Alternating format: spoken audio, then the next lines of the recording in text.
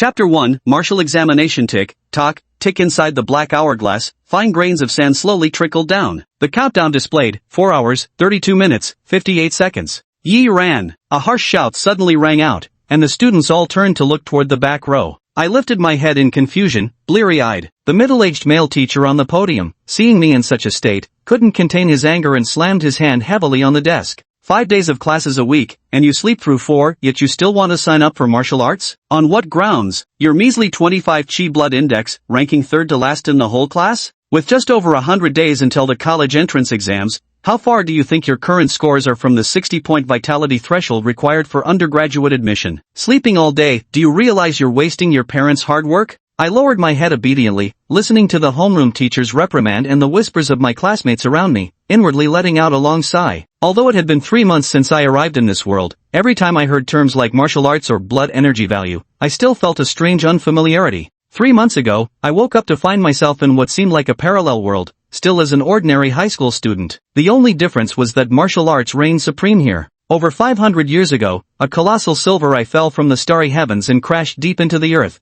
triggering a bizarre transformation on Blue Star. Ever since, peculiar mirages of ancient primal forests and desolate wastelands have intermittently appeared in the skies, populated by many gigantic beasts of unusual forms. At first, humanity didn't pay much attention until one day when a mirage's phantom shadow materialized into reality. A wasteland devoured an entire city while countless strange beasts poured forth. After centuries of relentless struggle, humanity has barely managed to maintain the situation, yet the wastelands still occupy nearly half of Blue Planet's land. Warriors capable of resisting the alien beasts hold extremely high status in society. The college entrance exam is divided into martial arts and liberal arts tracks, but the disparity between them is immense. The martial path remains the only road to achieving prominence. Tick, tick. The countdown's persistent echoes draw my attention to the silver panel in my mind. The panel is mostly blank, save for a black hourglass at its center, where the descending numbers steadily dwindle. This panel inexplicably appeared in my consciousness after I crossed over, its purpose unknown. The countdown above it has been ticking away the whole 3 months. Finally, it's about to end. I exhale deeply, no longer concerned about what will happen when the countdown concludes, only craving its swift termination. For the past 3 months, that damn noise has been driving me insane, incessant ticking in my ears, making sleep impossible. My sleep was already poor to begin with. Then, to save up for the martial arts school's entrance fee, I took on a part-time job, which left me even more exhausted and sleep-deprived. That's why I dozed off in class. I simply couldn't hold on any longer. Despite my best efforts to stay awake, the lecture had a magical quality that lulled me into sleep even faster than I do at home. Before long, the bell rang for the end of class. On the lectern, the homeroom teacher coughed once, stopping everyone who was about to leave. Class, registration for the martial arts division begins in half a month. Those who wish to sign up, come register now. Although martial arts are important, I still advise everyone, if your chi and blood value is below 30, it's best not to apply. He shook his head, glancing deliberately or not at a few of us sitting in the back rows. With only 5 months left until the college entrance exams, there's little hope of reaching the undergraduate cutoff score. Might as well save the registration fee for something else. After speaking, most students walked toward the podium, and I was among them. The homeroom teacher frowned slightly as she looked at me. Yi Ran, are you sure you want to enroll? Yes. The registration fee is 20,000. I think rather than wasting it, you'd be better off buying some vitality powder to boost your energy. That way, it'll be easier to find a job after graduation.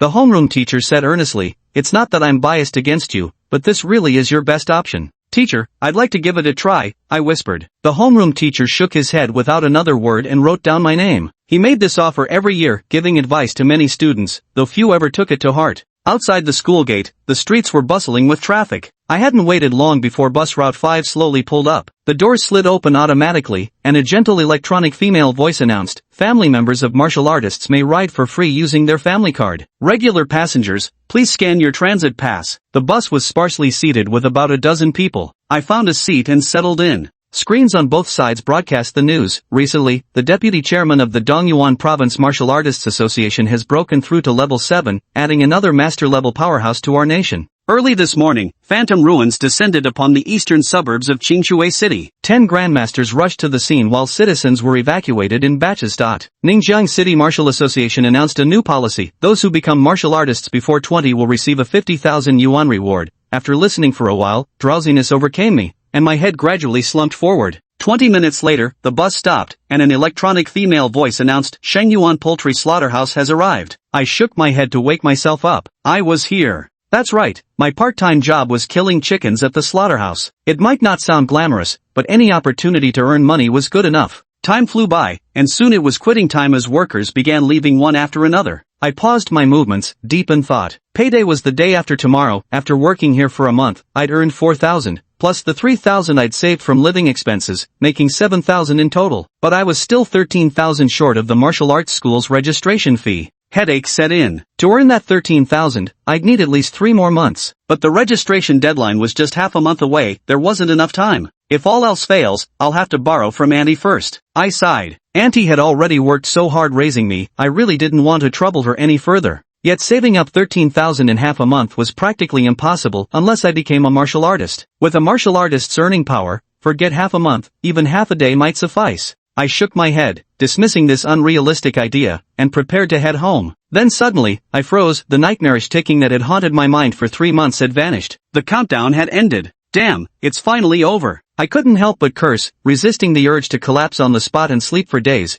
as my consciousness plunged into my mind. On the silver panel, the black hourglass had disappeared with the countdown's end, revealing a brand new interface. The top left corner displayed, Martial Arts Achievement System. Chapter 2, Chicken Slaying Expert, a System? I gasped with a mix of shock and delight, barely able to believe my eyes as I quickly scanned it. The top right of the panel showed, achievement points, 0. In the center were 2 buttons, a red one labeled Enhance and a green one labeled Deduce. At the very bottom was the first achievement, Path of Martial Arts. Path of Martial Arts. Break through to become a first-rank martial artist, reward 10 achievement points. Current progress, 25/100 chi blood value.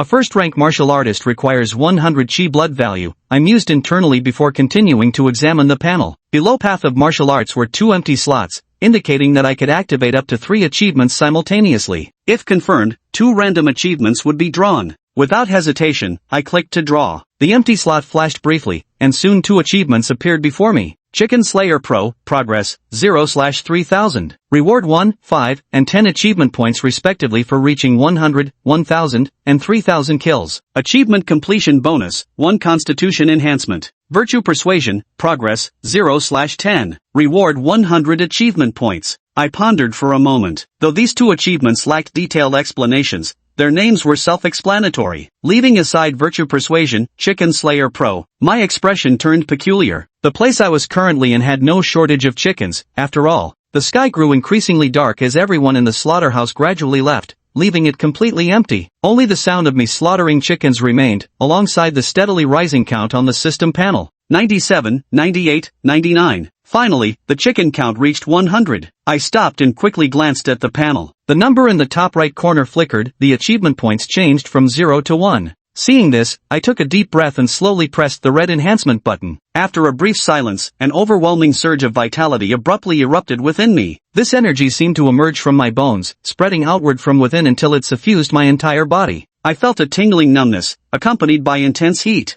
The sensation faded quickly. I flexed my body, noticing a significant increase in strength. Unfortunately, without a vitality detector, I couldn't tell exactly how much my vitality had improved. Suddenly, my heart stirred as I glanced at the first achievement on the panel. Path of Martial Arts, Current Progress, 35/100, Chi and Blood Value, Reward 10 achievement points. My pupils contracted sharply. 10. The Chi and Blood value had actually increased by a full 10 points. The difference between 25 and 35 was enormous. With a Chi and Blood value of 35, I'd already be considered mid-tier in my class. If we tested Chi and Blood values now, my ranking would surely jump by at least a dozen places. It took me a long while to suppress the excitement in my heart, but I still couldn't help clenching my fist tightly. A Chi and Blood value of 35. What are you still doing here? We're closing. Hurry up and leave. An impatient voice came from outside the main gate. It was the patrolling security guard. Oh, okay. I'm leaving now. I reluctantly took one last look at the chickens filling the factory, then shouldered my backpack and walked away. Half an hour later, the bright moon hung high in the sky, and the ground glittered with lights. As I walked down the road, excitement still shone on my face. I had gained a full 10 points to my vitality, and all from killing chickens. The feeling was absolutely exhilarating.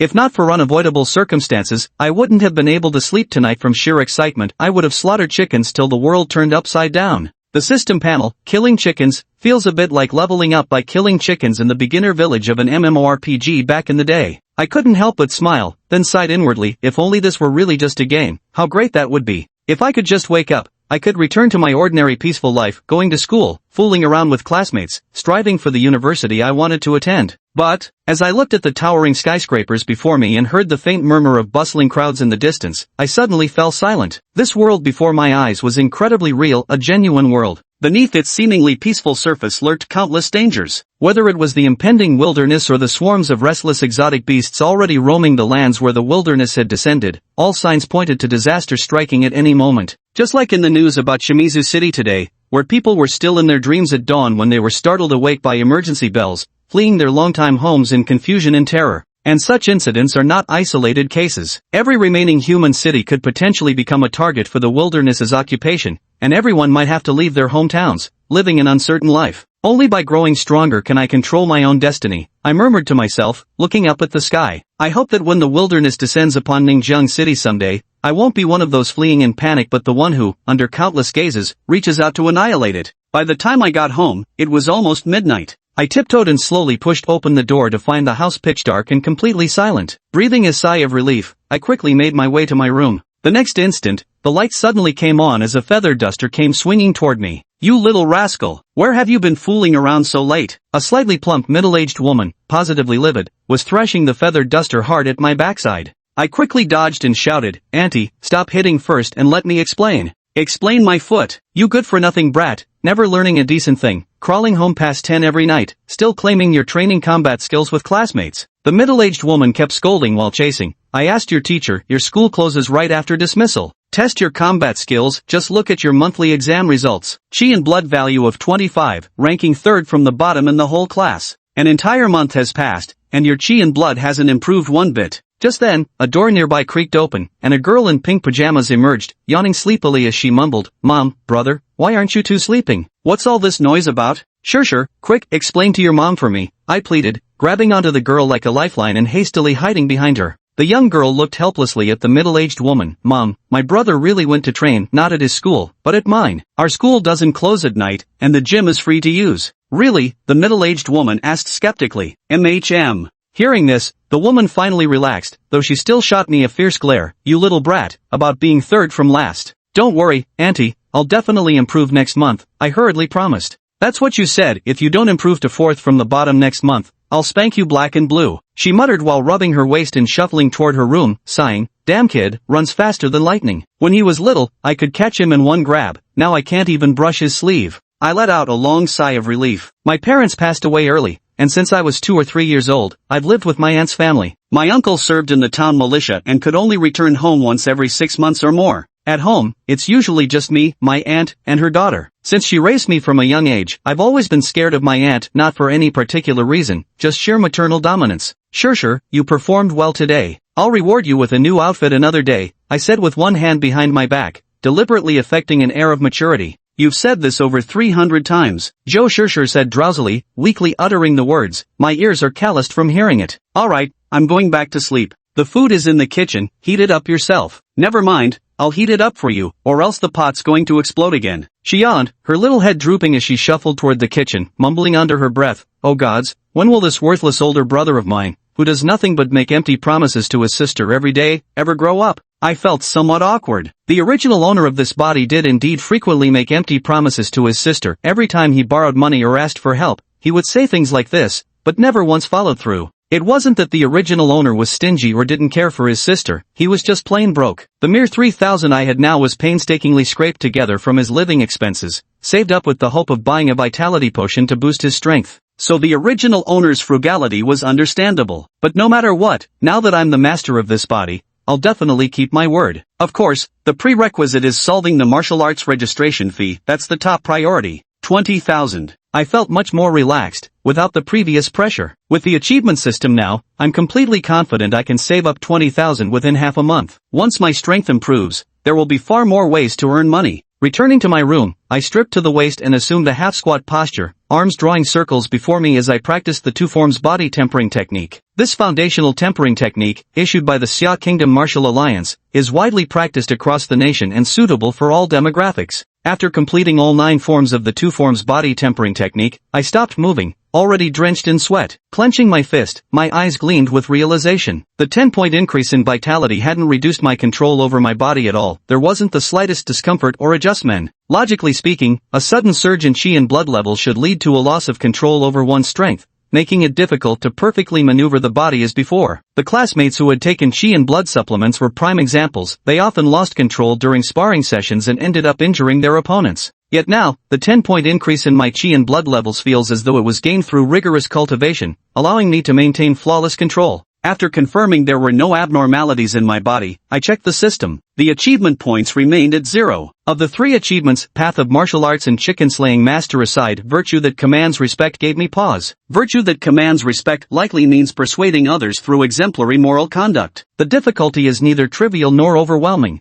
but finding the right target might pose a challenge. Still, the reward is a full 100 achievement points. I absolutely have to find a way to complete it. After dinner, I carried the bowls and chopsticks to the kitchen. The living room was quiet and pitch black, with only a light on in Auntie's room along with some voices drifting out. Dashin, maybe we should enroll Ran in a martial arts school. The college entrance exams are in just over 100 days, and his chi blood levels probably won't be enough to pass. My heart skipped. That was Auntie's voice, and Joe Dashin was Uncle's name. Though Uncle was always busy, he still managed video calls occasionally. The conversation continued from the room. Sure, I've suggested it before, cough. You've just been reluctant. Uncle coughed as he spoke, always saying we should save the money for my treatment. These battlefield injuries I've carried for years, what difference would tens of thousands make? The illness isn't serious, but delaying the child's future is a major concern. Let's not save money this time, spend it all to find a proper martial arts school. A person only gets this chance once in life. And go easier on the boy with your words. Ranking last in his class already makes him feel bad enough himself. Uncle kept nagging between coughs. Aunt said with slight grievance, he's my own nephew. Do you really think I enjoy scolding him?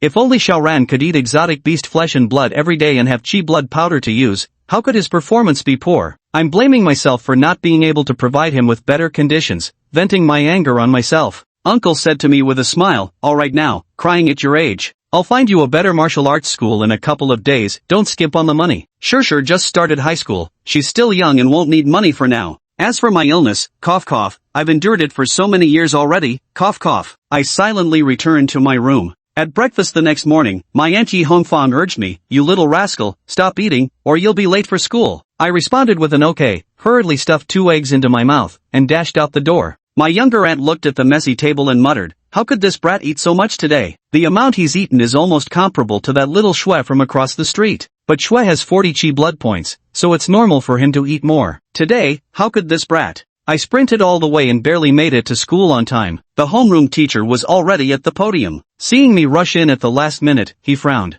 Time flew by quickly. One class ended. Just before dismissal, the homeroom teacher glanced at me with surprise. I hadn't fallen asleep today but was actually listening attentively. He gave a subtle, approving nod. I know my 25 vitality score isn't promising, but I still want to give it my all. When morning classes ended, the homeroom teacher looked at me, still brimming with energy, with a glint of approval in his eyes. He announced with a smile, class, there'll be a combat assessment this Friday. Everyone should prepare in advance. Combat assessment? All the students gasped, faces paling. My expression turned slightly solemn too, marking the event firmly in my mind. At dismissal, the campus buzzed with youthful energy, though sighs laced the air. Ugh, another practical test. Another beating coming our way. I'm wearing an extra set of armor this time. Last time I got beaten up, it took me 3 days to recover. 3 days? I was laid up for a whole week. Look at you guys. This time, your big bro's gonna sweep them all, aiming to be the first in school to achieve perfect combat prowess. Cut the crap. With your measly skills, even Zhang Yuga, the top scorer in the whole school, is 5 combat points short. Perfect combat power? Go wash up and sleep. Listening to the chatter around me, I couldn't help but feel a twinge of doubt. Combat power tests really were a headache. At that moment, Zhang Fan waved from a distance and called out, Ranji, over here. I quickly walked over. He was my childhood friend, though we weren't in the same class, we were very close. We chatted as we walked, parting ways when we reached the bus stop. On the bus, small televisions on both sides cycled through news broadcasts. Urgent report, Clearwater City has fallen. The 10 grandmasters have been defeated, among them the Crimson Water Grandmaster has perished.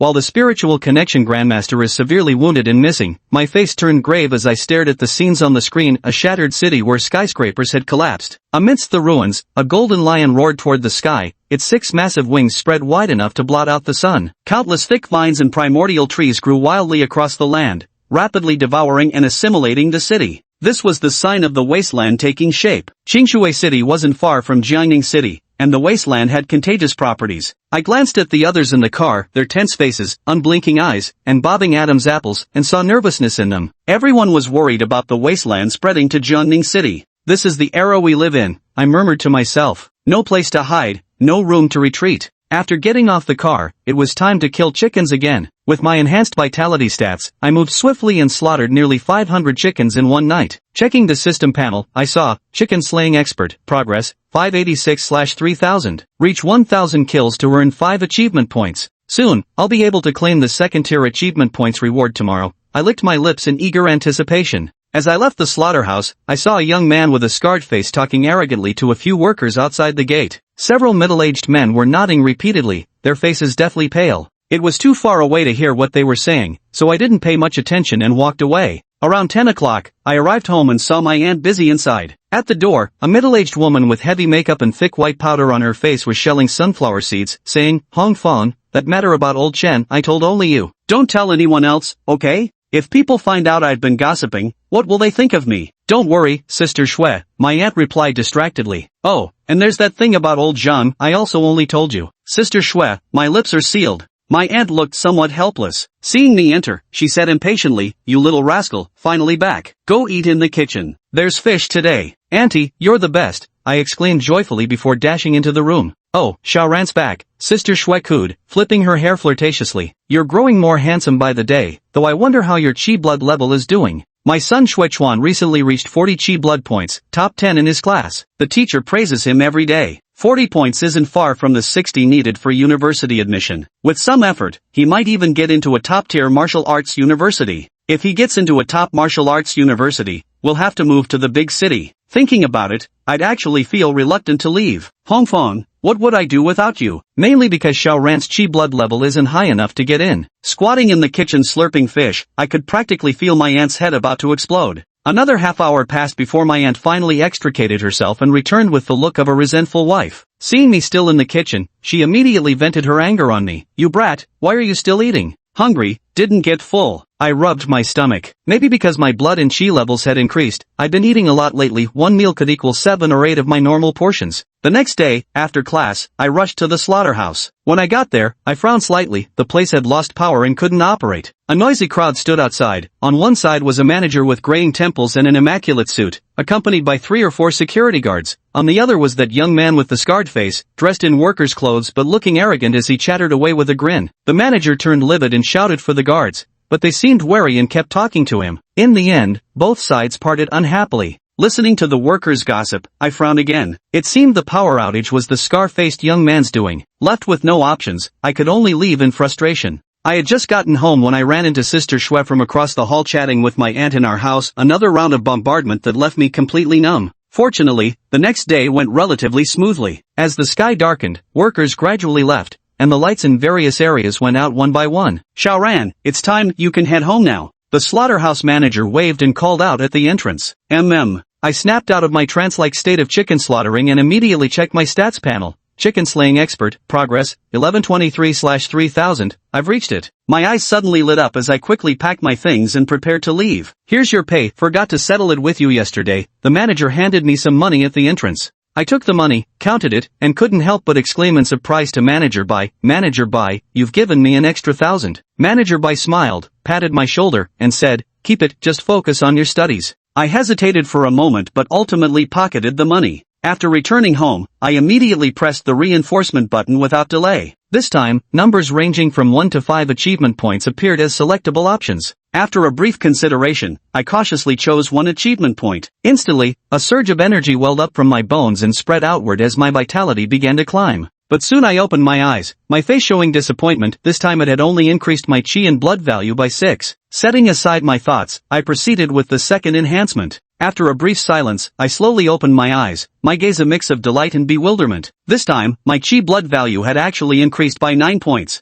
The enhancement from achievement points doesn't seem stable. I pondered for a while. Unable to figure it out, I could only assume it was randomized, some improvements greater when luck favored me, others merely average when fortune turned mediocre. I still had 3 achievement points left. Instead of using them, I curiously turned my attention to another button on the system panel labeled deduction. After a moment's thought, I pressed it, and 2 options appeared before my eyes: dual polarity body tempering art and combat instinct. The 2 polarities body tempering technique shows it can break through to perfection, while combat awareness remains at mediocre level with room for improvement. My heart stirred. I know about combat awareness. It represents one's practical combat capability, which is crucial. Chi blood value measures a martial artist's raw power, but combat ability determines how much of that power one can actually unleash. A true martial artist must excel in both. Moreover, every breakthrough or improvement in combat awareness triggers a qualitative sublimation of chi blood. Among practitioners with the same chi blood value, those with higher quality chi blood possess greater combat strength. This is why those with superior combat awareness can typically dominate peers at the same cultivation level.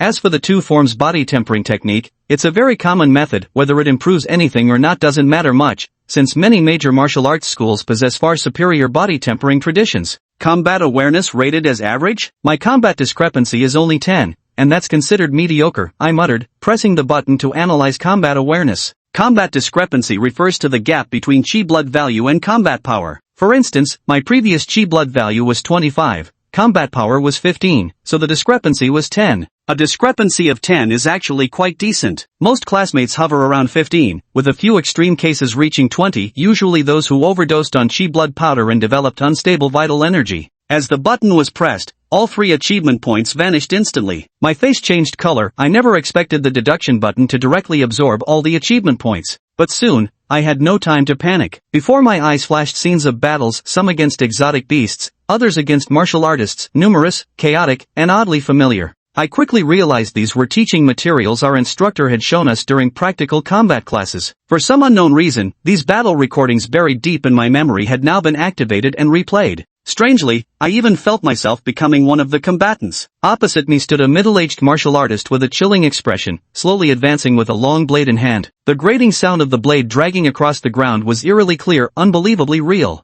In the next instant, before I could react, the silver longsword came slashing down toward my face. Every hair on my body stood on end as I desperately dodged, but the blade still struck me. A searing pain instantly surged through me, so intense that I let out an inhuman howl. Unable to muster even an ounce of strength to flee, I could only watch helplessly as the sword descended once more. Then came a flood of darkness, sweeping over me. I was dead. The icy sensation of death felt chillingly real. Before I could even recover from that suffocating feeling, the second scene began. This time, I transformed into a monstrous beast, yet my opponent remained a martial artist. I lasted barely 2 moves before being slain again, followed by the third scene. Time lost all meaning until suddenly, my eyes snapped open. In that instant, a feral, ruthless gleam flashed instinctively in my gaze. Only when I recognized my familiar surroundings did reality sink and I exhaled in profound relief. It was all too lifelike. Had I not been sitting here perfectly unharmed, I might have believed the experiences just lived through were the real world. My body was drenched in sweat, the floor beneath me soaked, and my throat burned with thirst.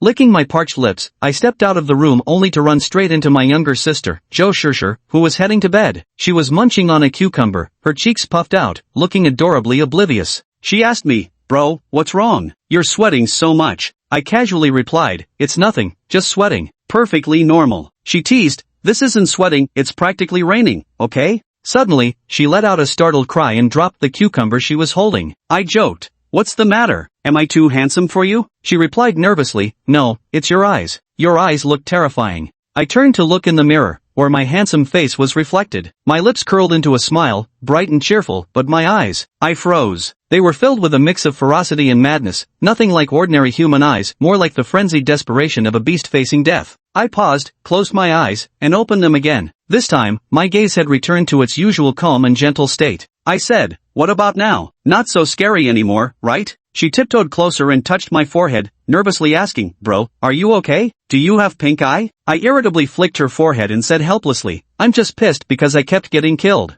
I went all out fighting them, so I look a bit fierce." She asked blankly, "What did you say?" I casually brushed her off, "Nothing, time for bed." After saying that, I gulped down a few big mouthfuls of water and left. Jo Shursher watched my retreating back, feeling strangely unfamiliar. She thought I seemed different. Before I was like a lamb, but now I seemed like a wolf that had tasted blood. But soon, looking at my slouching figure, she shook her head, deciding she must have been seeing things. Back in my room, I checked the system panel. Achievement points had reset to 0 again. Though I didn't have a blood chi detector, thanks to my martial path achievements, I could still check my blood chi value. Currently at 50, I was still halfway from reaching first level martial artist. Then came combat awareness. When I pressed the simulation button, the combat awareness reappeared, only this time it had upgraded to the mediocre limit realm, an astonishingly huge improvement. I let out a relieved sigh, feeling considerably more at ease. A glimmer of anticipation rose within me. After the mediocre limit, there ought to be a new realm, and I sensed that reaching it would bring about a qualitative leap in my strength. Right then, my aunt's voice called from outside the door. "Hey, brat. Your teacher sent a group message. There's a practical combat test tomorrow. Remember to bring your protective gear and some first aid for bruises." A combat test. A spark of excitement flashed in my eyes. This would be the perfect opportunity to gauge just how much stronger I'd become over these past 2 days.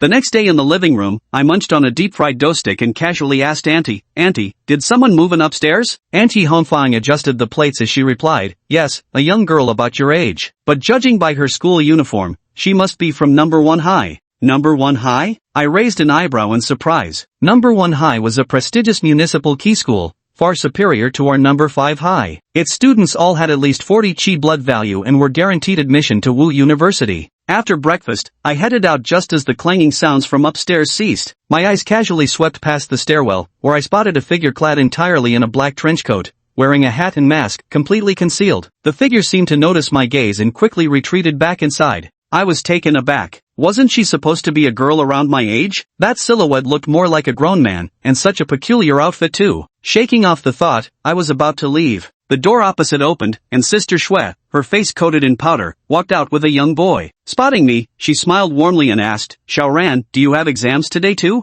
"Yeah, the whole school does," I replied. "Don't worry if you don't do well. Just let our Shui Chuan teach you some other day. He's got a 40 chi shui value, and his combat power is pretty impressive too," Sister Shui proudly said, wrapping her arm around the boy's shoulder. Just then, my Aunt Ya Hongfang stepped out too. After a brief hesitation, she asked, "Is this really appropriate? Won't it interfere with your Shui Chuan's training?" "It's fine. Your Xiaoran's chi shui value is too low anyway. Even if my Shui Chuan just gives him a couple of pointers, it'll still be a huge help for him. Won't take much time at all." Although Auntie felt uncomfortable hearing this, for the sake of boosting my vitality, she forced a smile and said, "Sister Shui, then we'll have to trouble your Xiaochuan. I'll cook a good meal at noon today. Have Xiaochuan come over to our place to eat." Before she could finish speaking, the young man named Shui Chuan, looking indifferent as if he hadn't heard, coolly said, "Mom, I'm leaving." With that, he walked past the three of us without even glancing at Auntie, completely ignoring our presence. Auntie froze for a moment, then looked somewhat embarrassed. A cold glint flashed in my eyes as I was about to say something, but Auntie, seeming to have anticipated this, slapped the back of my head and said, "Stupid kid, don't just stand there. Don't be late, and remember, no trouble at school." She deliberately emphasized the last two words. Feeling somewhat helpless, I let out a sullen before heading downstairs. In the stairwell, I could still hear Sister Shui's half-hearted apology, "Hongfang, don't take it to heart. My Xu Weizhen didn't mean it. He's ranked in the school's top 100 now,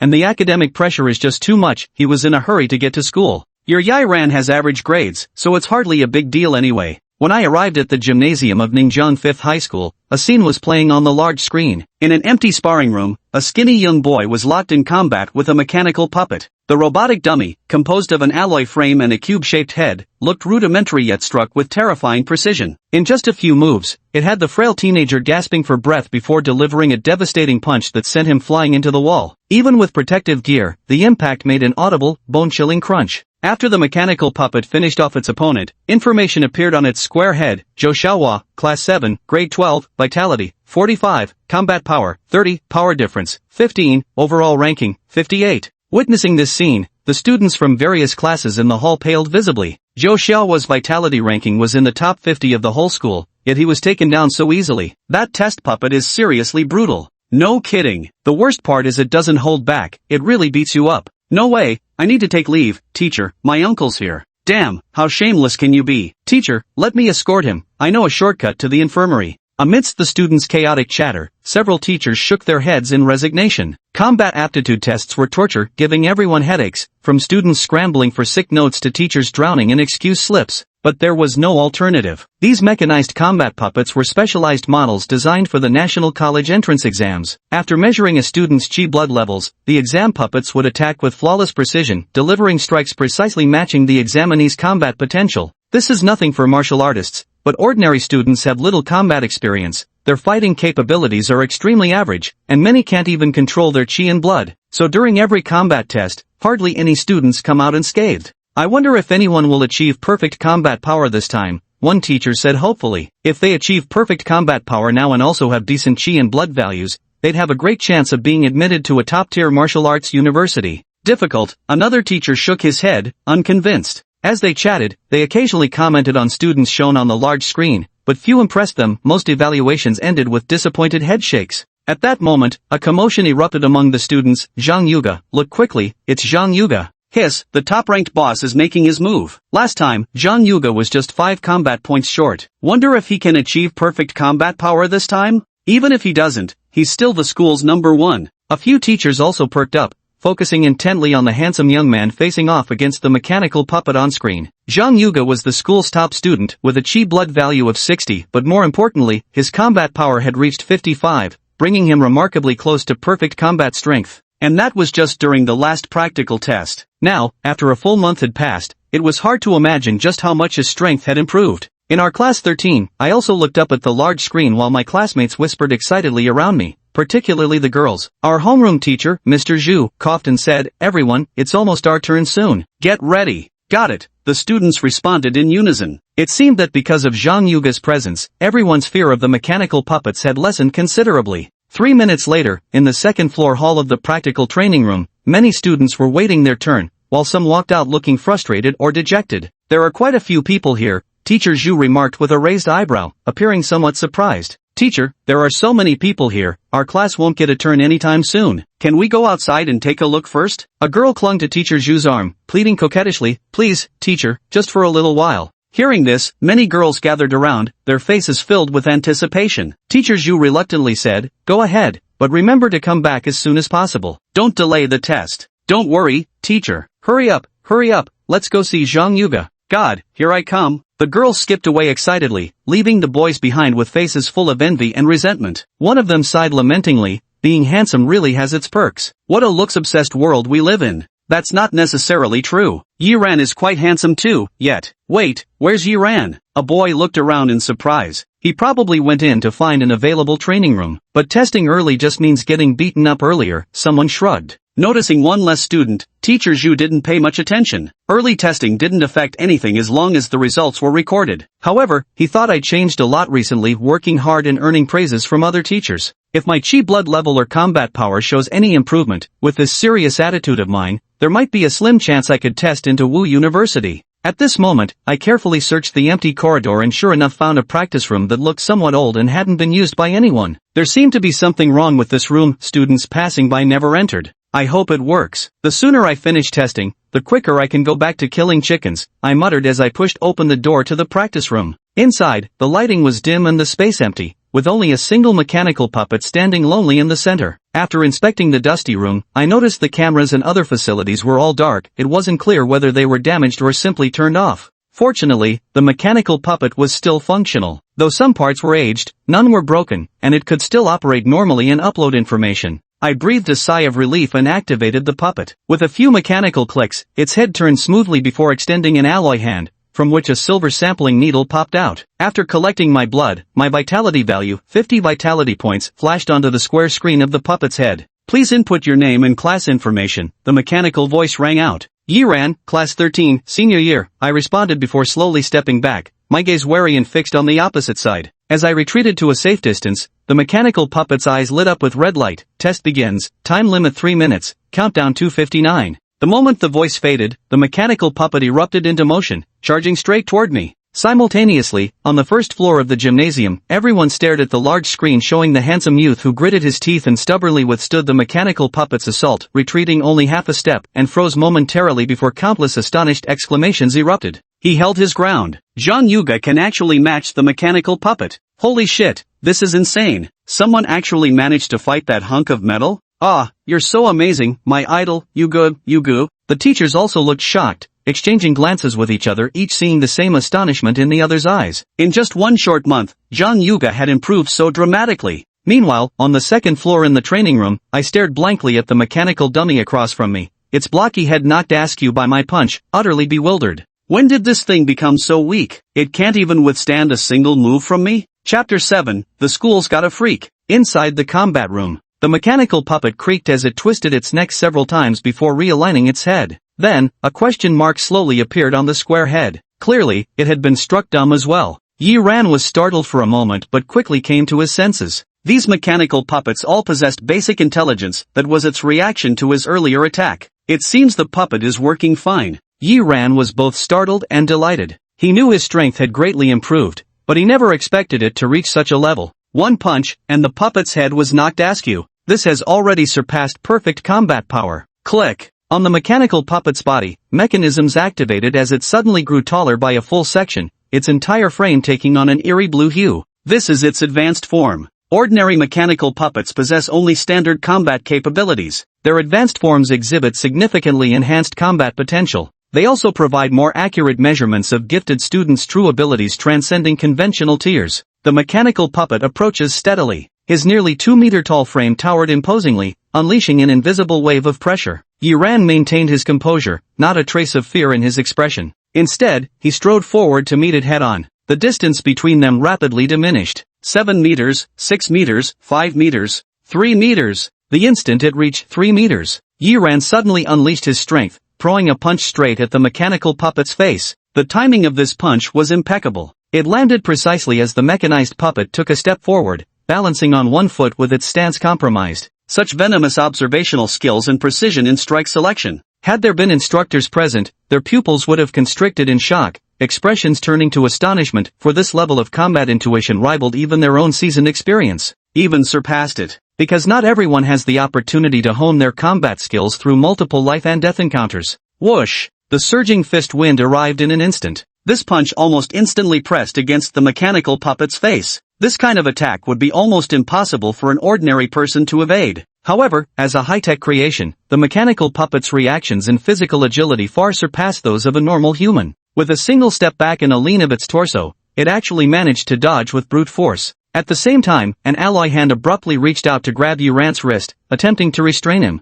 Yi Ran's gaze sharpened as he swiftly retracted his arm, simultaneously driving his knee upward with brutal force toward the mechanical puppet's abdomen. The strike was vicious, both savage and blindingly fast. Yet the mechanical puppet still managed to block it, countering with a fist that descended like lightning. A thunderous crash erupted. Yi Ran staggered, his entire leg going numb from the impact. The mechanical puppet was forced back 3 or 4 steps, nearly losing its balance and toppling over. Meanwhile, on its square-shaped head, the combat power indicator rapidly flickered before settling at 70. 70 combat power. Yi Ran gasped, utterly stunned by his own strength. A full 20 points higher than before. This meant his current self could easily battle opponents with 70 blood chi and even potentially defeat them. And this, still wasn't his limit. Go all out. Yi Ran's eyes shone brightly, his essence, energy, and spirit perfectly aligned, his blood and chi circulating flawlessly, his entire being had reached its peak condition. The higher the combat awareness, the stronger the control over one's body. This is why among people with the same energy level, those with higher combat awareness can unleash greater destructive power.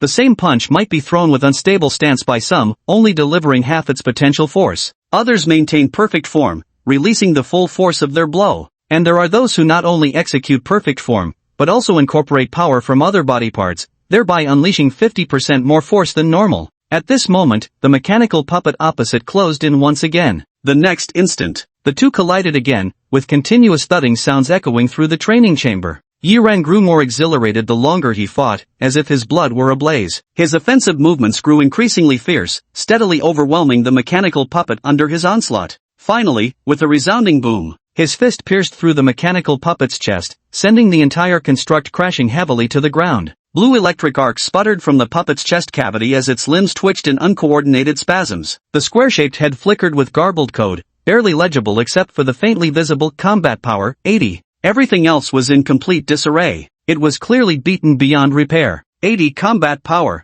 Yi Ran was ecstatic at first, then his face turned deathly pale. Damn it! This thing had a market price of 300,000, he couldn't afford to pay for it even if he sold himself. Every mechanical puppet has its limits, and the ones used for college entrance exams could only withstand about 100 combat power. This mechanical puppet, likely due to aging, was considerably more fragile than normal ones, so its endurance limit had lowered significantly. That's why he was able to smash it outright. 300,000. Yiran felt his scalp go numb as countless thoughts flashed through his mind. 300,000 was too much, he simply couldn't scrape it together. Even his aunt didn't have that kind of money, let alone with his uncle needing medical treatment that would only demand more funds. Moreover, if this matter were to spread back and be known by his aunt and uncle, being scolded would be the least of his worries. I'm afraid uncle would be the type to first take out his own medical expenses to repay part of the debt. After a moment's hesitation, Yiran gritted his teeth. He must fix the mess he'd made himself. But we absolutely mustn't let Auntie and the others find out about this matter, so I have no choice but to leave first. When I'm financially stable in the future, I'll come back to compensate the school for their loss. Right now, this must remain hidden because if the school finds out,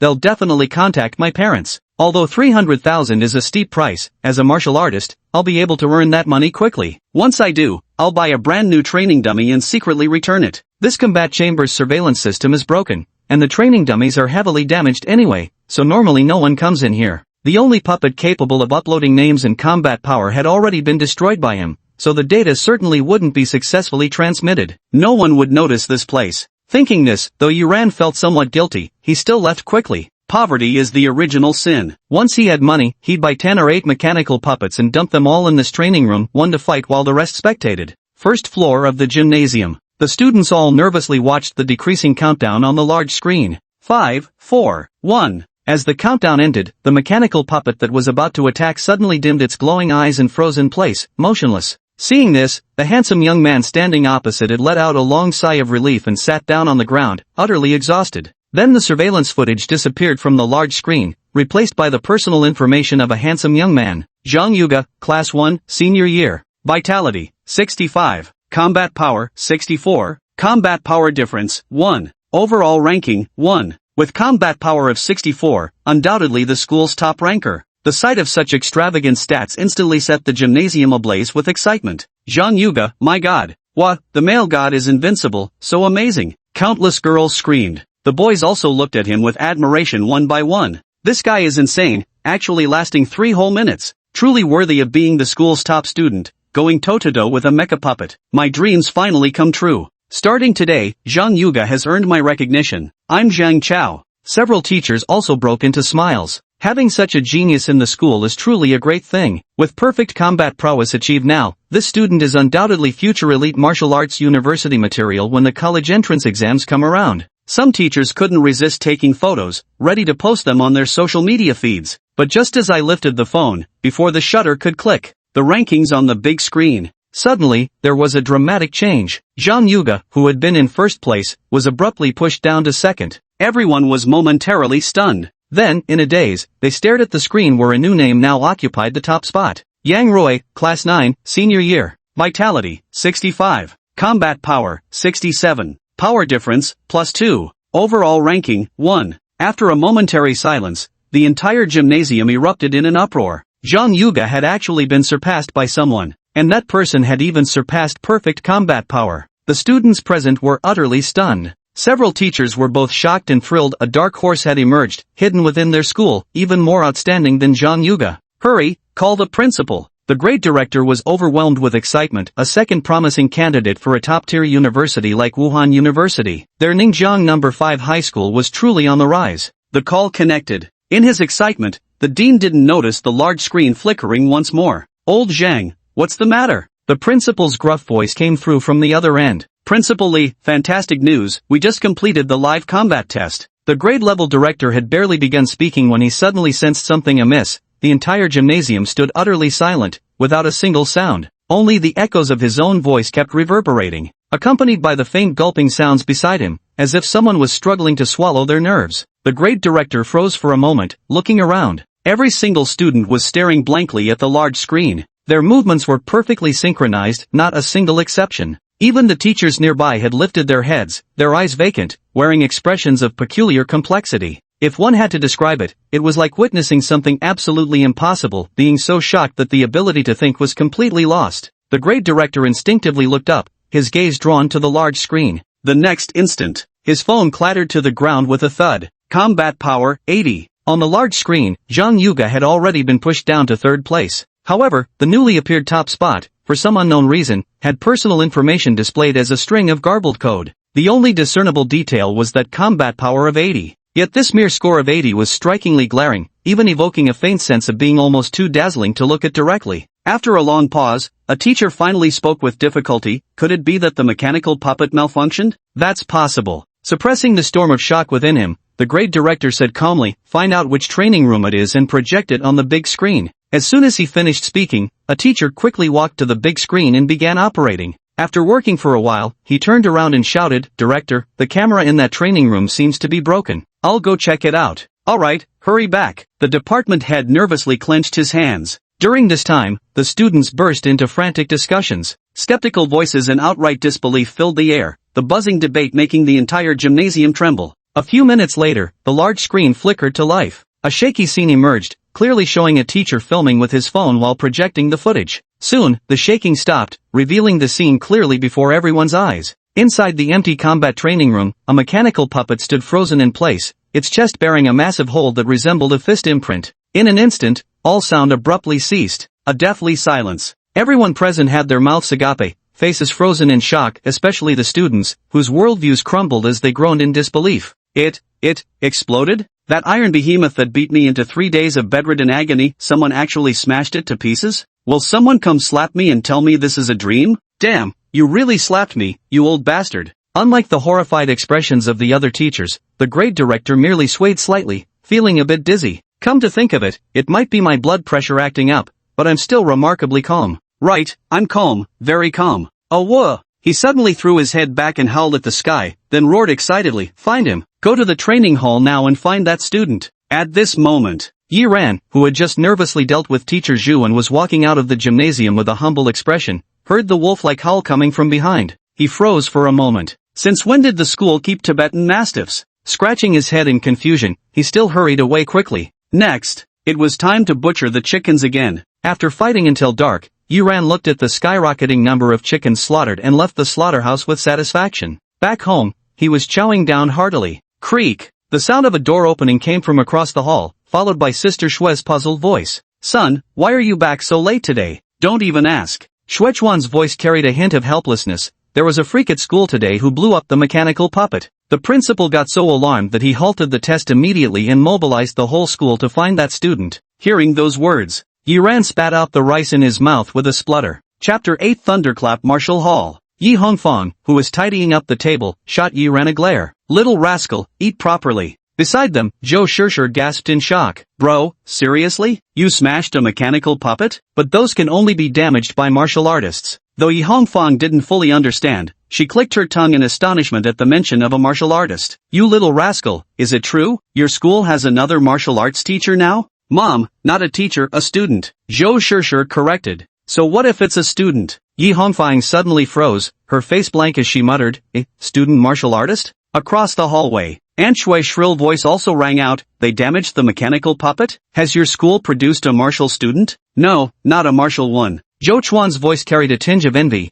"I heard from the teachers that it's some genius with 60 vitality points and 80 combat power. Oh my god, exceeding 20 combat power." Sister Shui's sharp voice was filled with shock as she kept pressing, Son, do you know this genius student? Someone this amazing, you should just let them teach you a thing or two." Hearing this, Yi Hongfang also turned to Yen Ran, "You brat, do you know who this genius student is?" She had only asked casually in the first place, and seeing no response, she didn't press further. He just patted Yi Ran on the shoulder and said, "Alright, stop being envious. Just keep diligently cultivating. No matter what achievements you reach, as long as you put in the effort, you're doing great." Yi Ran grunted in response and kept his head down, wolfing down his food. "I didn't dare look up." Yi Hongfang knew him too well, she could tell he was lying just by looking at his expression. At the same time, he felt somewhat helpless. He needed to become a martial artist as soon as possible and find ways to earn money, as being broke was truly difficult. Yi Hongfang turned around and left, continuing to tidy up the living room while humming a song cheerfully. After some thought, Yi Ran, with the intention of gathering information, casually opened the class group chat. Sure enough, everyone was discussing the incident. Fortunately, judging from the group messages, since the mechanical puppet was destroyed, the data wasn't fully uploaded, so they ultimately couldn't figure out who had actually smashed the puppet. He breathed a sigh of relief. After noting down the matter of compensating for the school puppet, he went back to eating.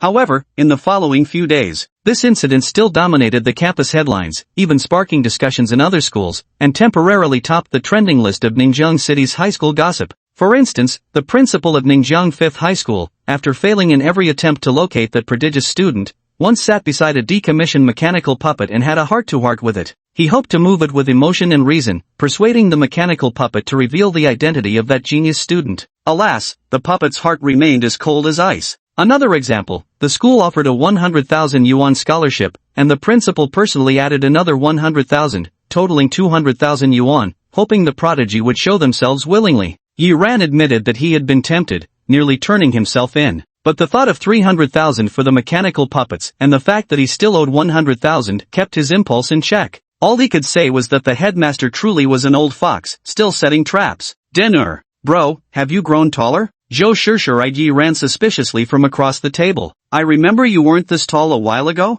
Am I? Several days had passed, and Yi Ran had adjusted his mentality quite well. Letting out a satisfied burp, he said, another bowl, Auntie. You little rascal, are you a pig? How can you eat so much? Auntie Yi Hongfang stood up in puzzlement. She wasn't sure if this brat had grown taller these days, but he sure could eat a lot. We're running out of rice. Though they say a good appetite is a good thing, it means his vitality is increasing. Brat, eating so much, you better cultivate properly. I don't expect you to be amazing, just don't lose to that kid across the street. She keeps bragging about her son's 40 chi blood value every day, so annoying it drives me crazy. Yi Hongfang gave Yi Ran a hearty pat on the shoulder. I believe in you. Work hard and surpass him. Mom, stop dreaming, reaching 40 chi blood is really difficult. Zhou Shishir chimed in loudly between bites. Is it really that high? Of course it's high. 40 health points ranks you in the top 100 at our school.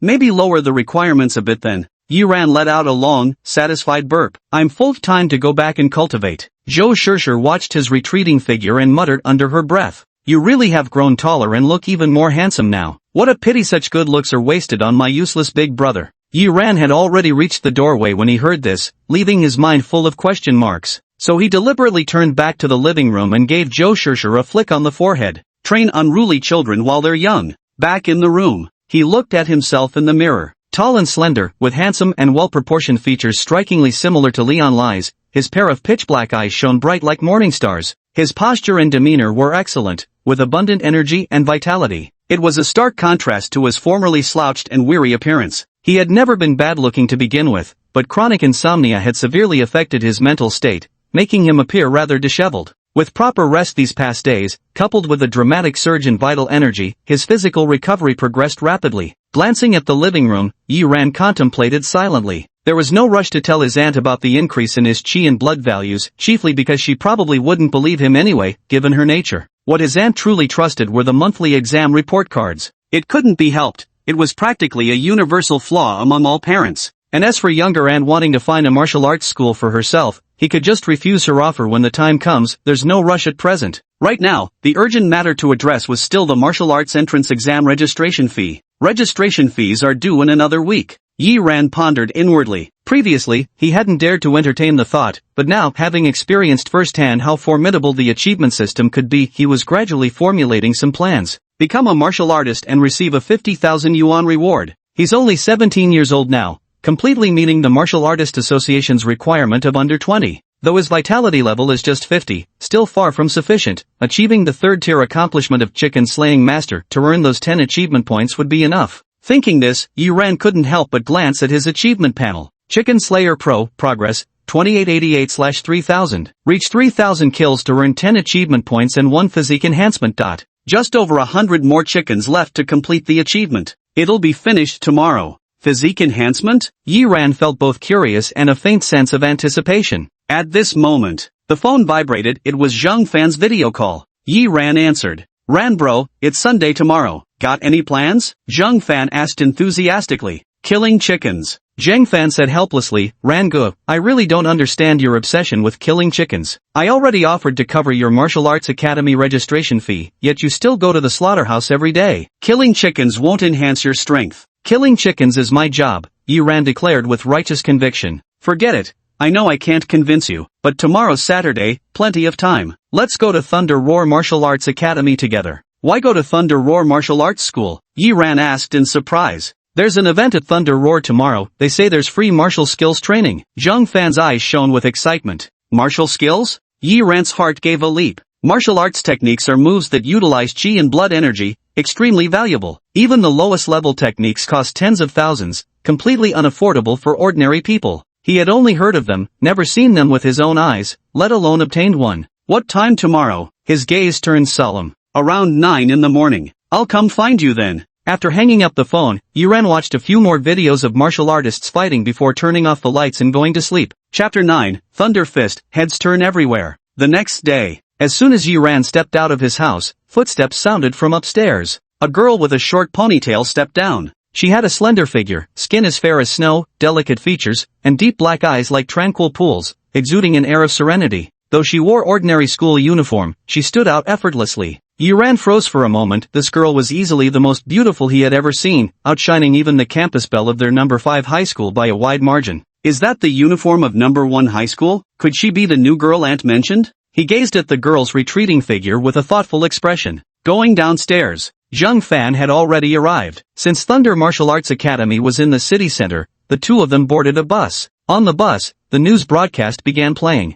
As of early this morning, Grandmaster Hong Yang has slain all 6 Beast Kings of Qingshui City, halting the spread of the wasteland. However, 3/4 of Qingshui City has already been overrun by the wilderness. Grandmaster Hong Yang, truly worthy of the title. Incredible, he took down all the Beast Kings of Qingshui City in just 3 days. Zhang Fan was amazed. Yi Ran's eyes burned with intensity as he gazed at the television screen, where the lone silhouette of an elderly man stood amidst the ruins. Every Grandmaster is a national treasure, not to be deployed lightly. Yet one has unexpectedly appeared in the wilderness of Qingshui City. Upon witnessing the arrival of Grandmaster Hong Yang, all passengers in the vehicle fell silent, their faces filled with reverence. Even the rowdiest elementary school children quieted down immediately, not daring to breathe too loudly. There was even a middle-aged man, likely a war veteran, who solemnly saluted Grandmaster Hong Yang with military precision. Every Grandmaster deserves the utmost respect. After the news segment ended, other reports came on, though this time bearing grim tidings. Another city has been overshadowed by the specter of the wastelands. Moreover, this city, just like Qingshui City, is very close to Ningjiang City.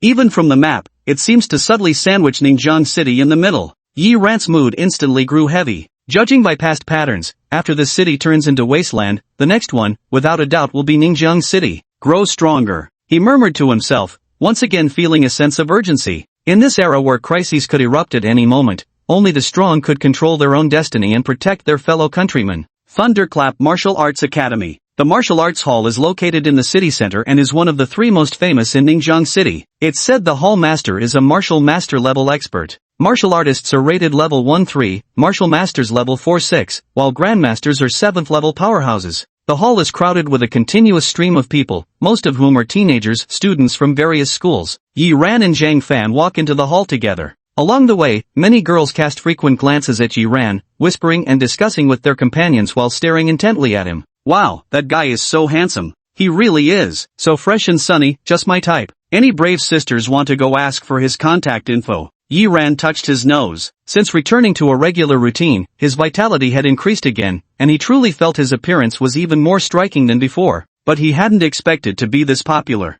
Of course, it might also be related to his aura. After his combat awareness soared, his essence, energy, and spirit had become highly concentrated, giving him an intangible presence. Just then, a voice echoed in his mind. Congratulations, host. You have garnered the attention and favor of a total of 500 members of the opposite sex, achieving the hidden accomplishment, heads turning frenzy. Reward, 5 achievement points and a charm boost. Hidden achievement? Yi Ran froze for a moment before delight surged through him. To think there were hidden achievements, and they even came with achievement point rewards. His heart swelled with joy. Even if he couldn't learn the free martial techniques, this trip to the martial arts school wasn't in vain. As for the charm enhancement, he didn't pay much attention to it. Strength was what truly mattered. However, he clearly felt that in an instant, the number of gazes directed his way increased significantly, including quite a few from men. The girls were tolerable, but the dozen or so fervent male stares made Yi Ran's skin crawl. Thoroughly creeped out, he quickened his pace alongside Zhang Fan. Soon, they arrived at the main hall. Inside the main hall, many martial arts students were practicing under their instructors, while some ordinary students waited on the side, clearly here to learn combat techniques as well. The two joined the crowd and waited. After about 10 minutes, the students rested.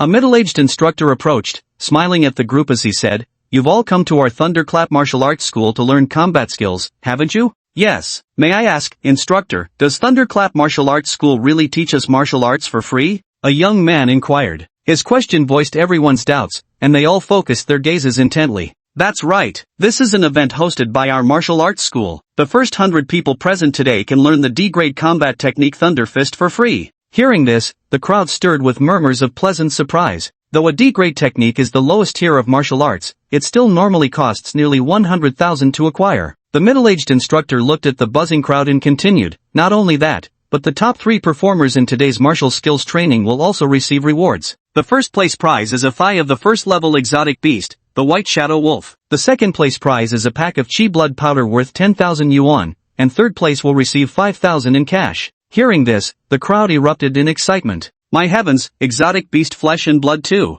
The White Shadow Wolf is said to be one of the top-tier first-class mutated beasts, its flesh and blood containing exceptionally high energy. This trip was totally worth it, what a jackpot. Yi Ran's eyes also lit up, whether it was cash or mutated beast flesh, both were exactly what he needed. Consuming the flesh of exotic beasts can effectively enhance one's vital energy. Besides using it himself, he could also take some back for sure to use. But his mind remained quite clear. Looking at the middle-aged instructor, he politely asked, Instructor, is there something we should do then? There's no such thing as a free lunch. No matter how generous Thunderclap Martial Arts Academy might be, they wouldn't invest this much without some ulterior motives. Hearing this, the others also regained their clarity of thought. The middle-aged instructor cast an appreciative glance at Yi Ran and said with a smile, Indeed there is, quite simple actually. Just have everyone post about it in their friends' circles to help spread the word. There's one more condition, the martial techniques will only be demonstrated 3 times. How much you can grasp depends entirely on your own comprehension. Yi Ran felt a stir in his heart. Posting in friends' circles for promotion was nothing unusual, but demonstrating the martial techniques only 3 times, that seemed suspicious.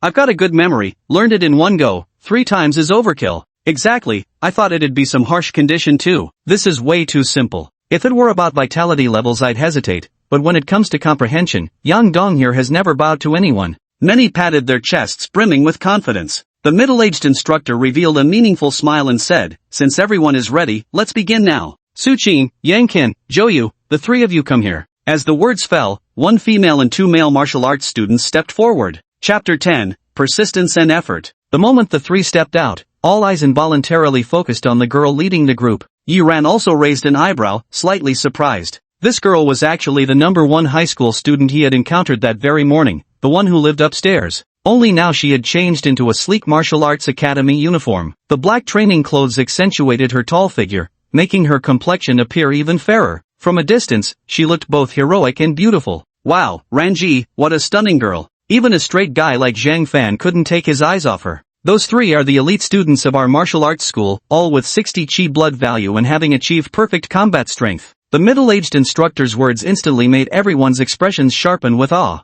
60 vitality points make you one of the top students in any academy. 99% of the people here can't compare. The middle-aged instructor continued, Next, these 3 will serve as your provisional teachers, responsible for teaching you Thunder Fist. Pay close attention and learn well. In 2 hours, we'll hold a competition to select the top 3 performers. With that, the middle-aged instructor left. The 3 martial arts school students then divided the people present into 3 groups, each leading one group. Yi Ran and Zhang Fan followed the young girl named Su Qin. First round begins. Su Qin's voice was cool and indifferent. Without delay, she began demonstrating while explaining the flow of Qi and blood trajectory during her movements. Her melodious voice, paired with her graceful figure, resembled an exquisite painting. It left many boys in a daze. Soon came the second round. The third round. It ended quickly, in less than 5 minutes, all 3 repetitions of the thunderous fist had been executed. I've demonstrated everything. Practice on your own now, Su Qin said calmly, halting her movements and stepping aside. Hearing this, many only then snapped out of their daze, their faces blank with confusion. That's it? It's over already?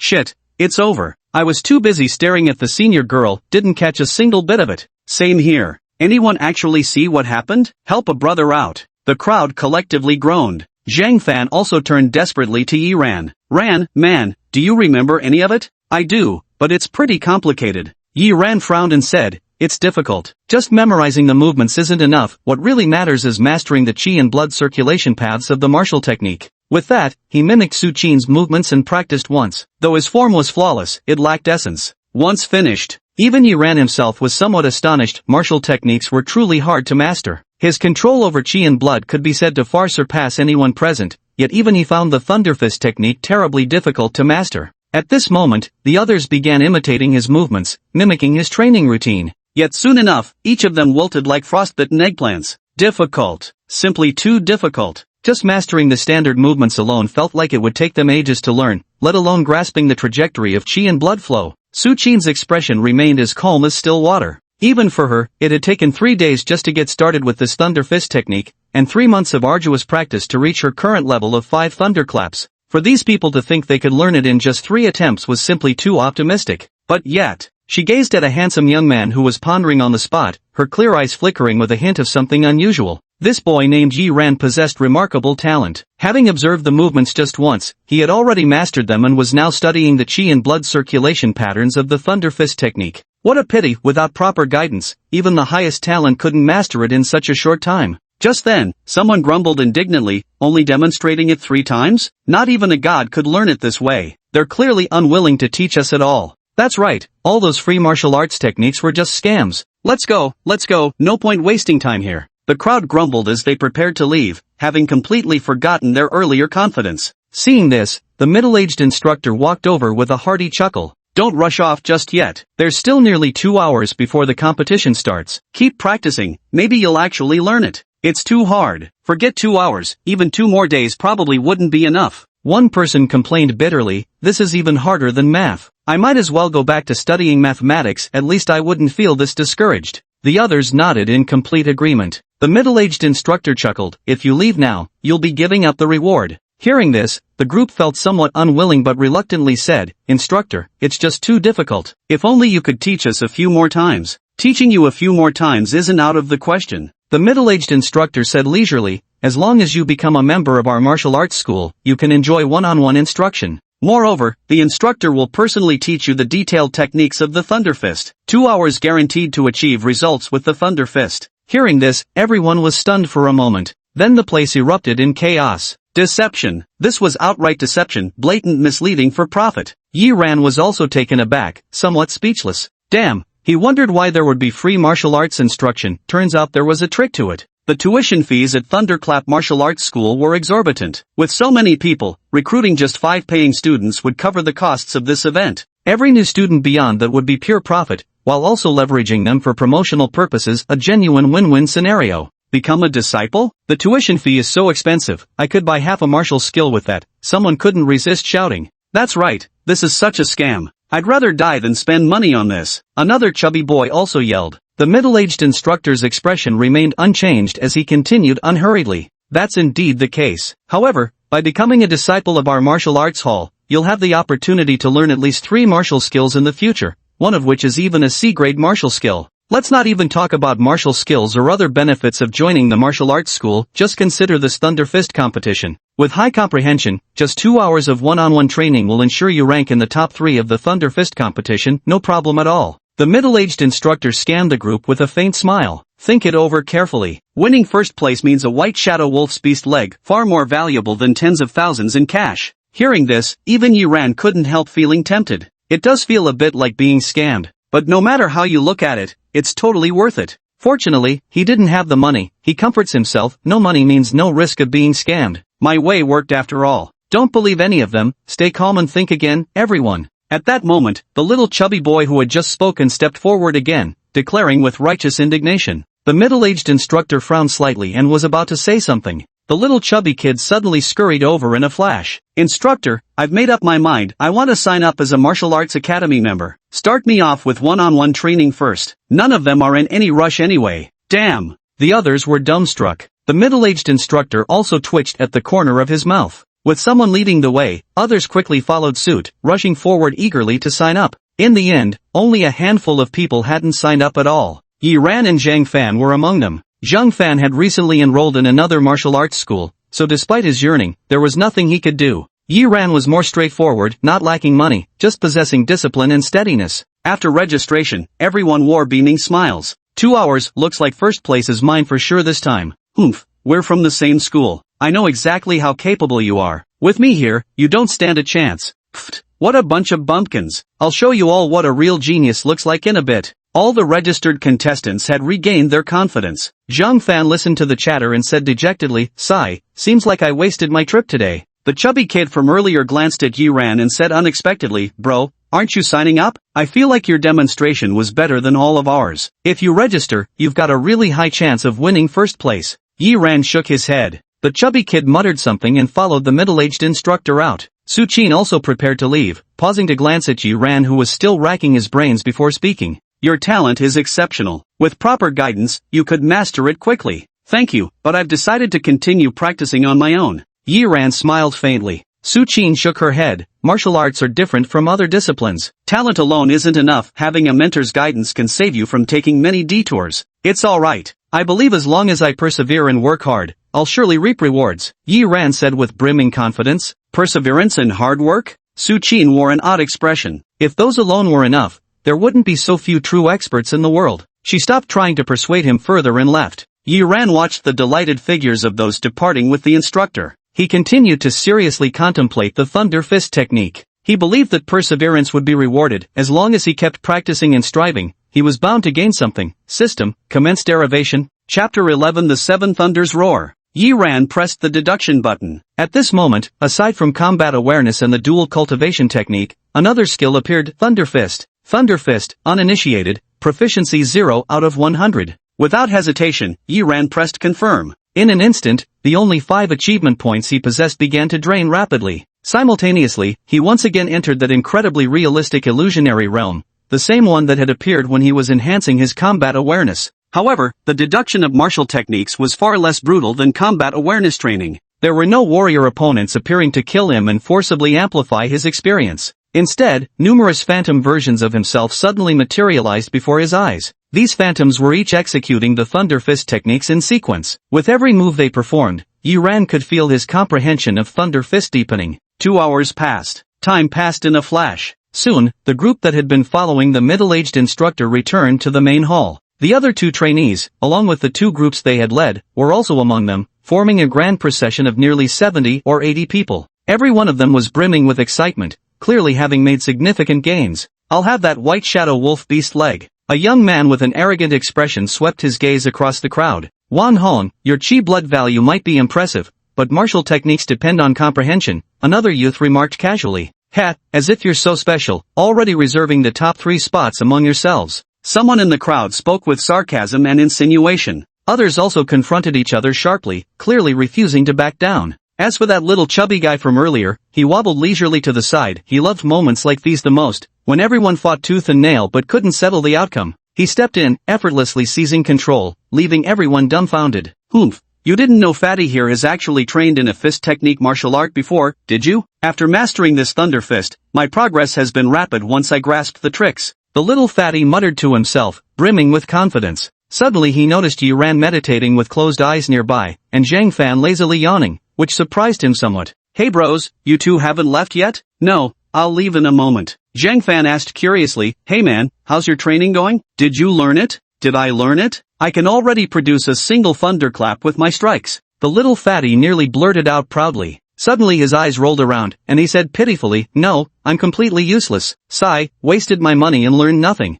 Hearing this, Zhang Fan comforted him with a few words while also lamenting how difficult this martial technique was to master. On the surface, the chubby kid appeared disappointed by Zhang Fan's words, but inwardly he was already overjoyed. He could already picture the dumbfounded look on that fool's face when he finally showed his true skills. At this moment, the competition began, with 2 additional instructors, 1 man and 1 woman, joining the middle-aged instructor. There were 3 judges in total. The competitors took turns demonstrating the thunderous fist technique. Some students from the Thunderclap martial arts school gathered to watch the spectacle, and gradually, the crowd grew larger, forming thick concentric circles around the arena. The first person to step up, though somewhat nervous, managed to perform to their full potential. Then came the second, the third. One after another, the competitors displayed the fruits of their Thunder Fist training. Unfortunately, all 3 judges kept shaking their heads, unimpressed. At last, a young boy demonstrated the Thunder Fist. Both his stance and the flow of his vital energy were remarkably standardized, clearly showing he had mastered it. He was also the only one who had succeeded so far. Following his lead, the others seemed to catch on quickly, and their demonstrations of the Thunder Fist all met the standards. In fact, a few among them even came close to producing the first thunderous resonance of the technique. It looked like everyone was about to take their turn.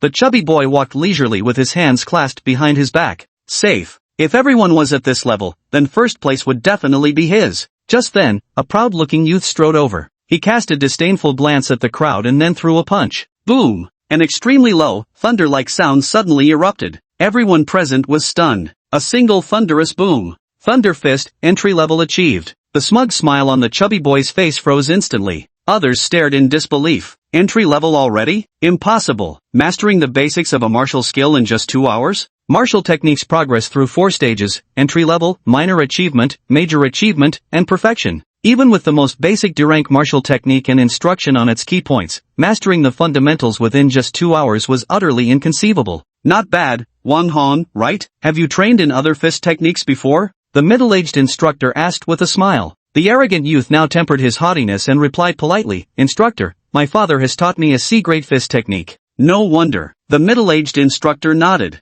Although martial techniques aren't interchangeable, practicing similar ones can yield valuable experience. Even so, Wang Hong is truly a rare genius. All 3 instructors wore approving expressions as they chuckled. Fine work. Wait over there for now. Seeing this, everyone present sighed inwardly. From the looks of it, Wang Hong is practically guaranteed first place, though that's understandable. His mastery of the basic thunder movement fist simply outclasses the others by far. Is there anyone else who wants to step up? If not, the 3 of us will decide the rankings. The middle-aged instructor swept his gaze across the crowd. Everyone instinctively took a step back, falling into silent submission. Seeing this, the middle-aged instructor nodded slightly and said, "In that case, I hereby declare that the first place goes to Wang." Wait. Suddenly, a slightly hoarse voice interrupted the announcement. The chubby boy sighed and walked toward the 3 judges. He had originally planned to make a triumphant final appearance, clinch first place with an overwhelming advantage, and astonish everyone present. But who would have thought, someone even more ruthless than him had actually cultivated a single thunderclap technique. Though being second best wasn't too bad either, at least he could still get his hands on a vitality powder.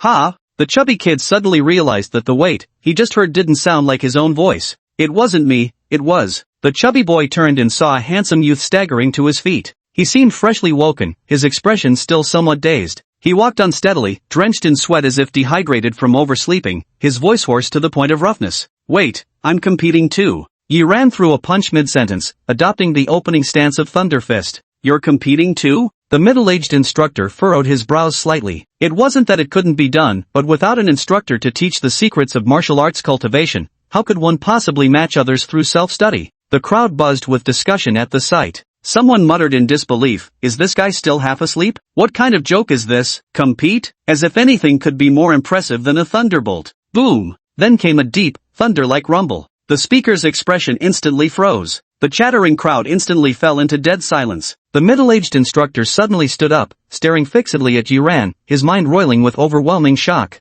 Thunder Fist mastered at elementary level. Without any instruction from tutors, having merely watched 3 demonstrations, he'd actually cultivated Thunder Fist to elementary mastery and accomplished this in just 2 hours. I remember under the same conditions last time, the fastest was Lu. No wait, the new record is Su Qin. Su Qin, how long did it take you to reach the beginner level when practicing alone last time? The middle-aged instructor asked in a deep voice. 3 days. Even Su Qin's fair and delicate face was filled with astonishment. Practicing Thunder Fist on one's own versus receiving instruction from a master is like comparing heaven and earth. Even though she had been praised by the instructor as the most talented student in the entire martial arts hall, it still took her a full 3 days. Yet, this young man before her had achieved it in just 2 hours. At that moment, 2 more deep, thunder-like sounds rang out in succession. 3 Thunder Fist strikes. The other 2 instructors abruptly jumped to their feet, all 3 staring intently at Yiran. A wave of astonished murmurs rippled through the crowd. 3 thunders in succession? Is this guy cheating? Even mastering Thunder Fist only produces 9 thunders at most. How did he cultivate 3 in just 2 hours?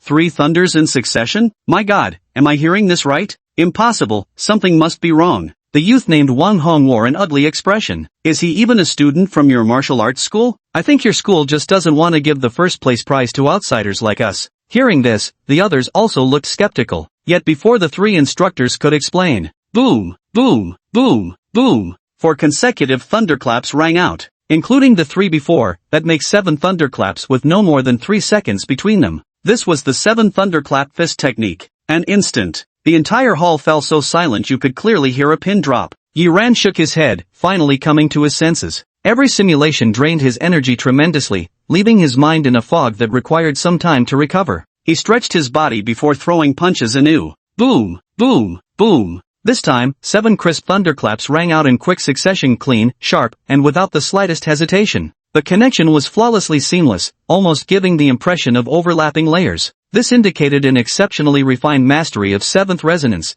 teetering on the verge of 8th resonance. Bang! All 3 instructors collapsed back onto their stools as if boneless, drained of strength where they sat. 7th resonance boundary, Thunder Fist verging on 8th resonance, manifested in a mere youth. Unless they were dreaming, they must still be caught in slumber. Impossible. Absolutely impossible. Your martial arts school is deliberately withholding my reward. Wang Hong gritted his teeth in rage and growled. Do you think he's actually a student of our school? The middle-aged instructor suppressed the tremor in his voice and spoke slowly. The Thunder Fist technique becomes increasingly difficult to master at higher levels. My cultivation has reached the 6th resonance of Thunder Fist. Hearing this, Wang Hong was left speechless. The others also stared in stunned silence at the handsome young man in the arena. His martial skill had actually surpassed that of the training hall's instructors. At this moment, no words could describe the shock in their hearts. The middle-aged instructor drew a deep breath and said to Yi Ran, "You must have practiced the Thunderous Fist for many years, haven't you?" Yi Ran was about to answer truthfully, but noticed the horrified looks of those around him, as if he were a monster. His heart stirred slightly. He nodded and said, "I did practice it before and have some foundation." Seeing this, the middle-aged instructor finally breathed a sigh of relief, though he still looked shaken. Regardless, achieving mastery in a martial technique at such a young age was extraordinary. Absolutely a genius, a true genius. Yi Ran glanced around, noticing the growing crowd, and furrowed his brows slightly. He said, "Can you give me the first prize reward now? I have other matters to attend to." Of course, absolutely. The middle-aged instructor took out a yellow handbag and eagerly patted Yi Ran on the shoulder. "Are you free tomorrow? If so, come to our martial arts school, and I'd like to have a chat with you. Don't worry, I promise it'll only benefit you with no downsides. Besides, if you need any help, you can always talk to me." Okay. Yi Ran responded half-heartedly as he took the yellow bag. Instantly, his eyes lit up. It's so heavy. The bag isn't big, yet it's incredibly heavy. If it were someone with just 20 vitality points, they probably couldn't even lift it. He bid farewell to the middle-aged instructor and turned to call Zhang Fan to leave. Instead, he saw 2 statues. Zhang Fan and a chubby little boy stood there with their mouths agape, wide enough to fit an egg, staring at him motionless as if petrified. Especially the little chubby one, deep within those bewildered eyes, faint traces of sorrow still seemed visible. "I'm so sad, it should have been me showing off. What happened?" Chapter 12, Life. Yi Ran left the martial arts hall without realizing it. Someone was staring intently at him. Su Qin's clear, beautiful eyes were filled with bewilderment as she gazed blankly at Yi Ran's retreating figure. She could swear that this was definitely the boy's first time practicing the Thunder Fist technique. But mastering it to perfection in just 2 hours on the first attempt, such terrifying comprehension was simply beyond imagination. It had been a while since he left the martial arts school. Zhang Fan, still utterly baffled, couldn't believe how incredibly perceptive Yi Ran was. Just 2 hours, and he had mastered a martial arts technique. If he weren't so familiar with Yi Ran, he would have suspected that Yi Ran had been body snatched. But he didn't linger in doubt for long. Soon he was happily trotting home, cradling the small piece of beast leg Yi Ran had given him. Home. Yi Ran watched the remaining white shadow wolf leg, his nostrils faintly flaring. It smelled delicious. The beast leg had already been prepared, golden and crispy, its rich aroma filling the air. He took a small nibble, crispy on the outside, tender on the inside, with an exquisite texture, while simultaneously sending waves of satiety and warmth through him. Such a tiny piece of beast meat actually made him feel nearly full. A clear testament to how densely packed with energy it was. Truly worthy of the flesh from a top-tier first-grade demonic beast like the White Shadow Wolf. Yi Ran put away the remaining beast leg, intending to save it all for Zhou Shishir. This girl had just started her first year of high school, a crucial time for boosting her chi and blood levels. Although the beast leg would be somewhat useful to him, its enhancement effects couldn't compare to even 1 achievement point. Better not let it go to waste. Next, Yi Ran checked the system panel. Achievement points, 0. Thunderbolt Fist, Mastery Level, Proficiency 86 out of 100.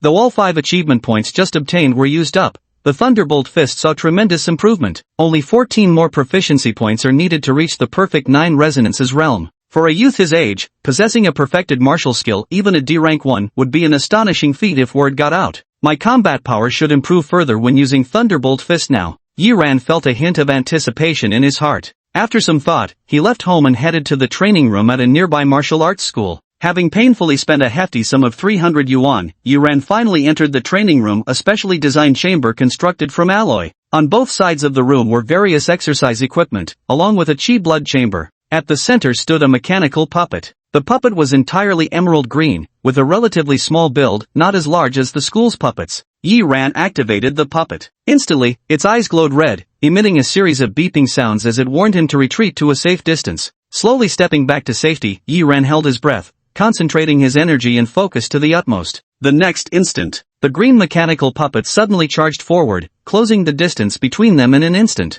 Yi Ran's gaze sharpened as he threw a punch. Thunder fist. Boom! 7 consecutive low peals of thunder rolled as this fist, like a bolt of lightning, smashed violently into the mechanical puppet. The mechanical puppet was instantly forced back several steps, while a number appeared on its display screen. Combat power, 88. Yi Ran's eyes lit up, a full 88 combat power. He was getting closer and closer to becoming a martial artist. Suppressing the joy in his heart, he continued exchanging blows with the mechanical puppet. Soon, half an hour passed. Yi Ran reluctantly withdrew his hand and left the training room. 300 yuan only bought him half an hour of cultivation. Indeed, martial artists were the most money-burning profession of this era. After returning home, lunch, Yi Ran took out the beast leg of the white shadow wolf, leaving Yi Hongfang and Zhou Shishir utterly stunned on the spot. The flesh of mutated beasts is extremely valuable, especially that of rare creatures like the white shadow wolf, often priceless and difficult to obtain even with money. After explaining for what felt like ages, the two finally believed that Yi Ran had acquired it through legitimate means. Bro,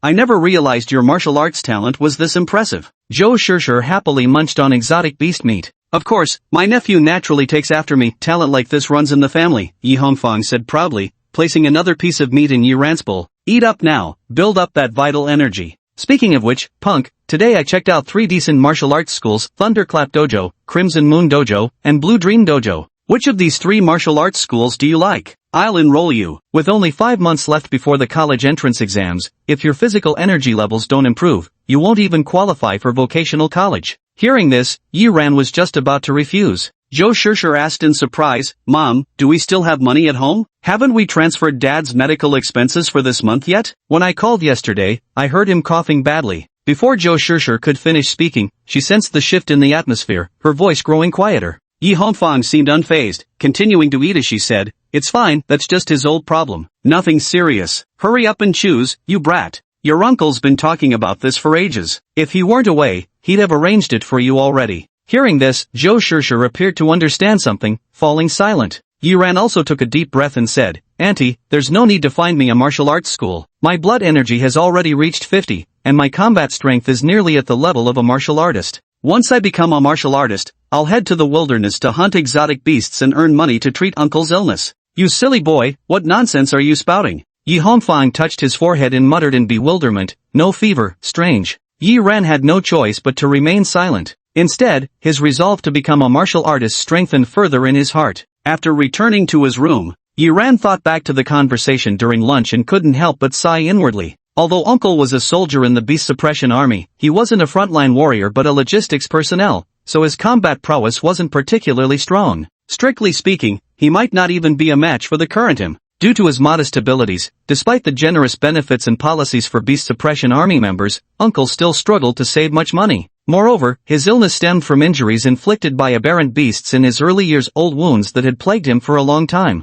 This made it incredibly difficult to cure completely. Normally, he relied on monthly medication purchases to temporarily relieve the pain. However, the good news was that he was now just one step away from becoming a martial artist. Reaching that level would transform his current circumstances. Afternoon. Yi Ran rushed to the slaughterhouse at top speed. If nothing unexpected happens, today will be the day he achieves the chicken-slaying master accomplishment and breaks through as a martial artist. However, as soon as he arrived at the slaughterhouse, his eyebrows furrowed. The slaughterhouse had lost power again. Yi Ran frowned as he watched the workers shake their heads and leave, while not far away, Manager Bai was flushed with anger. He grabbed someone's arm. Big brother, what happened? What else could it be? It's that troublemaker Zhang Yang again. He deliberately sabotaged the power switch to provoke Manager Bai. Zhang Yang? Yi Ran frowned slightly, the image of a scar-faced young man surfacing in his mind. Zhang Yang, the same guy who had caused trouble before. He'd heard about him in recent days. Apparently, the fellow was pursuing Manager Bai's daughter. But Manager Bai's daughter had just entered high school. How could Manager Bai possibly agree? So he refused, and then this Zhang Yang joined the slaughterhouse specifically to cause trouble for Manager Bai. Since the other party was a quasi-martial artist, Manager Bai, despite being furious, could do nothing about it. The workers sighed in resignation and left one after another. Yi Ran glanced at the repair site and estimated that it wouldn't be fixed today. He had no choice but to leave as well. Chapter 13, Strange Beast Essence Blood. In the following days, the slaughterhouse still hadn't restored power, making Yi Ran almost consider buying chickens to slaughter himself. But after calculating the costs, he realized the price would be quite steep, so he abandoned the idea. Moreover, without proper facilities, it would be troublesome to handle the aftermath of slaughtering.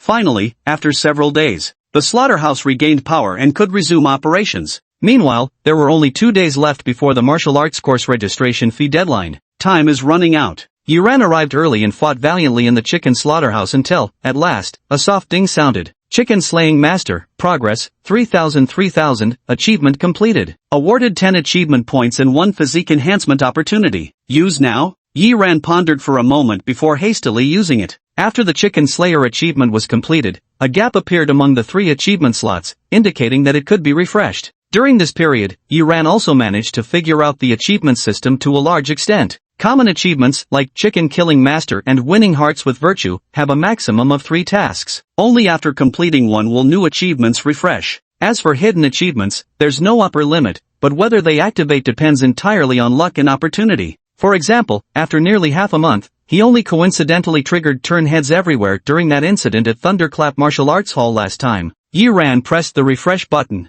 Suddenly, the empty panel flickered and displayed an achievement. Wasteland Hunter, Novice Progress, 0 out of 10, kill 10 different mutated wasteland beasts. Reward, 30 achievement points. 30 achievement points. Yi Ran felt a spark of joy in his heart. The reward for this achievement was quite generous. Speaking of achievement points, he couldn't help but glance at the third achievement, Winning Hearts Through Virtue, and felt somewhat helpless. This achievement offered a full 100 points as reward, but rack his brains as he might, he couldn't figure out how to accomplish it. He had tried targeting many individuals during this time, Zhang Fan, Zhou Shishir, even his younger aunt, all to no avail. Doesn't winning hearts through virtue mean gaining others' trust through exemplary moral conduct? Yi Ran muttered to himself, unable to figure out where the problem lay. Could his moral character still be lacking? With 10 achievement points secured, Yi Ran felt a surge of anticipation as he slowly pressed enhance. Instantly, the achievement points diminished. His chi and blood levels were also rapidly skyrocketing. 50, 60, 70, 90. In the end, the chi and blood levels stalled at 99 and could no longer increase.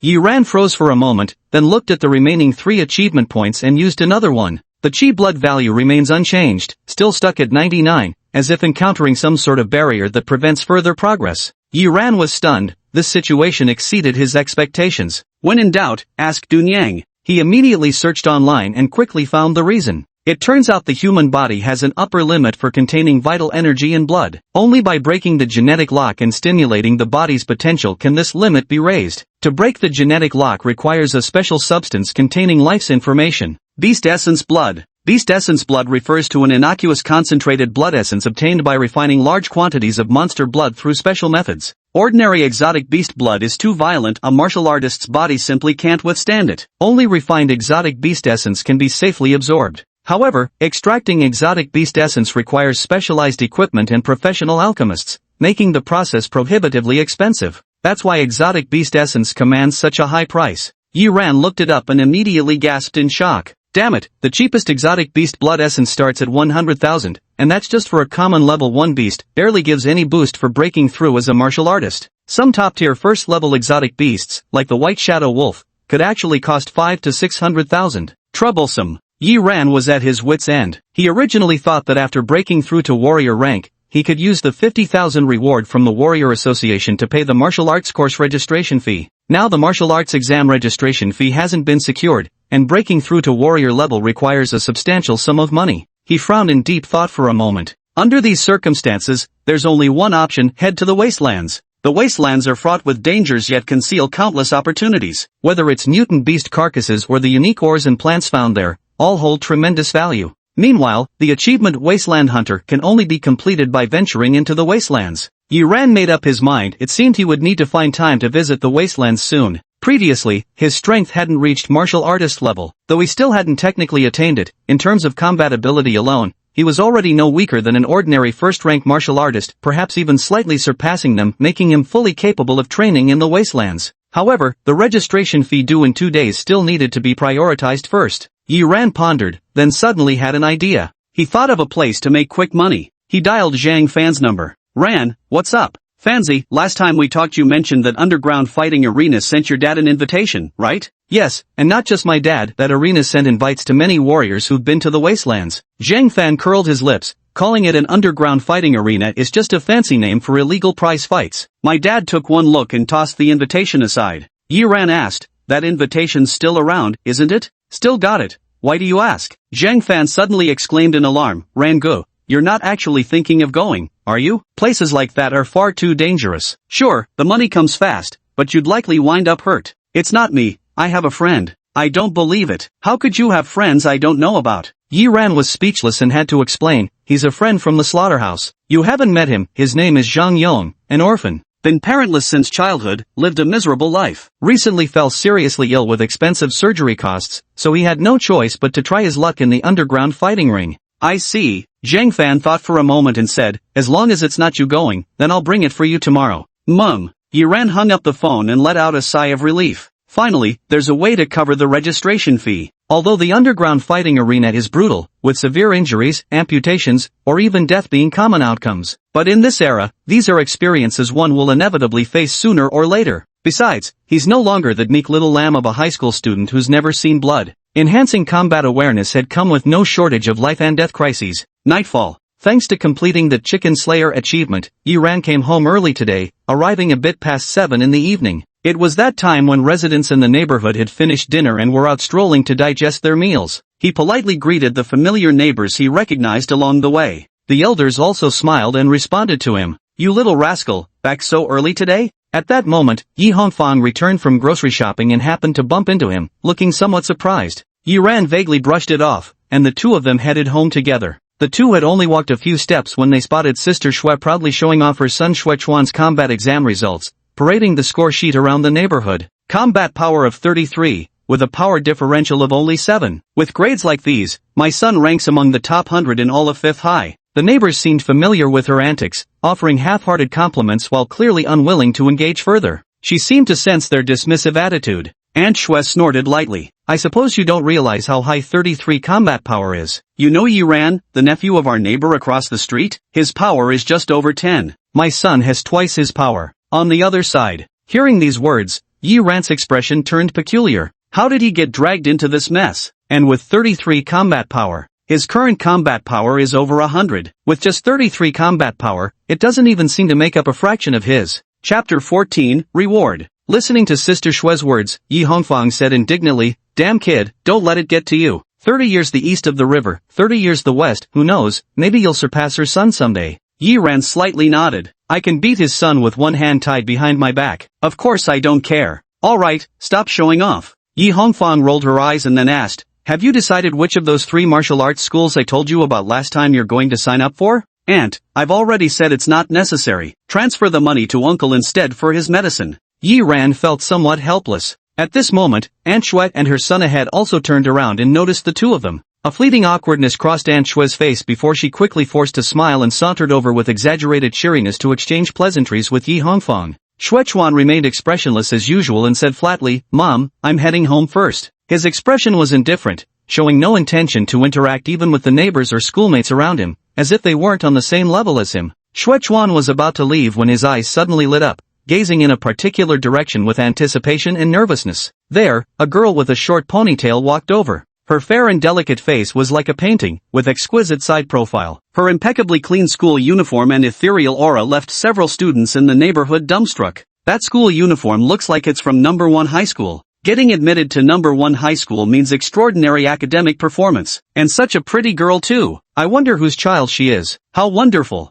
Indeed, if I had a daughter like her, I'd wake up laughing from my dreams. The surrounding neighbors sighed with genuine admiration. 99% of students from First High School can get into Wuda University for undergraduate studies, and the top-ranked students can even make it to prestigious Wuda University. Getting into prestigious Wuda University is a glorious achievement that brings honor to the family and stirs up the neighborhood. Listening to the admiring exclamations of the neighbors, Yi Hongfang rarely showed a trace of envy in her eyes. Sister Shui was also staring eagerly, practically drooling, when she suddenly seemed to remember something and quickly shot Xuechuan a meaningful glance. Xuechuan, seemingly encouraged by this, approached the young girl with a pounding heart and trembling legs. The next instant, the young girl abruptly froze, then strode straight towards another youth instead. Yiran, could you give me some pointers on martial techniques? Instantly, everyone present froze in shock. Yi Hongfang's mind went completely blank. In a daze, she turned her head and saw Yiran scratching his head as he said, "Sorry, I was just..." Bang! She abruptly nudged him with her elbow, beaming broadly as she spoke to Su Qin. Yes, no problem at all.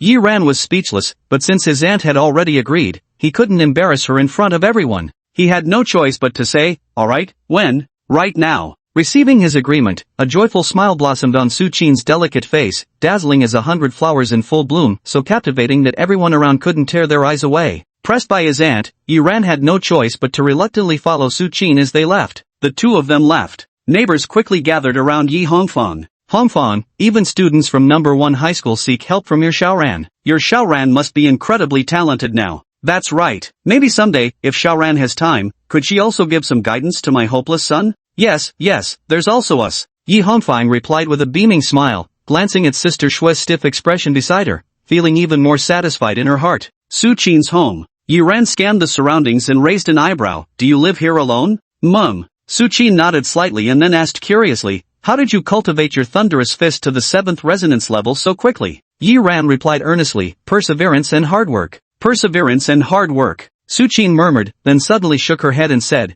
"It's more than just that. Most importantly, it's talent. You're a unique physique, aren't you?" "Different physique?" Yiran was momentarily stunned. Su Qin explained, after the wilderness descended, some people were stimulated and awakened their latent physical potential, gaining special talents. Some of these individuals cultivate martial arts at extraordinary speeds, improving by hundreds of chi blood points in a single day. Others possess unparalleled combat awareness, defeating all opponents at their level effortlessly. There are also those who comprehend martial techniques with exceptional speed, just like you. Due to their physical abilities far surpassing ordinary humans, such individuals are uniformly referred to as heteromorphs. Yiran was somewhat stunned. There actually existed such beings. Gaining over 100 chi blood points in a single day, doesn't that mean becoming a martial artist instantly? This is absolutely terrifying. With your dreadful talent in martial arts, you most likely possess a special physique without even realizing it. A trace of envy flashed through Su Qin's eyes. Yiran neither confirmed nor denied it, choosing not to dwell on the topic. Instead, he asked, "What questions do you have about Thunder Movement Fist? Speak up, I'd like to head home early later." He wasn't being overly modest. A thunderous fist approaching the 8 resonance realm is indeed commendable,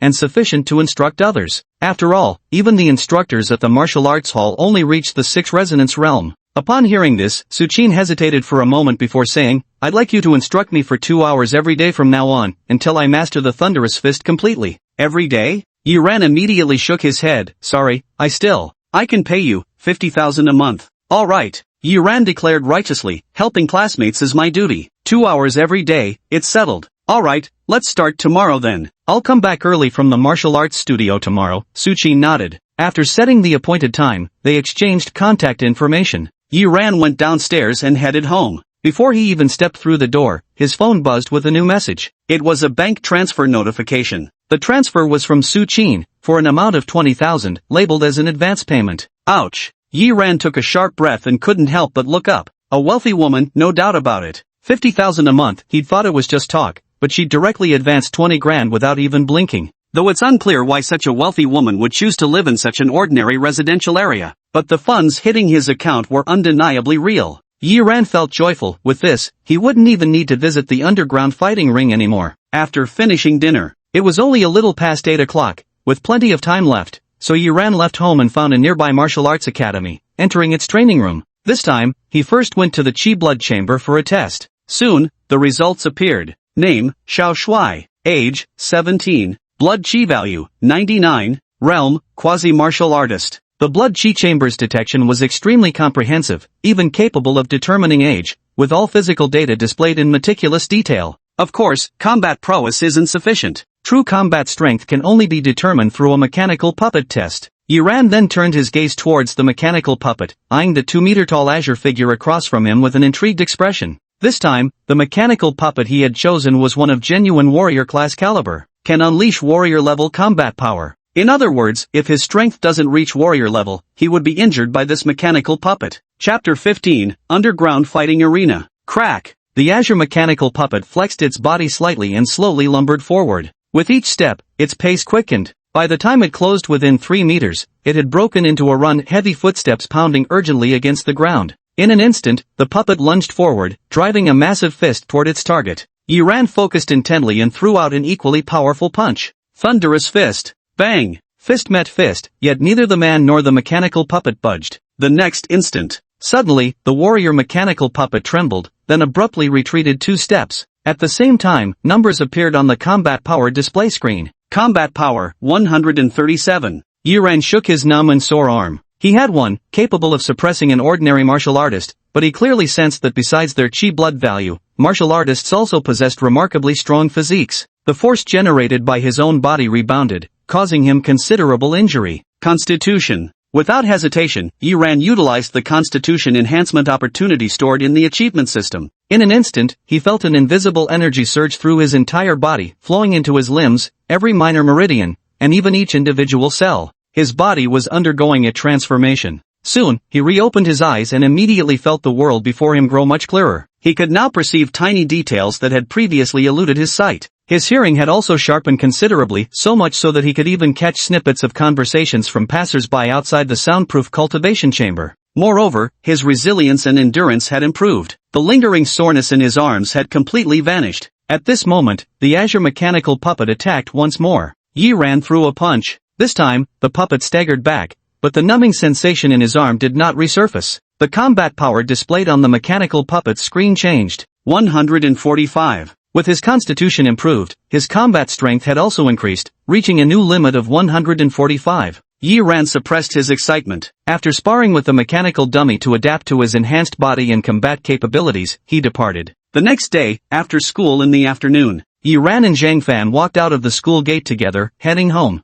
Having already achieved the chicken-slaying master accomplishment, he no longer needed to visit the slaughterhouse. After informing Manager Bai, he just needed to find some time to pick up his belongings from there. Meanwhile, the martial arts school registration fee had been paid. Although his recently filled purse had shrunk again, at least one less thing weighed on his mind. Now he could devote himself wholly to figuring out how to break through to become a martial artist. Here you go, Brother Ran. Just outside the school gates, Zhang Fan acted furtively as he slipped a black invitation into Yi Ran's hand. Yi Ran froze momentarily before remembering it was an invitation to the underground fighting arena. He opened it and took a look. The invitation card was jet black with golden engravings along the edges, looking quite high-end. It bore an address along with the name of an underground fighting arena. Black 3 Fighting Arena. A rather peculiar name. Beside it was a logo resembling the diamond suit from playing cards. Ranji, remind your friend, once inside, they absolutely must not use their real identity, Zhang Fan cautioned gravely. Why? Afraid someone would come for revenge? Yi Ran raised an eyebrow. No, my dad said these underground fighting arenas, though not exactly reputable places, generally have their own rules. Acts of revenge that break those rules wouldn't happen.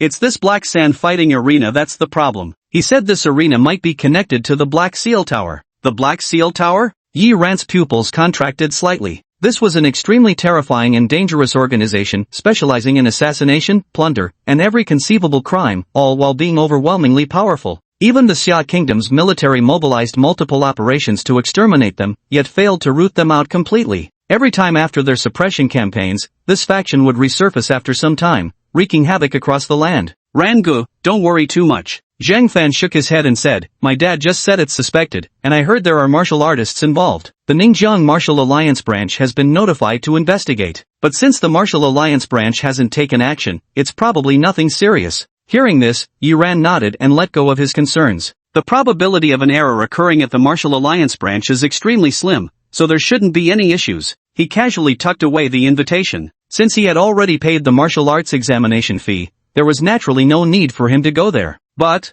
a thought stirred in Yi Ran's mind. Even if he wasn't competing, it wouldn't hurt to just take a look. It'd be a good opportunity to observe how other martial artists sparred. Half an hour later, downtown, in the bustling Maoyun commercial tower, Yi Ran followed the crowd and surged into the building. By then, he had changed into a black tracksuit that made it difficult to guess his age. Hidden in his jacket was something else, a plastic head covering. This underground fighting arena is crowded with prying eyes, and given the slight possibility of connections to the Black Seal Tower, caution is still necessary. Entering the building, he descended all the way to the underground parking lot. Finding a secluded corner, he put on his hood before walking toward the far end of the lot. Before long, a small pitch-black door emerged at the parking lot's boundary. At first glance, it appeared to be an ordinary maintenance door. Yi Ran walked over and knocked on the door. Invitation. A small window opened in the door, and a cold voice came from within. Yi Ran handed the invitation inside. After a moment, the door opened. Inside was a pitch-black corridor, with two burly men in black standing on either side. One of them handed him the invitation while saying indifferently,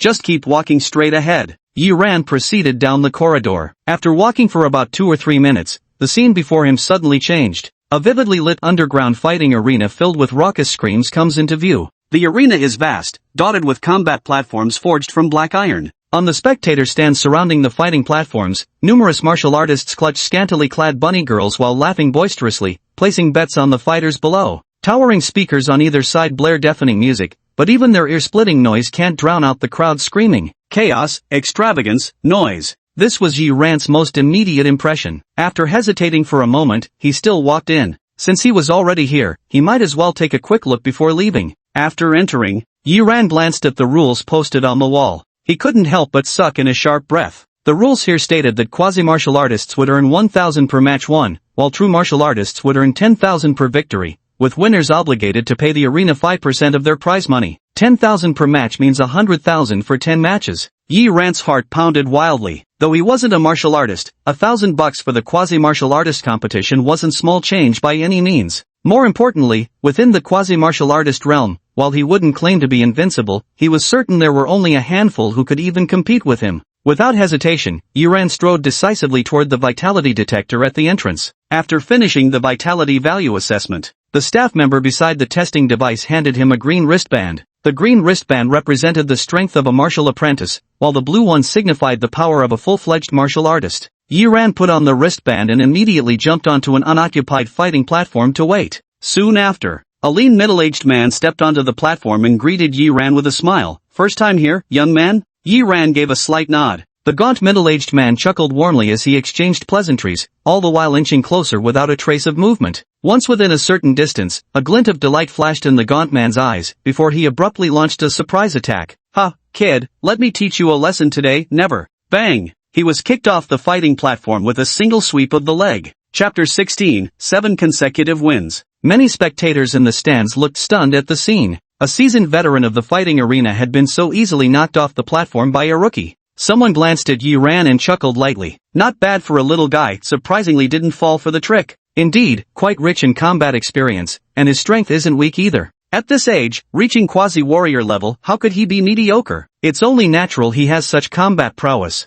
The spectator on the stand smiled, then turned their attention to watch others instead. Every day at the fighting arena, a few decent newcomers would show up, but they were just decent, nothing remarkable enough to grab much attention. After defeating the lean middle-aged man, Yi Ran stepped down from the fighting platform. The referee handed Yi Ran the 1,000 yuan the lean middle-aged man had wagered and replaced his wristband with a green one. This wristband looked no different from the previous one, except for a single new detail. The number 1 now marked it. Yi Ran gave a puzzled glance, not quite understanding what was going on. The referee said expressionlessly, "The one here represents your winning streak. It increases with each victory but resets to 0 if you lose. If you achieve 10 consecutive wins, you'll receive an additional bonus of 5,000 yuan from the arena." 5,000? Yi Ran's heart stirred slightly. 5,000 was enough for him to win 5 times. He stepped onto the fighting platform once more and began to wait. He didn't have to wait long before a young man in his early 20s stepped onto the platform. The young man seemed quite pleased and proud, occasionally glancing at the green armband on his wrist marked with the number 4. Then he turned to Yi Ran and said with a gentle smile, "Give it your all later, or I might accidentally hurt you." "Good." Yi Ran nodded earnestly. The next instant, the two moved simultaneously, charging toward each other. "Continue then." The young man felt his head spin. When he opened his eyes again, he realized he had already been knocked off the combat platform. He froze for a moment before looking down at his wrist guard in utter bewilderment, the numeral 4 clearly displayed on it. "Didn't I win 4 consecutive matches? How could I possibly lose already?" Meanwhile, the referee beside the stage stared at Yi Ran with undisguised astonishment. Damn it, being able to achieve 4 consecutive wins is already considered quite strong among probationary fighters, yet this kid actually took him down in a single move. What's more, his strength was controlled so precisely that he didn't harm this confused little fool at all, showing he still had strength to spare. Suppressing his shock, he expressionlessly replaced the wrist guards for Yi Ran, who had come down again. Yi Ran stepped onto the platform once more to wait. The young man from just now had a very gentle demeanor, with no ill will, so naturally he wouldn't harm him. Next, 2 more people came forward one after another to challenge, but without exception, none of them lasted more than a single move. Then both of them were left utterly bewildered, questioning their life choices, just like the young man who had lost shortly before, squatting outside combat platform 6 where Yi Ran was to observe the matches. Not even bothering to go to the stands, he just squatted there, determined to figure out the reason for such a crushing defeat. None other. Although they couldn't be considered top-tier quasi-martial artists, they weren't novices in the arena either. They'd seen quasi-martial artists of all skill levels. But damn, getting knocked off the stage before even seeing what hit them was downright ridiculous. The fighting arena was equipped with large screens. Foolishly crouching around Arena 6 were 3 individuals, who quickly drew attention. In the spectator stands, someone stared at Yi Ran with a look of surprise. Isn't that the little guy from earlier? He's already on a 4-win streak this fast? Another person straightened up slightly and said, interesting. It seems quite possible he possesses top-tier quasi-warrior strength, otherwise it wouldn't be so easy to win so quickly. A top-tier quasi-warrior refers to someone with at least 95 chi blood value. Now there's a top-tier quasi-warrior on a 5-win streak who's gone to find this youngster. What do you say, want to go watch and place a bet? Someone nearby suggested. Forget it, no rush. He's just a quasi-warrior after all, even if he's a promising young talent. The person who had just spoken shook their head, trailing off mid-sentence. Suddenly, a slightly surprised voice came from the side. He won. That young man on fighting platform 6 has won again, this time with just 1 move. Hearing this, the group stiffened in shock before hurriedly getting up and rushing toward platform 6. And when they arrived, each couldn't help but have their pupils slightly contract with disbelief. Below the fighting platform, the referee was replacing the wrist guards on that young man. The number displayed on them had now changed to 7. 7 consecutive victories. In merely 2 or 3 short minutes, that youth had actually defeated 2 more opponents. This scene projected on the giant screen caused an uproar. Although the Black Cube Arena primarily featured fights between martial artists, there were also many pre-martial artists occupying about 1/3 of the venue. The sudden emergence of such a fiercely aggressive newcomer immediately drew massive attention. Even from the exclusive rooms at the highest point of the spectator stands, the sound of tapping footsteps could be heard, as if someone had stepped out to observe. Yi Ran took the wrist guard, listening to the discussions around him, and couldn't help but frown. How did they know I'm still young, only 17 or 18? When he previously tested his vitality, he used a vitality detector, not a vitality chamber, so in theory, his age shouldn't have been revealed. You exposed it yourself, the referee said meaningfully.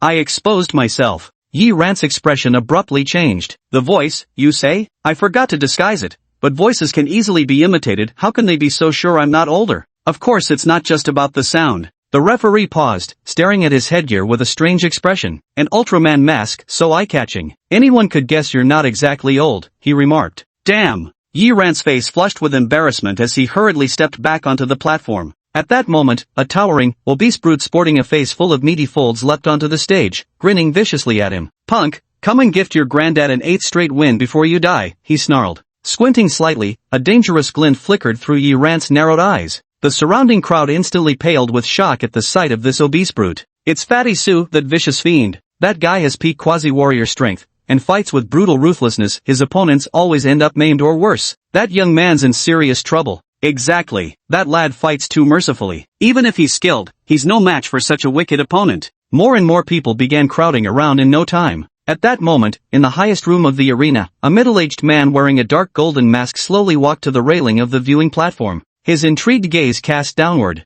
Someone happened to look up and, catching sight of the dark golden mask, immediately gasped, "The arena master!" Hearing this shout, the crowd was startled. Even the imminent battle on the arena was momentarily forgotten as everyone simultaneously looked upward. The owner of this fighting arena was a martial arts master, rarely seen in ordinary times. Yet now, he had actually appeared. The arena owner? Yi Ran's heart stirred slightly as he stole a glance upward. Seeing this, the burly man opposite him revealed a sinister expression. Fuck your dead mother, you little bastard. Still daring to be distracted? Just watch. I'll skin you alive till even your own mother wouldn't recognize you. Hearing this, Yi Ran's expression darkened. His ultimate taboo was anyone mentioning his deceased parents. Chapter 17 Top 10 in Ningjiang City. On the combat platform, Yi Ran walked slowly toward the obese man opposite him, his face expressionless. For some reason, the obese man suddenly felt a chill run down his spine. You little brat, I'm gonna cripple you. The obese man roared, suppressing an inexplicable fear that rose in his heart as he suddenly charged forward. His heavy, pounding footsteps made the entire fighting platform tremble. In just a few breaths, he crossed 7 or 8 meters, closing the distance with a savage punch aimed straight at Yuran's head. The crowd tensed up, closing their eyes as if unable to bear witnessing the impending tragedy. The massive fist was about to come crashing down. Yuran planted his foot and took a step forward, unleashing a straight punch. Thunder fist. Crack. The sound of snapping bone echoed. 2 fists, grotesquely mismatched in size, determined the outcome the instant they collided. The burly man screamed in agony as his entire arm shattered on impact. Stumbling backward, he clutched his ruined limb. At this moment, Yuran had already closed in once again. With a single kick, he sent the bulky man crashing to the ground, simultaneously delivering a vicious punch straight toward his temple. If this punch lands, it would either kill him or leave him a vegetable. Seeing this, the obese man ignored the excruciating pain in his body and cried out in terror, "Isurin." He hadn't finished speaking yet. Yuran swiftly changed his fist into a palm and abruptly covered the man's mouth. Then he slowly turned his head. Looking at the referee who had already jumped onto the fighting platform, he smiled faintly and said, "He hasn't finished speaking yet. You're getting ahead of yourself." The referee's face showed astonishment.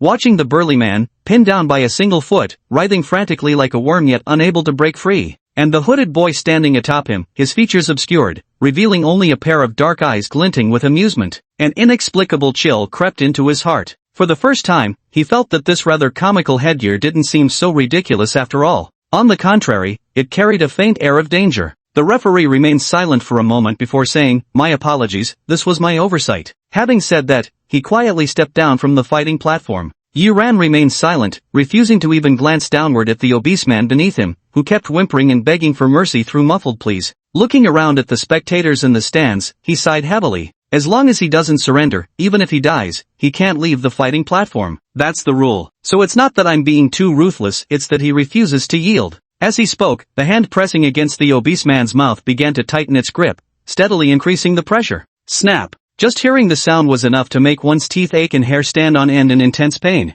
Those present felt a collective shiver down their spines. It wasn't until the obese brute succumbed to the agony and fainted that he was kicked off the combat platform, though the stage remained littered with blood-stained teeth. It all happened very quickly. Regardless of the brutality of the attack, a peak quasi-martial artist with 99 vitality points, on the verge of breaking through to become a full martial artist, was effortlessly crippled. This made many of the martial artists present cast deep glances at Yuran, their eyes faintly revealing traces of wariness. When did Ningjiang City produce such a genius? Someone muttered under their breath. A bystander mused thoughtfully, ruthless in action and seasoned in combat. They might not truly be a youth, perhaps it's a disguise. That's possible. But regardless, after this battle, everyone will know, this isn't a lamb, but a wolf in sheep's clothing. 8 consecutive wins. Yuran wiped the blood from his hands and scanned his surroundings, searching for the target to extend his streak to 9. But logically speaking, just like in that game he played in his past life, after too many consecutive wins, the system would intervene to balance things out. Surely, this fighting arena wouldn't easily allow someone to achieve 10 straight victories? After all, if reaching 10 wins came so effortlessly, with extra rewards attached, the fighting arena would have gone bankrupt long ago. As he was deep in thought, he suddenly heard movement from above. He looked up.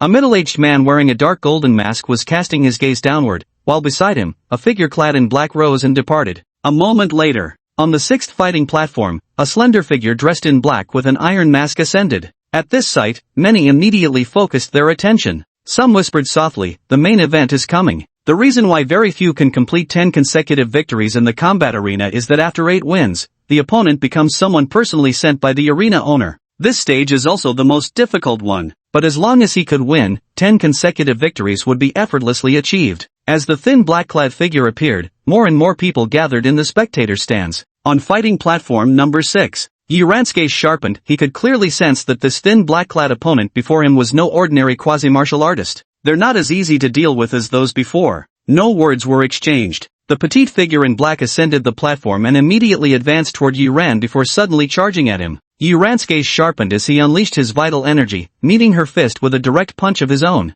Bang! A fist clashes. The lean, black-clad figure staggered back 2 or 3 steps but quickly regained balance by skillfully dispersing the force. With a single stomp, they leveraged the momentum to spring forward once more. At the same time, his palm formed into a blade, slashing fiercely toward Yuran. A sharp whistling sound instantly tore through the air. Yuran responded calmly, blocking with one hand while searching for his opponent's opening. This person actually possessed combat awareness at the peak mediocrity realm too. Though he felt slightly inferior, his overall combat power should be close to 120, a rare opponent indeed. Having finally encountered someone with combat instincts similar to his own, Yiran didn't rush to unleash his full force to defeat them immediately. Instead, he used the opportunity to spar. The other party took the offensive while he focused on defense. After nearly 3 minutes of continuous fighting, the slender black-clad assailant grew impatient after failing to break through. He couldn't help but whisper sharply, "Silver Moonfinger." Suddenly, she extended a finger, its tip faintly shimmering with silver light. Witnessing this scene, someone in the stands abruptly stood up. B-level martial skills Silver Moonfinger? Although Yiran didn't hear anything, the flash of silver instinctively sent a chill down his spine. Without hesitation, he swiftly retreated. At this moment, his enhanced physical attributes came into play, clearly putting him a notch above quasi-fighters like the slender black-clad man in terms of speed. Seeing how effortlessly Yiran dodged, the slender black-clad man froze in astonishment, seemingly caught off guard. Seizing the opportunity, Yiran delivered a powerful punch to his chest, sending him flying off the combat platform. The man stumbled backward several steps before finally regaining his balance. Continue then. Yiran suddenly noticed something and looked astonished. A woman? He was somewhat dumbfounded. He stared hard at the petite figure in black's chest, but still found it visually challenging to confirm the other person was female. Hearing this, the slender figure in black from below the stage shot him a fierce glare. "I'll remember you." With that, they swiftly turned and left. The spectators in the stands were also somewhat surprised, but noticing the dark golden mask of the cold and indifferent arena owner above, they all became extremely obedient, not daring to make any playful remarks. Yiran didn't pay much attention and, under the complicated gaze of the referee, replaced his wrist guards. Then he returned to the fighting platform and continued to wait. Unfortunately, after the previous battle, all the prospective warriors present looked wary, and none had the slightest intention of challenging him. Above the stands, the owner of the fighting arena looked at Yiran and nodded slightly. "Not bad. Among the quasi-martial artists of Ningjiang City, you'd rank in the top 10. With that, he slowly turned and left. The sound of steady footsteps echoed through the silence. In the stands, a deathly silence prevailed as everyone bore expressions of utter shock. How large Ningjiang City was, how many quasi-martial artists could there possibly be? Ranked among the top 10 in the entire Ningjiang City. Yiran was taken aback by the remark, gaining a clear grasp of his own abilities. However, such high praise has indirectly made achieving 10 consecutive victories even more difficult to accomplish. No one was inclined to challenge him initially, and upon hearing the arena owner's words, the surrounding prospective warriors immediately turned tail and fled. Yiran felt a headache coming on as he checked the time. It was almost the scheduled tutoring session with Su Qin. But if he left now, his winning streak would reset, rendering all his previous efforts futile. Just one more win, and I'll earn an extra 5,000. 5,000. Yiran gritted his teeth, unwilling to admit defeat. Finally, he made up his mind. In the spectator stands, the crowd buzzed with discussion. It was becoming clear now that the young man on arena number 6 might struggle to achieve his 10 consecutive victories. Yet more spectators marveled simply at his accomplishment of ranking among Ningjiang City's top 10 fighters. At this very moment, a youthful voice suddenly rang out. "For this 10th match, I wish to exceptionally challenge a martial artist." As the words fell, the entire arena plunged into complete silence. In the spectator stands, everyone wore astonished expressions as they turned their gaze toward the youth on combat platform number 6. The steady footsteps of departure abruptly ceased. Then, beneath the astonished gazes of the crowd, the middle-aged man wearing the dark golden mask turned back to the railing, looking down with keen interest. Chapter 18, Attention everyone, that rascal's back to wreak havoc again. Challenging martial artists. The judge's voice was strained as he said, "You must understand that a martial artist possesses martial patterns, with a minimum combat power of 120. Moreover, the body refined through vital blood tempering far surpasses that of a quasi-martial artist." "I know." Yiran looked around at the crowd with calm composure. "I'm not in it for the money," he said. "I just want to see how far I still am from becoming a true martial artist. 10,000 credits, winning against a quasi-martial artist like me should be easier than defeating a true martial artist of the same level, right? Are you also pitching in 10,000 for the martial artist competition, not just 1,000? A martial artist said in a low voice, "This seems quite unfair to you." Yiran replied sincerely, "I've said my goal isn't money, but to challenge stronger opponents. However," he paused briefly, "of course, I'm not foolish enough to fight opponents far stronger than me. I'd prefer those who've just broken through to the martial artist realm. Those who broke through too long ago would completely overwhelm me, making the fight meaningless for tempering." "All right." The deep-voiced martial artist who had just spoken leaped onto the platform. "I broke through to become a martial artist less than a week ago, which perfectly meets your conditions. I'll challenge you for this 10th match." Yiran was overjoyed. 5,000, secured. "What are you talking about?" The deep-voiced martial artist looked suspicious. "Never mind, let's get started." Yiran smiled, his spirit and energy highly focused, with internal strength flowing as one, gradually reaching his peak condition. This state was one he had never revealed since entering the fighting arena. In other words, he hasn't even gone all out before now. In the stands, the crowd shook their heads in unison, not optimistic about a quasi-martial artist challenging a true martial artist. This was no longer merely a question of combat prowess. Whether it was the martial patterns that only true martial artists could activate, or the physical attributes of martial artists themselves, both far surpassed those of quasi-martial artists. They all said that challenging above one's rank was nearly impossible, at least none of them had ever seen it done. Yet, at the very top of the spectator stands, the owner of the arena, wearing a dark gold mask, chuckled softly, "Interesting kid. He's still holding back. Never thought the first 10-win streak in the arena today would come from a quasi-martial artist. How amusing." His voice gradually faded away, soon disappearing completely. Only the utterly bewildered crowd remained. What does this mean? The arena master's implication was, that boy could defeat warriors beyond his own tier? What kind of international joke is this? How could? With a heavy thud, a figure was violently sent flying back before crashing onto the ground outside the fighting ring. Everyone froze in shock, and the entire venue fell into dead silence. Dead silence. Because the one who had just been knocked off the fighting platform was none other than that deep-voiced martial artist who had only gone up moments ago. A quasi-martial artist had defeated a true martial artist. Hiss! Gasps of astonishment rose intermittently from the stands. The crowd stared in shock, faces filled with disbelief. A martial apprentice had actually defeated a full-fledged martial artist. And in such a short time. Am I seeing things right? Many people rubbed their eyes and looked again, but were soon utterly conquered by reality. Then lips began to tremble uncontrollably. Damn it, this kid defies the heavens. On the fighting platform at that moment, Yiran's arms trembled slightly. Drenched in sweat, his chest heaved violently with each breath. This is the reaction from excessive depletion. Though the battle ended swiftly, his victory wasn't as effortless as one might imagine. On the contrary, it could be described as quite arduous. Martial artists are far more troublesome opponents than mechanical puppets. He could easily defeat a mechanical puppet with 140 combat power.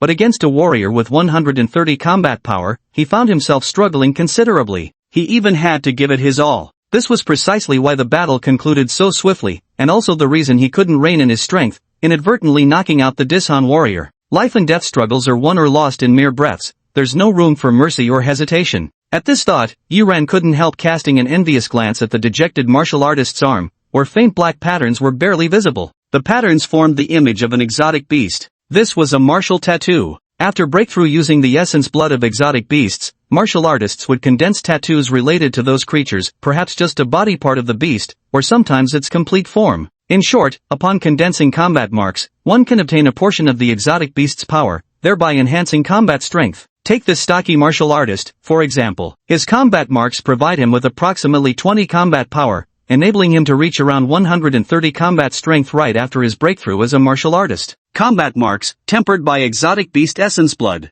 Yiran's eyes gleamed with contemplation, uncertain of how strong he would become after breaking through as a martial artist and undergoing these enhancements. Beneath the fighting platform, the referee remained frozen in place, unable to snap out of his daze for the longest time. Only when Yiran walked up to him and called his name repeatedly with a frown did the referee hurriedly regain his senses. After collecting his consecutive victory reward and the 10,000 credits for defeating a martial artist from the referee, Yiran walked straight out of the fighting arena. Behind him, countless gazes followed, each filled with shock. Today was destined to be an unforgettable day. Likewise, many others had gleaming eyes, their minds itching to chase after him, yearning to uncover the young man's true identity and recruit him. But no sooner had he made a move, when a petite female figure clad in black emerged from the highest spectator seats, her melodious yet frosty voice ringing out. My mentor has decreed, whoever breaks the rules, dies. At these words, those who had been itching for action all paled and hastily resumed their seats. Outside the fighting arena, Yiran was naturally unaware of these matters. At that moment, staring at the additional 28,000 yuan in his savings, he couldn't stop grinning from ear to ear.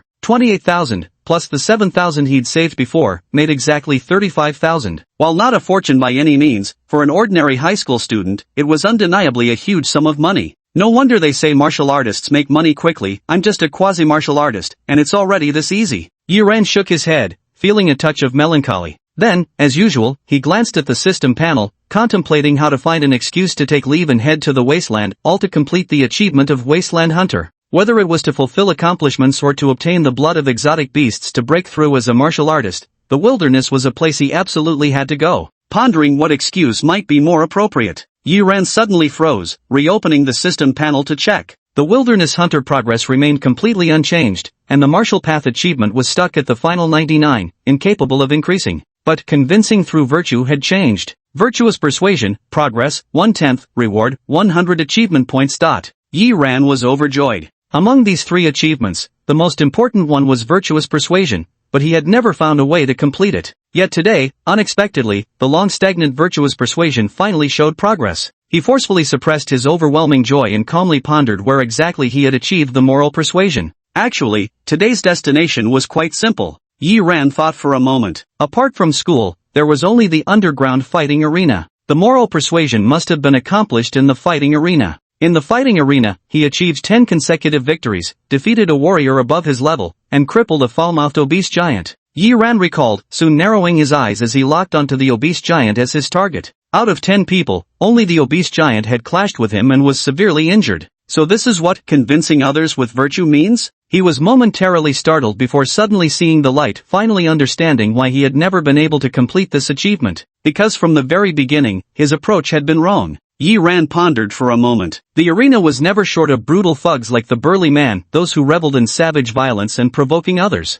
Just the right opportunity to convince them through virtue, earnestly persuading these fellows. But tomorrow he'd need a different mask, this one was too conspicuous. Those guys would recognize him instantly, and 9 times out of 10 they wouldn't dare cause him trouble. Lost in thought, Yi Ran returned to the residential compound. First, he'd go upstairs to tutor Su Qin for 2 hours as agreed, then head home for dinner. Money had arrived. Yi Ran naturally didn't hesitate to transfer 10,000 to Zhou Shishir. Zhou Shishir froze for a moment, exclaiming incredulously, "Bro, did you rob a bank?" That rich lady upstairs payment for teaching her martial techniques. Yi Ran patted Zhou Shishir's head, saying, "If you ever run short, just ask me from now on, no need to bother your mom. Spend this however you want, but remember to study hard." Zhou Shishir nodded repeatedly, docile as a young deer. After giving her a few more instructions, Yi Ran left and transferred another 10,000 to his aunt, wanting her to buy some supplements to nourish her health. "Young rascal, at least you remember to show some filial piety." Yi Hongfang slapped the back of Yi Ran's head and said with a laugh, "Keep the money. I'll transfer you some more later, find yourself a good martial arts school." After arguing back and forth for a long time, Yi Ran finally managed to convince her to take the money. Even so, Yi Hongfang had no intention of spending it on herself, going on and on, "Let's save up this money for your future wedding." Listening to her endless chatter, Yi Ran felt a warmth in his heart. Though his parents passed away early, fortunately, his aunt Yi Hongfang never let him lack the warmth of family. In the following days, Yi Ran was laser-focused, heading to the underground fighting arena every day to complete his winning hearts through virtue achievement. The progress of winning hearts through virtue was gradually increasing. Finally, on the 5th day, the achievement reached 9 out of 10, just one target remained. That night, Yi Ran wore a set of gray casual clothes, stuffed with padding inside to make himself appear as burly as possible. Even so, the moment he stepped into the fighting arena, someone sharp-eyed at the entrance recognized him immediately and shouted, "Watch out, everyone! That kid's back to wreak havoc again." At these words, the people in the arena scattered like startled birds and beasts, fleeing in haste. Especially those hot-tempered quasi-warriors who would seriously injure opponents over the slightest disagreement, their faces turned pale as they immediately turned and fled. Chapter 19, Don't worry, I'm here. Yi Ran wore a frustrated expression. Damn it, how could they still recognize me like this? He didn't bother pretending anymore, viciously tossing out the words, "I'll be back," before storming off in a huff. Watching him leave, the probationary warriors all heaved a sigh of relief. That kid was downright outrageous. Fighting fellow probationary warriors was like slicing melons and chopping vegetables to him. He obliterated everyone in seconds. Who'd dare face him? It wasn't like they had money burning holes in their pockets, desperate to lose that $1,000. However, even though they'd been keeping a close eye on this kid, these past few days, quite a few people still got scammed. The kid changed disguises every single day, utterly unpredictable. If they hadn't eventually figured out the pattern, they'd still be falling for his tricks. Honestly, regular martial arts aspirants had it easier. Losing a fight meant losing $1,000 at most. But those normally loudmouthed, aggressive quasi-warriors who loved picking fights really suffered, beaten so badly even their own mothers wouldn't recognize them. After several days, the fighting arena's atmosphere began subtly shifting.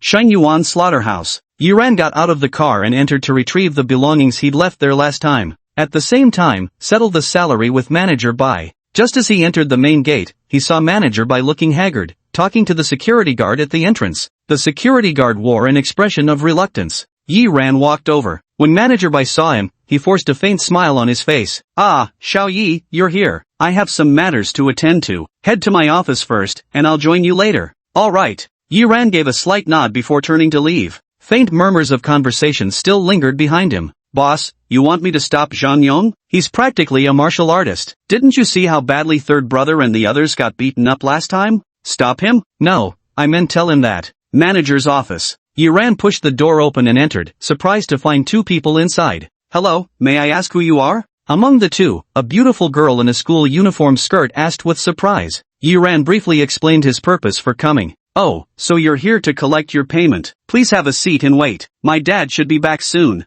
The girl in the short skirt smiled, her bright eyes lingering on Yi Ran for a few extra moments. This guy is really handsome. Yi Ran casually took a seat and waited quietly. Among the two, aside from the girl in the short skirt, the other was a young man in his mid-20s, tall and lean with ordinary looks, but his brow carried an air of arrogance. Junior sister Bai Wei, don't worry. Once that Zhang Yang arrives, I'll definitely teach him a lesson he won't forget. The young man snorted coldly. How dare you provoke someone from our Blue Dream martial arts school? You've got a death wish. Senior brother Zhou, if it's possible not to resort to violence, then let's try to avoid it. Bai Wei whispered softly, let's talk to him first. As long as he doesn't cause trouble for my dad anymore, we can let bygones be bygones. Alright, I'll follow your lead. The two continued their conversation. However, while Bai Wei spoke, her gaze repeatedly drifted towards Yi Ran, betraying a certain distractedness. This guy was truly handsome, not just in appearance, but in the way he carried himself too. Sitting there with a calm expression, not saying a word, yet he had completely captured her attention. Should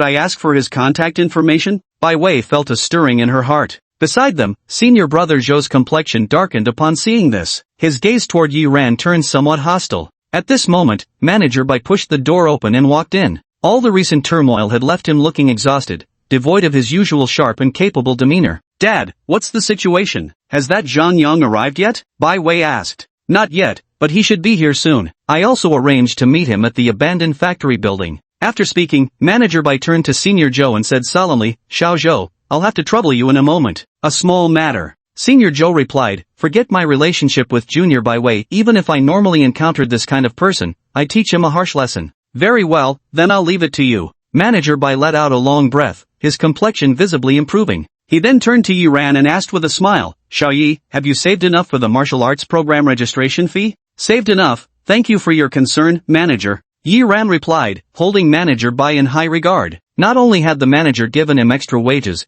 but he also had an excellent reputation in the factory, a truly good man. Alright, that's enough for now. Study hard and aim to get into Wuhan University's undergraduate martial arts program, so you can become a martial artist in the future. Manager Bai smiled and handed over some money. Here's the remainder of your wages. Yi Ran took it, looked at the amount, and showed surprise on his face. Manager, you've given me too much again. No problem, just take it. Manager Bai patted him on the shoulder. Beside him, senior brother Zhou's eyes flashed with disdain. Humph, just some penniless weakling who can't even afford the martial arts exam fee. At that moment, a phone rang on the office desk. Manager Bai answered the call, only to hear the security guard's panicked voice through the receiver. Manager, Zhang Yang is heading straight to your office. I couldn't stop him. Hearing this, Manager Bai's face turned ashen, and he slammed the desk furiously. Break through. This bastard is too damn arrogant. He hung up the phone, looked at Zhou Shixiang, took a deep breath, and said, Xiao Zhou, Zhang Yang will be here soon. It's up to you now. Bai Wei also sensed trouble coming and frowned slightly, saying, Shixiang, be careful in a moment. Uncle Bai, junior sister, don't worry.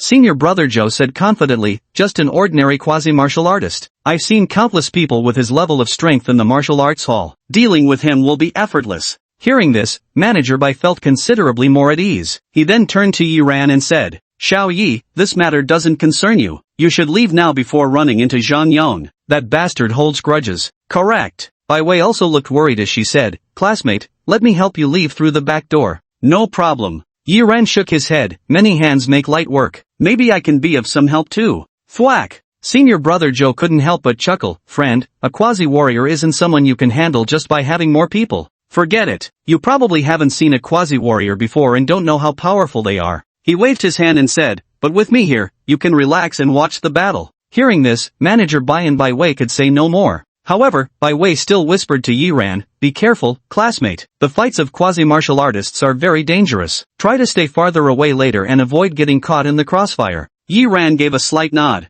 A moment later, the office door was kicked open with a bang, and in walked a young man with a scarred face, sneering coldly. Manager Bai, heard you were looking for me? The moment the scarred youth entered and spotted Bai Wei among the crowd, his face lit up with delight. Where, you're here too? I don't know you. Don't address me so familiarly. A hint of disgust and resentment flashed in Bai Wei's eyes as she said coldly, Zhang Yong, we've only met once by chance. Is it necessary for you to harass me like this? Where, I truly like you. Zhang Yong swallowed hard, greedily stepping closer with each word. Listen to me, I mean it. Bai Wei's delicate face paled as she involuntarily stepped back. At that moment, a hand stopped Zhang Yong. Senior brother Zhou snorted coldly, you must be Zhang Yong. I'll give you two choices. First, apologize to junior sister Bai Wei and then get the hell out of here, or second. Smack. Before he could finish speaking, he was slapped to the ground. Chapter 20, Beyond Outstanding. You little brat, who the hell do you think you are, daring to meddle in my business? Zhang Yong cursed angrily, kicking senior brother Zhou directly and sending him flying.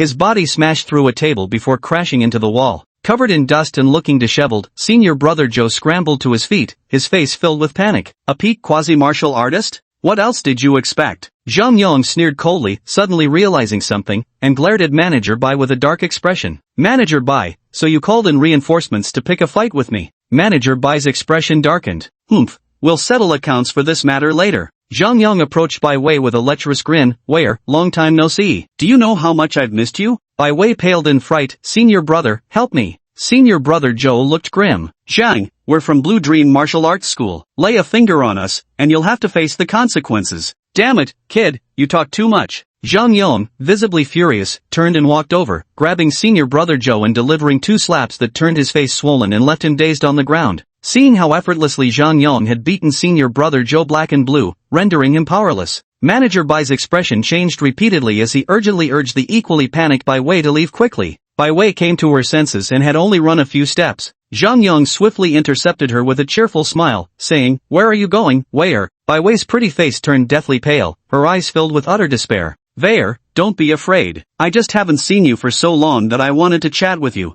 Zhang Yong beamed with a smile as he reached out to grab Bai Wei's hand. Suddenly, another hand blocked his path. Damn it, which blind fool is at it again? Zhang Yong flared up in anger, reaching out to grab that arm, wanting to yank its owner over and teach them a proper lesson. Yet the next moment, his face changed. He felt as if his hand had grasped something impossibly heavy, completely immovable. Yi Ran remained expressionless under the astonished gazes of Bai Wei, Manager Bai, and others. He grabbed Zhang Yong's hand in a reverse grip and applied slight pressure. Snap! A cracking sound echoed. Zhang Yong howled in agony, thrashing wildly, yet couldn't break free at all. Shut up! Yi Ran gave him a cool glance and continued intently, clapping down on the forearm behind his palm. Instantly, even more intense pain shot through. Zhang Yong's face twisted, his screams piercing, as his limbs convulsed uncontrollably. Then, his voice abruptly stopped, because a hand had gripped his neck. Yi Ran frowned slightly. I told you to stop making noise, didn't you understand? Beside them, Manager Bai Wei, and senior brother Zhou, who had just scrambled to his feet, were all frozen in shock. They stared dumbfounded as Zhang Yong, that formidable quasi-martial artist at his peak, was effortlessly seized by the neck like a mere toy by that handsome youth, utterly powerless to resist. The trio could only gape in stunned silence. Watching the youth speak in such a calm tone while gradually tightening his grip around Zhang Yong's throat, they couldn't help but feel a chilling dread creep over them. Xiao Yi. Manager Bai urgently called out. That's enough, let go. All right. Yi Ran nodded and released his grip. Zhang Yong slumped weakly to the ground, gasping frantically for air, his desperate need for oxygen momentarily surpassing even the excruciating pain radiating from his arm. Seeing this, Manager Bai wiped the sweat off his forehead. It was too dangerous. If he had shouted just a moment later, Zhang Yong might have truly died. Yi Ran then lowered his head to look at Zhang Yong on the ground. When Zhang Yong saw him, there was no trace of hatred or resentment in his eyes, only deep, lingering terror. He's a madman, a complete madman. He called out frantically with tears streaming down his face. I was wrong. I'll never cause trouble again, never harass Miss Bai Wei again. Yi Ran remained silent and looked at Manager Bai.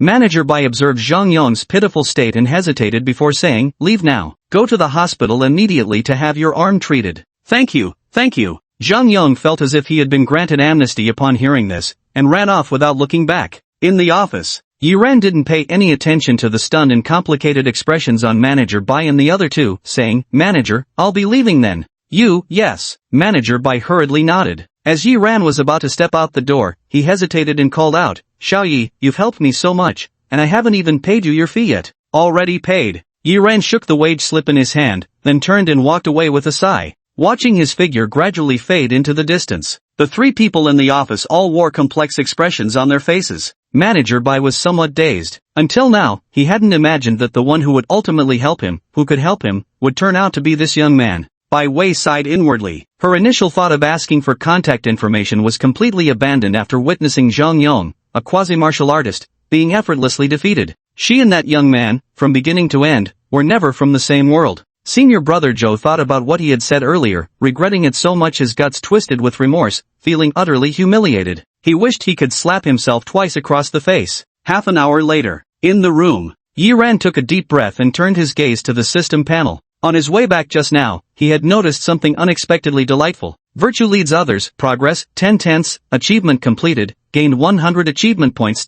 Virtue leads others has been completed. Through a twist of fate, he dealt with Zhang Yong while inadvertently completing the virtue leads others objective. Yi Ran suppressed the joy in his heart and turned his attention to the achievement points. Achievement points, 102. This is a staggering number, though currently, there aren't many places where achievement points can be utilized. Yi Ran pondered for a moment. Strengthening was out of the question. Currently stuck at the quasi-martial artist realm, any enhancement would be wasted without first achieving a breakthrough. As for deduction, the dual polarity body forging art had never been on his list to begin with. As for Thunderclap Fist, although he found it quite handy, it was only a D-grade martial skill, and improving it seemed somewhat wasteful. After some thought, Yi Ran quickly set his sights on combat awareness. The importance of combat awareness went without saying. More than half of his current combat prowess stemmed from it. Moreover, his combat awareness had already reached a bottleneck previously. This breakthrough will be truly massive. With this thought, Yi Ran no longer hesitated and began to deduce combat awareness. Instantly, he entered that incredibly realistic illusion once more,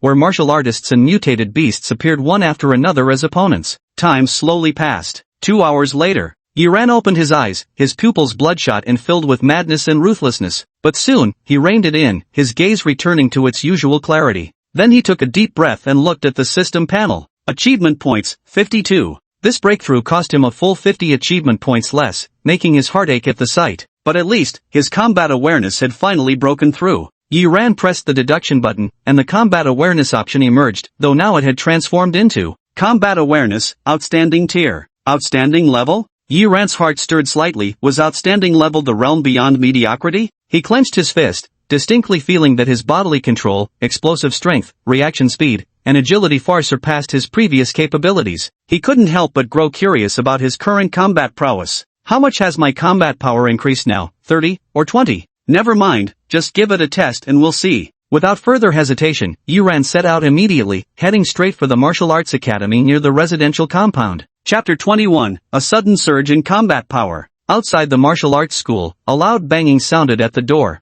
The young security guard, who had been curled up under the blankets frantically swiping his phone screen, suddenly cursed in anger and hurled the phone onto the bed. Damn camper, always sneaking up on people. Grumbling under his breath, the displeased young guard made his way toward the entrance. It's so late, who could be coming to the martial arts school? It's all your fault if you hadn't knocked. With my professional level reflexes, I wouldn't have gotten ambushed like this, he muttered as he opened the door. Standing at the entrance was a strikingly handsome young man. Even the young security guard felt his heart skip a beat at first sight. He had genuinely never seen someone so good-looking. Legend has it that only the most handsome group of people in the world could rival web novel readers. The young security guard's anger subsided somewhat, but he still asked coldly, "What do you want?" "Rent a training room for half an hour." The youth smirked and handed him the money. "Oh, half an hour costs 300, choose one of the 3 training rooms yourself, the password is." The young security guard said lazily, then suddenly noticed the 500 yuan bill handed to him. After a brief moment of surprise, he realized his fortune and immediately broke into a fawning smile. "Esteemed guest, please,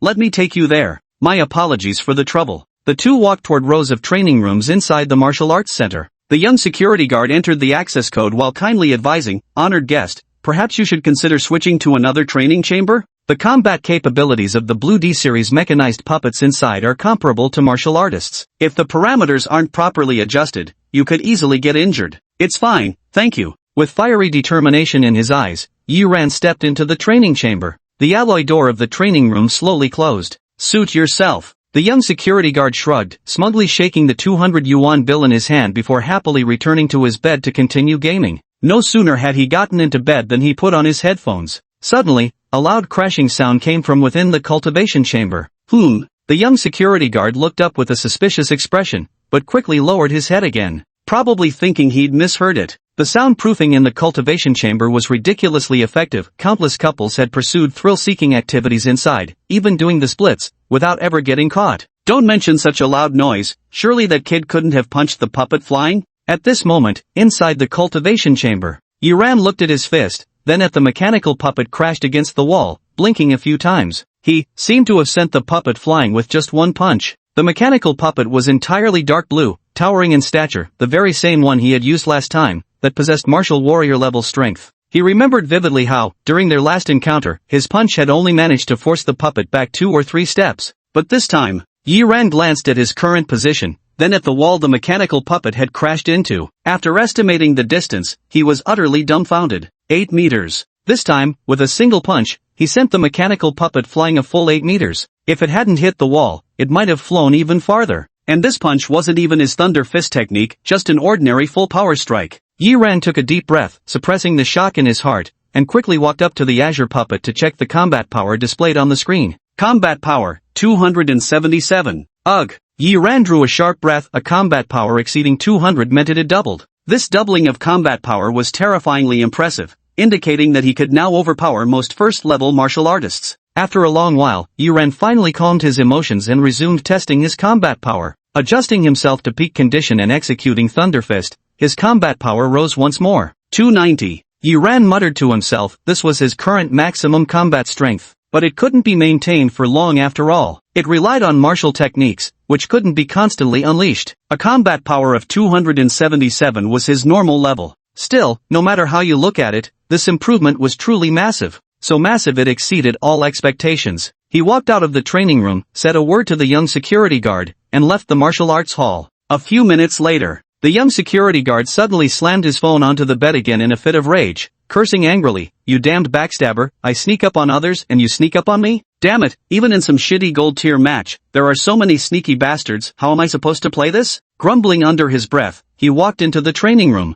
Just as he was about to move the mechanical puppet back to its original position, his gaze fell upon the numbers still displayed on the screen, and he froze momentarily in surprise. Then, with a shudder, he collapsed to the ground. My god, 290 combat power. Yiran returned home, moving quietly and tiptoeing into his room. His expression was somewhat odd. Just moments ago, he had unlocked his achievement in virtuous persuasion, but this new achievement that popped up, how should he put it? It's just a tiny bit peculiar. Heartbreaker. The kind-hearted you decides to give all young maidens a home. Progress, 0/20. Achievement unlocked. Reward, 50 achievement points. Yiran fell into silence. 50 achievement points is quite a lot, but this achievement is damn ridiculous. Yiran couldn't help but curse silently, reluctantly giving up on the achievement. Are you sure you want to abandon this achievement? If abandoned, it will cost 10 achievement points to refresh, and the next time you abandon an achievement, the cost will increase tenfold. Give up. Yiran, utterly exhausted, pressed the give up button. The Tsi King achievement vanished instantly, triggering a 3-day cooldown period. New achievements wouldn't refresh until after these 3 days.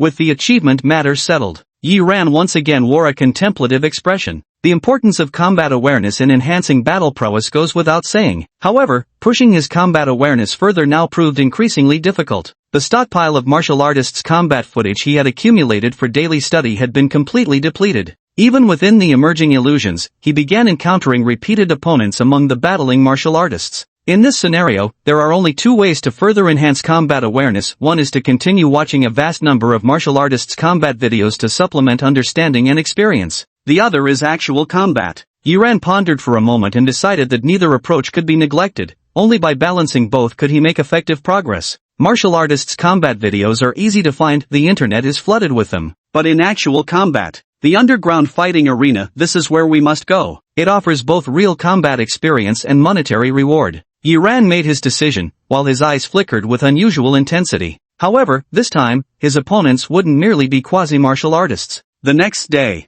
Yiran got up early because it was Sunday, and Su Qin was also heading to the martial arts school. Coincidentally, they encountered each other and happened to be going the same way. After exchanging greetings, the two walked side by side. Over this period, with daily tutoring sessions, they had become much more familiar and less awkward around each other than before. However, Su Qin had a rather cool and quiet temperament, never speaking to anyone except Yiran. When are you coming to our martial arts school? Su Qin shook her head. Coach Wang has been waiting for you. Coach Wang? Which Coach Wang? Yi Ran was somewhat surprised. Last time during the Thunder Fist instruction, didn't you promise that middle-aged instructor you'd visit the martial arts school when you had time? That was Instructor Wang. Hearing this, Yi Ran suddenly realized and recalled the incident. He had casually agreed at the time to leave quickly, never expecting the middle-aged instructor would still remember after so many days. Alright, I'll go when I'm free. Yi Ran pondered for a moment before nodding. Regardless, he had gained considerable benefits from that martial arts school last time, it was only right to meet with them.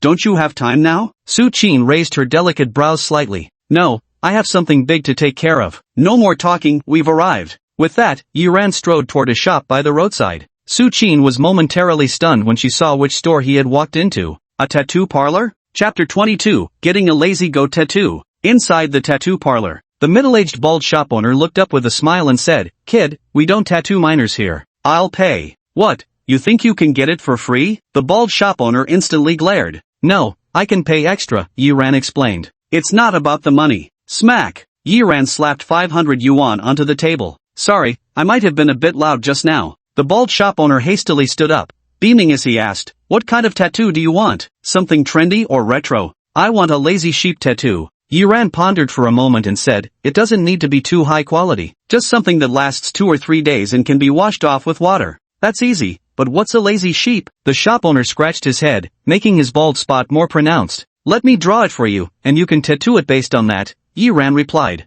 This world closely resembles my past life, yet there are still some differences, certain things simply don't exist here. Soon, he sketched out lazy sheep. The bald shop owner stared at the cartoon lamb with poop atop its head on the paper, finding it rather peculiar. Having seen countless tattoos of dragons, tigers, and other fierce creatures, this was his first encounter with someone wanting a poop sheep design. And honestly, it looked oddly cute. Today's youth really know what's trendy. Much later that day, Yi Ran left the tattoo parlor and waited at home for a while until the tattoo set properly before heading to the underground fighting arena. Underground fighting arena. Since it had just turned evening, the fighting arena hadn't been open for long, and there weren't many people who had arrived yet. Most of them were waiting in the spectator stands or rest areas. It was unusually quiet. Yi Ran walked in. This time he made no attempt to disguise himself, wearing the same outfit as on the first day. So as soon as he entered, someone recognized him. Back again, young man, a middle-aged martial artist said with a hearty laugh. Yi Ran nodded slightly, his gaze sweeping across the surroundings.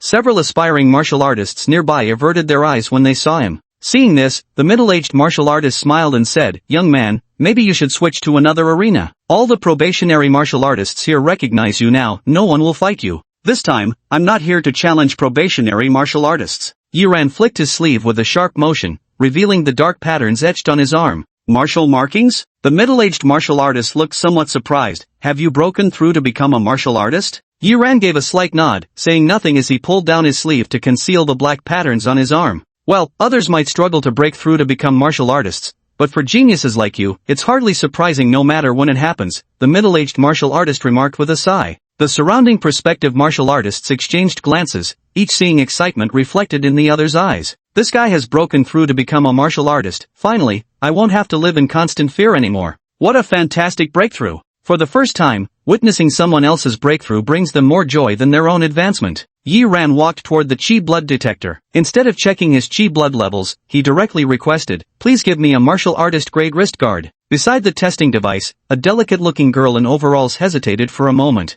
Just give it to him. Whether he tests or not makes no difference. The middle-aged warrior chuckled. For such a genius, breaking through as a warrior is child's play, let alone already having martial patterns. By the way, young man, what grade mutated beast's essence blood did you use for your breakthrough? Ordinary exotic beast's essence blood isn't worth mentioning. Yi Ran took the blue wrist guard, casually put it on, and then walked toward the stands. Ordinary exotic beast's essence blood? How could a genius like you use ordinary essence blood? I don't believe it, it must be at least rare grade, right? The middle-aged martial artist laughed. Yi Ran smiled faintly, offering no further explanation. Talk too much, and you'll give yourself away. He wasn't really surpassing mortal warrior level at all. That so-called martial tattoo was just a lazy sheep pattern, purposely revealed a tiny bit to scare people. It wasn't that he was being too low-key. Mainly because a quasi-martial artist with 277 combat power is truly absurd. If word got out, he might very well be dissected for study. A first-level martial artist has 100 Qi in blood points, while a second-level martial artist has 500 Qi in blood points.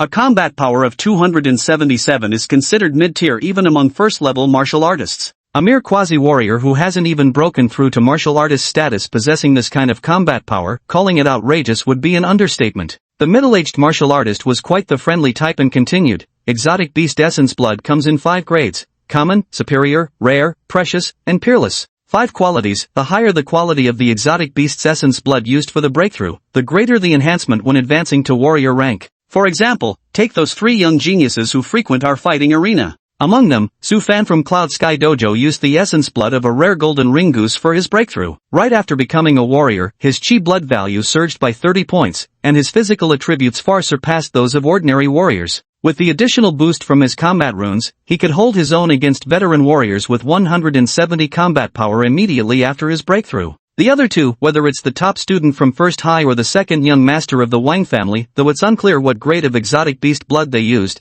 their combat abilities are no weaker than Su Fan's. Do those 3 come to the arena often? Yi Ran was somewhat surprised. These 3 were quite famous, being outstanding figures among the younger generation in Ningxiang City. They were also the ones teachers and parents constantly held up as examples. Come on, they do this every 10 days or half a month. The middle-aged martial artist chuckled, counting the days, they're probably due for another match today. Beside him, another martial artist shook his head. These 3 keep fighting amongst themselves, vying for the title of Ningxiang City's top martial artist under 18. After all this time, they still can't settle who's truly first. Their talents are about equal, and so are their strengths. No matter how much they compete, there won't be a clear winner. Putting everything else aside, these 3 are truly geniuses. Just 1 month after becoming warriors, their combat power has already risen to 200. That's right. Another month has passed now. I wonder what their combat power has reached. Hard to say, but tonight's definitely going to be interesting. The martial artists buzzed with discussion. Yi Ran felt a slight stir in his heart,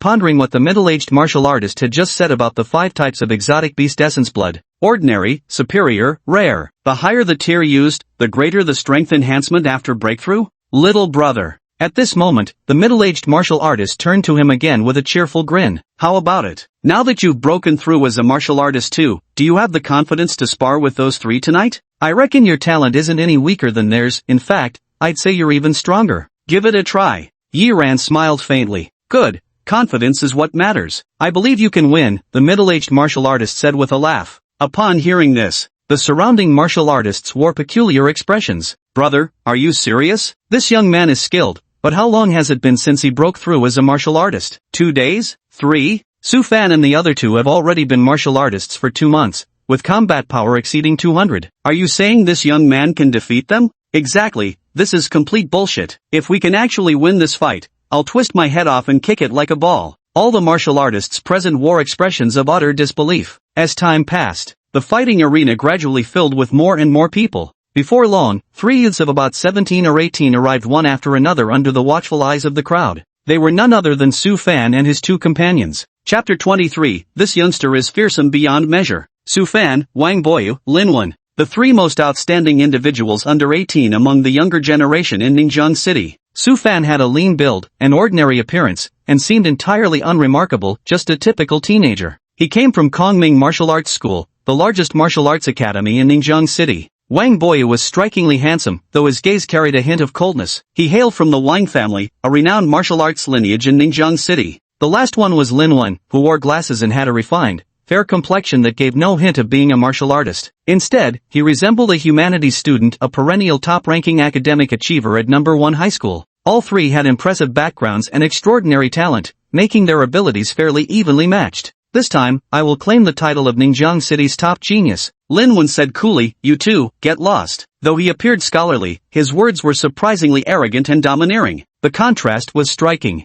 Anyone can talk tough. Just save your begging for mercy when you get beaten. Su Fan grinned. Wang Boyu's gaze remained indifferent, not even glancing at the 2 of them. Enough talk then, let's begin. Lin Wen said as he snapped the glasses in half, tore off his top, and leaped onto the stage. The surrounding martial artists watched with their eyelids twitching uncontrollably. This kid really has the makings of a lunatic. Su Fan and Wang Boyu also jumped onto the fighting platform. The 3 stood at triangular points, confronting each other with a certain air of 3 opposing forces balancing against one another. Yet none of the surrounding martial artists found this strange. Instead, one enthusiastically waved a hand and exclaimed, "Come on, lads, place your bets. I'm wagering these 3 will still end up in a draw. I'm betting on Lin Wen to win, said another. The kid's acting so cocky today, might just have something up his sleeve. Then I'll bet on Wang Boyu winning. That guy doesn't show off his strengths, but he's the most cunning of the three. I'm putting my money on him. Humph, in martial arts combat, righteousness and honor are the true path. I bet Su Fan will win.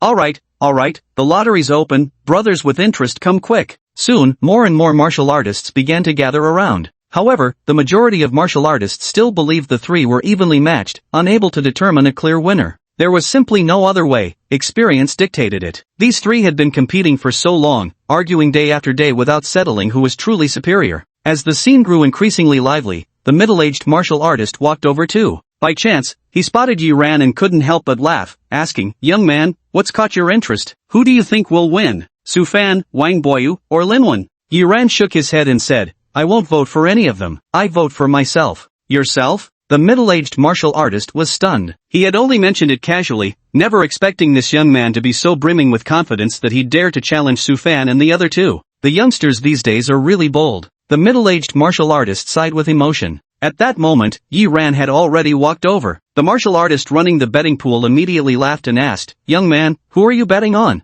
"Myself," Yi Ran replied. Hearing this, the surrounding warriors were also stunned. Is this kid crazy? He actually wants to take on those three? Don't forget, you just reached warrior level. Young man, you're not joking, are you? The bookie warrior chuckled. Yi Ran didn't say much, transferred 50,000 over, then turned and left. Although he had been sweeping through quasi-martial artists at the fighting arena these days, he actually hadn't earned much. Now he only had this 50,000 left. But this match should bring in quite a bit after it's over. 50,000. Are they playing for real? The martial artists present felt somewhat shaken. Their bets were actually quite small, though there were many participants, each only wagered 1 or 2,000. Dumping in 50 grand just like that. Betting on yourself, how much confidence does that take? No, it's stupid. Is this kid made of money? The attendant muttered under his breath as he saw the middle-aged martial artist approaching, then smiled and asked, "Old brother, who are you betting on?" "I'll bet on." Just as the middle-aged martial artist was about to speak, he suddenly caught sight of Yi Ran's back in the distance. Almost as if possessed, he blurted out, "I'll bet on that young brother over there. 1,000. The moment the words left his mouth, he regretted it. But with so many martial artists watching, he couldn't possibly go back on his word over $1,000. He had no choice but to curse himself under his breath for running his mouth too much, enduring the crowd stares as if he were an idiot, before turning to leave. Now that the money was paid, there was no backing out of watching the match. All he could hope was that the young guy would put up a good fight. If he lost too quickly, people would surely think he was a complete dumbass. On the fighting platform, Lin Wen and the other two were standing in a tense standoff. Yi Ran also leaped onto the platform. Seeing his mask, all three of them had rather peculiar expressions. Lin Wen couldn't help chuckling. "Brother, how old are you this year?" 17, Warrior Realm. Yi Ran glanced at the three of them. "I heard you're all quite formidable. I'd like to challenge you." At these words, all three pairs of eyes sharpened. His expression turned slightly grave. At 17 years old, martial artists like them were currently the only three in all of Ningjiang City. How could there suddenly be another one they'd never seen before? Could be a formidable opponent. The three exchanged glances, each sensing a hint of pressure. He must be absolutely confident in his abilities to dare step onto the stage at this moment. Suddenly, shouts erupted from the crowd. "Holy shit, that kid actually went up. He just broke through as a warrior and dares to fight Lin Wen and the other two. His balls are huge. Not just that, he even bet 50,000 on himself to win. Holy shit, for real? That arrogant?" Hearing the discussions from the stands, Lin Wen and the other two were stunned for a moment. Then they looked at Yi Ran with utter disbelief. "The hell? Are you kidding me? You just broke through as a martial artist and dare to challenge us who've been breakthroughs for 2 months? Brother, do you really look down on us that much?" Lin Wen snorted coldly as his blood and energy erupted. A twisted black serpent martial pattern gradually emerged on his bare upper body. Su Fan and the other person nearby also cast unfriendly glances at Yi Ran. Yi Ran remained calm and said slowly, "What, are you scared?" "Scared?" Su Fan grinned. "Pretty bold. I like that." He glanced at the other two. "You guys head down first. Let me teach him a lesson. Once I finish him, then the three of us can begin." Lin Wen shrugged. "Whatever." Wang Boyu said nonchalantly,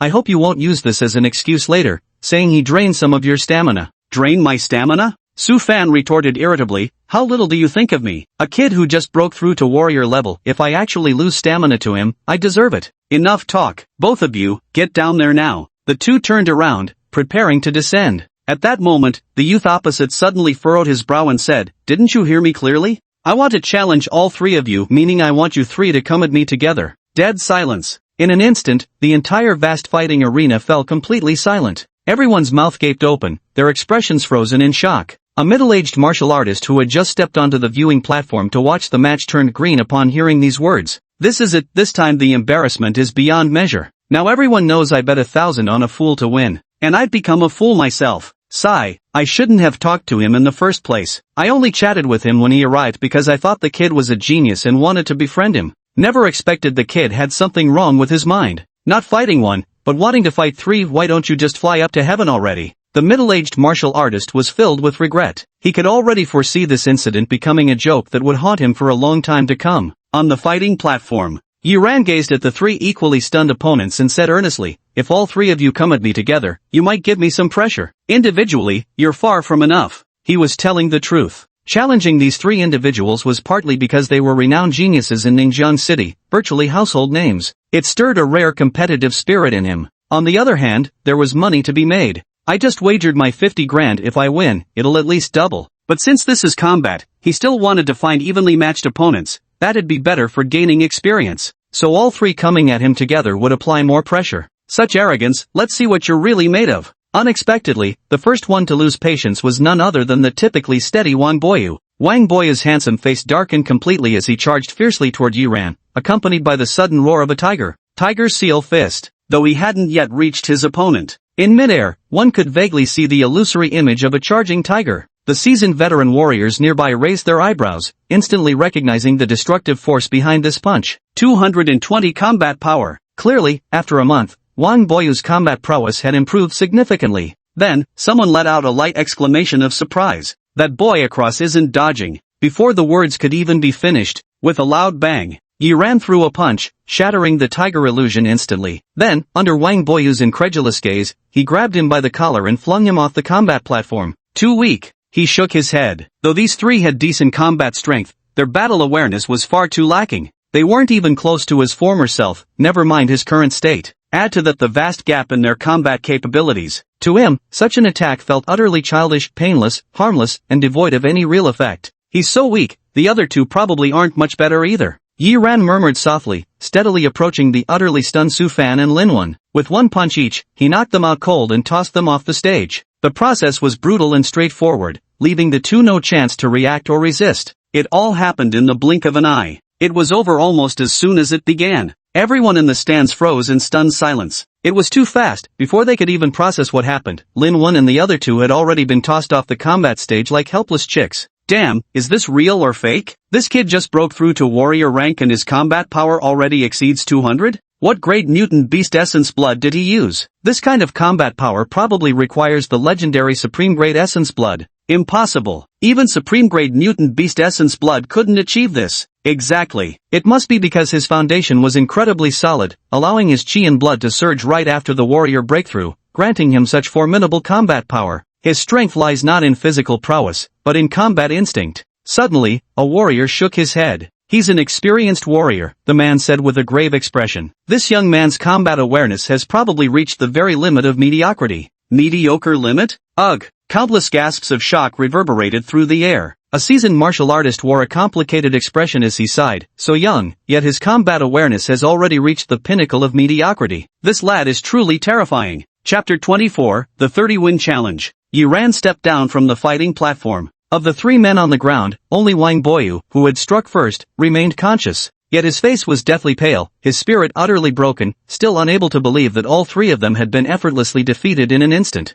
And the one who had defeated them was actually a youth their own age. For him, this blow was nothing short of devastating. You are really only 17? Wang Boyu's voice trembled slightly. Yuran stopped walking and gave a slight nod. Seeing this, Wang Boyu let out a bitter laugh. So all this time we've been competing, the true master never even deigned to fight us. Your skills aren't bad, but your combat experience is quite lacking. Yuran shook his head and said, not many, I suppose. Have you ever truly fought for your life? Wang Boyu initially wanted to rebut, but suddenly choked back his words. Indeed, the three of them had sailed smoothly all along their journeys, each pampered and shielded like treasures in their families. Even after becoming martial artists, they had never ventured into the wilderness, let alone competed with other martial artists. Throughout, their opponents had always been peers of their own age. To be honest, how much combat experience could youngsters of that age truly have? Thus, they never doubted that their combat experience was actually quite mediocre. On the contrary, they even took pride in it. The underground fighting arena, you come here often, but you probably only spar among yourselves and don't fight the other fighters here, right? Yi Ran asked. How did you know? Wang Boyu was momentarily stunned. Because you're too arrogant. Yi Ran said slowly, from start to finish, you've always believed that your only opponents are the other two. As for the other martial artists here, breaking through to become martial artists at such an advanced age, their talent must be too poor to be worthy opponents, right? Hearing this, Wang Boyu's pupils abruptly contracted. The three of them came here precisely because their respective family elders demanded it. Originally, they couldn't be bothered to come, but to go through the motions, they'd show up occasionally. And their thoughts were exactly as Yi Ran had plainly stated. After a long silence, he said, "Thank you, I understand now." With that, he left with the other two. Seeing this, Yi Ran felt somewhat nostalgic. He vaguely remembered that just a few months ago, these three had been figures far beyond his reach. Now, he could effortlessly defeat them all. He walked toward the martial artist who had just opened the stall. The opposing party and the surrounding martial artists all wore solemn and somewhat bewildered expressions.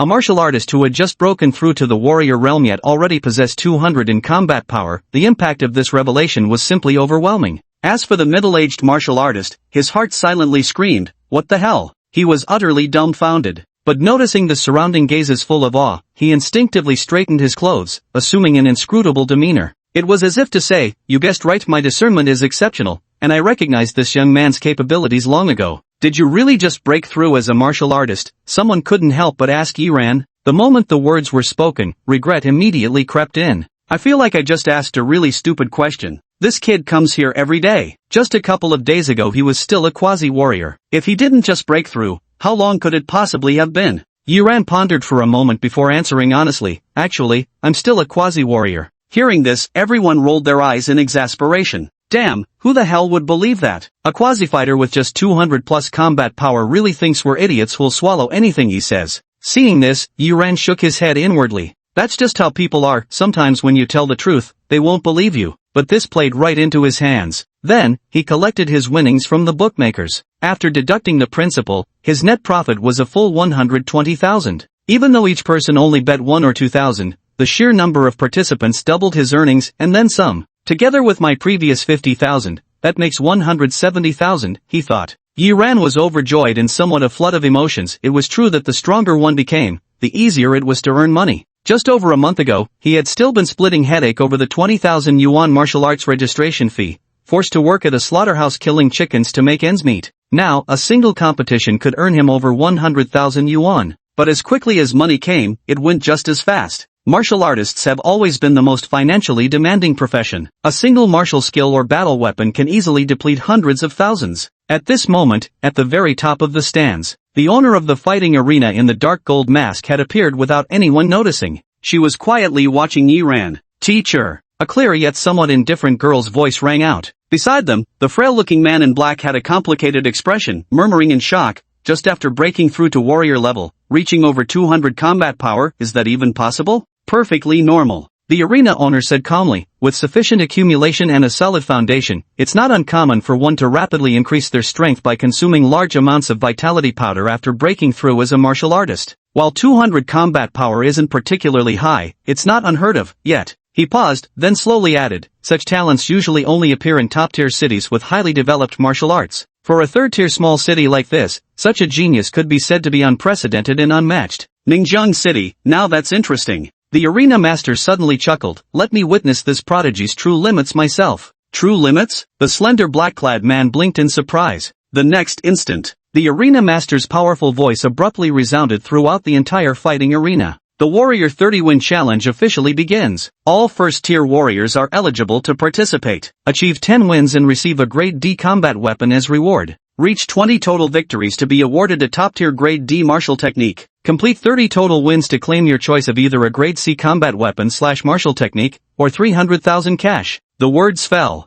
The arena fell silent for a split second before erupting into roaring excitement. 300,000? Yi Ran's heart jolted, such a lavish gesture. The other martial artists in the fighting arena were both shocked and delighted, with a touch of awe. Truly worthy of a martial master, generous from the very first move. Whether it was a C-class martial skill or a combat weapon, their value far exceeded those 300,000, being difficult to obtain even with money. "Quiet." The deep voice of the arena master rang out again, instantly drowning out the clamor filling the space. He spoke plainly, there are only 2 rules for the challenge matches. First, participants may challenge as many times as they wish, but they cannot rest or recover stamina during the match. Second rule, the drawing of lots is completely random. Whoever you draw is your opponent, no substitutions allowed. Any actor who intentionally throws a match will have their rewards revoked immediately and will be permanently banned from my arena. The rules are simple. Each participant has multiple challenge opportunities, but there's no time for rest or recovery between matches. Furthermore, since the matchups are randomly drawn, victory depends not only on skill but also on luck. If you draw an evenly matched opponent, a single bout could completely exhaust your stamina.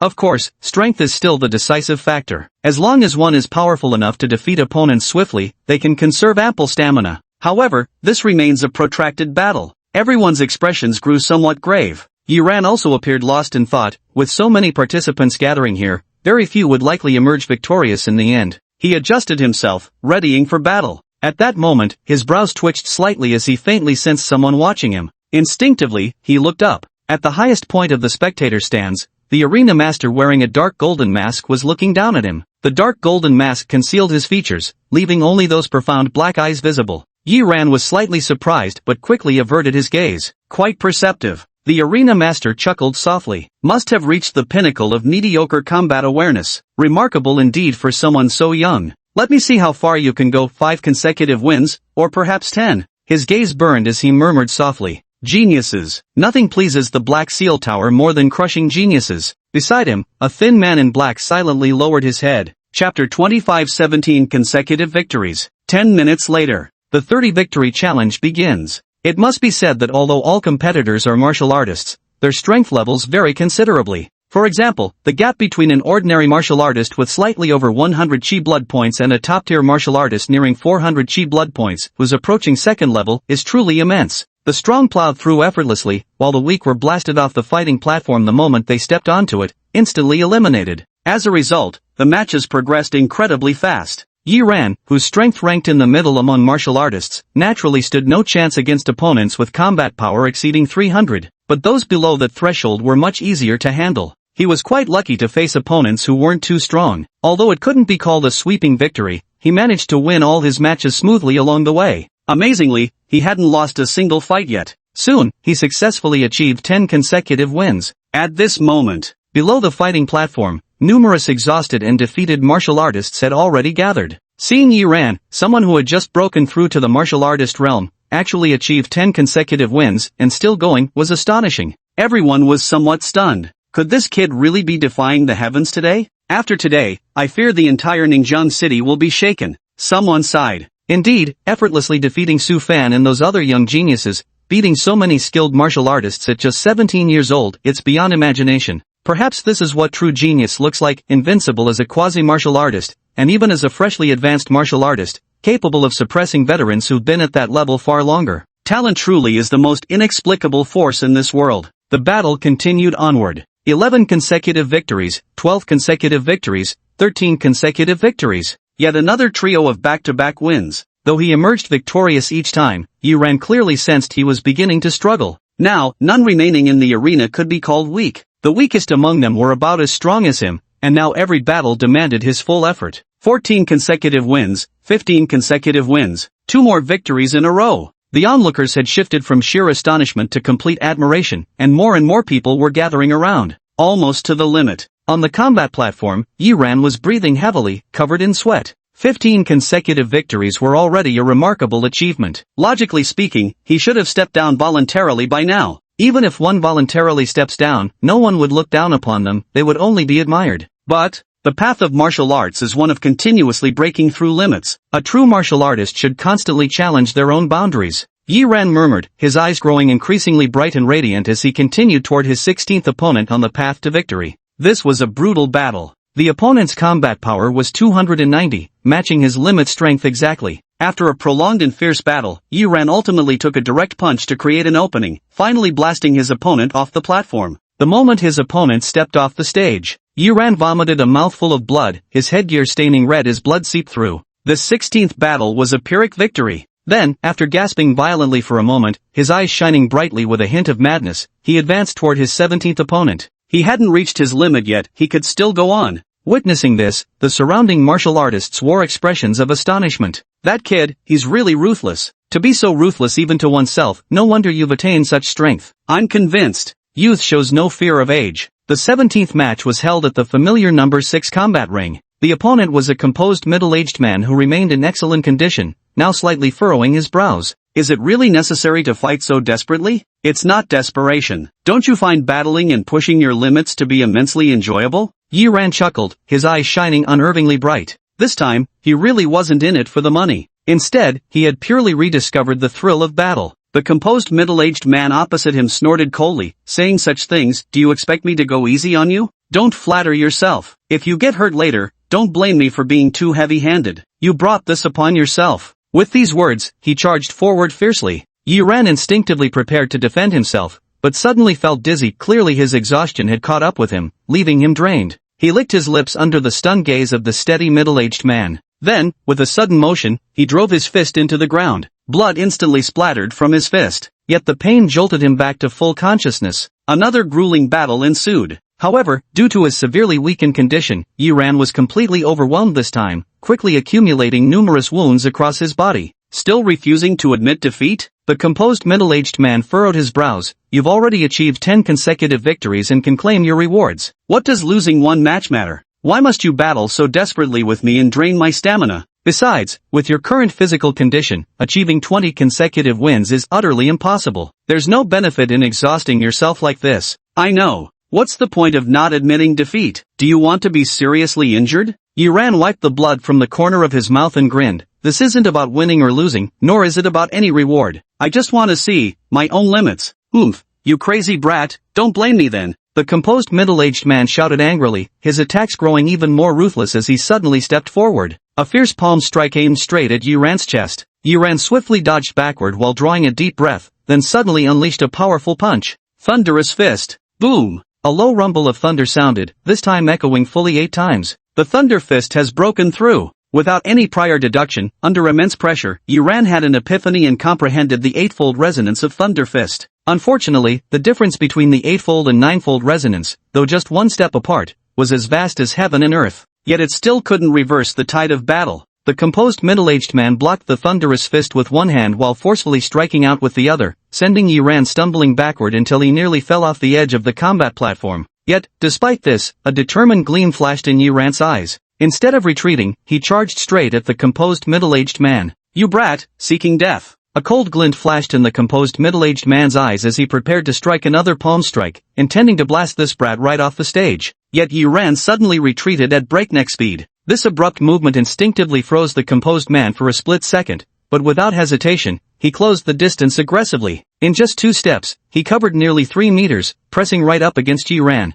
It was also at this moment, Yi Ran suddenly stepped forward again, his control over his body reaching an unparalleled level of precision, not wasting even the slightest bit of strength. Thus, both his sudden advance and abrupt retreat were executed with perfect timing, devoid of any hint of hesitation. His entire body erupted forward, crashing into the unprepared, steady middle-aged man's chest. The composed middle-aged man froze, completely unprepared for this sudden attack. At such close proximity, he simply couldn't react in time. The impact left his chest compressed and his vital energies churning violently. When he finally regained his senses, shock and fury surged through him. With sudden explosive force, he violently shoved Yi Ran away while simultaneously delivering a palm strike. Yet, at the very moment he summoned his full strength, Yi Ran suddenly withdrew his strength, sidestepped with his whole body, then delivered a cunning elbow strike that landed heavily on his opponent's lower back. Bang! 2 voices rang out simultaneously. Yi Ran was sent flying by a palm strike. As for the composed middle-aged man, having exerted too much force, he found himself charging toward the edge of the combat platform on the verge of toppling off. He desperately regained control, teetering precariously at the very edge. Yet the cold sweat on his forehead hadn't even had time to drip. An excruciating pain shot through his waist, making his body go limp beyond control before he plummeted straight off the combat platform. On the other side, Yi Ran tumbled across the ground several times before finally coming to a stop. Staggering to his feet, he gasped for breath, feeling as though his entire body might fall apart. Every inch of him ached, leaving not an ounce of strength remaining.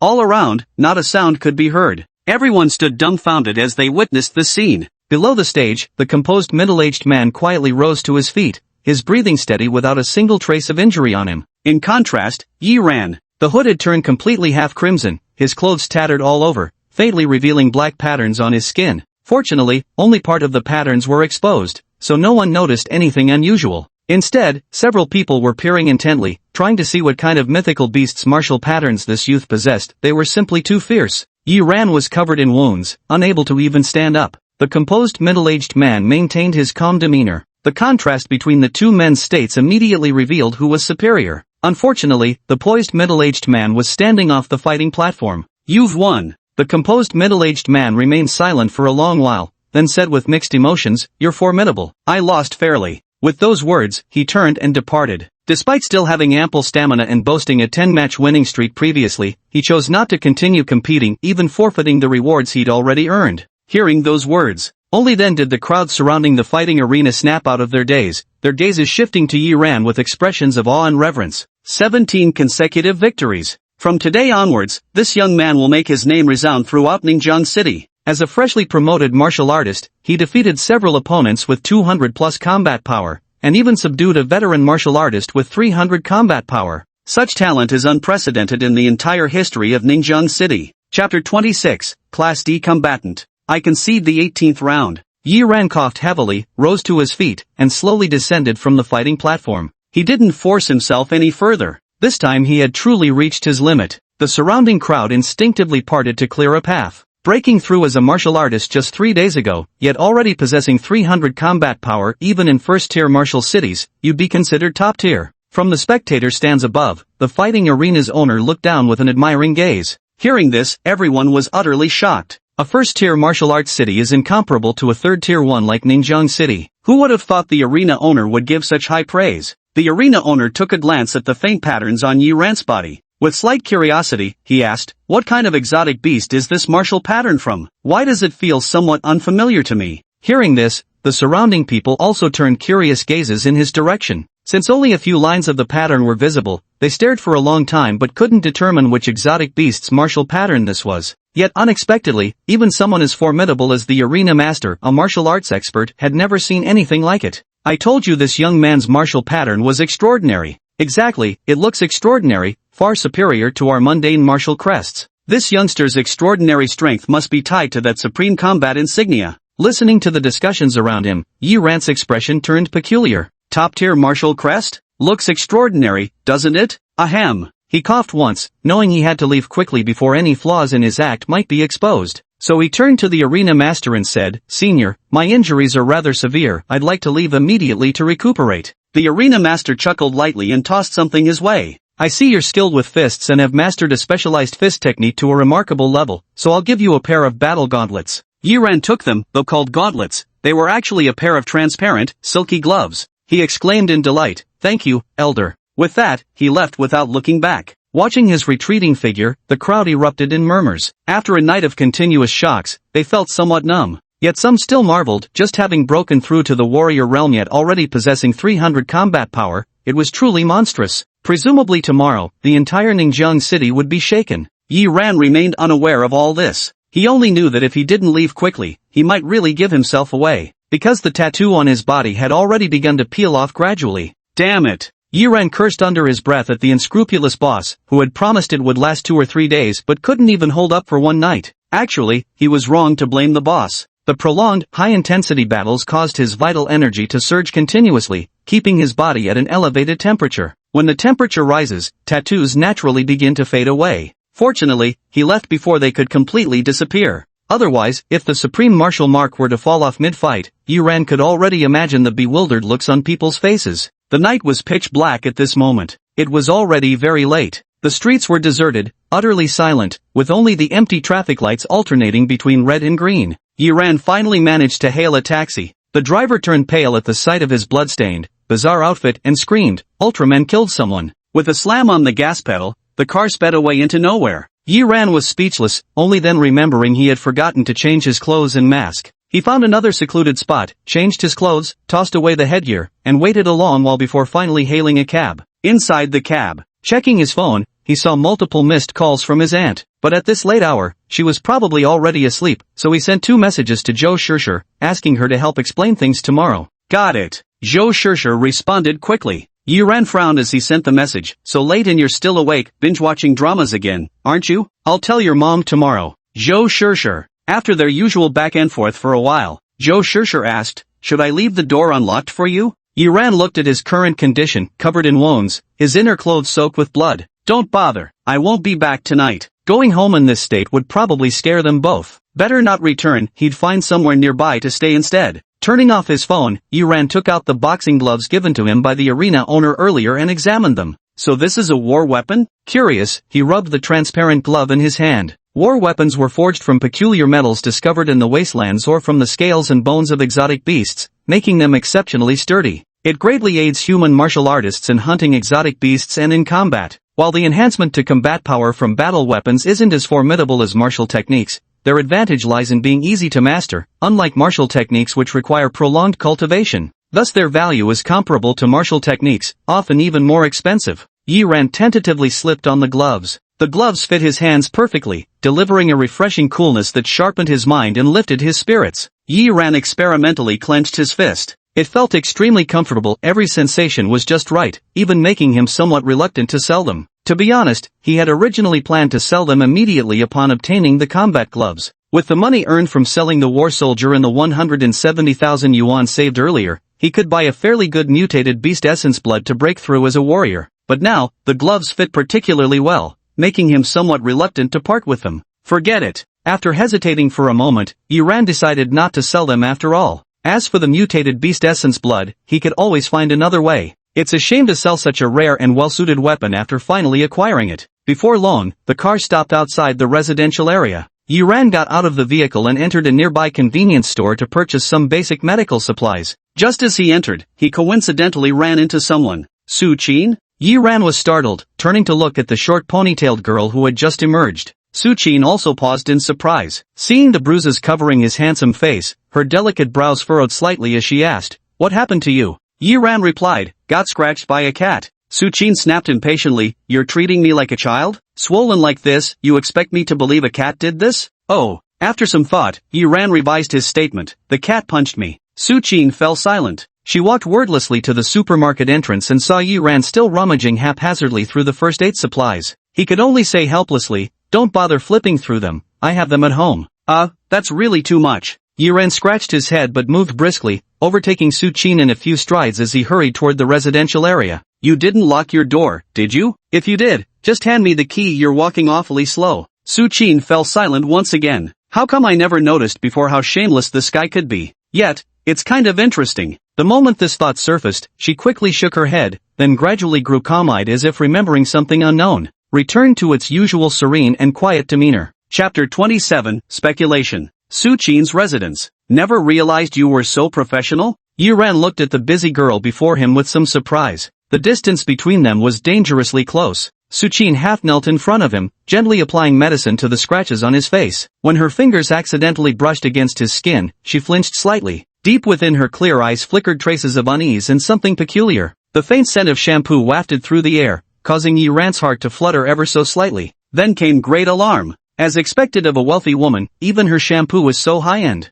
"It's done." Su Qin stood up. "The injury isn't serious, and your recovery ability is astonishingly good. You should be healed in 2 or 3 days. As she said this, even she seemed somewhat surprised. This guy's recovery ability is ridiculously strong. His physical constitution doesn't seem like that of an ordinary person at all. It's almost comparable to that of a martial artist, a formidable body that has undergone a transformation. But martial artists. She glanced at Yiran with her beautiful eyes and gently shook her head. Heaven is fair, while unique physiques are rare gifts bestowed once in an era, they too have their limitations. Those with physiques that rapidly enhance chi and blood cultivation often prove utterly clumsy in martial comprehension. Conversely, geniuses with exceptional martial insight typically show remarkable frailty in chi blood cultivation. Each has its strengths, there is no absolute perfection. Therefore, she didn't believe Yiran's chi blood value could be particularly high, especially since Yiran came from an ordinary family background, making it difficult for him to obtain cultivation resources. His chi blood value might even be weaker than his peers. But she had no intention of voicing these thoughts. After spending these past few days together, they had essentially become friends, and it wouldn't be right to expose a friend's shortcomings. So during regular conversations, she rarely mentioned her own chi and blood levels. She was afraid of discouraging Yiran. Yiran picked up the mirror and checked his reflection. Great, his handsome face was still intact. The bruises on his face had been treated and had diminished significantly. He couldn't help but exclaim, "You're really quite good." "You'd better be talking about my healing technique." Suchin shot him a glance. This guy was getting more and more audacious, cracking all sorts of inappropriate jokes. "Of course I meant your healing technique. Where did your mind wander to?" Yi Ran asked, bewildered. Suchin gave him a glare with her beautiful eyes and snorted lightly. "I originally didn't know how either, but later I often." She suddenly thought of something and didn't continue. Changing the subject, she said, "You can sleep in this room tonight." "It's so late. Your aunt must have already gone to bed." "Alright, but wait a moment." Yi Ran spoke while starting to take off his clothes. Seeing this, Suchin immediately bristled, covering her eyes in shock and panic. "What are you doing?" But soon, peeking through the gaps between her fingers, she noticed Yi Ran had only removed his top and sighed in relief, though her delicate brows remained slightly furrowed. "Just what exactly are you trying to do? Help me treat the wounds on my back again." Yi Ran clenched his teeth. Suchin paused slightly before walking back over. Seeing the multitude of injuries covering his back, she couldn't help but frown. "These are serious wounds. What happened to you?" "Well," Yi Ran hesitated, finding it difficult to explain. "Scratched by a cat?" Suchin gave him a glance, then reached for the first aid kit and began treating his injury. She had only meant it as a teasing remark. To his surprise, Yi Ran nodded vigorously like a chicken pecking at rice, praising, "You're so clever to have guessed that." Suchin fell silent, then applied more force while tending to his wound. Yi Ran grimaced in pain, baring his teeth. "I'm telling the truth, it was a fight with martial artists." "A fight with martial artists? Why don't you just say you defeated over a dozen of them? You're quite the braggart." Suchin let out a soft hum and gradually slowed her movements. Yet as she took in the startling array of wounds on his back, she couldn't help but furrow her delicate brows, her movements growing ever more gentle. In this manner, nearly half an hour passed. Only then were all of Yi Ran's injuries finally treated. He also fell into a deep sleep. Today was truly exhausting. Suchin stepped out of the room and had just closed the door when a somewhat burly figure suddenly emerged from the neighboring room. The figure was clad in a black trench coat, wearing a hat and a mask, completely wrapped up tightly. "Dad, why did you come out?" Suchin was somewhat surprised, then nervously said, "My classmate is inside, don't let him find out." He probably already noticed. The burly figure removed his mask, revealing a middle-aged face covered in scars, and spoke calmly. Then, he walked over to the living room table, took out a pack of cigarettes from the convenience store bag Suchin had brought back, and slowly lit one. Seeing this pack of cigarettes, Suchin froze for a moment. Then her delicate face suddenly changed. The convenience store bag was stocked with plenty of cigarettes and alcohol. But after these days of interaction, Yi Ran knew she didn't smoke or drink, so these must have been purchased for someone else. "Your classmate seems like a pretty decent guy." The scar-faced middle-aged man exhaled a slow puff of smoke and said deliberately, "He probably noticed you bought many things you wouldn't normally use. And knowing you live alone, he worried you might be coerced by someone, that's why he found an excuse to follow you home." Hearing this, Suchin froze momentarily, feeling a warmth bloom in her heart. Then she lowered her voice and asked, "Now that he knows about you, does this mean we have to move again?" "Not for now." The scar-faced middle-aged man shook his head. "He doesn't realize yet that I'm a fugitive wanted by the Martial Alliance. He probably won't report me. And from the looks of it, he's probably guessed the relationship between you and me, though I'm not sure how he figured it out. But for the time being, there shouldn't be any issues." "But," the scar-faced middle-aged man paused, then said softly, "just in case, we should leave as soon as possible. As for the Crimson Sun Fist, you need to hurry with that. From what I've observed these past few days, this young man has good character. He can be trusted." Suchin fell silent for a moment. "I understand, Dad. You should rest early." The scar-faced middle-aged man watched her retreating figure, a flicker of guilt flashing through his eyes before dissolving into a soft sigh. Everything was just to survive. The next day, Yi Ran stretched lazily and rose with deep satisfaction. After a night of rest, he had recovered considerably. His mental state was good. Of course, not counting superficial injuries, his internal injuries were still serious and wouldn't heal anytime soon. Stepping out of the room, Yi Ran glanced at the adjacent room with a peculiar light flashing in his eyes. There's someone next door. He noticed it when he returned yesterday. Since his combat awareness reached the outstanding level, his perception has become increasingly acute. He could clearly sense a deeply concealed yet powerful presence in the neighboring room. An aura this strong likely belongs to a second-level martial artist. Yi Ran felt somewhat heavy-hearted, but he wasn't overly nervous. He had tested it several times yesterday and noticed that only when teasing Suchin did that aura become unstable. Thus, he guessed that person must be Suchin's father or uncle to react this way. But why would her family members need to hide? Yi Ran felt puzzled, but didn't dwell on it. At least they weren't wanted criminals. Otherwise, he could never feel at ease knowing his aunt and Shirshir were living downstairs. Chapter 28 The Black Flood Dragon. Early morning. Yi Ran and Su Qin left the house together and boarded bus route 5. Noticing Su Qin also boarding bus route 5, Yi Ran was a bit surprised. Wouldn't taking bus number 3 be faster for you? Su Qin shot him a glance. None of your business. Yi Ran. Women are such fickle creatures. He rolled his eyes and looked up at the small televisions on either side, which were broadcasting the news. According to reports, yesterday in Ningjiang City, a newly advanced 17-year-old martial artist emerged. Just after breaking through to martial artist level, his combat power reached 300, and in a certain martial arts gym, he defeated 17 seasoned martial artists in a row. Yi Ran froze for a moment. Could this be about him? Currently, both the Martial Artists Association and various martial arts schools have issued announcements stating that anyone with information about the newly promoted martial artist can contact them for a generous reward. The moment this news surfaced, it immediately drew the attention of everyone in the train carriage. Gasps of astonishment filled the air. Although many people didn't fully grasp what it meant for a newly breakthrough warrior to possess 300 combat power right away, but that didn't prevent them from understanding the significance of the matter. It even warranted its own news coverage. Moreover, seeing major figures like the president of the Warrior Association and the master of Kongming Martial Arts Hall appearing in the news report spoke volumes. Su Qin also froze for a moment, lightly biting her lip. 300 combat power. If she had such talent and could attract the attention of so many factions, perhaps she wouldn't have needed to keep fleeing with her father. Yi Ran was still somewhat bewildered, while also becoming wary. It seems he won't be able to visit the underground fighting arena for a while. He hadn't expected to stir up such a commotion. He wasn't actually afraid of drawing too much attention. The main issue was that he hadn't officially broken through to become a martial artist yet. If his quasi-martial artist status were exposed, it could bring serious trouble. Reaching 300 combat power immediately after breaking through. Such geniuses, while rare, weren't unheard of. Without having broken through as a martial artist, yet possessing 300 combat power, this was already an existence akin to a bug. 9 times out of 10, they'd be dragged away for dissection and experimentation. This was something that warranted caution.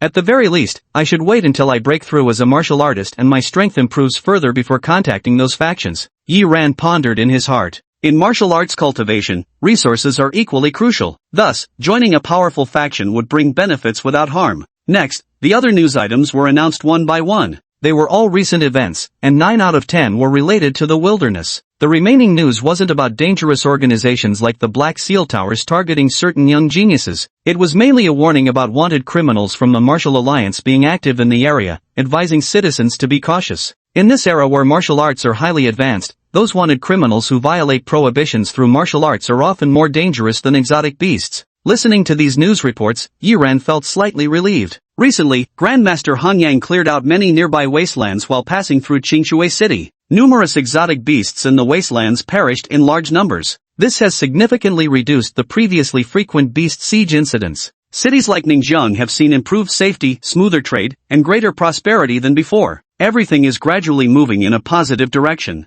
At the same time, Ningjiang City Martial Alliance Branch. As an official organization, the Martial Alliance Branch is guarded by the city's current strongest 5th-level powerhouses. Yet at this moment, these formidable figures, capable of shaking the entire Ningjiang city with just a wave of their hands, all wore unusually pale expressions. Has Grandmaster Han Yang still not emerged? Minister Ning Jiang asked in a low voice. Reporting to the minister, ever since Grandmaster Han Yang ventured deep into the Limu wilderness and the terrifying energy tide erupted from its depths, the Grandmaster has yet to return. Hearing this, everyone fell into a somber silence. The Limu wilderness is the wasteland outside Ningjiang city, and has been the most immediate source of danger to the city in recent years. Yet, the Limu wilderness is just an ordinary wasteland. How could a Grandmaster go missing there? At that moment, someone urgently shouted, "Director, someone has captured footage of the Grandmaster. Play the video quickly." Minister Ning Jiang suddenly stood up. The video file played, showing nothing but static as it had clearly been disrupted by powerful energy waves.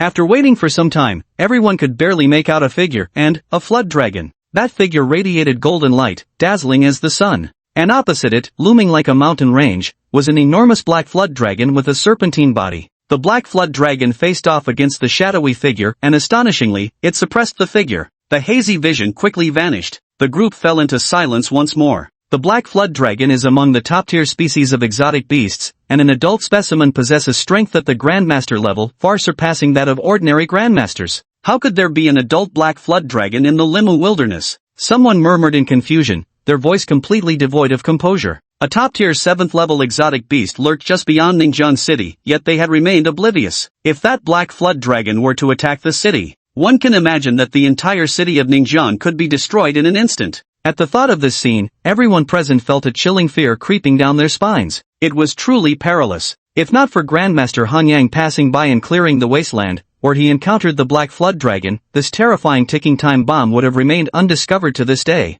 Minister, what do we do now? Someone asked nervously. Minister Ning Jiang closed his eyes for a long moment before slowly reopening them. A 7th-level Black Flood Dragon has already surpassed our capability to handle. The slightest misstep wouldn't just affect our Ningjiang City, the entire Danyuan province would face the consequences. I'll report to higher authorities and request assistance from a Grandmaster. Keep the news under wraps to avoid causing panic among the residents, but also prepare evacuation routes out of the city as quickly as possible. Ensure that if the Black Flood Dragon attacks, we can evacuate all citizens promptly. Evacuation. Someone heaved a soft sigh. Once they left, it was almost certain they'd never have the chance to return. Even if we could drive out the aberrant beasts and reclaim our homeland in the future, all that would remain are ruined walls and endless wilderness growing wild without restraint. Some remained silent, remembering Qingshui City from not long ago. A nearly identical outcome. Abandoning their homes, countless people fled in panic. He whispered, if only Ningjiang City could produce a Grandmaster.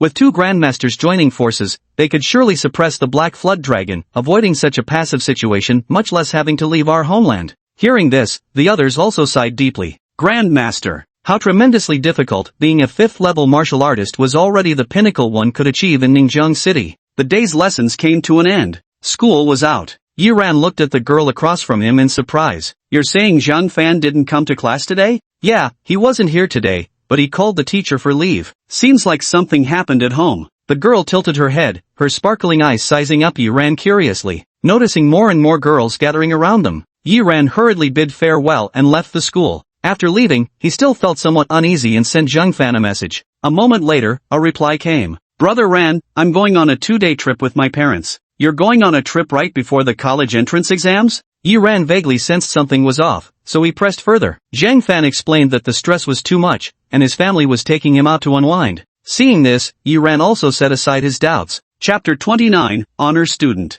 After leaving school, Yiran didn't head home. Instead, he went straight to Thunderclap Martial Arts School. Su Qin had reminded him again yesterday, and with no excuse left, he could only come take a look. Though he still didn't understand why Instructor Wan was so persistent about meeting him. But Yiran guessed, 9 times out of 10, they wanted him to join the martial arts school. Thunderclap Martial Arts School. Returning once more, Yiran still couldn't help but marvel. As expected of a top-tier martial arts school second only to the Void Enlightenment School, it was truly massive, with an impressive number of students. Enter the main hall. Su Qin had already arrived and was instructing new trainees in martial arts techniques. Dressed in an indigo-purple martial arts uniform, her fair and delicate features contrasted beautifully with her slender, graceful figure, making her exceptionally eye-catching. The surrounding trainees couldn't take their eyes off her, absent-mindedly going through the motions with half-hearted moves. Su Qin's expression was cool, not exactly cold, but carrying a faint air of detachment that kept even her admirers from daring to strike up a conversation. They could only steal glances at this aloof senior. Yiran waited for a while nearby. Su Qin noticed him and walked straight over. I thought you were going to stand me up again today. Am I that kind of person? Yiran said confidently, among my countless virtues, the most outstanding is definitely my honesty and trustworthiness. Stop fooling around. Su Qin shot him an annoyed glance and said, I'll take you to see Instructor Wang. But you might have to wait a while. He's currently giving a tour to the owner of Blackwater Martial Arts School for a learning visit. A learning visit? Yiran sounded surprised. Yes, Blackwater Martial Arts School is newly established. Since our Thunderclap Martial Arts School has a larger scale and good development, their owner came to learn about operating a martial arts school. Su Qin explained. Yiran gave a slight nod. This kind of thing is quite common not just in martial arts schools, but also in regular schools and companies. However, when it comes to martial arts schools, there's usually a fee involved. After all, small martial arts schools visiting larger ones to learn are essentially benefiting from the association, who would agree to it without payment. He followed Su Qin to the training room of Thunderclap Martial Arts Hall. The middle-aged instructor I saw last time was showing another bald old man around the training room. Wait here for a while, I'm going back to cultivate. Su Qin finished speaking and left. Yiran waited for a while before seeing another instructor, slightly thinner in build, bring a youth around his own age to take a brief look around the place. The young man wore a haughty expression, and after giving a slight nod, the thin instructor was overjoyed, hastily leading him to the next location. Soon after, The tall instructor Wang walked over with a smile. You're truly hard to invite, it took such great effort to get you here. Yiran scratched his head awkwardly. Sorry, I've been a bit busy lately. Coach Wang, you asked to see me. Is there something you need? Let's talk about our martial arts school's honor student program. Coach Wang smiled and said, come on, let's go to my office and I'll explain in detail. Nearby, the bald old man gave Yiran a surprised glance when he heard the words honor student. He then addressed Instructor Wang respectfully. Instructor Wang, I shall take my leave for today. Take care, old Moo. Tomorrow at the same time, I'll show you the rest area of the martial arts school, Instructor Wang said casually. Understood. I'll be punctual tomorrow. The balding elder appeared extremely deferential, maintaining impeccable manners despite being older than Instructor Wang. As if Instructor Wang were the elder and he the junior. Witnessing this, Yiran couldn't help but sigh inwardly. This was the difference between major martial schools and minor ones. In minor martial schools, even someone as esteemed as the headmaster would have to show deference when meeting a mere instructor from a major martial school. Office. Instructor Wang smiled and asked, so, how are you thinking about it? Yiran pondered slightly. On the way here, Instructor Wang had briefly explained the concept of an honor student to him. Honor students represent the most outstanding type of trainees within the martial arts school. Unlike regular trainees, honor students are exempt from tuition fees, and the school even provides them with a monthly stipend. In addition to the salary, there are many other rewards and benefits, making the conditions quite generous. Of course, favorable as the conditions may be, there are still requirements to meet. Honor students are typically exceptionally talented individuals with considerable fame. Despite its size, the Thunder Martial Arts Academy currently has only 9 honor students. Yiran pondered for a moment. Instructor Wang, the conditions are quite good, but I have other matters to attend to. I'm afraid I won't be able to come to the martial arts school every day. No problem. Just consider it as lending your name. Instructor Wang waved his hand and said, just drop by occasionally, once or twice is enough. However, whenever you do come, you'll need to demonstrate your 7-clap thunder fist. He smiled and continued, to be honest, with the martial arts college entrance exam just a few months away, many students want to join martial arts schools for their final sprint. Honorary student is essentially one of our recruitment strategies, using renowned geniuses to attract new students. Yiran nodded contemplatively. No wonder I don't have to come here often. In that case, coming just once or twice occasionally shouldn't be a problem. He pondered for a moment before nodding. Seeing this, Instructor Wang gave him a hearty pat on the shoulder and said with a grin, you won't regret joining our Thunderclap martial arts school.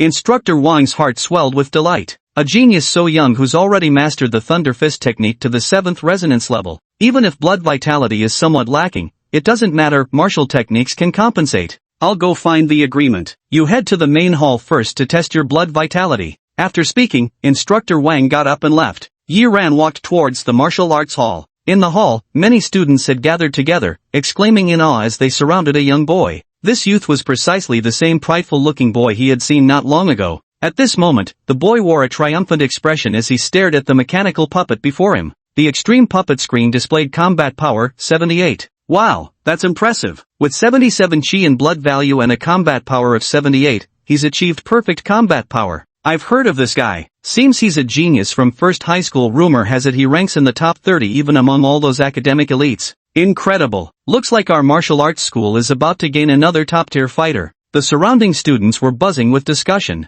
Yiran walked over and was just about to test his chi blood value when his brow suddenly twitched, and he looked toward another direction. A few students were chatting. That student from number 1 high school must be this year's honor student. Isn't he the one Instructor Zhang brought? Wasn't it said a few days ago that the last honorary student was Instructor Wang's responsibility to find? Not sure, but I heard the deputy hall master approved it. Who cares about all that? It's none of our business. As long as someone skilled joins, that's what matters. True enough. Yiran furrowed his brows slightly, casting a glance at the arrogant youth from the top academy but refrained from testing his chi blood value. Instead, he waited quietly. Soon, a skinny instructor approached with a contract in hand, his face beaming with joy. Calmly, Yiran turned and walked toward Instructor Wang's office. Chapter 30 The Choice. Outside the office. Before Yiran even stepped inside, he could already hear the loud argument raging within. A somewhat shrill voice declared coldly, Instructor Wang, regardless of anything else, I've already made my decision, I'm choosing Zhang Yang from first high.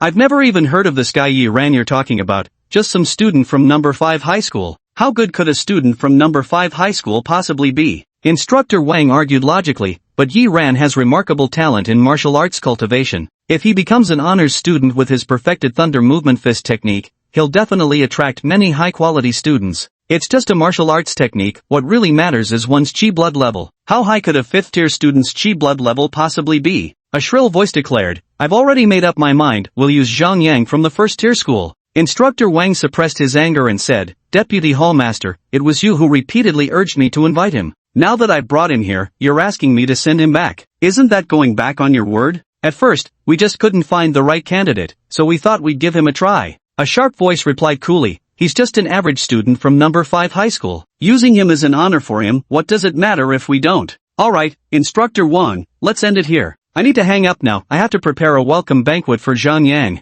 Damn it! Instructor Wang slammed the phone down in fury. At that moment, knocking sounded at the door, accompanied by a familiar youthful voice. Instructor, may I come in? Yi Ran? Instructor Wang sighed. Come in. Yi Ran entered the office. Did you hear everything I just said? Instructor Wang asked. Yi Ran nodded. Instructor Wang looked at him and, seeing his expression remained calm without a trace of anger or any other emotion, couldn't help but sigh inwardly. Calm and composed, neither arrogant nor impulsive, the more Yishir looked at Yi Ran, the more he liked him. But alas, sorry, I didn't manage to secure it for you. Instructor Wang sighed lightly, had the hall master been here, there might have been a chance, but he's currently in the wilderness, leaving the deputy hall master solely in charge. It's alright, thank you for speaking up for me earlier, Instructor. Yi Ran smiled, his expression sincere. Seeing his understanding attitude, Instructor Wang said guiltily, this is my fault, making you come all this way for nothing. But rest assured, when there's an opening for an honorary student in the future, I'll definitely explain this matter to the master and secure you a spot.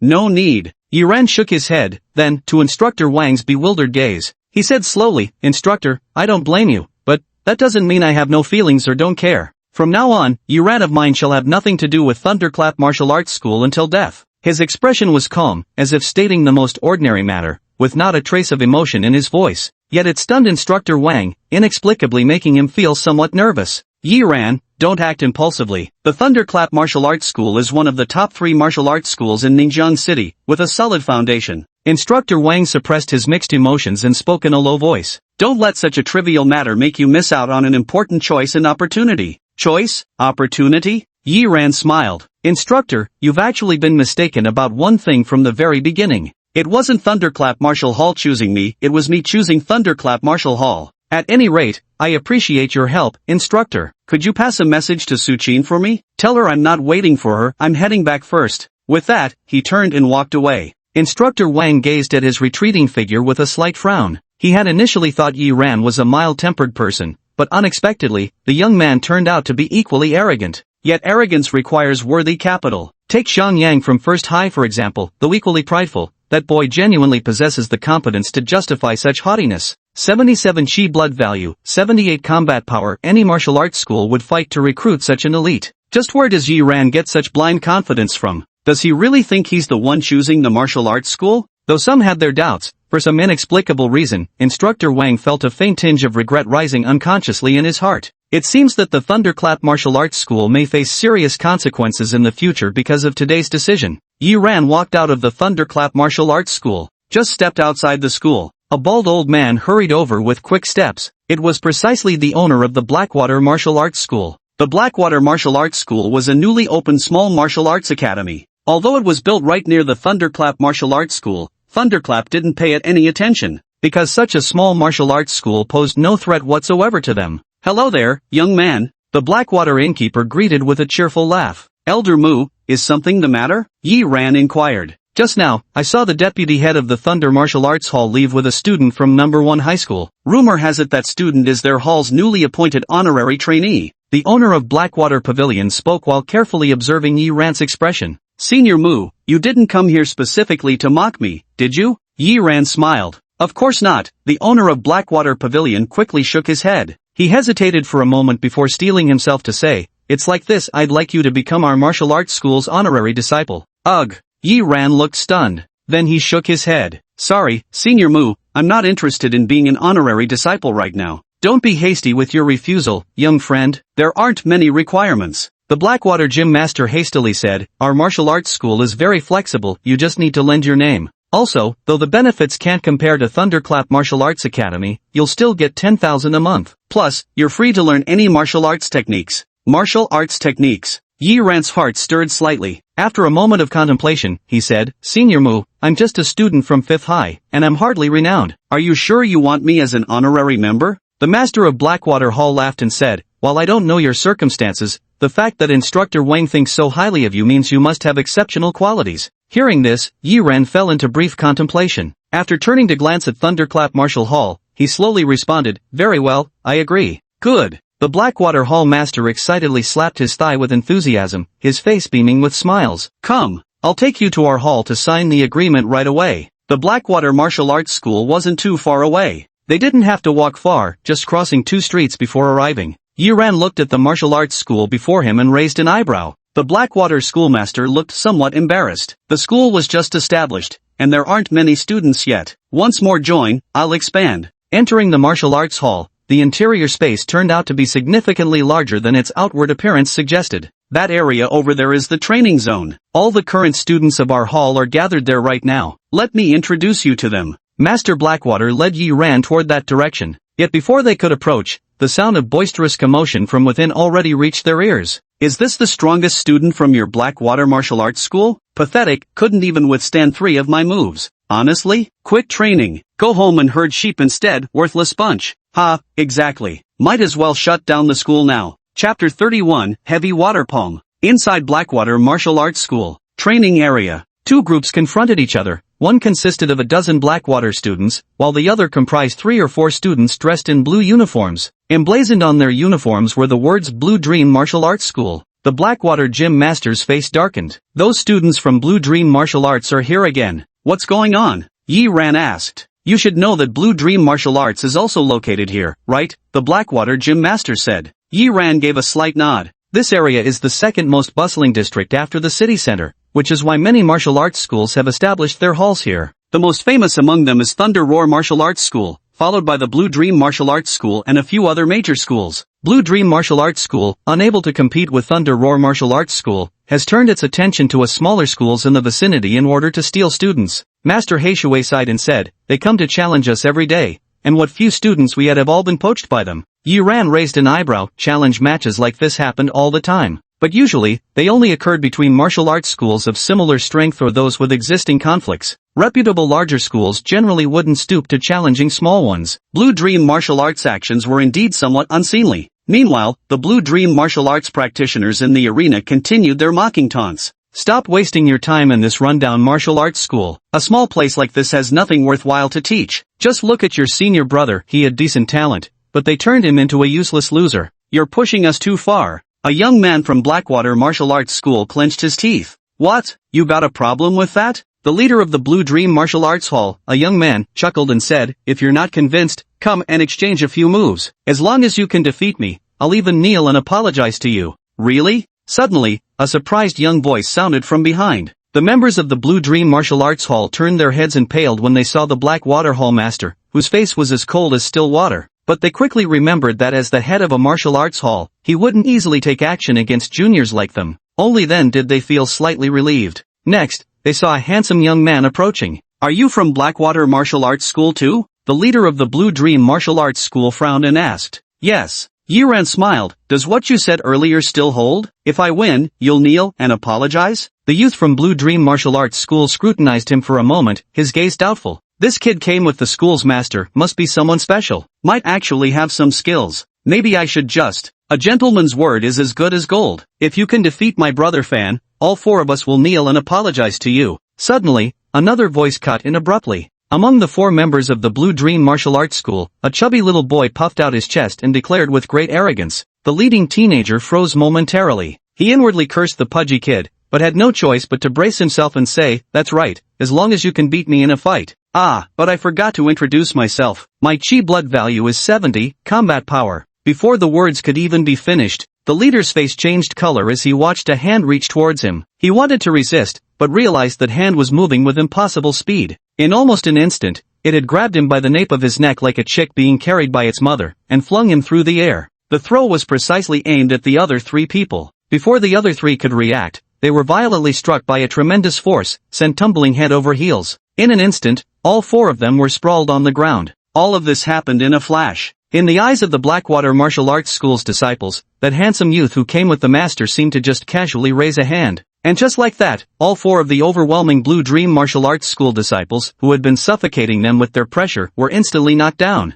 A single move annihilated 4 in one strike. After a brief moment of stunned silence, the Blackwater Martial Arts School's disciples all flushed with excitement, their faces red and necks thick with exhilaration. Too strong. Where did the hallkeeper find this absolute legend? Unbelievably powerful. The Blackwater hallkeeper stood equally dumbfounded, his aged face slack with shock. He couldn't resist touching his own smooth bald head to confirm he wasn't seeing things. Then came the overwhelming surge of awe and utter bewilderment in his heart. This Yiran must have already reached quasi-martial artist level in strength. So is Thunder Roar Martial Arts Academy blind or what? They kicked out a quasi-martial artist prodigy, then turned around and made some dude with barely over 70 chi blood value an honorary student? Are they out of their minds? Wait, no, their blindness works in our favor. The owner of Blackwater Pavilion was beside himself with joy, finally realizing that he'd probably stumbled upon an incredible bargain. And what a supreme ultimate treasure it was. Yiran walked up to the 4 members of Blue Dream Martial Arts Hall, looking at the 4 who kept moaning in pain.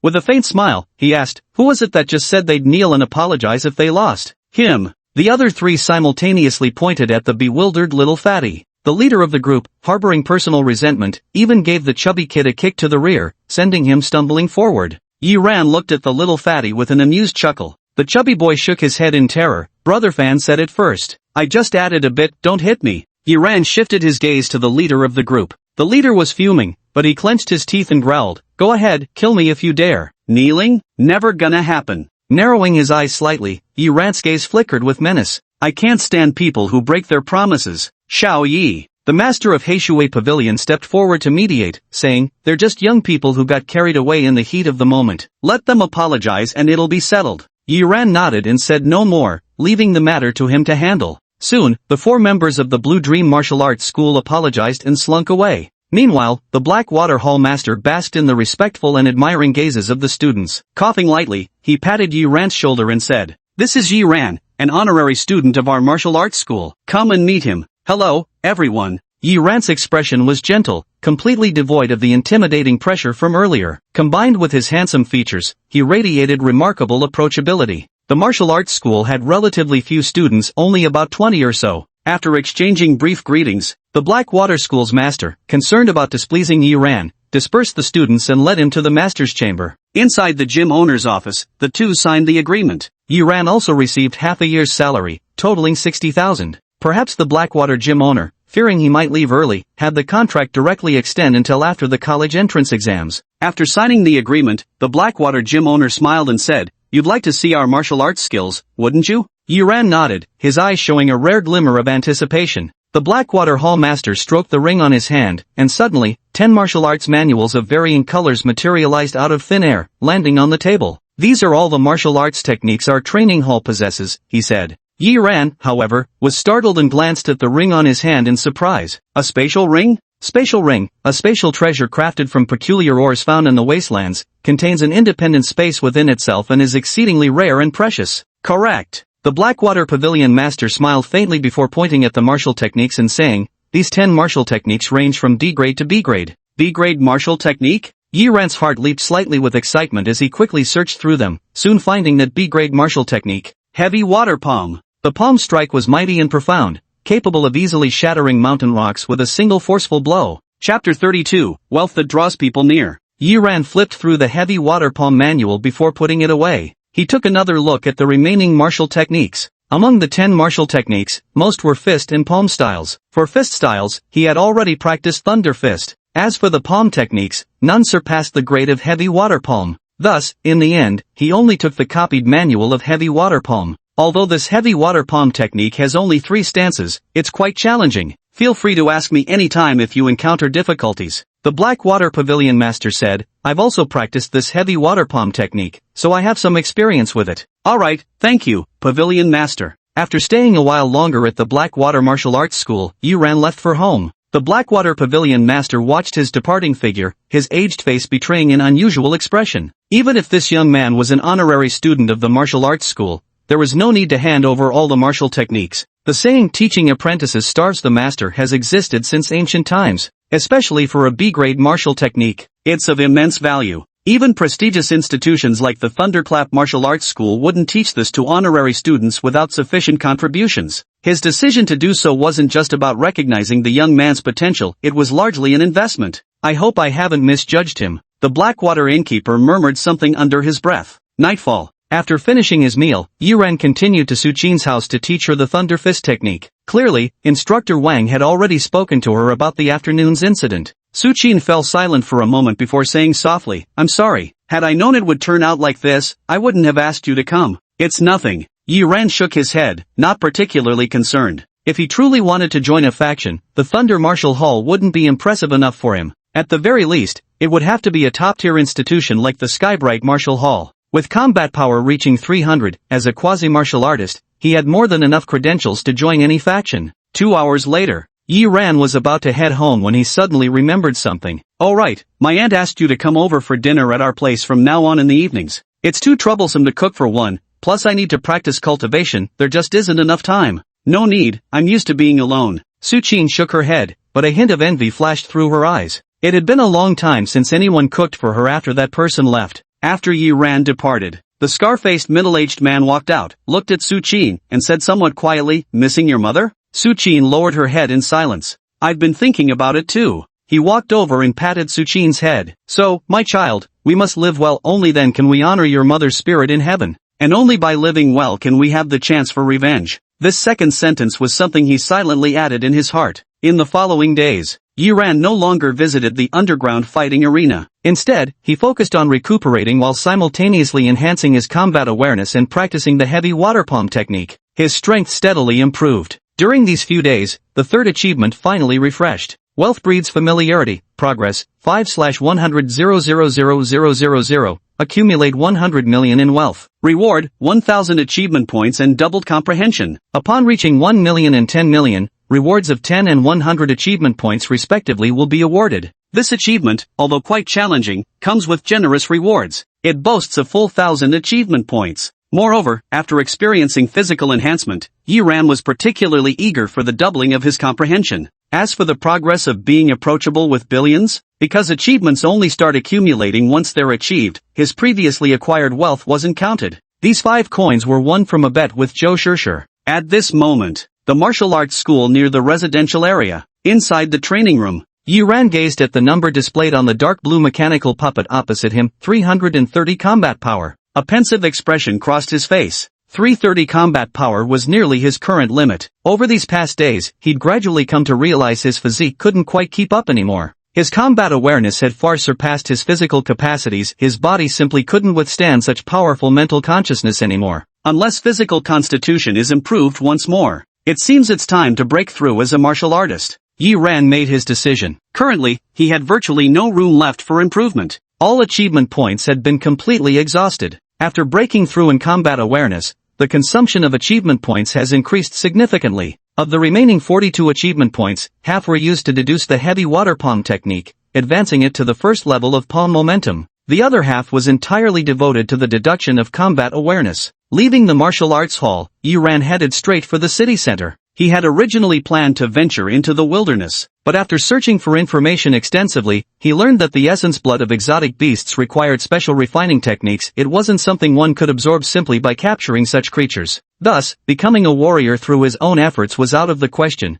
Purchasing the essence blood of exotic beasts was his only option. With the 5 grades of exotic beast essence blood available, the 200,000 plus I currently have should only be enough to purchase upper grade essence blood. Yiran walked on, lost in thought. It wasn't that he didn't want to use higher quality beast essence, his financial means were simply limited. However, when breaking through to become a second-level martial artist in the future, he would need new beast essence for body tempering. At that time, he could use superior beast essence and simultaneously replace his martial tattoo. Martial patterns are not unchanging. Every time a warrior breaks through a level, they can replace their martial patterns with more powerful new ones while tempering their body with the essence blood of exotic beasts. Half an hour later, Yiran arrived at the Warrior Tower in the city center. The Warrior Tower caters exclusively to warriors, offering all kinds of goods and services they might need. Beast essence blood, war weapons, martial arts techniques, and more. Opposite the building stood the Martial Arts Association, from which scattered martial artists were emerging. The Martial Artist Association not only conducts martial artist assessments but also certifies their strength. At the same time, numerous missions will also be issued for warrior teams to complete.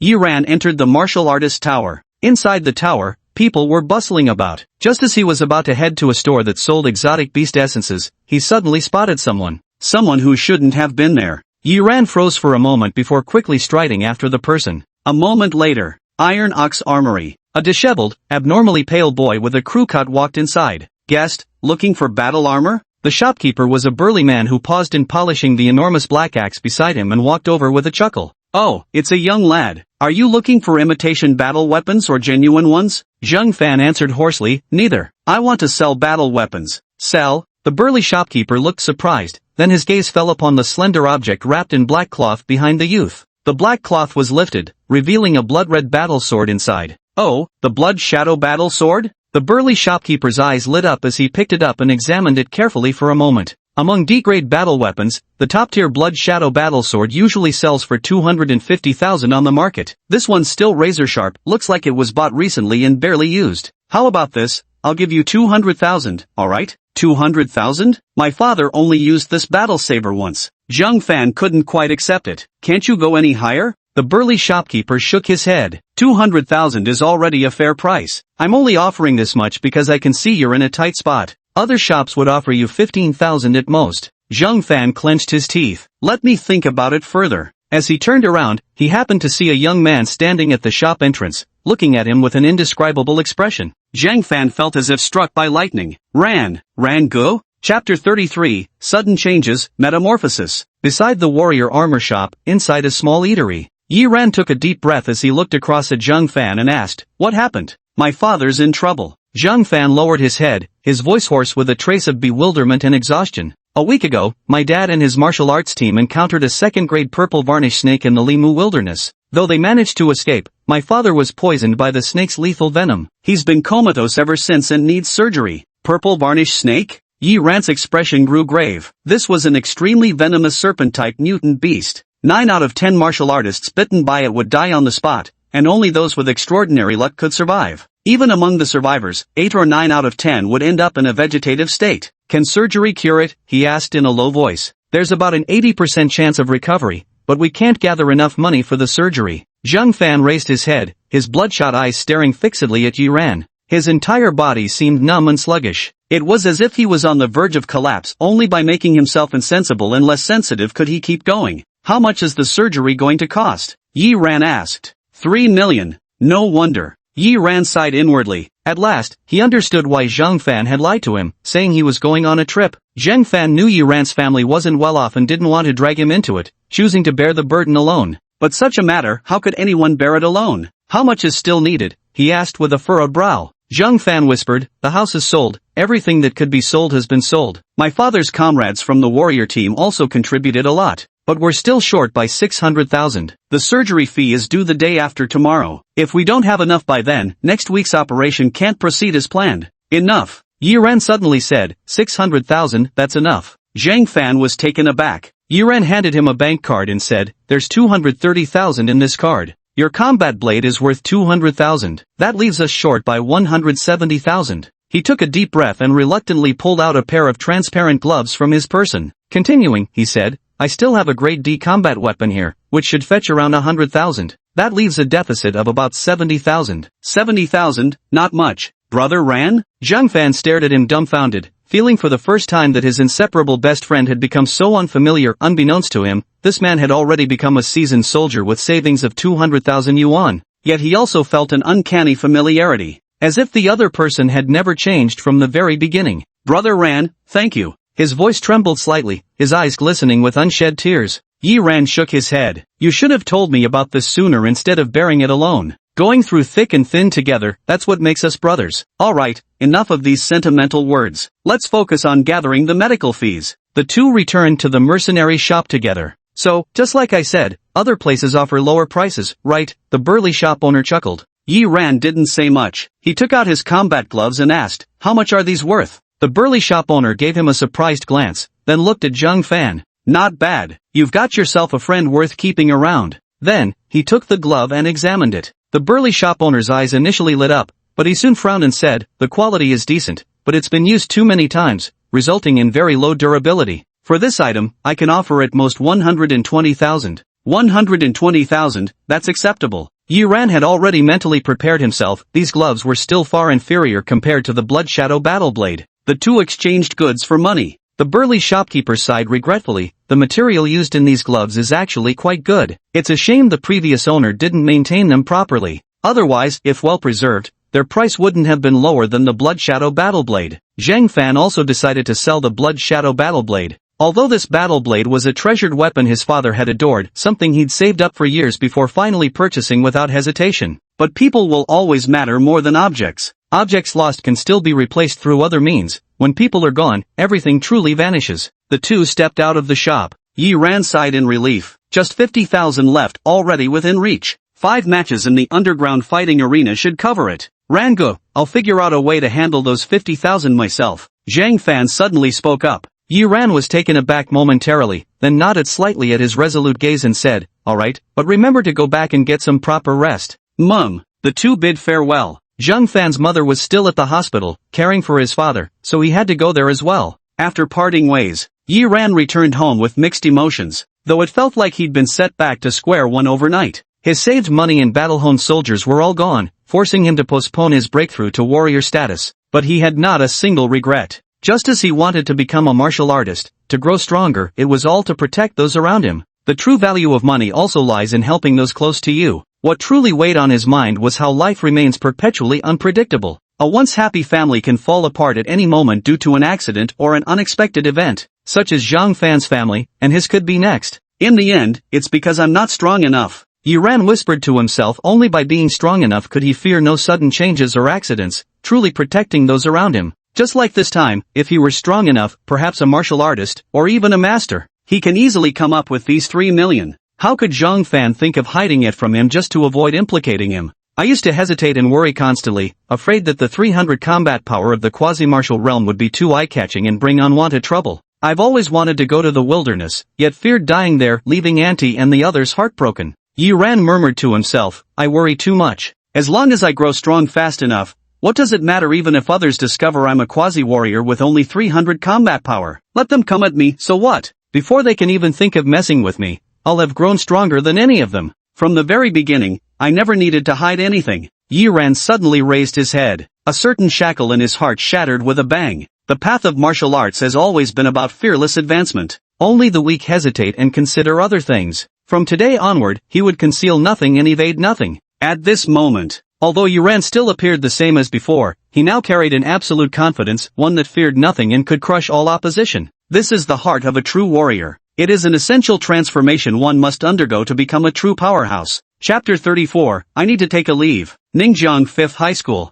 Class 13. In the office of homeroom teacher Mrs. Zhu, Teacher Zhu frowned, looking at the youth before her and said, "You're requesting leave? Where to?" "The wasteland." Yi Ran answered truthfully without the slightest concealment. "I'm going to the wilderness to hunt exotic beasts, gathering resources to break through to the martial artist realm." Break through to martial artist? Teacher Zhu froze for a moment, then reached out to feel Yi Ran's forehead. No fever? What nonsense are you talking? Teacher, I'm not joking. Yi Ran said earnestly, I'm serious. My chi blood value has already reached the peak of a quasi-martial artist. Peak of a quasi-martial artist? It seems like you've been under too much pressure lately, and your mental state isn't quite right. How about this? I'll give you 2 days off. Teacher Zhu sighed softly, go back and rest properly, relax a bit. 2 days? Yi Ran frowned, Teacher, I'd like to take leave directly until the martial arts college entrance exam day. Put. Teacher Zhu, who was just lifting his thermos to drink, instantly spat out a mouthful of water. Then his entire person bristled like an enraged lion. He roared, leave until the exam? Why don't you say you want to fly to heaven while you're at it? Do you even want to study anymore? Get back to your classroom this instant. He took out his phone, grinding his teeth as he spoke.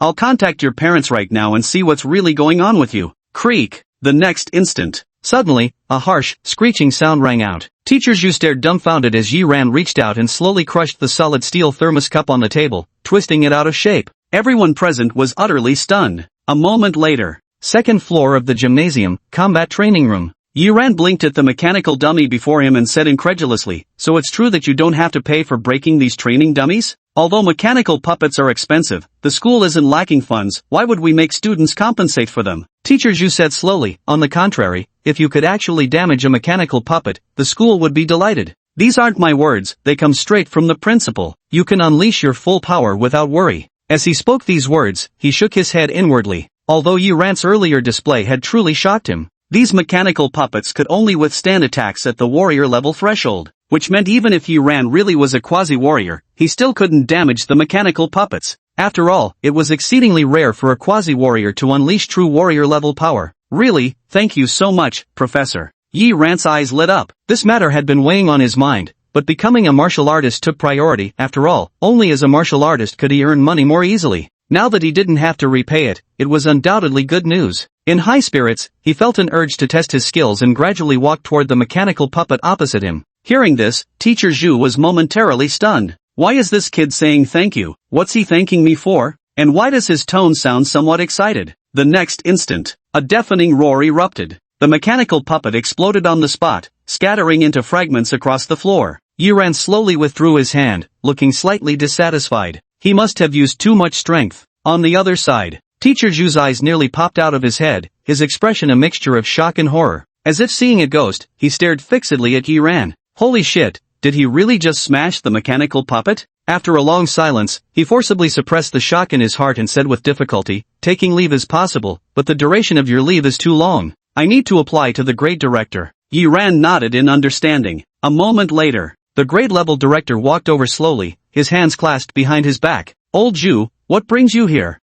Why is there a student with you? Teacher Zhu replied, this is one of my students. He's here to request leave. Leave? For such a minor matter, you could have handled it yourself. He wants to take leave until the day before the martial arts college entrance exam. After a brief silence, the grade department head exploded on the spot. What? No way, absolutely not. The college entrance exam is just a few months away. Taking extended leave now, has your chi blood value even reached the undergraduate cutoff? Can your combat power withstand 3 minutes of assault from mechanical puppets? Yi Ran answered honestly, I should be able to, because I can smash mechanical puppets. Smash mechanical puppets? The grade director scoffed in amusement. Alright, show me how you do it. Won't I have to pay for it? Yi Ran blinked and asked. The grade-level department head waved his hand grandly and said boldly, no need. Although the mechanical puppets are expensive, the school isn't short on funds. Why would we make students pay for them? On the contrary, if you can really damage a mechanical puppet, the school would actually be pleased. Finally, he added, this isn't just my opinion, these were the principal's exact words. You can go all out without worry.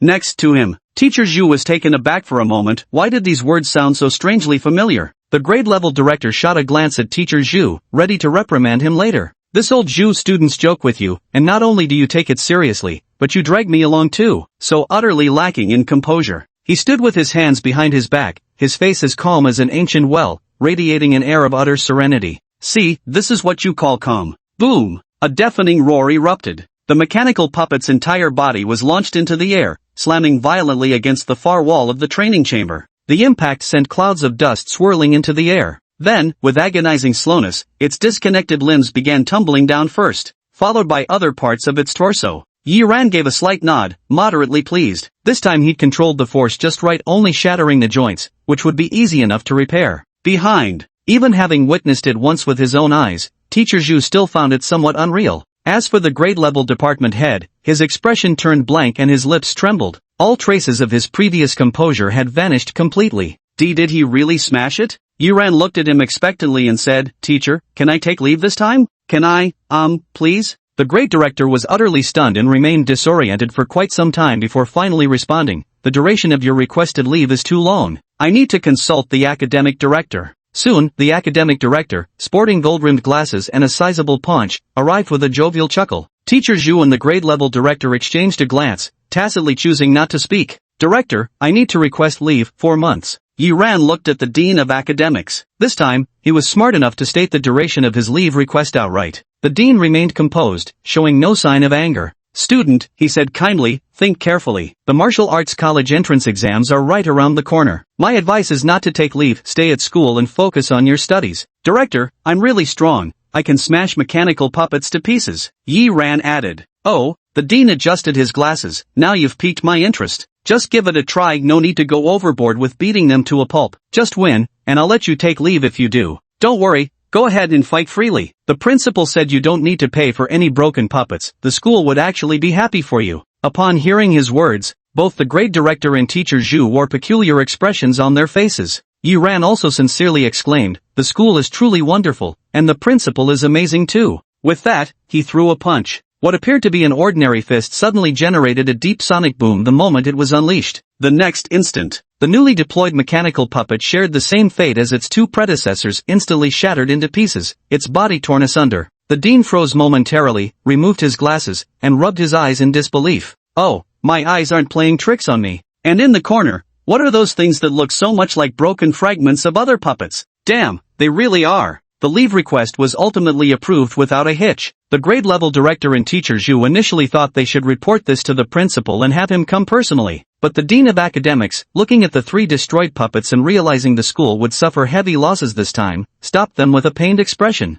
Report to the principal? Screw that. You want to destroy another puppet too? At last, the leave request was successfully approved, and Yi Ran received special treatment. He could come to school whenever he wanted. The school also awarded him a scholarship of 100,000 yuan. Watching his departing figure, teacher Zhu sighed softly. "In just 1 month, this Yi Ran has changed so much that I can hardly recognize him anymore. How did he break through to quasi-warrior level from just 15 chi blood points within 1 month? The grade department head was also full of doubts. Innate talent, perhaps. The academic director said slowly, "There exists a special constitution called aberrant body. After awakening, one's chi blood grows at terrifying rates. There are legends of people becoming warriors in a single day. I've only heard of such a constitution before, never thought I'd actually see it with my own eyes." The grade-level director nodded. "At any rate, this kid is one of our students. That's good enough for us." Chapter 35, The Forsaken Woodlands, 100,000 yuan scholarship. Yi Ran looked at the bank card in his hand, slightly surprised. This was truly an unexpected delight. 100,000 could completely cover the cost of purchasing a standard-grade mutant beast essence blood to break through as a martial artist. However, the standard-grade mutant beast essence blood was of too poor quality. After breaking through as a martial artist, the chi blood value would increase by only 10 at most. The condensed martial pattern was rather ordinary. It provided virtually no enhancement to combat effectiveness. After brief consideration, he abandoned this idea and headed to the Warrior Tower. Martial Arts Tower. Following some intense haggling, Yi Ran bought a 10 cubic meter space backpack and a high imitation blood shadow combat knife, completely exhausting his 100,000 credits. Next, he hailed a taxi and arrived at the outskirts of Ningjiang City. "Kid, time to get off. Can't drive any further up ahead," the driver called out. Yi Ran got out of the car and looked ahead. The empty highway was lined with massive, sharp iron fences. In the sky, 2 or 3 small aircraft patrolled back and forth. Looking further ahead, beyond the iron fences, lay another world. It was a vast primeval forest, where countless fiery red colossal trees soared hundreds of meters into the sky, their towering forms piercing the clouds, while deafening beastly roars continuously echoed from within. Wilderness. Yi Ran clenched his fists, his eyes shining with intensity as he strode forward with determination. Between the iron fences, there were extremely narrow gaps just wide enough for a person to slip through. Yi Ran slipped through a narrow gap. Ahead still lay the highway, with several hundred meters to go before truly entering the wilderness. Yet even these highways were riddled with crumbling potholes everywhere. Numerous martial artists gathered around these pits, whispering amongst themselves in low voices. Yi Ran's curiosity got the better of him, and he lowered his head to take a look. Instantly, he spotted a pair of enormous, glowing green eyes lighting up from the nearest pit. The next instant, the owner of those eyes let out a shrill, screeching sound before lunging forward abruptly. Not far away, 3 martial artists were frowning, deep in thought. "This doesn't make sense. We just saw that bone rot rat a moment ago. How could it disappear so quickly? Be careful, this thing is cunning and good at ambushes. Don't let it catch you off guard." The middle-aged martial artist leading the group said solemnly, "The bone-corroding rat possesses warrior-level strength, at least 150 combat power. We shouldn't spread out too far." "All right,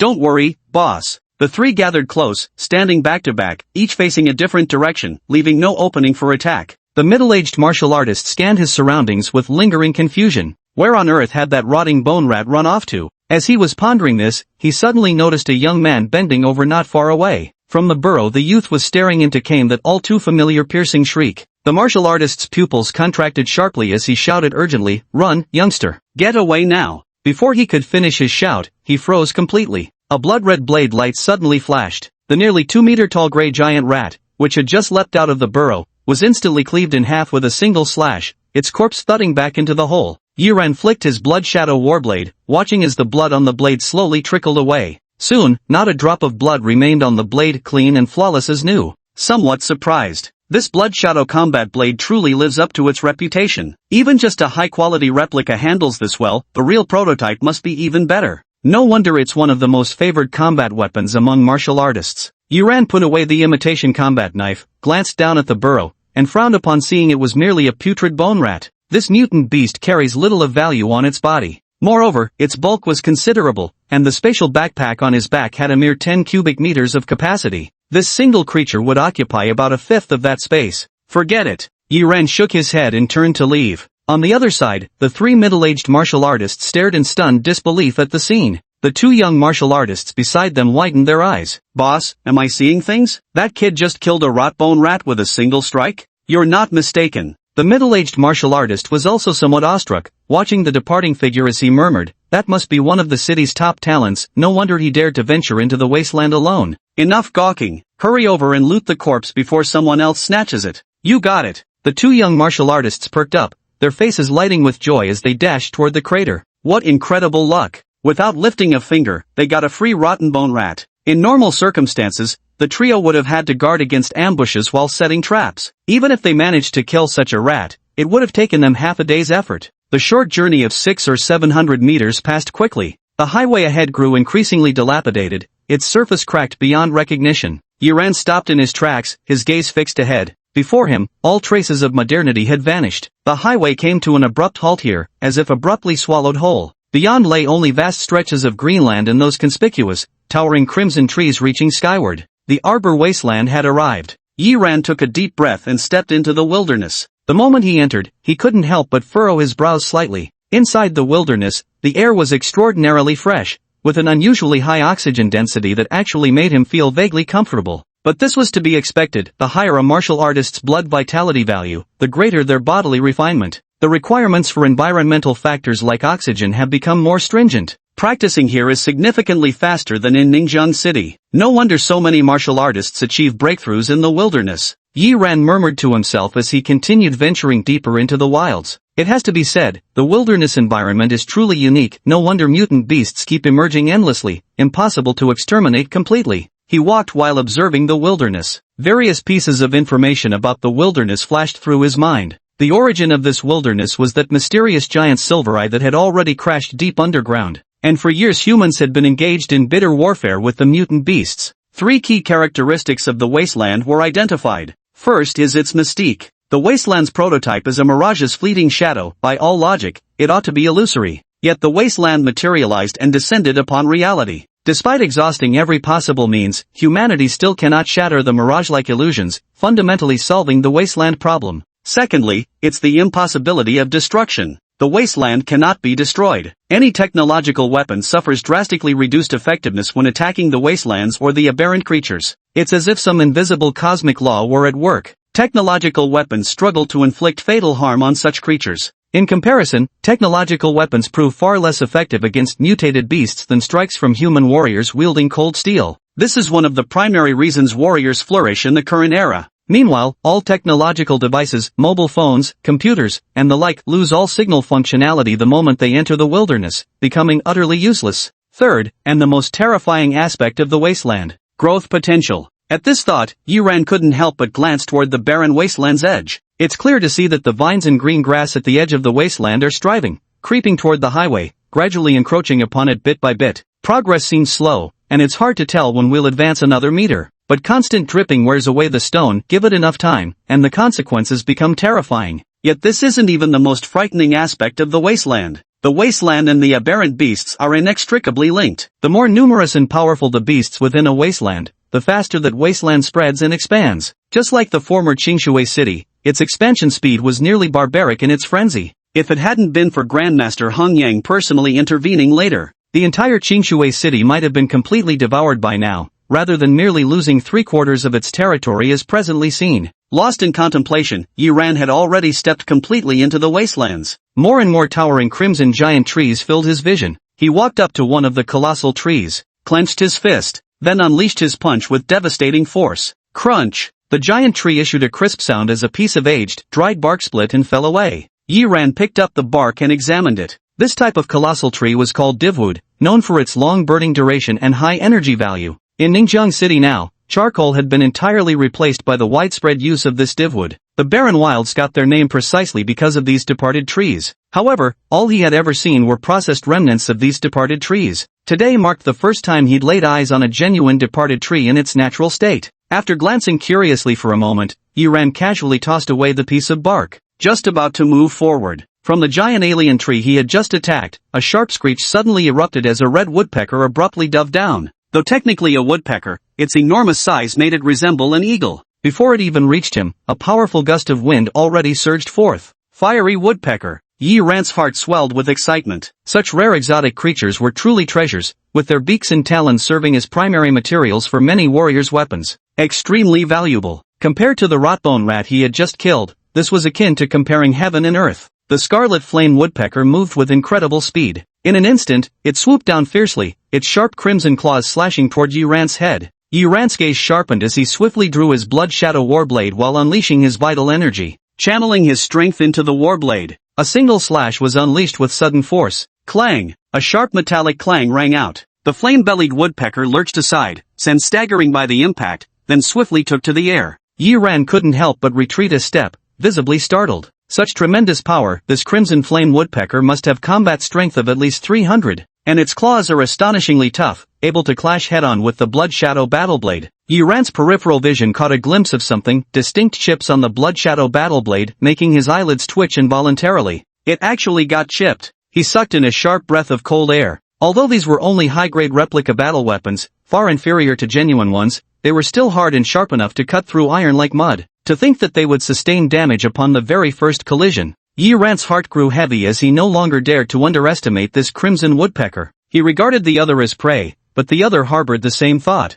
Meanwhile, the crimson-bellied woodpecker in the sky fluttered its wings, tilted its head to look at him, its red beak betraying a flicker of hesitation. Clearly, it too had grown somewhat wary after witnessing that blade strike just now. Chapter 36 Thunderblossom. Midair, the crimson flame woodpecker locked its gaze on Yi Ran before suddenly diving downward again. Squinting slightly, Yi Ran calculated the distance. 7 meters, 5 meters, 3 meters, 1 meter. Suddenly, he swung his blade fiercely, slashing straight at the flaming woodpecker's sharp, outstretched talons. Clang! Once again, the crisp clang of metal against metal rang out. The blazing woodpecker's claws were incredibly tough, almost as hard as a battle weapon. It collided with the long blade without retreating in the slightest. Instead, its claws suddenly clamped onto the Blood Shadow Warblade, attempting to wrest it away. Yi Ran erupted with all his strength, pulling fiercely with both hands to drag the scarlet flame woodpecker right before him. The scarlet flame woodpecker let out a panicked cry in alarm. He seemed completely unprepared. At this moment, attempting to leap away was already too late. He could only watch helplessly as Yi Ran gripped the blade single-handedly. The freed hand suddenly clenched into a fist and struck toward his own head. Before the punch could even connect, 8 consecutive low rumbles of thunder had already sounded. Yet at this critical moment, a trace of eerily human-like cunning and mockery suddenly flashed through the crimson eyes of the flame woodpecker. Its sharp, slender beak abruptly parted. A raging torrent of flames burst straight from the bird's beak, shooting toward Yi Ran. All of this happened in the blink of an eye. The situation took a dramatic turn almost instantly. Yet Yi Ran remained unfazed, or perhaps he had foreseen it, pivoting with a step so that the flames barely grazed past him. At the same time, the hand grasping the Blood Shadow Longblade also released its grip. Instantly, without the opposing force, the scarlet flame woodpecker effortlessly snatched the Longblade away. It froze momentarily, seemingly surprised by how swiftly the human had reacted, then instinctively attempted to take the Blood Shadow Longblade and soar into the sky. Disarmed, this human became even easier to kill. Too bad it never got the chance to leap away. In those few seconds of hesitation, Yi Ran had already stepped behind it, his voice icy as it cut through the air. Heavy water palm strike. Bang! This palm struck fiercely at the crimson flame woodpecker's tail. Instantly, the woodpecker's rear exploded, blood gushing everywhere. With a painful shriek, it immediately abandoned the Blood Shadow Warblade it was clutching and fled toward the sky. Yi Ran watched quietly without attempting to stop it. The scarlet flame woodpecker had just swiftly flown up halfway into the sky. Suddenly, its body swayed unsteadily, tilting left and right, then plummeted down. With a loud thud, it crashed heavily onto the ground. Yi Ran walked over. The crimson flame woodpecker tilted its head, its eyes wide open, blood slowly trickling from its beak. Its internal organs had been shattered. Dead beyond dead. Gravity palm, a B-grade martial skill, truly formidable. Yi Ran muttered under his breath. The triple palm technique of heavy water palm relied entirely on hidden force. Though he had only mastered the first level of this technique, releasing but a single surge of hidden force. Its power was extraordinary enough to effortlessly obliterate that crimson flame woodpecker. Naturally, the primary factor remained combat prowess. His usual combat power is 330,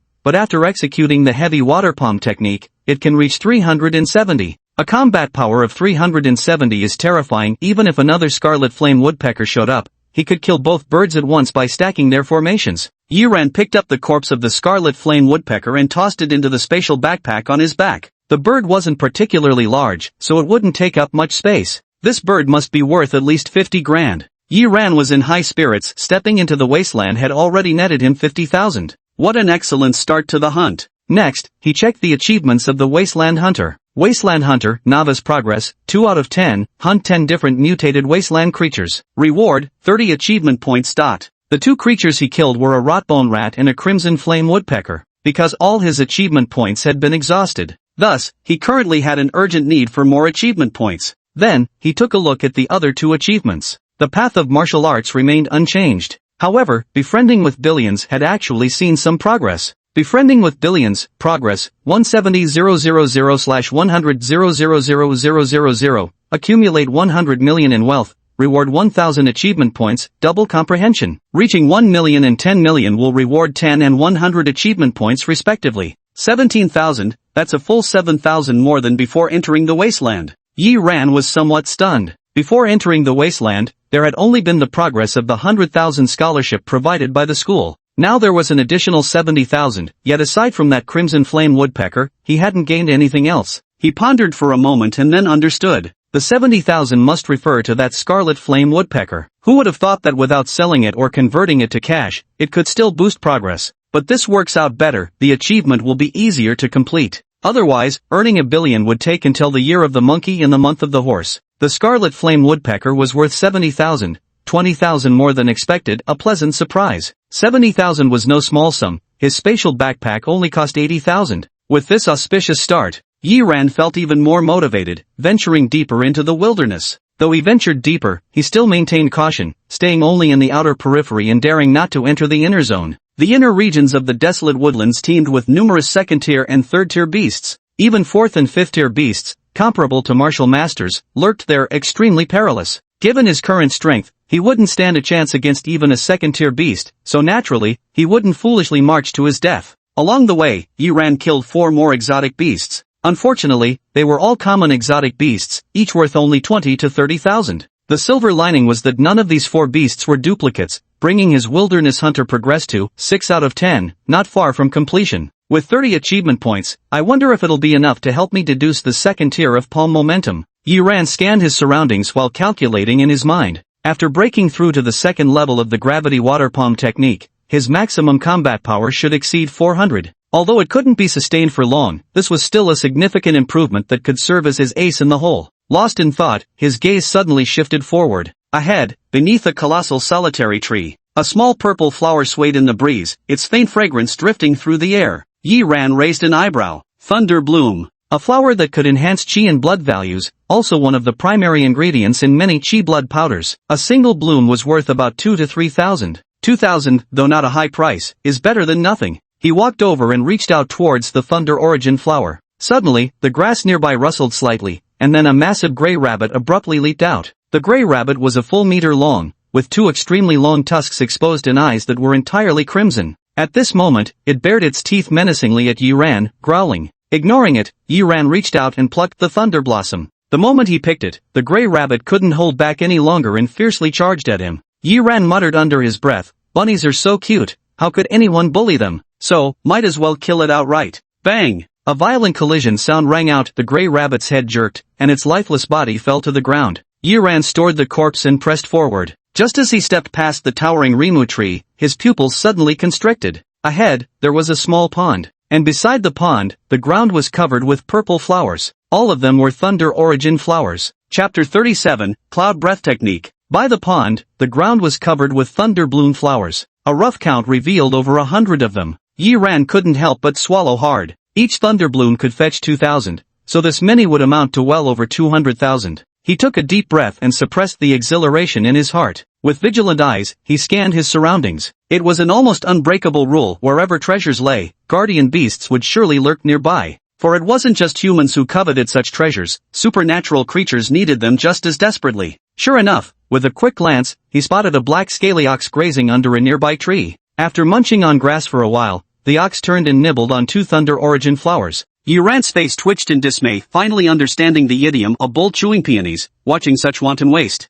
Yet, there was nothing he could do about it. This scaled beast is a second-level mutated creature far beyond his current ability to contend with. Yiran hesitated for a moment but ultimately chose to retreat. A second-level mutated creature with over 500 vitality points was simply too dangerous. It wasn't worth the risk. Still, before leaving, he made sure to memorize this location. After all, 200,000 isn't a small sum. Given the chance, maybe there's still room to take a gamble. Half an hour later, Yiran halted his steps, gazing ahead as his nostrils faintly flared. Ahead lay an overpowering scent of blood. He suppressed his aura and cautiously crept forward. After passing a few towering alien trees that obscured his vision, the carcass of a massive black wolf came into view, along with several mutilated human corpses. The wolf's carcass had a gaping wound on its abdomen, blood still oozing out. It was unmistakably dead. The human corpses were missing limbs, their bodies riddled with claw marks and bite wounds. Clearly, they were all killed by this strange black wolf beast. On their bodies, they all wore identical uniforms with the words Green Blood Squad written on them.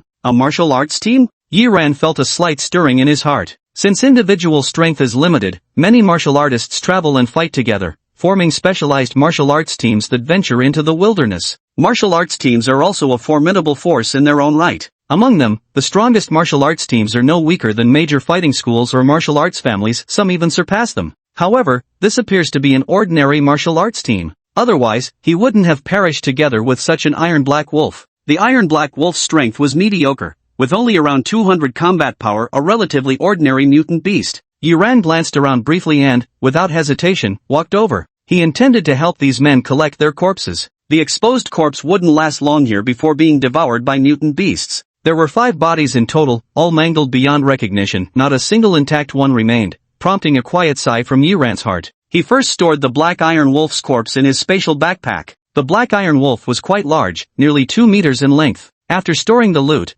the 10 cubic meter dimensional backpack was nearly full and visibly strained. The aberrant beasts were all massive in size, so although he hadn't packed many beasts, space was still running out. Upon stashing the Shadow Iron Wolf, Yiran suddenly froze mid-action. Then he checked back on the achievement called Befriending with Billions. Befriending with Billions, progress, 240,000/100,000,000. Accumulate 100 million in wealth, rewarded with 1,000 achievement points and doubled comprehension. Yiran narrowed his eyes. The progress of 240,000 was still just from earlier. He took out the Iron Wolf carcass and tossed it on the ground, then checked the progress once more. Still 240,000, no change. After stowing the wolf corpses away again, the progress remained unchanged. Yiran's gaze gradually turned cold and piercing. After surveying his surroundings, his expression regained its composure. He began helping collect the bodies of these people. He moved swiftly, and in the blink of an eye, 3 corpses were already disposed of. Then came the 4th. Yiran bent down and lowered his head to gather the 4th corpse.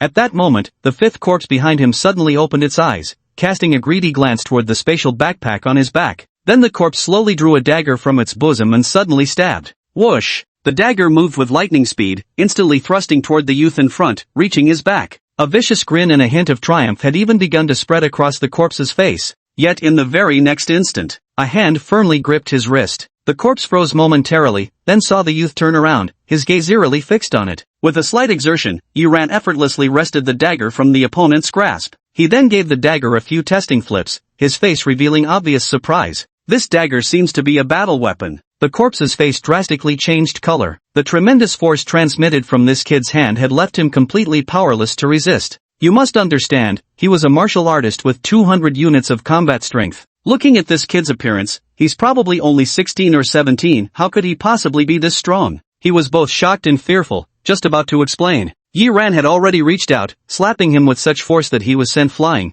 his body crashing heavily to the side, leaving him utterly dazed and dizzy. Misunderstanding. It's a misunderstanding. The corpse-like man, a middle-aged fellow with a pointy face and beady eyes, screamed in terror. I was badly wounded and passed out, just woke up and thought you were a mutant beast. That's why I attacked you. Mum. Yiran nodded and continued walking toward him. In his hand, the blood shadow battle blade materialized. The dark red blade scraped across the hard gravel, producing a grating, screeching friction sound. The pointy-nosed middle-aged man was terrified out of his wits, desperately kowtowing like mad as he pleaded, I was wrong, I shouldn't have attacked you. Sorry, if you let me go, I'll give you everything I have. Everything you have? Yi Ran raised an eyebrow. That's right. I have a martial technique that can conceal my aura, making me appear like a corpse. That's how I fooled you just now. The sharp-mouthed middle-aged man immediately looked full of regret after finishing his words. Damn it, how could I forget? This guy must have discovered me long ago and prepared accordingly. Then this martial technique isn't enough to serve as a bargaining chip for my life. A martial technique that conceals one's aura? Yi Ran felt a stirring in his heart. To be honest, he hadn't noticed earlier that among these corpses, someone had been feigning death, waiting to ambush the warriors coming to collect the bodies. After all, such things he had only ever heard about. He knew there were warriors with malicious intent who would use corpses as bait to ambush and kill other fighters, robbing them after murder. But after all, it was my first time entering the wasteland, so I lacked some vigilance. But only when he discovered that storing away the Black Iron Wolf's corpse didn't increase the wealth attract's progress did he realize the need for caution. Any gain he made should have advanced the wealth attract's progress without fail. And this Black Iron Wolf, acting so unusually, could only mean that the Black Iron Wolf corpse did not yet belong to him. In other words, there was someone else here. That's why he cautiously scanned his surroundings, yet found no one hiding. Thus, he surmised that someone was disguised as a corpse. The facts turned out just as he had anticipated. The injuries on this sharp-mouthed martial artist were all fake, and even his death had been feigned. What kind of martial arts technique is this? Yi Ran asked with some interest. He was genuinely curious about this martial technique. It had been hidden so well that even his keen perception hadn't detected it. Had he not been attentive enough to notice discrepancies in his achievements, he might have suffered a major setback. An A-grade martial technique called cloud breathing art. Spare me, and I'll give it to you. The sharp-tongued middle-aged man, seeing a glimmer of hope for survival, hastily shouted. Chapter 38, White Elephant's Vital Essence. Rank a martial technique. Yi Ran's heart skipped a beat, but his expression remained impassive as he spoke coolly. I'll kill you, and then the stuff is mine. The sharp-mouthed middle-aged man's face changed drastically. I have many identical martial arts techniques on me. You won't be able to tell which one is real. Yi Ran immediately halted his steps and frowned. This guy is truly cunning. He said coldly, then how can I be sure the technique you give me is genuine? I can recite a passage for you first, whether it's genuine or not, you'll know as soon as you start practicing. The pointy-mouthed middle-aged man hastily added, but you must promise to spare me. Agreed. Yi Ran pondered momentarily before nodding. Hand over that martial technique too. I need to verify everything properly. Do you take me for a fool? If I give you the real martial technique, you'll surely kill me on the spot. The sharp-featured middle-aged man gritted his teeth. Unless you let me go, you'll have to try out all those martial arts techniques one by one. Wasting time is one thing, but you might even mess up your cultivation. Are you threatening me? Yi Ran narrowed his eyes. Forget it. I'll just kill you and search at my own pace. He slowly walked forward, raising his blade. Wait, don't. The sharp-mouthed middle-aged man looked terrified. I'll give you the martial techniques now, along with everything I have on me. Please don't kill me. Hand over the martial techniques honestly, and I won't make a move. Yi Ran said indifferently. The sharp-mouthed man hesitated for a moment, realizing there was no room for negotiation, and reluctantly said, I hope you'll keep your word. Don't worry, I may not have many virtues, but honesty is my strongest suit. Yi Ran appeared completely sincere. Hearing this, the sharp-mouthed middle-aged man visibly relaxed and swiftly flung a book toward him. This is the genuine martial arts manual. If you doubt it, you can try practicing from it immediately. If it's fake, you're free to strike me down on the spot. Yi Ran took the book and flipped through it with a quick glance. His eyes immediately lit up with excitement. It actually was a great martial arts technique, quite unexpected that someone like him could have gotten his hands on something of this caliber.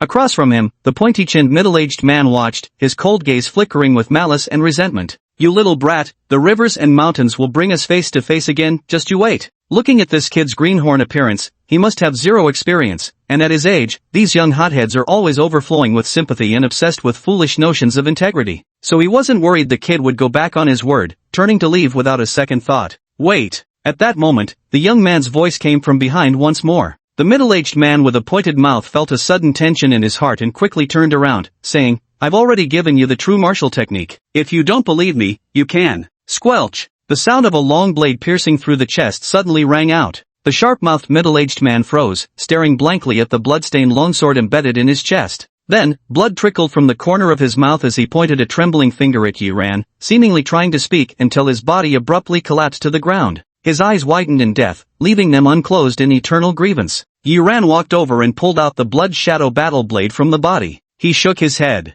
I did say I wouldn't kill you with my hands, but I have feet too. With a single kick moments earlier, he had sent the blood shadow battle blade flying, straight through the pointy-mouthed middle-aged man's heart. For such people, there's no need to keep them around. Letting them stay would only endanger other martial artists in the future, better to eliminate them sooner rather than later. Honesty and trustworthiness have always been conditional, this scoundrel isn't worthy of either. Next, after disposing of the last corpse, Yiran stood up and left. The stench of blood here is too strong, it'll attract powerful exotic beasts. Best to leave as soon as possible. Next, he entered a hollow tree cavity and began taking stock of his spoils. Scattered haphazardly across the ground were various items. Yet Yiran's attention was entirely focused on that A-grade martial technique, the cloud breathing art. Before long, he finished flipping through the entire martial technique manual and exhaled softly. Excellent. This cloud breath technique is a special martial skill that focuses on concealing one's aura. It can suppress chi, blood vitality, life fluctuations, heartbeat, and more to their minimum levels, making it extremely difficult for humans or exotic beasts to detect.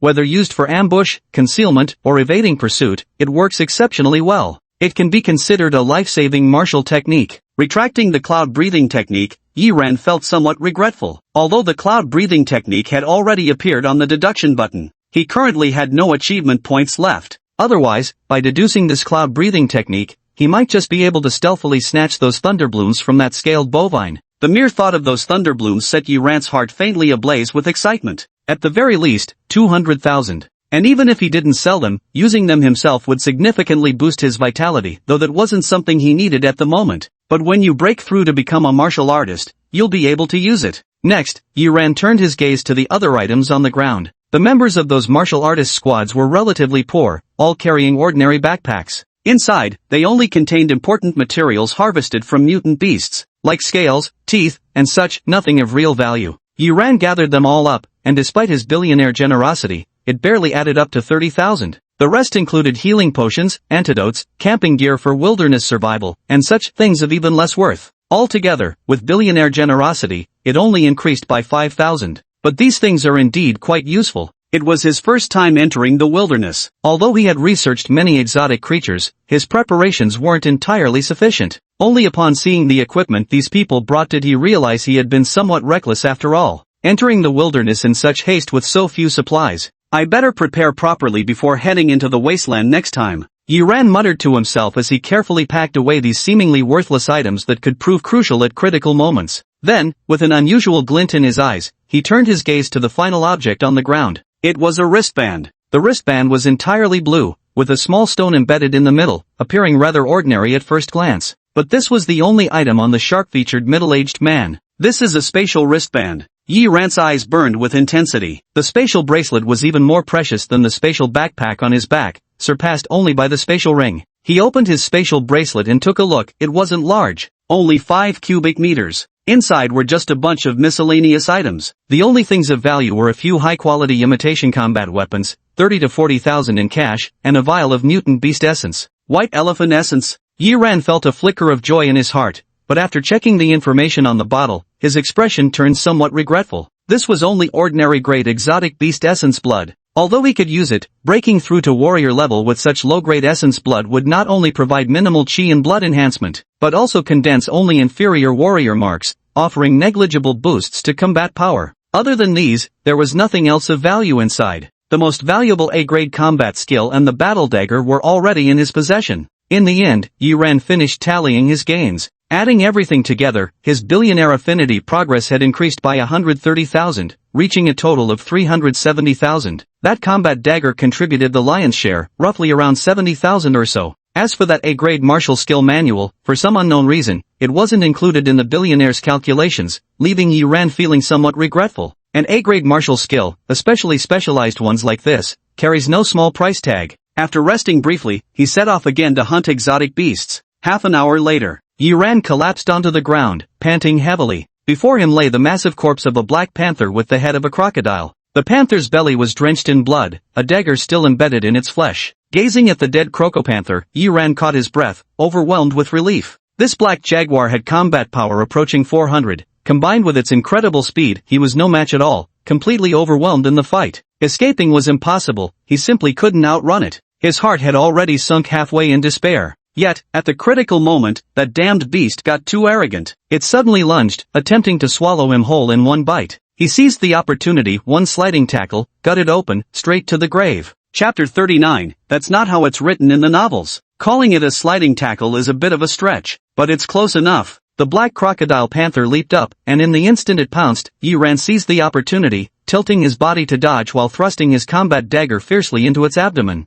This lethal strike directly finished off the black crocodile panther. Apart from the panther underestimating its opponent and having a vulnerable abdomen, the combat dagger also played a crucial role, instantly shredding all the organs inside the panther's abdomen. With injuries this severe, it's hard not to die. In short, Yi Ran's survival was more a matter of luck than anything else. Had the black crocodile panther not gotten careless and exposed its weak spot, the outcome might have been different. Felines truly are the most perfect predators, he mused, even when they evolve into mutant beasts. Staring at the colossal 3-meter-long carcass before him, Yi Ran exhaled deeply with a mix of awe and reflection. This black crocodile panther was leagues stronger than any other mutated beast he'd encountered so far. Its superiority wasn't merely raw combat power, it dominated in every conceivable aspect. Speed, reflexes, burst potential, agility, each attribute surpassed the ordinary. It's hard to imagine that the same creature could possess so many characteristics, truly a masterpiece of creation. A brief moment of recovery. Yi Ran began processing the black crocodile leopard's corpse.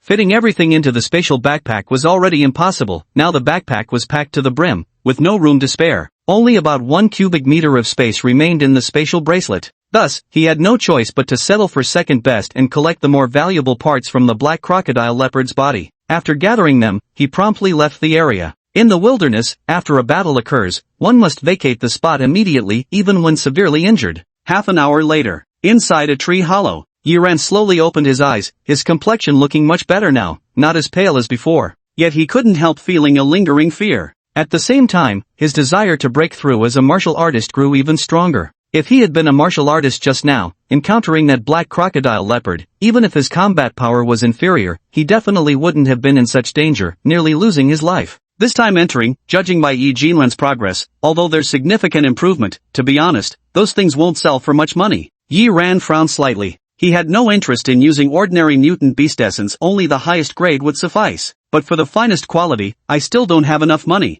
Unless I can obtain those thunder bloom flowers, then it would definitely be enough. Yi Ran's eyes flickered with determination as he quickly made up his mind. The best course would still be to find a way to acquire those thunder bloom flowers. But even a level 2 mutant beast, no matter how slow-witted like the scaled ox, is extremely dangerous. Stupidity doesn't matter when you've got brute strength to smash through anything. One wild charge from that beast would tear a man clean apart. Literally torn apart, split clean down the middle into 2 bloody halves. Cloud breath technique. I'm still missing one exotic beast to complete the Desert Hunter achievement. Once I get those achievement points, I can finally upgrade my cloud breath technique. Yi Ran's eyes lit up as he thought of a solution. The scaled oxen, as a peculiar creature, are rather dull and sluggish in perception, a common affliction among bovine-type beasts. Most cows are like this, outliers like Braveheart the cow are relatively rare. In short, using the cloud breath technique, there's a high probability of slipping by unnoticed. So now, only one last mystical beast remains. At this thought, a peculiar glint appeared in Yi Ran's eyes. Truth be told, he wouldn't need to search far for this final beast, he knew exactly where he could find one.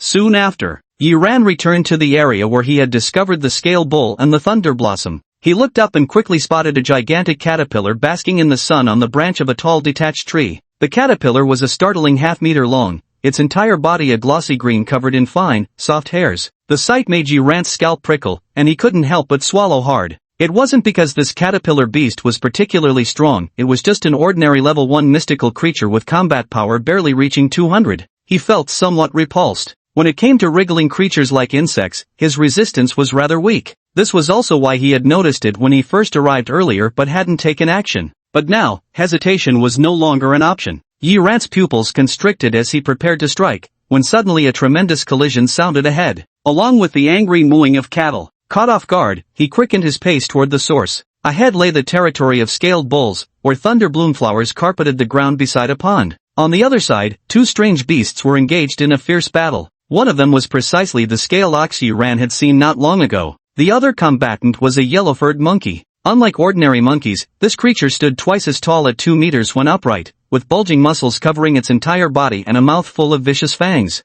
At this moment, it was actually holding its own against the scaled ox, clearly also a second-level mutant beast. A yellow barbarian ape? Yi Ran was somewhat surprised. This type of mutant beast, once fully grown, would reach third-level strength. The one before him must still be in its juvenile stage. That's why the scaled ox could hold its ground, with both combatants locked in a stalemate. He glanced around and spotted two exotic beasts. Despite fighting so fiercely it seemed earth-shaking, they deliberately kept their distance from those thunderbloom flowers, a detail that immediately caught his attention. It appeared this yellow-furred savage monkey had come to seize territory and claim these thunderbloom flowers for itself. Treasures like thunderbloom, when consumed directly by humans, not only waste part of their medicinal efficacy but might also harm the body. That's why alchemists specifically process them into vitality powder. But for the beasts, there are no such scruples, they can devour them directly. The scale ox is slow-moving and prefers a steady pace. These thunderbloom flowers were likely accumulated gradually over time. That's why so many remain to this day. But now, with this yellow barbarian monkey here, the situation may change. At this thought, Yi Ran's expression darkened somewhat. If that were the case, he could only hope for the scaled bull to win. Otherwise, with this savage yellow ape around, it surely wouldn't leave a single hair for him. Yet, the more one wishes for something, the more the opposite tends to happen. On the battlefield, the savage yellow ape let out a furious roar, pounding its chest with tremendous force. Its strength erupted, increasingly gaining the upper hand and pressing the scaled bull into steady retreat. Damn it! Yi Ran cursed under his breath, then suddenly focused his gaze on the two exotic beasts locked in fierce combat. Neither could spare a moment to react. A brilliant idea flashed through his mind. This scene felt oddly familiar. Right. It was exactly like the plots in novels, two powerful demonic beasts fighting while the protagonist seized the opportunity to quietly make off with the treasure. Yi Ran instantly understood. He took a deep breath, stepped forward, then hesitated and retreated. After all, these were two level 2 mutated beasts, far too dangerous. Enough thinking, time to take the gamble. Yi Ran gritted his teeth and rushed over quickly. That's how it was always written in the novels, he'd surely be fine too. Everything went smoothly. The two exotic beasts were locked in fierce combat, completely unaware as Yi Ran quietly crept to the edge of the pond. His heart surged with excitement, but he didn't hesitate. Swiftly, he reached out to harvest the thunderbloom. Yet, the next instant, two simultaneous roars of fury erupted. The scaled bull and the savage yellow ape suddenly turned around, bellowing angrily at him before charging toward him in unison. Yi Ran? That's not how it was written in the novel. Chapter 40, it chases, he flees, damn it! Yi Ran's face turned green. Without another word, he turned tail and ran. The two mutated beasts gave furious chase. All traces of the fierce confrontation from earlier had completely vanished. United against a common enemy, they instantly formed a united front. Even the scaled bull, frustrated by the slow-moving yellow barbarian monkey, allowed it to ride on its back. With a loud moo, it charged forward on all fours. Out of the corner of his eye, Yi Ran caught sight of this scene and nearly fainted from exasperation. Damn it, he couldn't even handle one of them, and now two showed up. How the hell is he supposed to survive this? Gritting his teeth, he burned through his vital energy like mad, fleeing at full speed. But whether it was cultivation level or physical constitution, he was no match for the scale bulls. In just half a minute, behind him, the scaly ox was already less than 10 meters away. He could even faintly hear the heavy panting of the scaly ox and the excited thumping of the yellow savage monkey's chest. At this critical moment, Yi Ran instead calmed down. Not the slightest trace of panic. He calmly listened to the sounds behind him, gauging the distance and estimating how long it would take for the scaled bull to catch up. Meanwhile, his eyes swiftly scanned the environment ahead, searching for a place to hide. The sounds behind him grew louder and closer. Based on the noises, the scaled bull would catch up in just 3 seconds. 3, 2, 1. 3 seconds passed in the blink of an eye. With a low roar, the scaly bull suddenly thrust its sharp horns toward Yi Ran's back, while the savage yellow-maned ape, face twisted in fury, reached out with its thick, muscular arms, intent on seizing Yi Ran and tearing him apart alive. All of this happened in an instant. Yi Ran could already feel something sharp pressing against his back, sending a chilling numbness through his scalp. It was the horn of a scaled ox. The next instant, he was about to be impaled by this horn.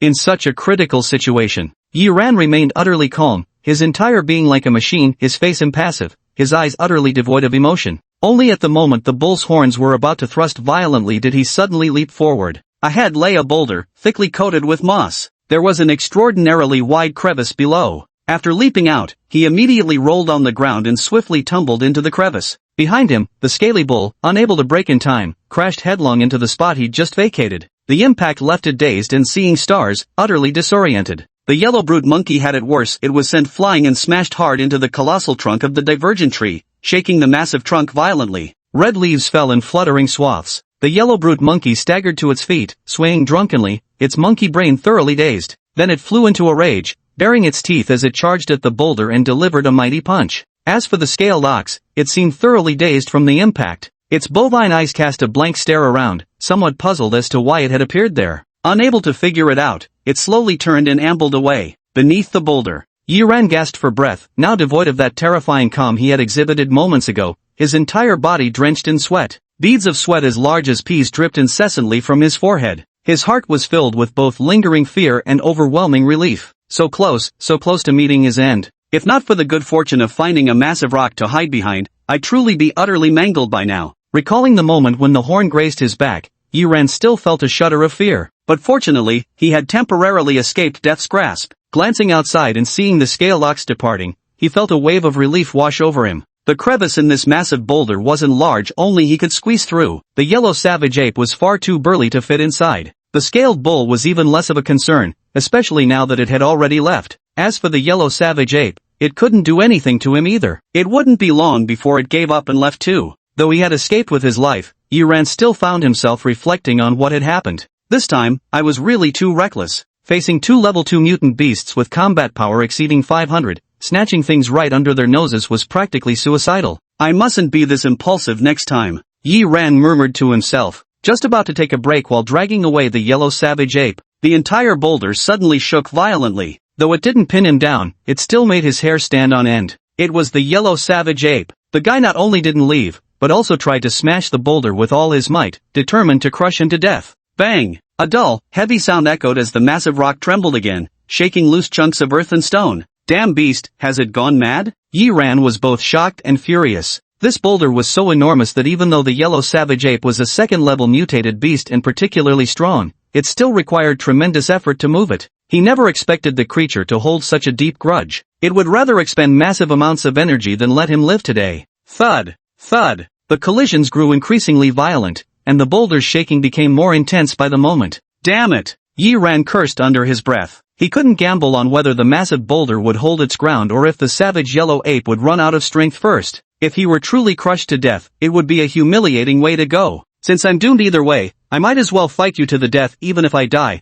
I'll rip out a handful of your mangy fur. With a ruthless glint in his eyes, Yiran hesitated no longer and swiftly climbed out from under the boulder. Just crawled out from under the massive boulder. With a thunderous roar, the entire boulder collapsed in an instant, sending up a cloud of dust. Yiran shuddered with an instinctive wave of terror. On the other side of the massive rock, the yellow-furred savage ape hung its tongue out, panting heavily like an exhausted dog. Clearly, smashing through the giant stone had drained much of its stamina. Yet its monkey face brimmed with excitement, appearing thoroughly pleased at having crushed Yiran beneath the boulder. It even leaped onto the stone and bounced forcefully several times for good measure. That dumb monkey. Yiran was rather speechless. Suddenly, a thought struck him. He noticed the yellow barbarian monkey didn't seem to have spotted him, still hopping around foolishly on the boulder, lost in its own silly glee. Yiran's eyes lit up as he seized the opportunity to flee swiftly. However, as a second-level mutated beast, the savage mandrill possessed sharp senses and quickly detected him, roaring furiously as it gave chase. Yet due to its depleted stamina and Yiran's head start,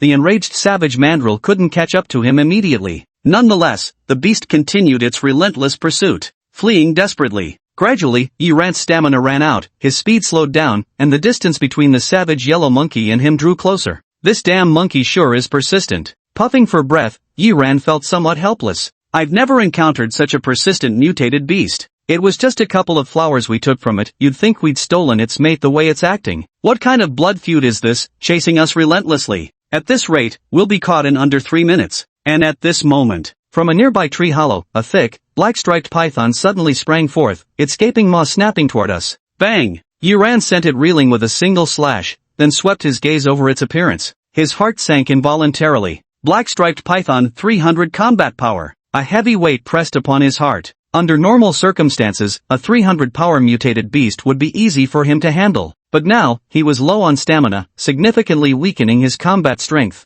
And behind him, that yellow savage ape was about to catch up. Roar! From behind came the furious roar of the yellow savage ape. Suddenly, wolves ahead and tigers behind. Chapter 41, The Martial Artist. There was no use thinking any longer. Things had come to this. With unwavering determination flashing in his eyes, Yiran charged straight at the black-striped python, his blood shadow saber slicing through the air in a sudden strike. The black-striped python raised its thick tail and lashed out violently. Bang! The blood shadow battle blade rebounded, leaving the python's tail split open and bleeding profusely from a deep wound. Yiran pressed his advantage without mercy, striking again with another fierce slash aimed at the python's head. However, his previous strike had already expended all his strength. This time, his steps were unsteady, clearly lacking the explosive power from earlier. After being cleaved by the blade, fear flashed through the dark-striped python's serpentine eyes as it instinctively tried to flee, but Yiran had already swung his blade at it. Left with no choice, the python could only sweep its tail heavily once more. The blood shadow saber hacked fiercely into the serpent's tail. Yiran's arm went numb, and the blood shadow battle saber nearly slipped from his grasp. Though he quickly shifted to disperse the force, he still staggered backward several steps. Seeing this, the black-striped python froze for a moment, puzzled at how the human had suddenly become so much weaker. But this was a rare opportunity. Abruptly opening its enormous maw, it lunged at Yiran once more in a ferocious bite. At the same time, the snake's tail lashed out like lightning. This strike was even faster and more vicious than before. A streak of black light flashed as it whipped brutally onto Yiran's body. Though Yiran reacted quickly, his physical strength was insufficient. He could only raise his blood shadow war blade to block. In an instant, the blood shadow war blade was sent flying. He was sent flying as well, violently crashing into a nearby withered tree. After barely managing to stand up, his face turned pale, and he spat out a mouthful of fresh blood. At that moment, the dark-striped python charged forward, its gaping maw lunging straight for Yiran's head. At the critical moment, a cold glint flashed in Yiran's eyes as a dagger materialized in his hand. His body dodged to the side, narrowly avoiding the python's strike, and then, just as the serpent's pupils contracted abruptly, with an indifferent expression, a dagger suddenly slashed down. The next instant, with a thud, a massive serpent's head fell to the ground. Having done this, Yiran forcibly suppressed the metallic taste rising in his throat once more, not even bothering to retrieve the blood shadow warblade. He swiftly dashed toward the enormous tree hollow from which the black-striped python had just emerged. Everything happened in the blink of an eye. In less than half a minute, the black-striped python was struck dead with a single blow. Behind them, witnessing this, the savage yellow ape roared in fury, picking up a stone from the ground and hurling it fiercely towards Yiran. The stone flew at a terrifying speed, catching up to Yiran in an instant. Fortunately, Yiran didn't stop to pick up the blood shadow warblade, managing to dash into the tree hollow just before the rock could hit him. Even so, the sturdy wood shattered instantly upon being struck by the stone. Wooden splinters flew in all directions. Some of the fragments even scattered onto Yiran's back. The massive impact forced a muffled grunt from him, knocking him flat to the ground. Simultaneously, intense pain shot through his back.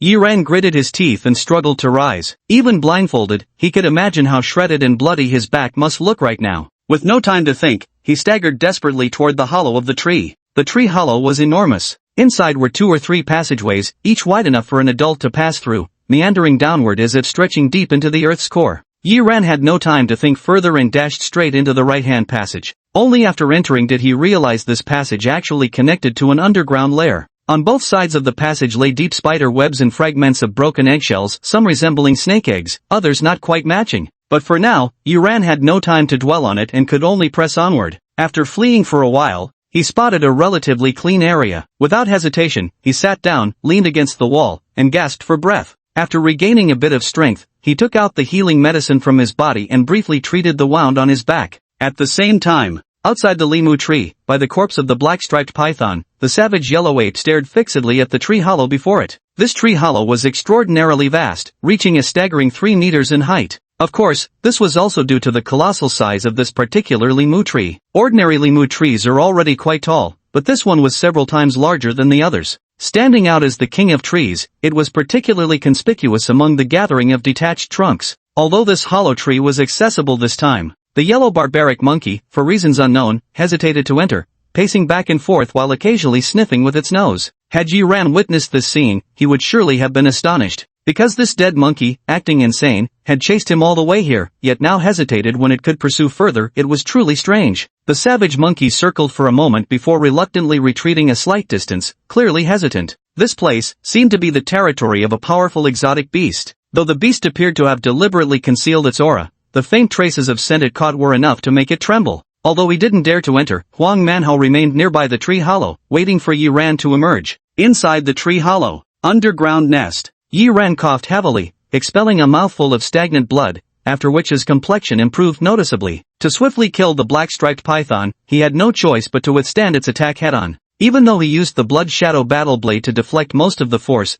the remaining impact still overwhelmed him, leaving him with significant internal injuries. Of course, this level of power was utterly insignificant compared to the attacks of the savage yellow ape. At this thought, Yiran still felt a lingering fear. The strength of that yellow savage monkey was truly terrifying. Just the residual shockwaves from its attack were more than he could bear, directly causing him internal injuries. With both injuries compounding, that's why his internal injuries were so severe now. A level 2 mutant beast is indeed formidable. It must have over 600 combat power, right? Yiran murmured to himself. His heart grew heavy. Over 600 combat power, twice his own level. If the berserk ape gave chase, he would have nowhere to escape. When I came down just now, even though there were 2 or 3 passageways, but with Huang Manho's speed, it shouldn't take long to find him. As for him, he seized the opportunity to leave while the yellow barbarian monkey was busy searching. It was hard to accomplish because he didn't know which path Huang Manho would take to find him. If luck wasn't on his side and he happened to run into Huang Manho, he wouldn't even survive these 10-odd minutes.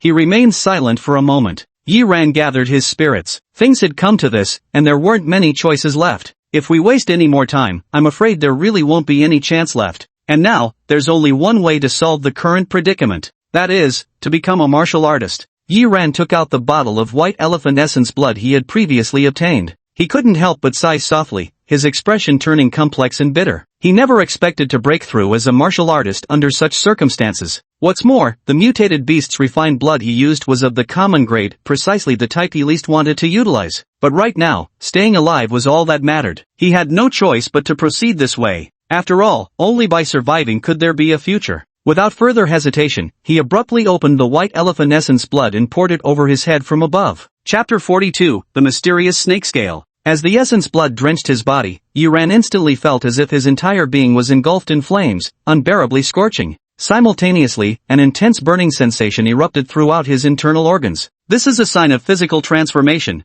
breaking through the limits of the human body, with reactions far more intense than his previous physical enhancement. His physique had already been comparable to that of a martial artist. Now, with this breakthrough, his constitution was actually advancing toward the level of a second-grade martial artist. However, the elephant essence blood was, after all, just ordinary mutated beast blood with limited energy. Thus this fiery burning sensation didn't last long before it ended. Yiran slowly opened his eyes and exhaled a turbid breath. Breakthrough achieved. Everything went smoothly and quickly, likely because he had previously enhanced his physique once, making the breakthrough exceptionally smooth. He gently stretched his body. His vitality hadn't increased much, but his overall physical condition was completely different now. If before, his physique was merely comparable to a first-level warrior, now, it had completely surpassed that of a first-level warrior, nearly approaching the level of a second-level warrior. There are many benefits to enhancing one's physique. Physical strength, running speed, endurance, and recovery abilities will all improve, while also raising the upper limits.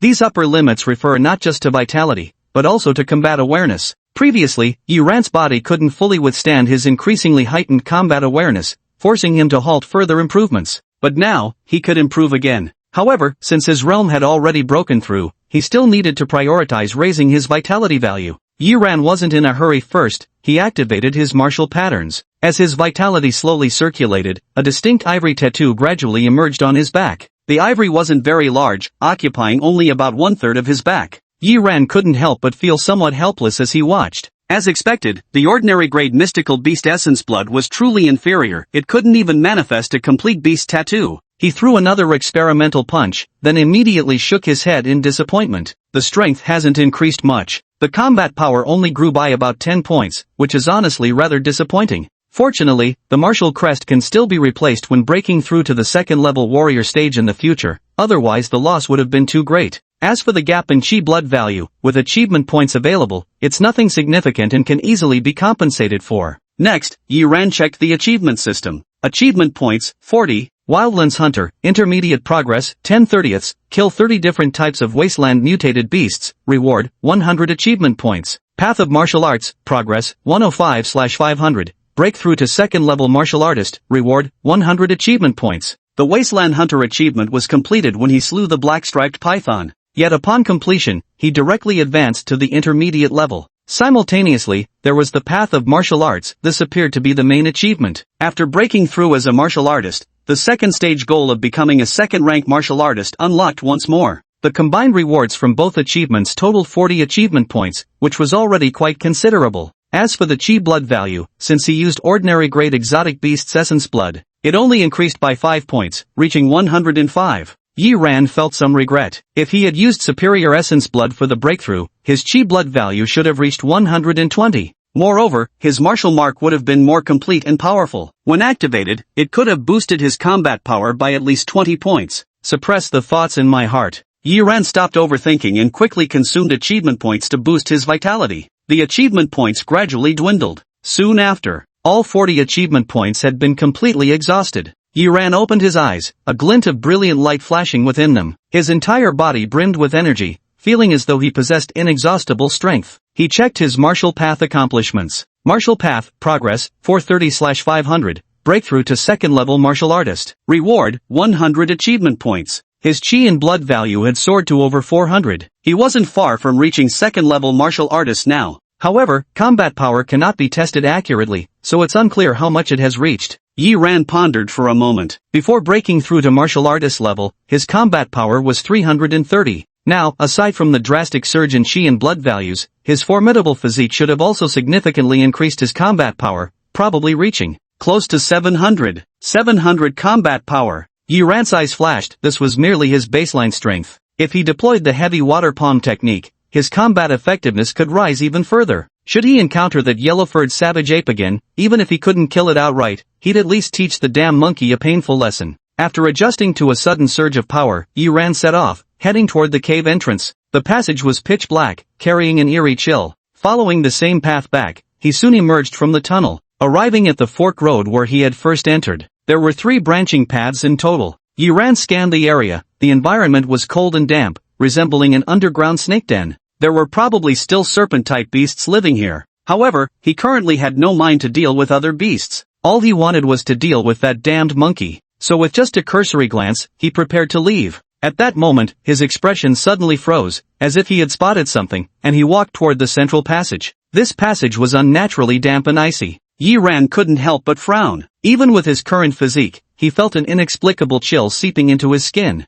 This passage seemed somewhat different from the other two. Without overthinking it, he picked up a deep blue scale that had fallen into a crevice in the stone. The scale was about the size of a fist, cold to the touch, smooth and remarkably thin. Yi Ran curiously rubbed it a few times, feeling a surge of coolness slowly seep into his body, making his mind noticeably clearer. His expression turned stunned. What kind of beast scales were these? With a quick glance, he noticed several more blue scales on the ground, trailing along the passageway, leading deeper into the tunnel. And deeper within, the tunnel was pitch black and unfathomably deep, gaping like a maw ready to devour, sending chills down one's spine. Yi Ran pondered for a moment. It seemed like scales accidentally shed by some sort of serpentine mutant beast as it passed through this tunnel. But who knows what kind of serpent it was to have scales that naturally carried a chilling aura. Scales like these, that serpent must be worth a fortune. Yi Ran hesitated, glancing into the depths of the tunnel. Forget it, he'd deal with that dead monkey first and come back to investigate later. He casually picked up 2 or 3 scales before turning to leave. The scales weren't large, suggesting the serpentine mutant beast wasn't particularly powerful, at most comparable to a black pattern python.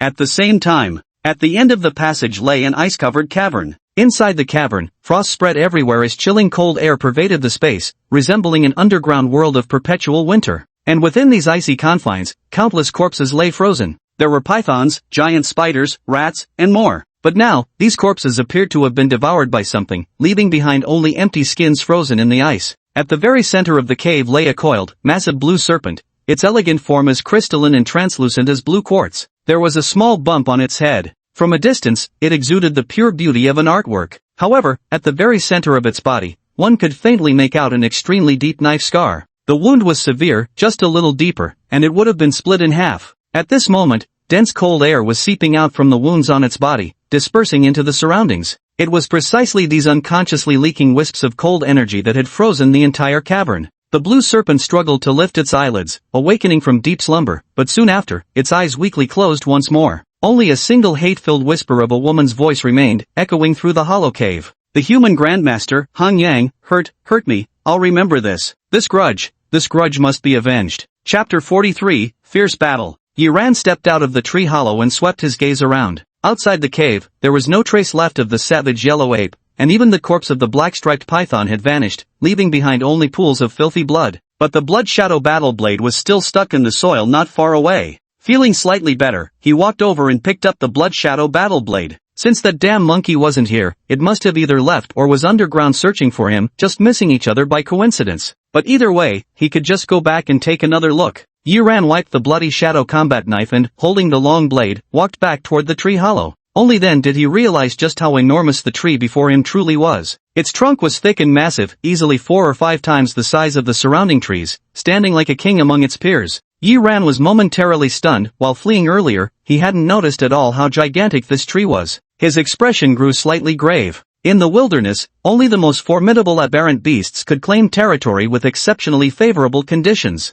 A colossal tree of this size was exceedingly rare, and whatever aberrant beast had claimed it as its nest was certainly no ordinary creature. After a moment of hesitation, Yiran still approached the tree hollow. This is the outer area, where no overly powerful aberrant beasts would appear. At most level 2 creatures would be the toughest here. Given his current strength, he shouldn't encounter those top-tier level 2 beasts with combat power nearing 8 or 900. Even if he couldn't defeat them, escaping wouldn't be a problem. Moving swiftly, he entered the hollow tree trunk in just a few steps. Just stepped 1 foot into the tree hollow. Behind him, an angry roar suddenly rang out. Yiran turned around to see the savage yellow ape, apparently having just returned, glaring at him with furious growls not far away. Its eyes flickered warily toward the tree hollow behind him. "Oh, so you hadn't left after all?" Yiran grinned, his eyes gradually turning dangerous. "If you won't leave, I'll carry you out myself." Without a word, he gripped his blood shadow warblade and suddenly burst forward, charging straight at the savage ape. The savage ape was momentarily stunned, though it couldn't comprehend why this human brat had suddenly gone mad enough to attack it. But it couldn't ask for more. Human hearts, especially those of martial artists, were such delicacies.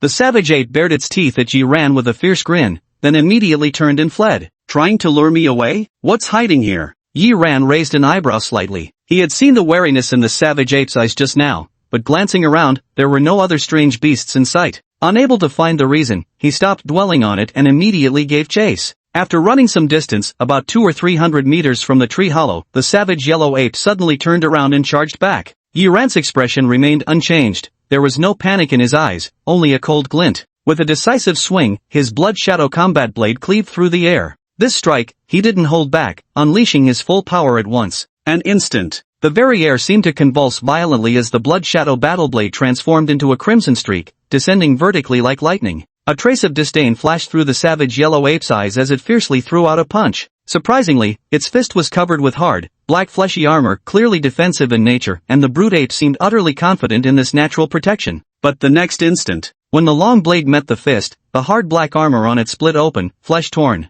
Huang Manhwa screamed in pain, clutching his arm as he hastily retreated. Yiran stood unwavering. Though a tremendous force surged toward him, it was still within his tolerance, thus, he didn't take a single step back. In other words, his sheer strength had now completely surpassed that of this yellow savage ape. However, several cracks had appeared on the blood shadow battle blade. Yiran slightly frowned. After all, the blood shadow battle blade was merely a high-quality replica, and its price was at least 10 times lower than that of a true combat-grade blood shadow battle blade. Considering his relentless battles and struggles with mutant beasts along the way, it was only natural for the blade to reach its limit now. Yiran withdrew his gaze and continued charging toward the yellow savage ape. Having now broken through as a martial artist and transcended human limits, not only were all his previous injuries completely healed, but his entire vitality and spirit had also reached new heights, placing him in an exceptionally optimal physical condition. He was perfectly unleashing his preeminent combat awareness to its utmost limits. Therefore, in the instant of engagement, he struck Huang Manhwa aside with a single blade slash,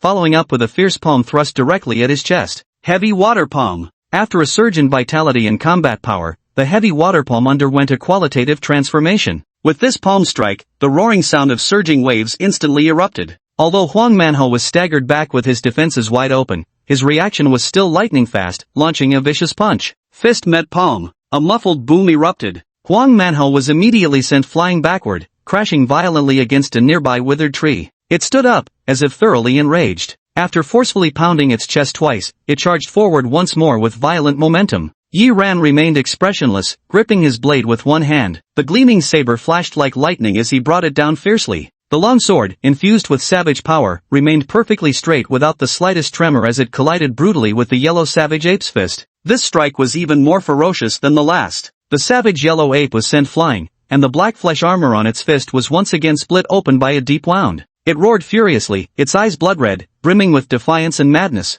Disregarding the pain entirely, it rose once more and charged forward recklessly. Impossible. This damned human brat, who only moments ago was running from me, couldn't possibly be my match. Yi Ran's expression remained calm as he unleashed several more slashes in succession. Each blade struck viciously against the black flesh armor covering the yellow savage ape's fists. The already torn and battered flesh armor became a bloody, mangled mess, a truly horrific sight to behold. The golden-furred ape seemed to have gone mad, fighting and retreating repeatedly. Even though it was already severely injured, it was determined to fight Yi Ran to the death. Yi Ran remained calm. Finally, as he delivered another slash with his blade, the blood shadow battle blade shattered with a crisp crack. Witnessing this, the golden-furred ape froze momentarily before its monkey eyes flashed with wild joy. Damn human, you're done for this time. With a menacing laugh, it charged straight at Yi Ran. Yi Ran didn't dodge, just calmly watched the yellow savage monkey's fist coming at him. The yellow savage monkey froze momentarily, then watched in shock as its own fist slowly dropped away. Its fist was severed by that final slash just now. In an instant, the savage yellow ape showed terror. How could its most invincible weapon, its fist, be chopped off just like that? All its previous defiance vanished as it turned and fled in panic. Meanwhile, Yi Ran bent down to pick up one of the broken halves of the blood shadow battle blade lying on the ground. Then, he hurled it with sudden force. Chapter 44, The Terrifying Scales of Worth. The shattered fragments of the battle blade whistled through the air, violently embedding themselves into the yellow-maned monkey's back. The yellow-maned monkey let out a piercing shriek and collapsed to the ground instantly. Yi Ran walked over and looked down. The blade fragment had already pierced the yellow savage ape's lungs, and it was now writhing in agony. Death was merely a matter of time. He stretched out his hand and delivered a crushing heavy water palm strike to its head, granting it merciful release. A second-tier mutant beast. Yi Ran let out a soft sigh, gazing at the corpse on the ground with a hint of emotion in his expression. Just 1 month ago, he had been an ordinary high school student, worried about meeting the 60 vitality points threshold for the college entrance exams. But now, he could effortlessly slay a tier 2 mutant beast with over 600 combat power. All these changes were because of the achievement system. At this thought, his heart stirred slightly. The yellow savage ape, when fully grown, could reach the level of a third-tier exotic beast, making it considerably more valuable than ordinary second-tier creatures. This yellow savage ape must be worth at least 100,000, right? Yi Ran curiously checked the achievement system. At this glance, he was completely stunned. Affluence personified, progress, 1.34 million/100 million, accumulate 100 million in wealth to receive 1,000 achievement points and double comprehension, reaching 1 million and 10 million grants 10 and 100 achievement points respectively. The progress for affluence personified had skyrocketed by over 900,000 in an instant. Impossible. Yi Ran firmly rejected the idea. A beast like the yellow savage monkey, even if it were a rare monkey king, couldn't possibly be worth that much money. Moreover, a monkey king would at least be a third-level beast and wouldn't be this weak. There must be something wrong here. After some consideration, he began dissecting the yellow savage monkey's corpse. Perhaps this creature had swallowed something precious during its lifetime, and now, with the calculation of all its accumulated wealth combined with its extraordinary generosity, the valuation had surged so dramatically. Soon, he had completely dissected the corpse of the yellow savage ape. But unexpectedly, there was nothing. It was empty inside, no imagined valuable ores or spatial rings, or anything of the sort. Yi Ran frowned and began to ponder. With his wealth, mistakes were impossible. And besides the corpse of the yellow savage ape, his wealth had also increased by nearly 800,000 in progress. This meant that unknowingly, during his time being pursued, he had acquired a treasure worth 800,000. He had absolutely no recollection of such a thing. What thing? I don't even remember it myself? Yi Ran scratched his head, thoroughly confused. Having been pursued all this way, surviving the chase was already a miracle. How could he possibly have had time to pick something up? And of all things, he managed to pick up some extraordinarily valuable treasure by sheer coincidence. I remember before breaking through to become a martial artist, my billion-friendly progress hadn't changed. That must have happened after I broke through. Yi Ran murmured, racking his brain to recall. Suddenly, his eyelids twitched as if remembering something. He took out 4 blue snake scales from his spatial wristband.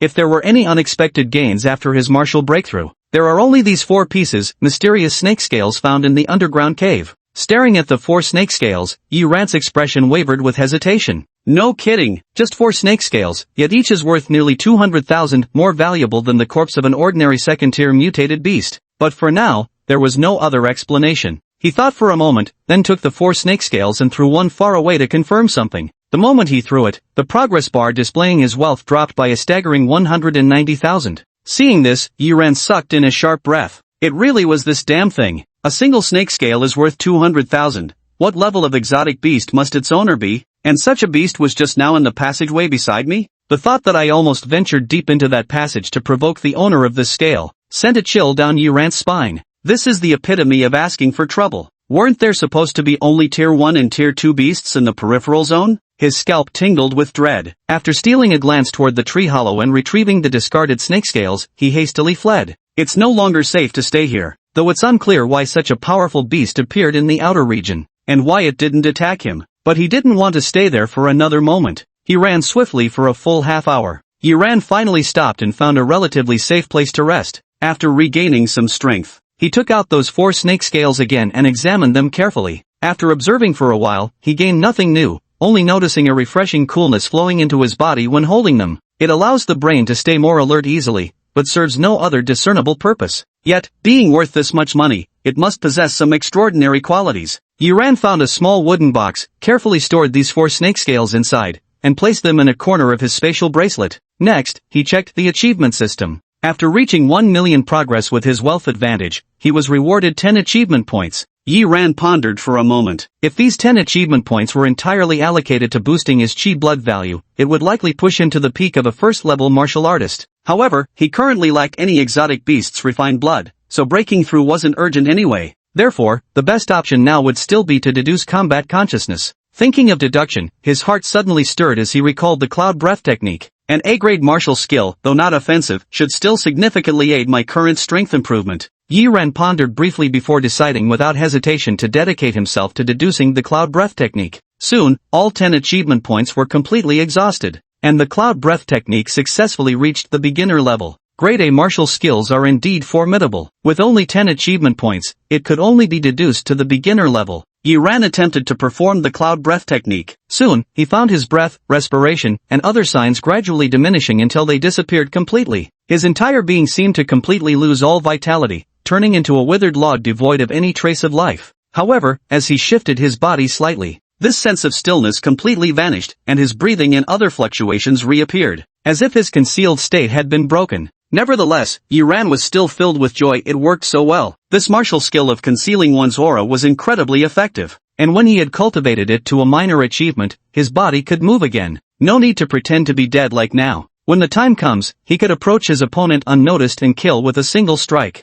From this perspective, this martial skill was undoubtedly an assassination technique of the highest order. After performing the cloud breath technique a few more times until completely proficient, Yi Ran set off towards the territory of the scale ox. Having dealt with the monkeys, now it was time for the ox. Moreover, there were numerous thunder bloom flowers there, representing no small fortune. He still cared quite a bit about those thunder bloom flowers. Don't look at how much progress billionaire's privilege has made, but to be honest, many things only have that theoretical value. It's really difficult to convert them into actual money. Many things simply can't be sold at all. So, valuable herbs like thunderbloom are still highly prized. A moment later, Yi Ran arrived at the scalable territory. Upon arrival, he caught a faint scent of blood in the air and couldn't help but frown slightly. He quickly strode forward. Sure enough, the scale ox had already been slain. The massive corpse lay to one side, while 3 or 4 masked figures clad in black were gathering thunder bloom flowers. Someone already beat us to it. Chapter 45, The Black Mask Hunting Squad. Yi Ran looked rather frustrated. Damn it, what terrible luck. But there's nothing to be said about such matters. Those who arrived before him simply got there first, that's all. Though he might have discovered it sooner. But if it really came down to who saw it first claiming ownership, that would be downright absurd. Of course, judging by the fact that these 3 or 4 people expended considerable effort to defeat the scaled ox and even came away with injuries, there should be just a few first-level martial artists at most. If he made a move, he could easily drive several people away and seize the Thunder Blossom. But Yi Ran wasn't that sort of person, someone who would resort to unscrupulous means and plunder others simply because he possessed strength. In his view, as long as treasures didn't fall into the hands of mutated beasts, it was acceptable, because humanity's true life and death enemies were the mutated beasts. Yet, despite his thoughts, it seemed the people before him had different ideas. Hey kid, stop right there. One of the 4 masked figures halted to pocket the thunderbloom flower, then fixed a cold gaze upon Yi Ran. Need something? Yi Ran raised an eyebrow in response. There must be a reason. The masked speaker slowly approached Yi Ran, while the other 3 closed in, surrounding him. Yi Ran was momentarily stunned. This turn of events caught him off guard. Before he could make a move, these 4 were actually planning to strike first. Kid, aren't you scared seeing us? Must be your first time in the wasteland, huh? The leader of the masked men chuckled as he spoke. Yi Ran nodded, then asked curiously, from the sound of it, you guys must be pretty strong? Of course. Another masked man sneered coldly, "We're the famous Black Mask Hunting Squad, renowned warrior team of the Lima Wasteland." Other martial artist squads would tremble at the mere mention of our name. Because while other squads hunt mutant beasts, we hunt them. Yi Ran froze momentarily before narrowing his eyes. "So you're saying you frequently ambush and kill other martial artist squads?" "Of course." The masked man shrugged. "Hunting beasts can't compare to the thrill of hunting fellow warriors. Killing a mutant beast earns you peanuts, but kill a martial artist, especially a fat lamb like you, and it's worth 10 beasts. Yi Ran's eyes darkened with danger. "Fat lamb? We're all martial artists. In the wilderness, instead of fighting mutant beasts, your target is fellow warriors? Pah! Why battle beasts that can't be wiped out anyway? I'd rather make more money and enjoy life." The masked fighter sneered triumphantly. "Enough, stop the chatter." The masked man at the front said calmly, "This kid dared to enter the wasteland, he must at least have quasi-martial artist strength. A quasi-martial artist at this age is likely a hidden genius from one of those families. There's definitely someone accompanying him into the wasteland. Finish him quickly and leave. Don't run into the expert by his side. With the vice captain and captain absent, we'd be in real trouble if we encounter them." "Yes, boss." The masked warrior from earlier sneered viciously as he strode toward Yi Ran. "Kid, I've been telling you all this just to crush your spirit. You arrogant geniuses always think the world is all sunshine and rainbows. Today, I'll teach you how cruel this world truly is. I'll make sure you die with your eyes wide open in regret." Ha ha ha. Hearing his voice, the other masked individuals couldn't help but frown. That guy's old problem has flared up again. Due to his poor natural talent, after forcibly breaking through as a martial artist using forbidden drugs, the side effects left him impotent and that twisted his psyche. He's developed an extreme hatred for young geniuses. Every time I encounter a young prodigy, I crush their spirit first, then break their body. Haha, kid, how about it? Feeling hopeless about this world? Didn't expect the world to be this vicious, did you? The masked man approaching was filled with the pleasure of vengeance in his eyes. Yi Ran said calmly, "I truly didn't expect it, but scum like you are, after all, in the minority." Hearing this, the masked individuals around them froze for a moment. The leader of the masked men snorted coldly, facing death yet still so arrogant. "If you begged for mercy, we might have spared you a whole corpse." "Well, aren't you generous?" Yi Ran chuckled, "but if you beg for mercy, I won't leave any of you intact." As his words fell, his feet erupted with power, and he suddenly dashed toward the farthest standing masked leader. The masked leader's eyes turned icy. "Bold brat, daring to charge at me." Before he could finish speaking, his pupils abruptly constricted, his face twisting in shock. "Such speed, you're a second-rank martial artist?" "Correct. As your reward, I'll send you to your next life." With a smile on his face, Yi ran through a punch. His speed was so fast that he wasn't even on the same level as the masked leader. By the time the masked leader desperately raised his long sword in panic, the punch had already arrived. "Continue then." He only felt as if his chest had been hollowed out. A fist punched through. Yi Ran's expression was ice cold as his fist directly blasted through the opponent's chest. As he withdrew his hand, the masked leader's chest exploded violently, sending limbs flying in all directions. Yi Ran then turned his gaze to the other three frozen mask wearers, particularly the one who had just spoken to him. His gaze darkened. "Since you enjoy pleasure so much, let me send you to hell to enjoy it." Hearing this, the three of them were horrified. They had kicked an iron plate. Without a second thought and not daring to resist in the slightest, the three desperately fled in three different directions. The masked leader had over 400 combat power, yet was instantly obliterated, let alone those three with merely 300 power. With an icy expression, Yi Ran kicked the masked leader's long blade at his feet. In an instant, the long blade shot forward like an arrow. Like lightning, it caught up to one masked assailant, pierced straight through his chest, and carried his body forward several paces before pinning him to the ground. He reached out and casually threw the combat dagger. The combat dagger flew with terrifying speed, whooshing past in a flash. The next instant, the masked man fleeing in another direction suddenly froze mid-step, then his headless body crumpled limply to the ground. Yi Ran pursued the last remaining masked man. It was indeed the same person he had been speaking with earlier. With a physique comparable to a second-level martial artist, he effortlessly caught up to the other party after just a short pursuit. The masked figure turned with terrified eyes and immediately swung a blade at him. Yi Ran casually struck with his palm, sending the attacker crashing into a tree. Before the heavy water palm's hidden force could erupt, the masked man was already struck with severe injuries, coughing up large mouthfuls of blood. He collapsed beneath a tree, unable to even crawl away. Chapter 46, Nirvana Body. Yi Ran's expression remained indifferent as he gazed at the masked martial artist before him. "You can't kill me." The masked warrior coughed up mouthfuls of blood, his eyes filled with terror as he blustered with a feeble show of strength. "Our captain is a third-level warrior, and I'm his brother-in-law. If you kill me, you'll never leave this wilderness alive." "Oh," Yi Ran raised an eyebrow. "What a pity. I happen to be someone who refuses to believe in superstitions. With a sudden movement, he stomped down hard. Click. The masked warrior's chest instantly caved in, his face mask falling away to reveal the twisted, agonized features of a young man. With venomous hatred in his eyes, the youth gasped out with difficulty, "My brother-in-law won't let you get away with this. I'll be waiting for you in hell." As the last word left his lips, his head lolled to one side, all signs of life extinguished. Yi Ran remained unmoved. If he feared death, he wouldn't have ventured into the wilderness in the first place. He picked up the other's mask. The mask was pitch black, devoid of any markings. Its material appeared to be made of some refined iron, surprisingly durable. It required considerable force from him to bend and twist it out of shape. The Black Mask Hunting Squad? Yi Ran gave a cold snort and threw away the mask. These specialized teams that hunt martial artists and plunder their wealth were something he often heard about in the news. Among them, the one he'd heard of most frequently was the Black Mask Hunting Squad. Rumor had it that it was a martial artist squad of over 20 members. The captain was a third-level martial artist who frequently led his team in ambushing other martial artist squads, earning notorious infamy. Little did he expect to encounter them today. This martial artist squad was utterly disreputable, despised by all, even worse than fugitives. The Martial Artist Association often sent teams into the wastelands to eliminate them. However, due to the vastness of the wilderness, numerous hiding places, and various other factors, they remained at large. The results were minimal. In the wilderness, you have to fight not only exotic beasts but also be wary of your fellow humans.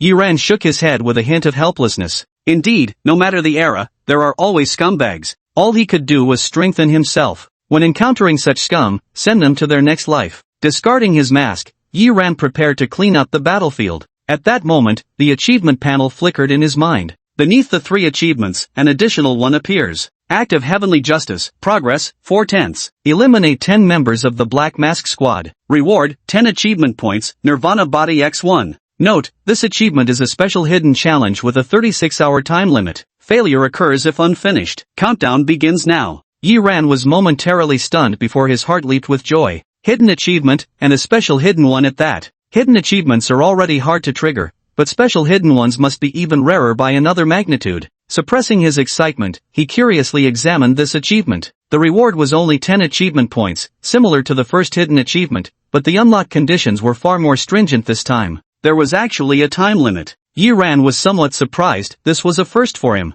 Of all the achievements he had completed so far, this was the only one with a time constraint. If there's a time limit, it must mean this achievement is quite high level, but the reward points are so few. He pondered for a moment, then set his gaze upon the Nirvana body. So it seemed the true major reward was this incomprehensible Nirvana body, while achievement points were merely a bonus add-on. Nirvana body? An exotic physique? Yi Ran instinctively recalled the exotic physique Su Qin had once mentioned. He was deeply impressed by this one-in-a-million genius constitution. After all, it's hard not to be impressed by a terrifying physique that naturally increases by 100 chi and blood points in a single day. After pondering for a moment but finding no leads, Yi Ran stopped overthinking it. He began clearing the battlefield. It must be said that the masked youth who died last was actually quite wealthy among the 4, only he possessed a spatial bracelet. And not just any bracelet, his had a massive 20 cubic meters of space. As for the other 3, even the strongest leader among them only had an ordinary spatial backpack. Looking at it this way, what the masked youth said before his death might very well have been true.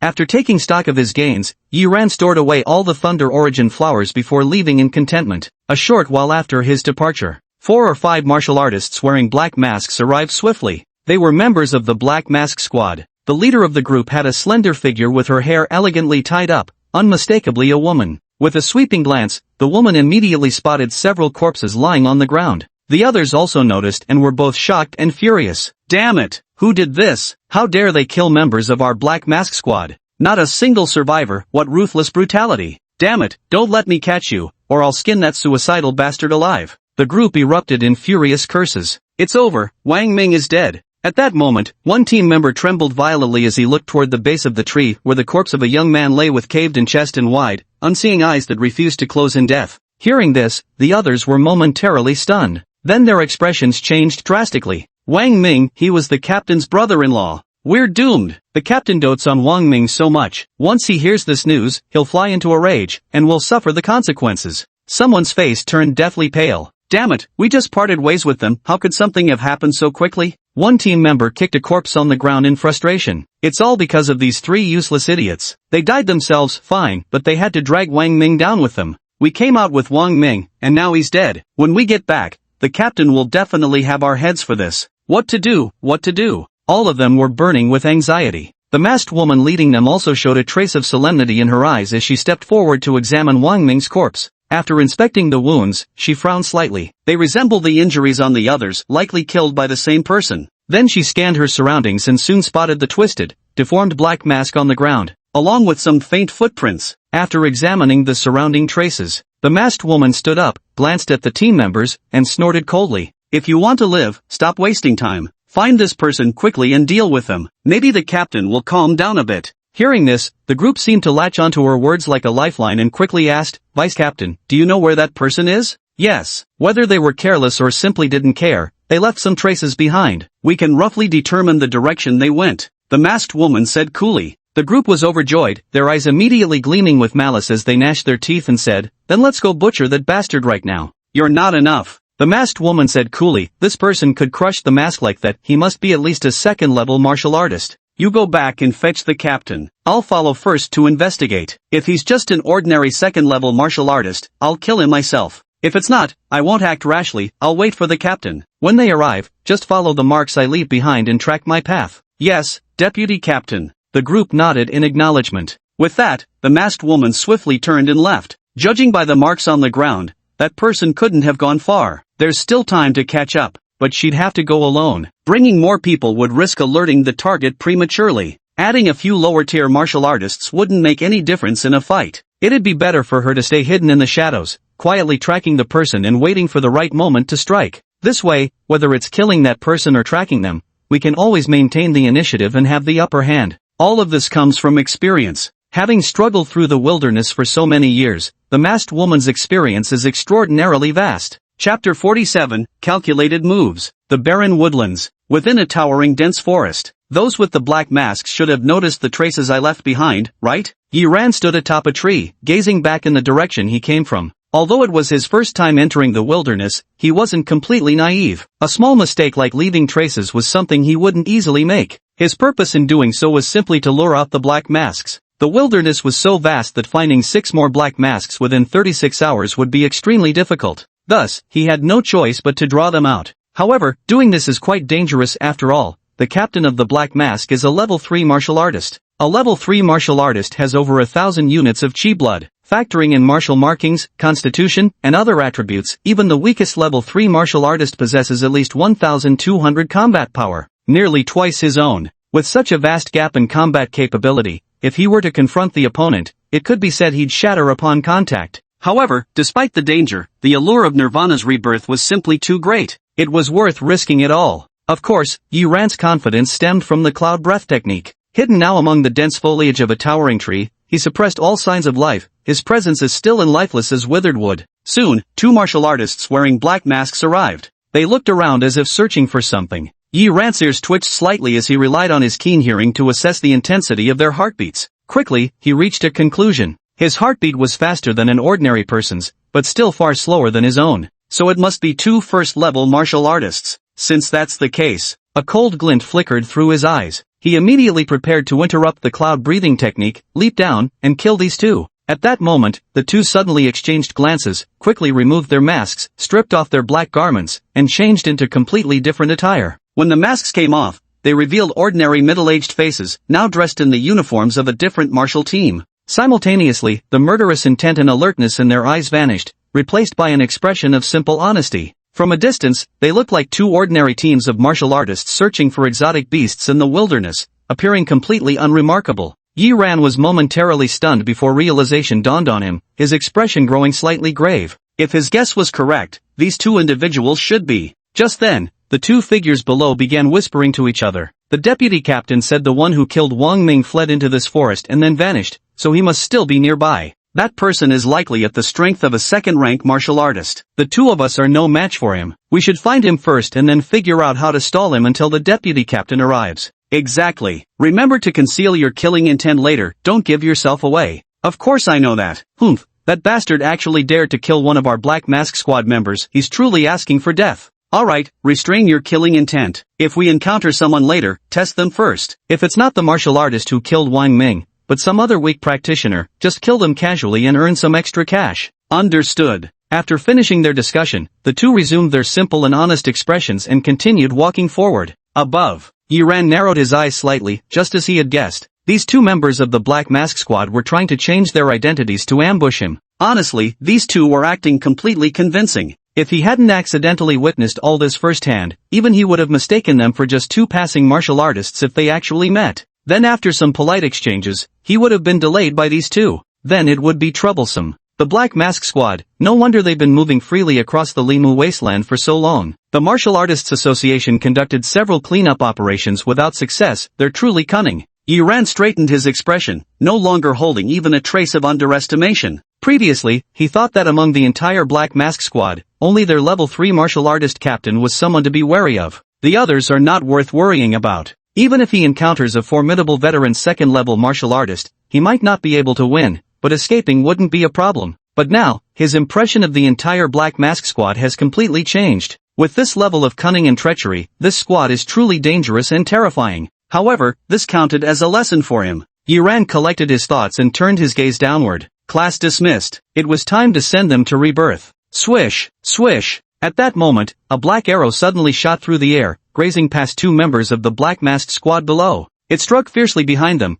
piercing straight through a black-striped python that had been slithering down from a tree and lunging to bite. Bang! The snake's head exploded instantly. The python's corpse fell heavily from the tree, raising a cloud of dust as it crashed to the ground. Seeing this, the two were shocked and pale with fear at first, then turned grateful eyes toward the person across from them who had fired the arrow. It was a young woman, probably around 24 or 25 years old, slender in figure and dressed in blue martial attire. Her face was lovely, with strikingly large and pure, clear eyes. With a bow in her grip, it was clear that she had been the one who fired the arrow moments ago. Thank you, miss. Little girl, thank goodness you stepped in, or we would have been in serious trouble. The two middle-aged men from the Black Mask Squad were immensely grateful. It's nothing, uncles. I'm just glad you're both alright. The girl in blue smiled brightly. Then she cautioned them, uncles, this is considered the outer perimeter, a rather dangerous area. You must be careful coming here. We know, but still thank you, miss. Without you, one of us would have surely fallen to that damn snake today. One of the middle-aged men said bitterly, giving the corpse of the black-striped python a vengeful kick.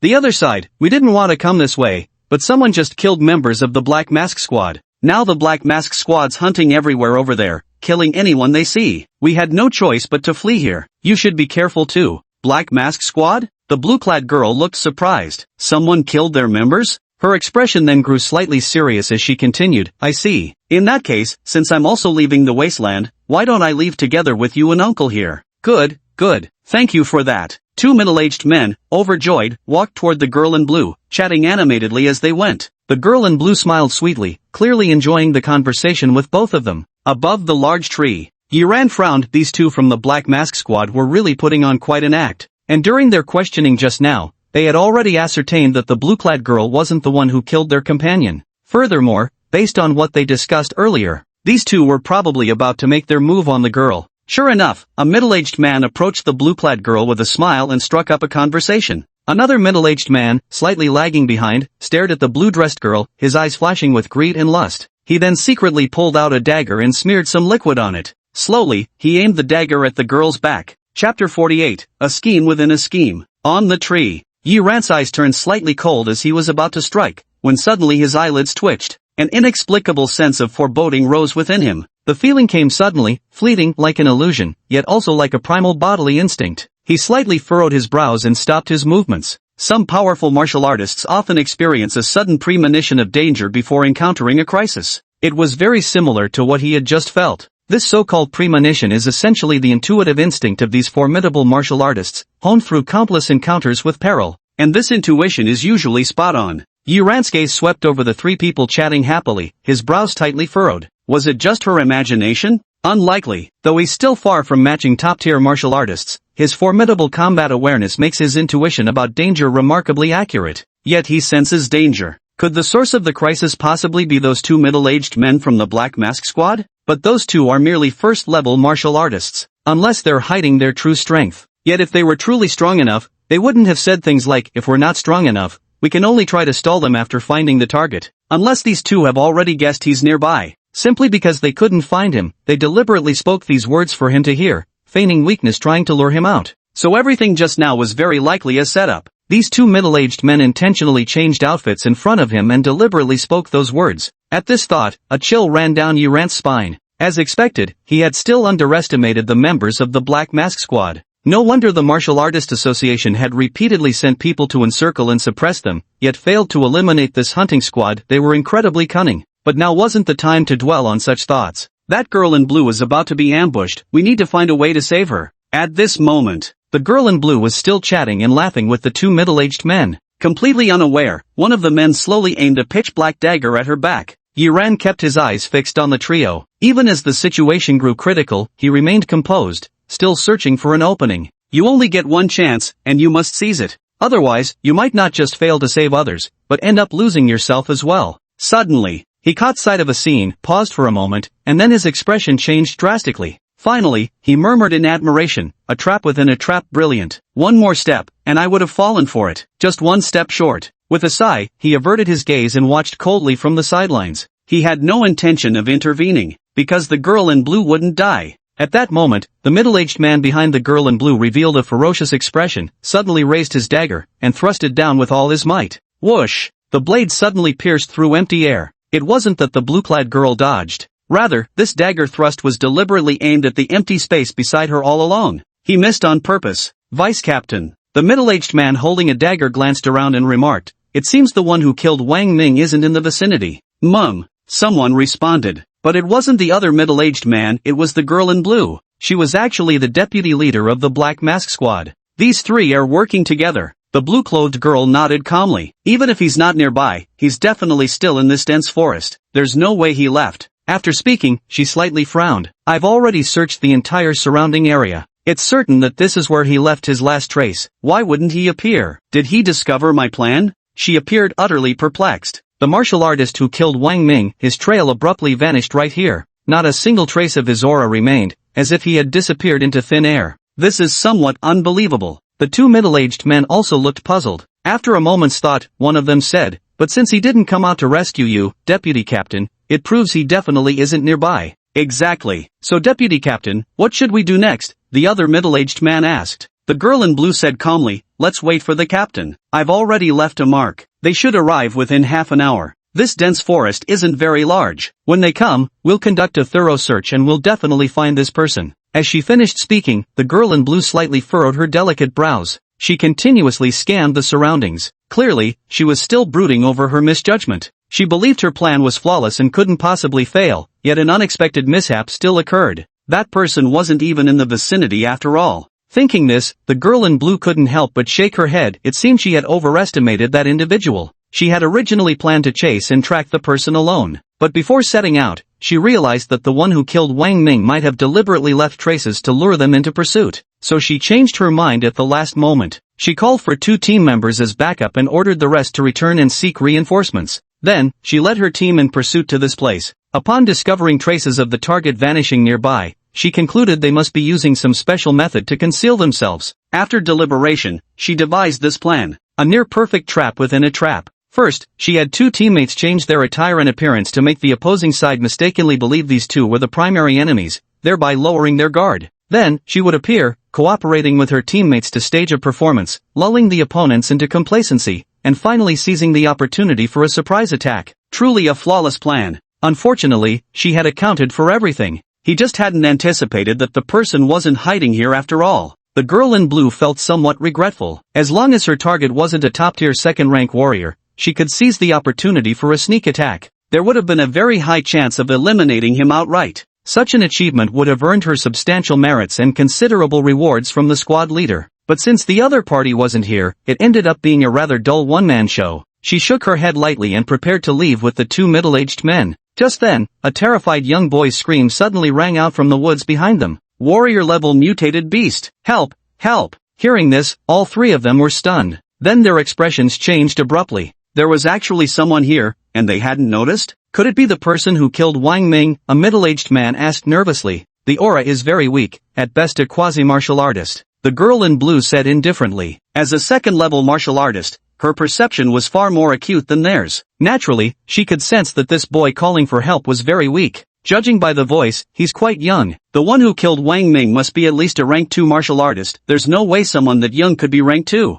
The girl in blue finished speaking and turned her indifferent gaze toward a middle-aged man. He might have heard our conversation. Go take care of him. Yes, Vice Captain. The middle-aged man licked his lips, his eyes glinting with greed. Judging by the voice, it must be a youth of 17 or 18. Perfect, he particularly enjoyed them young, the fresher the better. In the woods. Yi Ran remained motionless, only opening his mouth to shout. Because of this, the cloud silence technique was not completely broken and still suppressed most of his aura. As a result, when sensing it, this frequency of heart rate indeed seemed like someone at the quasi-warrior level. Though Yi Ran's cries sounded wretched and terrified, his gaze was ice-cold as he watched the middle-aged man approach, rubbing his hands in excitement. Having fun, aren't you? Wait, I'll make it even more enjoyable for you. Chapter 49, Class C Combat Soldier. In the woods. The boy's piercing screams mixed with the middle-aged man's maniacal laughter reverberated through the air. The girl in blue, none other than the deputy squad leader of the Black Mask unit. The pale face faintly revealed bulging blue veins. His voice was sinister as he said, "That bastard. I sent him to kill, and instead he started playing around." Hearing this, another middle-aged man nervously said, "Deputy Captain, I'll go teach that guy a lesson right away, and take care of that unlucky fellow while I'm at it." With that, he strode briskly toward the dense woods, walking along while cursing inwardly. That bastard, what's he thinking playing around at a time like this? If he pisses off the vice captain and gets us all cut down with a sword, then what? Damn it, wonder what kind of good stuff could pleasure that bastard so much. When I play with you usually, I've never heard you moan so loud. Fuck, truly despicable. The more the middle-aged man thought about it, the angrier he became, and he hurriedly strode into the woods. No sooner had he entered than he was about to raise his voice in a torrent of curses when he suddenly froze, staring wide-eyed at the handsome youth before him. Holy shit, what a find! A premium-grade catch. Yet, in the very next instant, his face instantly turned ashen white. Wait, no. Why was this youth holding a knife to? Whoosh! A dagger shot straight forward, piercing through his forehead in an instant, and then his body collapsed limply to the ground. Yi Ran withdrew his gaze, looking down at the middle-aged man kneeling before him.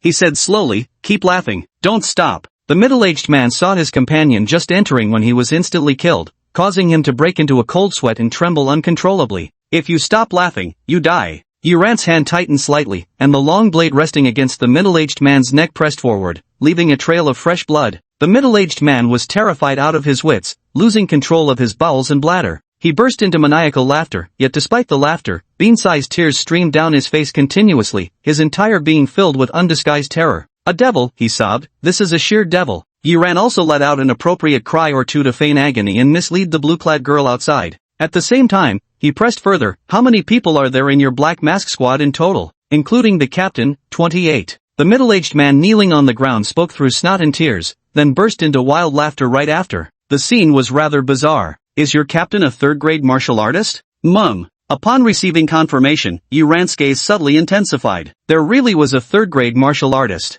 He continued asking, "Apart from the captain, who's the strongest in terms of combat ability?" "The two deputy captains are both second-grade martial artists. The deputy captain currently outside has a combat power of 700. Soon, Yi Ran had extracted all the intelligence he needed. It must be said, this Black Mask squad was truly formidable. Aside from the captain, there were 5 additional second-tier martial artists. The strongest among them was another deputy captain, possessing the strength of a peak second-tier martial artist. A peak second-tier martial artist typically has a chi blood value of 900, and with decent martial inscriptions, their combat power might even surpass 1000. Thinking of the martial tattoo, Yi Ran couldn't help but touch his own back. There lay an ivory martial tattoo, though it could only provide a combat power of 3, absolutely pathetic. If he weren't already close to becoming a second-level martial artist and soon able to choose a replacement tattoo, he might as well just bash his head against a wall right now. "I've answered. Can you let me go now?" The middle-aged man said with trembling fear. "Don't worry, I'm the prince of honesty and trustworthiness. If I say I won't kill you, then I definitely won't."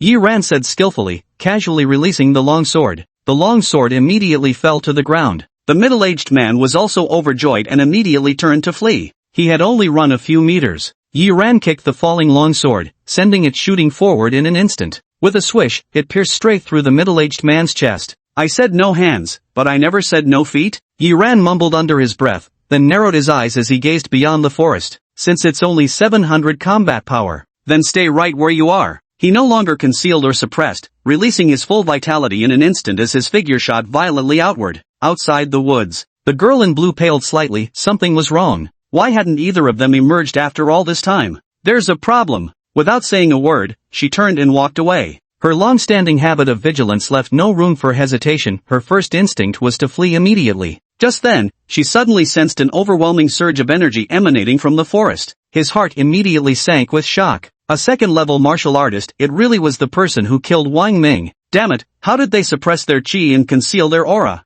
The girl in blue clenched her teeth and, without hesitation, turned and fled. Though she was a second-level martial artist, her combat skills were far from outstanding. Even his chi and blood values were higher than his combat power. The only reason she could attain the position of vice-captain was through her intellect. Yet, no matter how fast she was, she couldn't outpace the dagger that suddenly shot toward her from behind. Yi Ren had practically used this dagger as a throwing weapon. The moment he saw the blue-clad girl, he hurled the dagger with sudden force. His precise control of chi and blood made the thrown blade both swift and deadly accurate. It shot unerringly toward the blue-clad girl's back. Bang! The girl whirled to defend herself, her slender silver sword flashing down like lightning. The next instant, her delicate frame shuddered as the impact sent her flying backward. The dagger sliced through her shoulder garment, revealing snow-white skin now marred by a deep, bleeding gash. Yi Ren froze for a moment, somewhat surprised. Though he had exerted all his strength with this dagger throw, he wasn't truly skilled in concealed weapons, nor did he possess any martial techniques specialized in projectile weapons. Reduced attack power after the throw was inevitable. A normal second-level martial artist with 700 combat power should theoretically be able to withstand it unscathed. Why is this woman struggling so desperately? Her chi and blood vitality are unstable. Her realm was forcibly elevated through vitality-enhancing elixirs. Yi Ren quickly grasped the situation and seized the opportunity to accelerate, closing in on them. Although the distance between them was great, the blue-clad girl's speed was clearly inferior to his, especially after being injured, which caused her to pause for quite some time. This made Yi Ren frown deeply, sensing that her combat experience seemed utterly lacking. Yet he worried this might be one of her tricks. After all, this woman's earlier series of intricate schemes had nearly ensnared him. He couldn't afford to lower his guard. However, at the moment of approach, Yi Ren still caught up in a single stride and decisively threw a punch straight at his chest. Whether it's an act or genuine weakness, break him first, then talk. His thunder fist strike was both swift and vicious. Before the blue-robed girl could even brace herself, she was sent flying and crashed heavily onto the ground. Yet at the moment of impact, Yi Ren's expression subtly shifted. Her chest was incredibly hard. Could she be wearing armor beneath? For an inner armor to be this sturdy, it must at least be a combat-grade weapon. Yi Ren was slightly startled. Defensive-type combat arms were always rarer than offensive-type ones, and their prices were even more exorbitant. However, they were usually so scarce that even if you had the money, you couldn't buy them. The girl in blue struggled to stand, pointing the slender silver sword in her hand at him as she spoke weakly, "Stay back." At the sight of this silver sword, Yi Ren froze yet again. Then his heart surged with overwhelming waves. A Class C combat weapon. This was a top-tier Class C combat weapon. He had seen one before at the Warrior Tower, priced at 500,000. Chapter 50, just wanted to do it. No wonder I had that ominous premonition just now. Yi Ren murmured to himself. A surprise attack from a C-grade combat weapon, had it struck without warning, he truly might have been cleaved in two by that single sword stroke. Noticing Yi Ren's blazing gaze fixed upon the silver sword, the girl in blue quickly came to her senses and pleaded urgently, "Let me go, you can have this war weapon. Besides this, I have other things too. Give me one reason." Yi Ren slowly walked up to the girl in blue, his gaze calm as he studied her. "I can give you everything, myself included." The girl in blue bit her lip lightly. "Don't worry, I'm still untouched. What's more, I can help you escape from Captain Black Mask and his hunters. You killed the brother of his late wife, that was his only remaining family. He'll never let you go. That reason won't cut it." Yi Ren shook his head. "Really not possible?" The girl in blue let out a light chuckle, then suddenly removed her outer garment, revealing a pale blue soft armor covering her upper body. The soft armor only covered her upper body, leaving her jade-like arms exposed. Following the lines of her arms upward revealed a slender, pale neck and delicate collarbones. Looking further down, one could faintly glimpse the swelling peaks of snow-white skin through the gaps in the armor. Yi Ren froze in place. Seeing him stunned, the blue-clad girl slowly placed her delicate hand on the inner armor's zipper and began pulling it down inch by inch. The voice said softly, "You're so young, you probably haven't experienced that sort of thing before, right? Though I'm a few years older than you, I haven't either. This is our first time. I hope you can be gentle. You didn't put down any padding?" Yi Ren suddenly blurted out. He muttered in puzzlement, "When I punched just now, it felt unreasonably large. I thought you might have padded something besides the inner armor. Turns out there wasn't." "So that means the quality of your inner armor is even higher than I imagined, at least at top-tier D-grade combat gear." "Impressive stuff. By the way, where were we just now? You told me to go easy." "That won't do. With this inner armor protecting you, I can't possibly beat you to death if I hold back." The girl in blue froze, her silver sword clattering to the ground with a thud. Yi Ran said sternly, also, stop zipping it up. I really want to see, I really don't want to see. If you pull that zipper one more time, I'll beat you to death, guaranteed to speed things up. Seeing his deadly serious expression, the blue-clad girl felt like he'd follow through the very next second, utterly breaking down. What kind of person is this? She took a deep breath and forced a smile. Alright, if you don't like this topic, let's talk about something else. The captain of the Black Masks is a third-level martial artist, ruthless and cunning. He's already leading his men to surround us. Without my help, your chance of escaping is less than 1 in 10.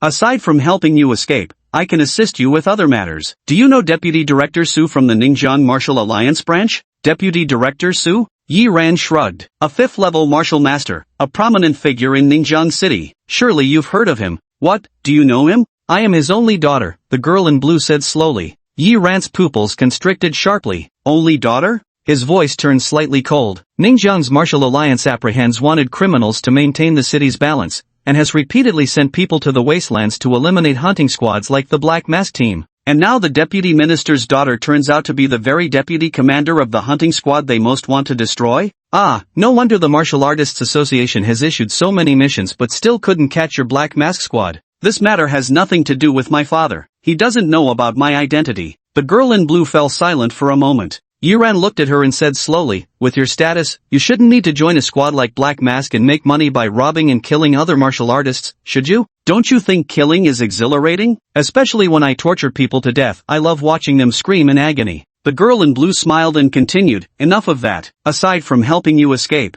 I can also arrange for you to marry into my family. Spare me, and I'll marry you when we return. My father will fully support you, providing all the martial arts resources you need. Top-tier weapons, combat techniques, exotic beast blood, everything can be yours. She spoke, giving Yi Ran a sincere glance. Don't worry, I wouldn't deceive you. My father would be absolutely delighted to meet a young second-level martial artist like you. As she finished speaking, the blue-clad girl smiled confidently, clearly pleased with her bargaining chip. She was certain no rational person could refuse such an offer. That's not reason enough, Yi Ran said with icy detachment. The girl in blue froze for a moment, unwilling to give up. Think it over carefully, don't let temporary anger cloud your judgment. Besides, I didn't actually hurt you. She couldn't go on, because a hand was slowly closing around her throat. The girl in blue was both shocked and furious, screaming hysterically, I don't understand. With such excellent conditions, why would you refuse? Beauty, wealth, power, martial arts, you have it all. Aren't you satisfied? What else do you want? I want you dead. Yi Ran said calmly, don't you think that's quite thrilling? You're insane. This isn't thrill-seeking, it's suicide. When you tortured and killed those innocent martial artists, that was excitement? But when someone kills you, it's suicide? Yi Ran said coldly, then today, I intend to commit suicide by killing you once for every person you've murdered. Damn it, what do those people matter to you? I never killed anyone you cared about. The blue-clad girl was seething with rage. She'd heard this kind of nonsense countless times before. There were always people wanting to play the hero, doing those meaningless acts. In this world, one simply needs to ensure their own survival is comfortable enough. Helping others? Utter bullshit. Especially those who insist on being righteous, intervening whenever they see injustice, unafraid of inviting trouble. Such people are nothing but utter fools. Yet, as she looked at the youth's calm face before her, her heart suddenly trembled. She felt that this youth didn't seem to be merely speaking casually, but truly meant what he said. Idiot. She murmured softly, then suddenly began to sob uncontrollably. Think carefully, if you kill me, my father will never let you go. For a justice that doesn't even exist, is it worth it? It's not about worth. I simply wish to do it. Yi Ran spoke earnestly, suddenly uttering these perplexing words. Even without the achievement of upholding heavenly justice, I've sworn to slaughter every last one of you Black Mask bastards. The girl in blue fell completely silent. Hearing those words, she knew her fate was sealed, because the other party had just revealed a secret that could never allow her to live. She remained silent for a long moment before speaking softly. May I ask you one last question? Go on. How did you spot the flaw in my plan? Honestly, I hadn't noticed yet. I was already preparing to rescue them, when suddenly I observed the walking patterns of your 3 companions. Yi Ran said calmly, those 2 always unconsciously positioned themselves slightly behind you. While speaking and moving, they would inadvertently glance at you, as if waiting for your response before daring to speak. These unconscious actions probably went unnoticed by them. But to me, they seemed quite familiar with you. You must be their leader, which is why those respectful gestures came so naturally to them. Such habits develop over years, they're hard to change overnight. The blue-clad girl's eyes widened. So my failure wasn't due to my own mistakes, but rather those 2 teammates. She gave a bitter smile. I have no more regrets. Only wish you'd disfigure my face after I die. Don't let me disgrace my father. Also, beware the Black Mask Captain, he's a third-tier warrior. With you being second-tier, if you encounter him. Who said I'm a second-tier warrior? Yi Ran shook his head. I'm just a first-level martial artist, but I'll keep your warning in mind. Warrior level 1? The girl in blue looked horrified. A first-level martial artist, how could they be this strong? Click. The next instant, her beautiful head suddenly drooped low. The breath was cut off, and there was no more life. Chapter 51, Ruthless and Merciless. Yi Ran searched the blue-clothed girl and took her blue inner armor as well as a spatial bracelet. After disposing of the corpse, he quickly left. On the road, he checked the achievement panel. Act as Heaven's Agent, progress 7/10. Eliminate 10 members of the Black Mask Squad. Reward, 10 achievement points, Nirvana body times 1. Billionaire Charm, progress, 2.65 million/100 million. Accumulate 100 million in wealth. Reward, 1000 achievement points, double comprehension. Upon reaching 1 million and 10 million, receive 10 and 100 achievement points respectively. Ugh! Yi Ran gasped in shock, genuinely taken aback. This girl in blue actually contributed over 1 million progress points for him. But upon closer thought, considering she's the only daughter of the deputy director of Ningjiang's Martial Alliance, this really isn't that surprising.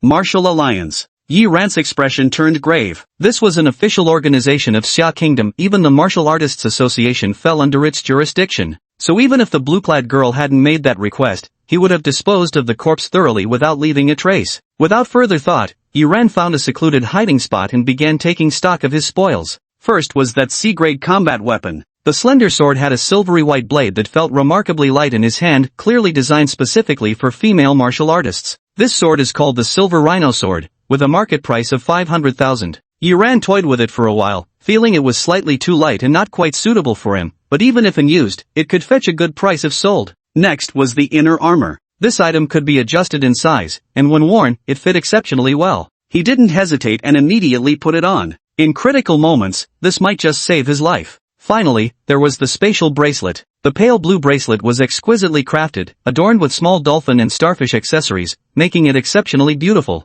After opening the space, Yi Ran was truly shocked. 50 cubic meters. This spatial wristband actually had a full 50 cubic meters of space, larger than all the spatial artifacts he currently carried combined. With such a huge capacity, I won't have to worry about running out of space when hunting exotic beasts anymore. Yi Ran breathed a sigh of relief while pondering for a moment. He emptied the two-dimensional backpacks behind him and buried them in the soil on the spot. It would be better to travel light since he was about to ambush the Black Mask Squad. As for these two-dimensional backpacks, he could dig them up again when he had time. The blue space bracelet was spacious but contained very few items, just some women's clothing and a few bank cards. Clearly, the girl in blue didn't place much value on material treasures or resources. Or perhaps, she simply had no lack of them. Joining the Black Mask Squad was purely for seeking thrills. A few bank cards glinted brightly, dazzling to the eyes. Unfortunately, they were all registered under real names. Though somewhat unwilling, Yi Ran decisively snapped each one in half. Don't ask why, just no money means nothing here.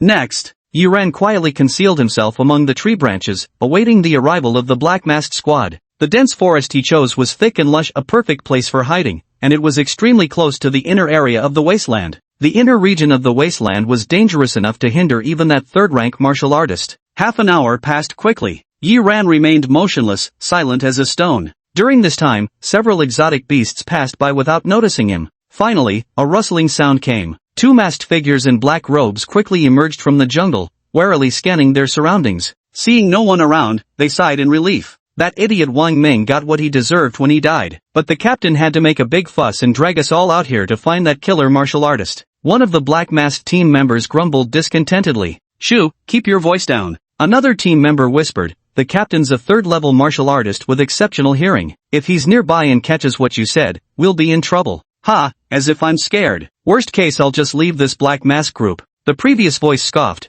I only joined Black Mask to get rich. Instead of making money, all I do is get bossed around every day. Enough grumbling already. Opportunities will come. Another person chimed in to persuade. Then he said cheerfully, but this time, it's a golden opportunity. The captain said whoever finds the person who killed Wang Ming will get a reward of 500,000. We don't even need to fight, just spotting the guy earns us 500,000. Sounds nice, but where the hell are we supposed to find them? The team member from earlier rolled his eyes and said, they say the guy is probably still hiding somewhere in this dense forest. But in this damn forest, there isn't even a single bird, let alone people. Besides, he's a second-level martial artist. If we encounter him, whether we'll survive is questionable at best. Just listen to me, don't push too hard. Otherwise, we might die without even knowing how. The two continued their conversation as they walked deeper into the dense woods. Completely unaware, across from them, a pair of eyes watched from within the dense tree canopy. They're here. Yi Ran's gaze sharpened, his blood and chi gradually stirring restlessly.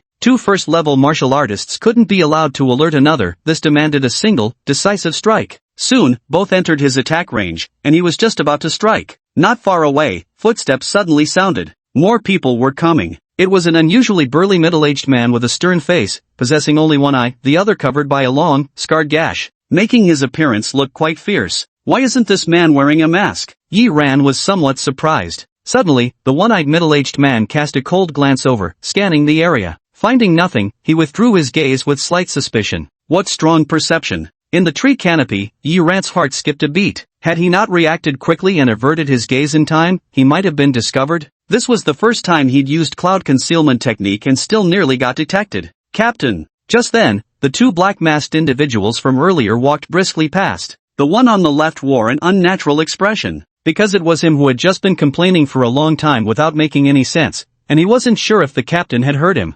However, he could only hope that the captain hadn't. Fortunately, the one-eyed middle-aged man didn't say anything. He just comforted the two of them briefly, telling them to be careful, then turned and left. The team member on the left inwardly let out a long sigh of relief. The next instant, his expression suddenly twisted in terror, because a massive hand had seized his head. Captain! Bang! His skull exploded like a watermelon. A headless corpse collapsed to the ground. Another team member nearby was completely stunned, then dropped to his knees in terror, kowtowing frantically. Captain, I had nothing to do with it. I never spoke ill of you.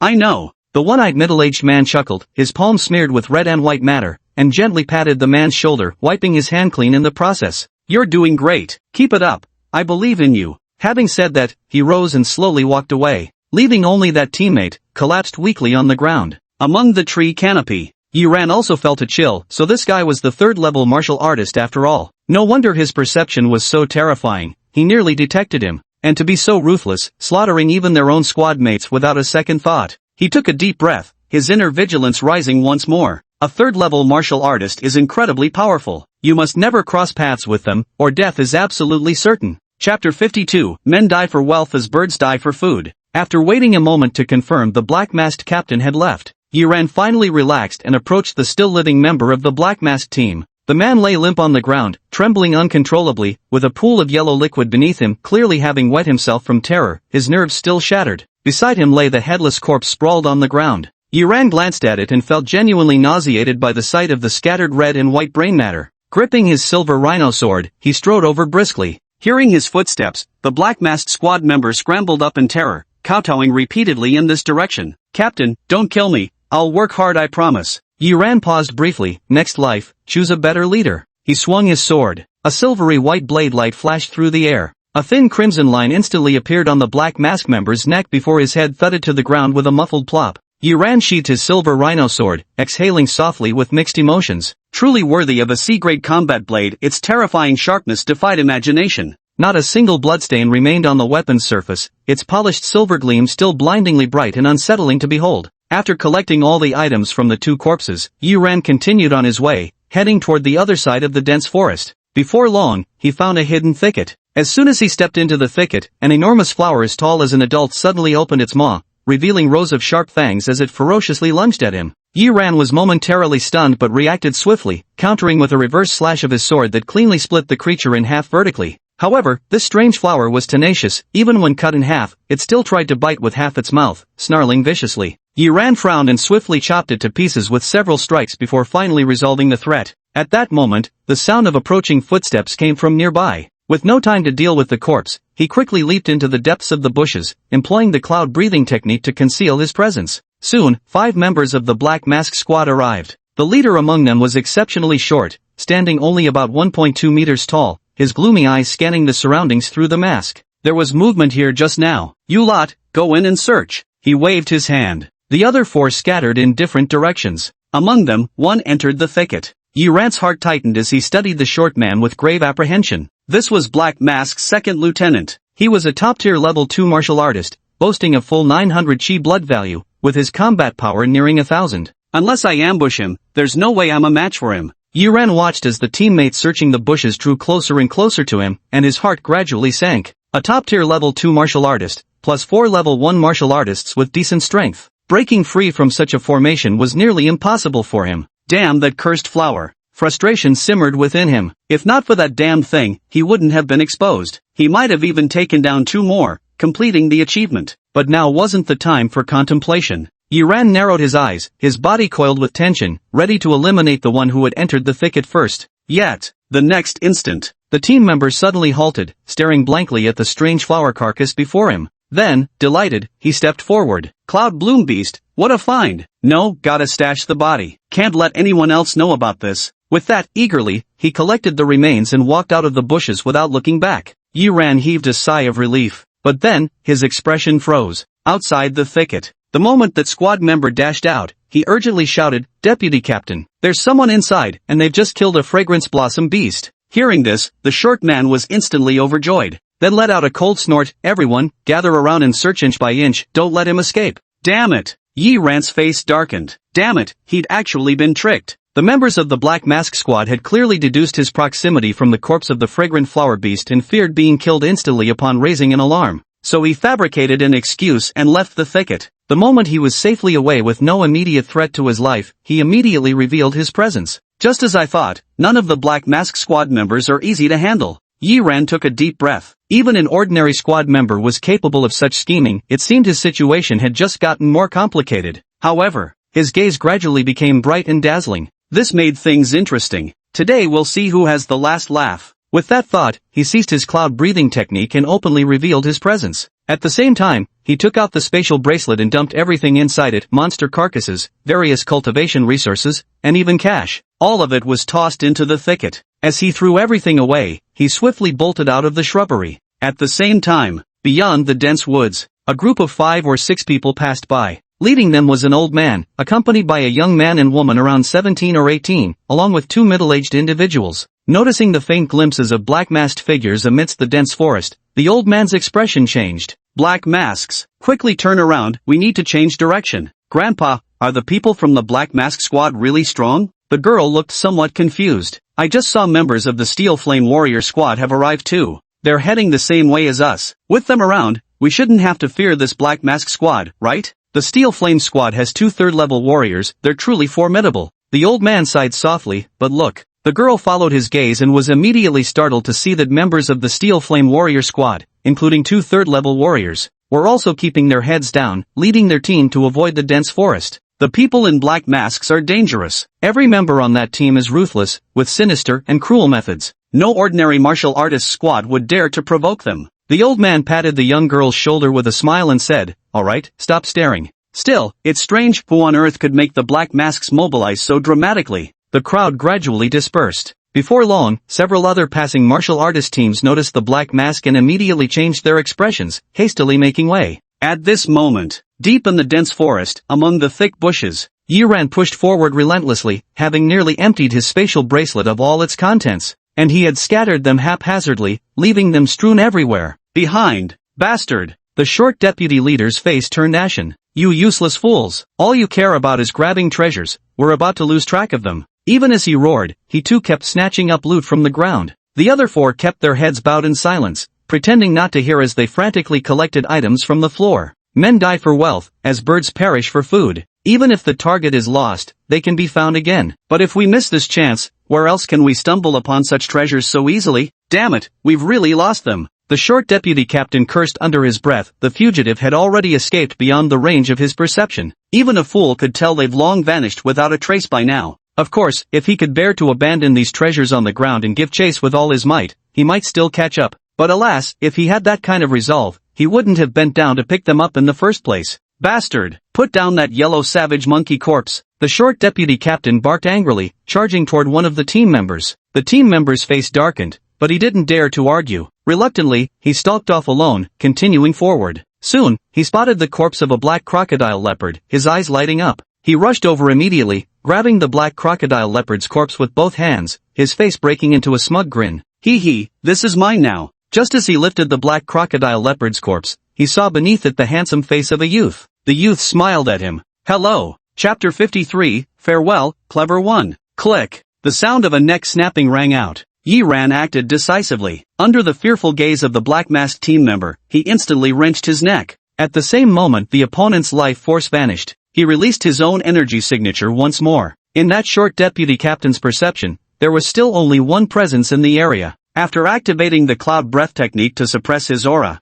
Yi Ran quickly changed into the clothes and mask of the black-masked team member before him, storing the corpse in his spatial bracelet. Then, he headed toward the remaining 4 men. Before long, he reached the vicinity of the group. At this moment, the group remained absorbed in picking up items, paying no attention to him. His actual cultivation level was that of a first-rank martial artist, but his excessively strong physique caused his aura to be far more formidable than typical for this rank. This was why he had been mistakenly perceived as a second-rank martial artist. At the moment, he suppressed part of his aura, immediately reverting to the realm of a first-level martial artist. Combined with his stature, he closely resembled the black-masked team member who had just died. Thus, even the short deputy captain failed to notice. He merely glanced over and sneered, "Some things aren't meant for you to take. Allowing you to pick up a few scraps is already giving you face." After speaking, he cast a cold glance at the other 3 team members. "Listen up, you 3, if I see it first, it's mine. Got that?" The other 3 team members looked displeased, sulking as they wandered off in different directions. "Pick up the scattered items around." Yi Ran looked at one of them. It was the very team member who had spotted him earlier in the thicket. He followed the other person.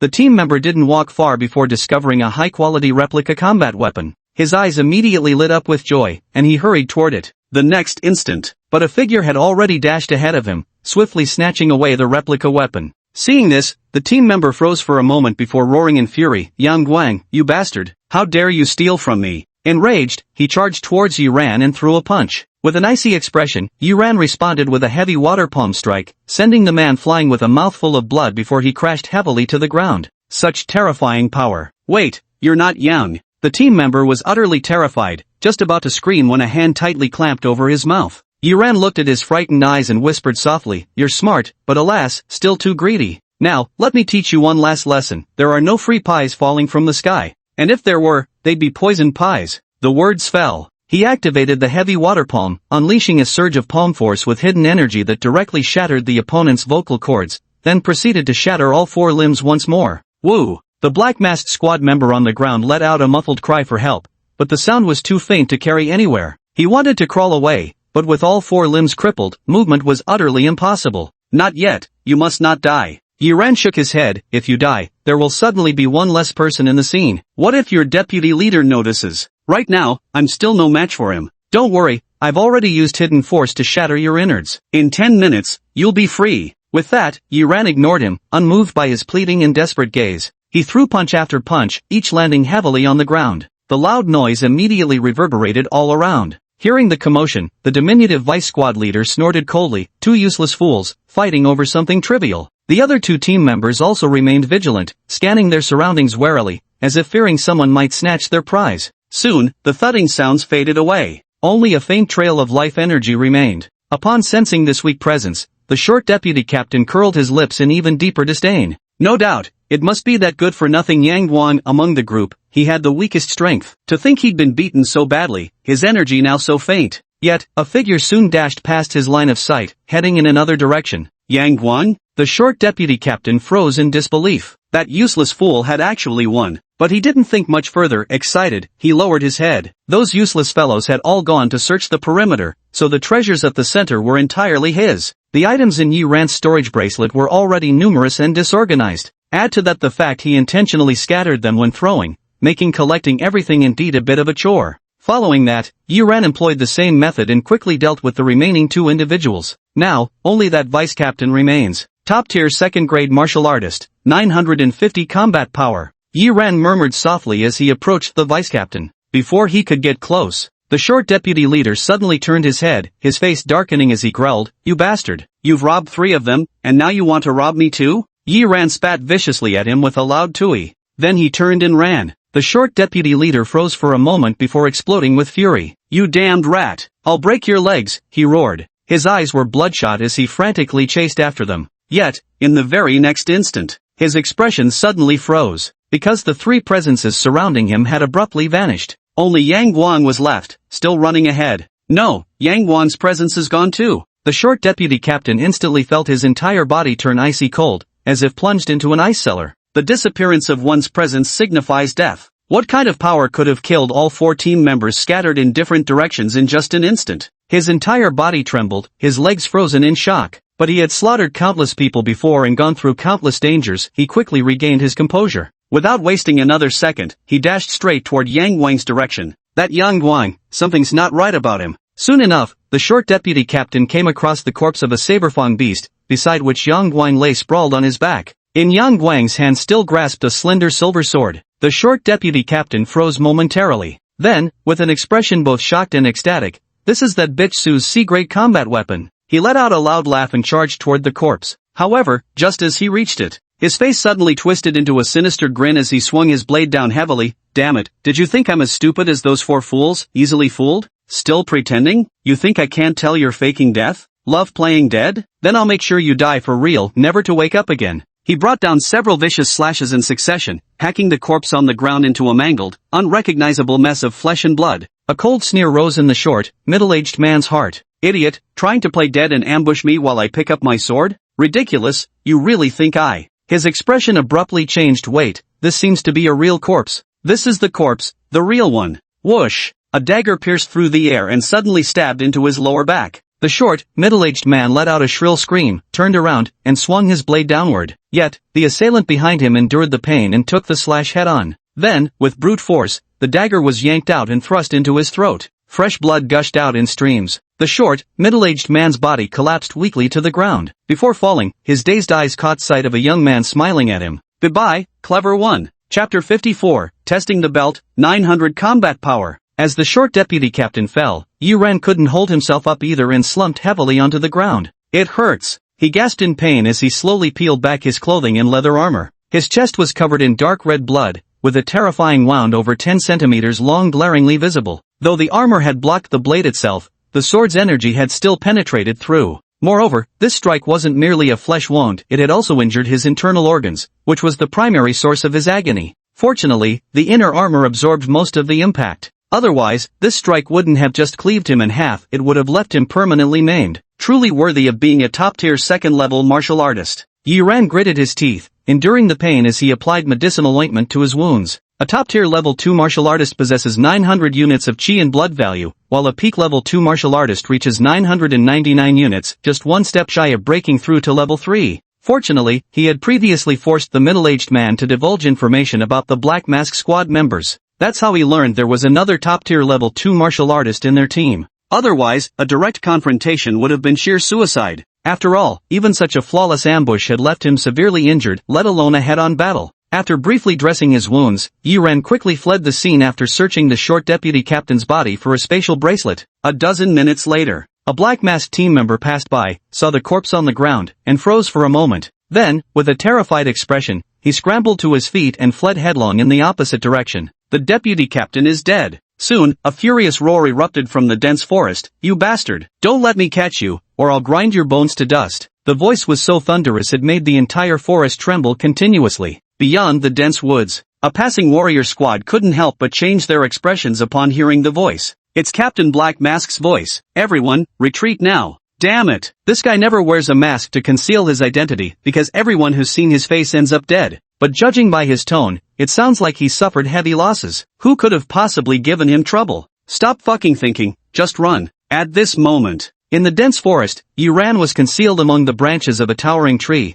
his figure perfectly hidden by the thick canopy. He lowered his head, counting his spoils. Everything he had thrown out earlier had been retrieved. But he wasn't the one who acted, it was the Black Mask group. These individuals scavenged for half a day, putting in commendable effort. Now he was inventorying precisely these people's belongings. Everything in the spatial backpack was still taken entirely, while the bag itself was buried on the spot. Next, it was the short deputy captain's spatial bracelet. There weren't many things inside. The only valuable items were a combat longsword, a test belt, and one martial skill. C-grade martial skill, Frost Slash. Yu-Ran's eyes shone with curiosity as he flipped through the martial skill manual. It was a rare blade chi technique. A single slash conjured frost, capable of hindering others' movements. When mastered to perfection, it could truly freeze people solid. He sheathed the combat spear and martial techniques, then turned his gaze to the vitality testing belt. he seemed somewhat surprised. Such belts capable of measuring vitality and combat power, while convenient, were quite expensive, hardly something the diminutive vice captain would splurge on. The only explanation is that it must have killed some talented family member who entered the wasteland and obtained it. He wasn't in a hurry to use this test belt. Yi Ran took a deep breath, his eyes gleaming as he looked at the achievement panel. Heaven's Justice, Progress, 13/10. Kill 10 members of the Black Mask Squad. Reward, 10 achievement points, Nirvana Body X1. Achievement completed. Claim your reward? Yes. After Yi Ran claimed the reward, he immediately felt warmth spreading through his body as an inexplicable power poured into him. It seemed his entire physical structure was undergoing subtle transformations under the influence of this energy. Soon, the transformation process came to an end. The achievement panel displayed another new entry. Physique, Nirvana Body, Level 1, Recovery ability increased by 10%, with 0.01% chance to revive directly from near-death state while undergoing physical transcendence. Note, upgrading this physique requires acquiring another Nirvana Body +1. Other upgrade conditions remain locked. Stay tuned. My recovery ability improved by 10%? Yi Ran gasped in shock. The 10% boost was no small matter, amounting to a full 10th increase in recovery speed. A stronger recovery speed meant improvements in both endurance and stamina, offering significant advantages during prolonged battles. At the same time, the wounds on his body were incidentally healed during the initial reshaping of his physique by the Nirvana Body. Yi Ran stretched his limbs briefly, confirming that not a single injury remained. Begin boosting chi and blood levels. The 10 achievement points just claimed were quickly exhausted, pushing the chi and blood values up another notch. He put on the testing belt and began the assessment. The belt was jet black with a red square display at its center, strikingly resembling Xing Tian Armor's summoning device. For a brief moment, Yi Ran lost himself in reminiscing about his tumultuous childhood years before pressing the switch. Instantly, he felt a slender silver needle pierce into his lower back. His expression involuntarily shifted. Damn it, my kidney. Fortunately, the silver needle only pricked the surface of the skin to draw blood, just a false alarm. After drawing blood, Yi Ran exerted his full strength, and the belt gradually tightened, measuring his combat power based on his force.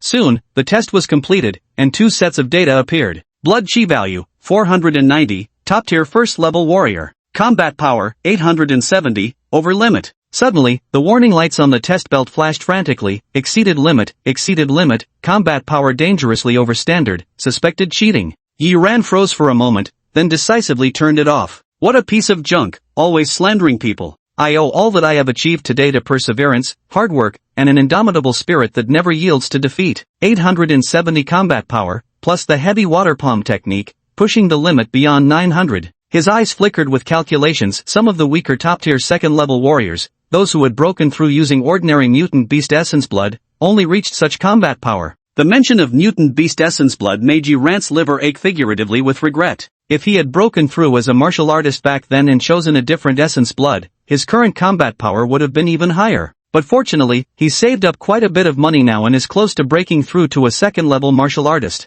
Once he returns to Ningjiang City, he'll head straight to the martial artist tower to purchase high-level essence blood. Next, Yi Ran continued to slip deeper into the forest, ambushing members of the Black Mask Squad. With his increased strength and the sharp silver rhino sword, he became even more formidable, slaughtering his enemies with greater speed. In less than 2 hours, the entire dense forest was now littered with the corpses of the Black Mask Squad members. Bastard! The one-eyed captain of Black Mask glared at the recently fallen corpses on the ground, his face contorted with rage, and smashed his fist violently against a tree. The giant tree was shaken and snapped, crashing to the ground with a thunderous boom. Damn thing, I swear I won't let you escape me. His single eye brimmed with venomous hatred and uncontrollable rage. By now, more than half of the entire Black Mask Squad had perished, leaving fewer than 10 survivors. So many people have died, yet they still haven't discovered who the enemy is. He couldn't help but rage. Captain, he's over here. Suddenly, a faint shout came from not far away. The one-eyed middle-aged man, his face dark, turned and rushed toward the voice.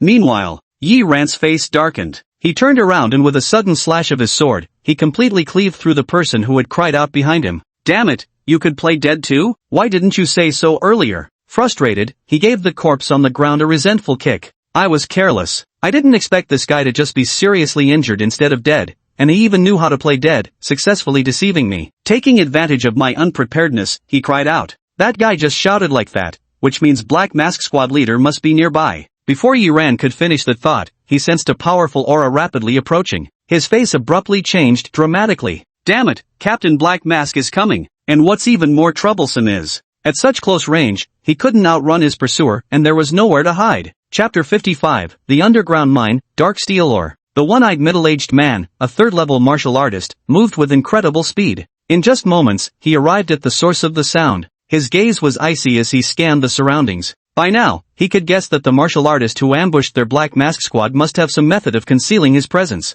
Moreover, his strength probably hasn't reached the level of a third-grade martial artist, otherwise, he wouldn't have resorted to just sneak attacks. This time, let's see how you escape. His eyes were sinister as he meticulously scanned the immediate surroundings. In such a short time, he was certain that the person definitely hadn't escaped. Before him, apart from a patch of green shrubs, there were only 3 or 4 corpses lying in front of the bushes. The one-eyed middle-aged man narrowed his gaze as he walked toward those corpses. A black battle axe appeared in his hand. If someone could conceal their aura and disguise themselves as a corpse, it was highly possible. At that moment, one of the corpses suddenly trembled and weakly raised a hand, pointing in a certain direction. It seemed like it wanted to say something. However, before any words could be spoken, it spat out a mouthful of blood. The already blood-soaked mask became even more crimson. The entire body then collapsed to the ground, its breathing faint. The one-eyed middle-aged man frowned as he saw the fatal wound piercing straight through this team member's chest. The doubt in his heart gradually dissipated. This was indeed a fatal wound, aimed straight at the heart. It had just happened to be slightly off target. It seemed this truly was one of his own team members. But I never expected that cunning bastard would still manage to escape.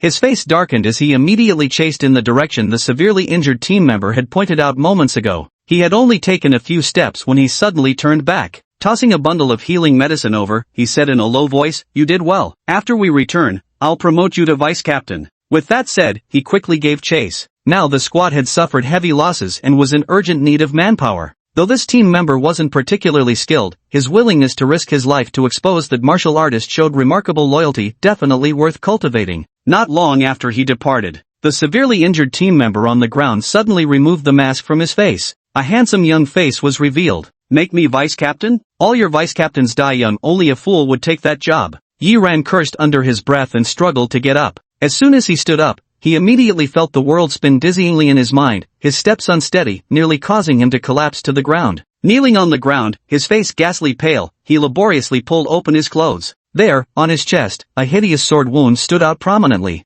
Indeed, his wound was no illusion. A third-level martial artist could easily distinguish between real and fake injuries. If he dared to fabricate a fake injury, the one-eyed middle-aged man would surely notice. Yi Ran gritted his teeth, took a sharp breath, and after applying some medicinal ointment, staggered away unsteadily. He needed to leave quickly. After all, he had given a false direction. It wouldn't take long for that one-eyed middle-aged man to notice something was wrong. Half an hour later, the one-eyed middle-aged man returned with a gloomy expression, only to find one less corpse on the ground. His face instantly contorted as he smashed a furious fist into the earth. The ground shattered, and the remaining corpses were violently blasted apart, scattering flesh and blood in all directions. To inflict such ruthless injuries even upon oneself, now that's brutal. The one-eyed middle-aged man took a deep breath, suppressing the rage in his heart. A trace of wariness faintly appeared on his face. This man was not to be trifled with. He struck with ruthless decisiveness, his mind meticulous, and in critical moments could clearly distinguish priorities, even willing to be merciless toward himself. The more he thought, the more apprehensive he became.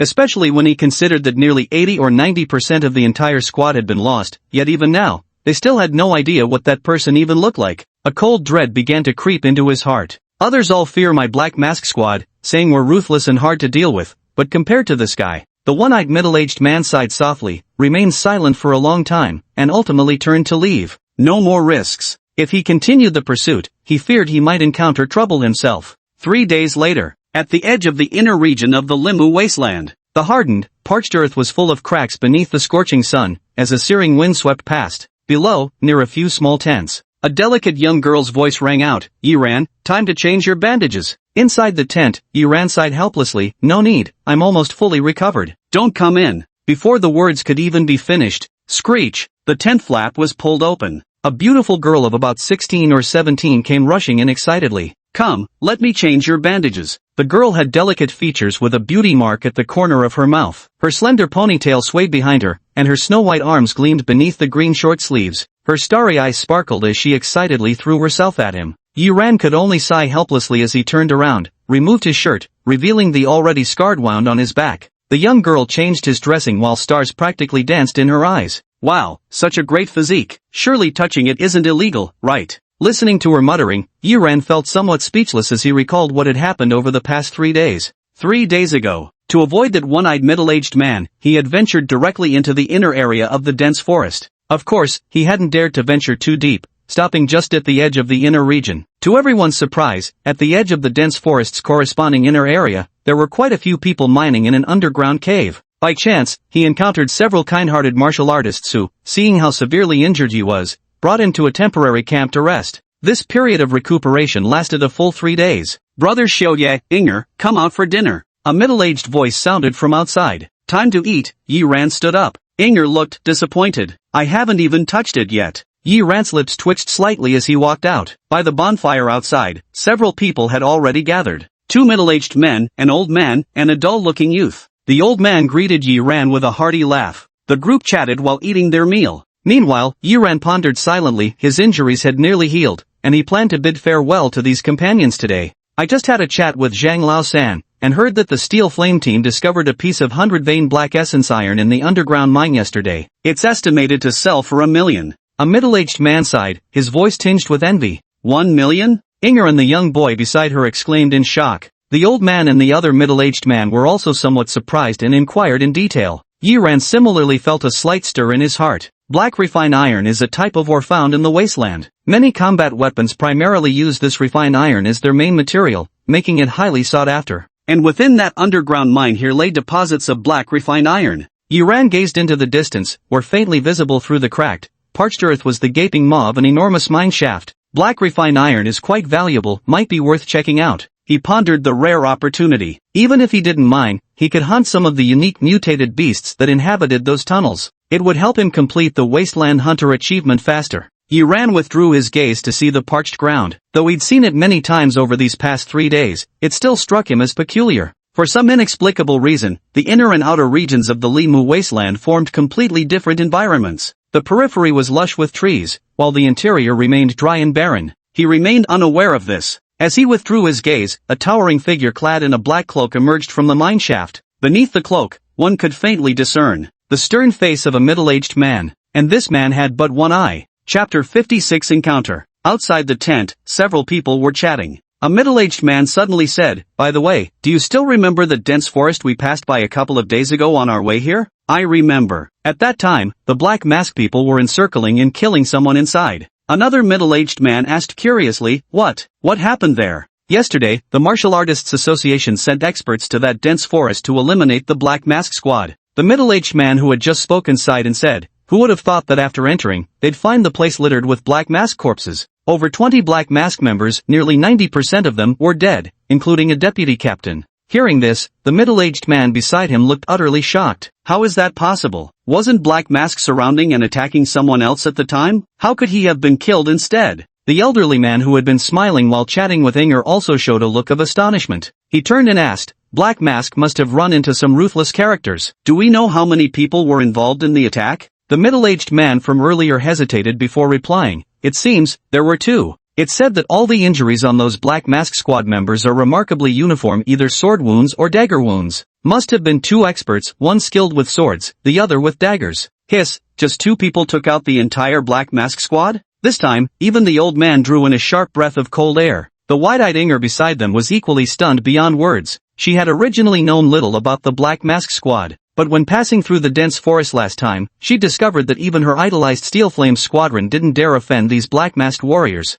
Only then did she realize how truly terrifying this Black Mask organization was. But such a terrifying Black Mask had actually been wiped out, and by just 2 people at that. So badass. The dopey-looking boy, who had been focused on his meal, suddenly blurted this out before burying his face back in his food. All you ever think about is eating. Yinger shot an annoyed glance at her younger brother despite her bright-eyed curiosity, continuing her inquiries about the 2 mysterious figures. I don't know the specifics. The middle-aged man who had just spoken shook his head. I only heard about them while chatting with Zhang Laosan and his group, but speculation says they must be at least 2 peak second-level martial artists, highly skilled with daggers and swords. With sword and dagger, the sword and dagger don't conflict, they might belong to one and the same person. Just then, a young boy's voice came from beside me. Hearing this, everyone was momentarily stunned. The old man turned his head and looked at the handsome youth who had spoken. "Ah, I forgot, young Yi. You came from the direction of that dense forest, didn't you? You should know more than we do. Are you thinking, that should be a person?"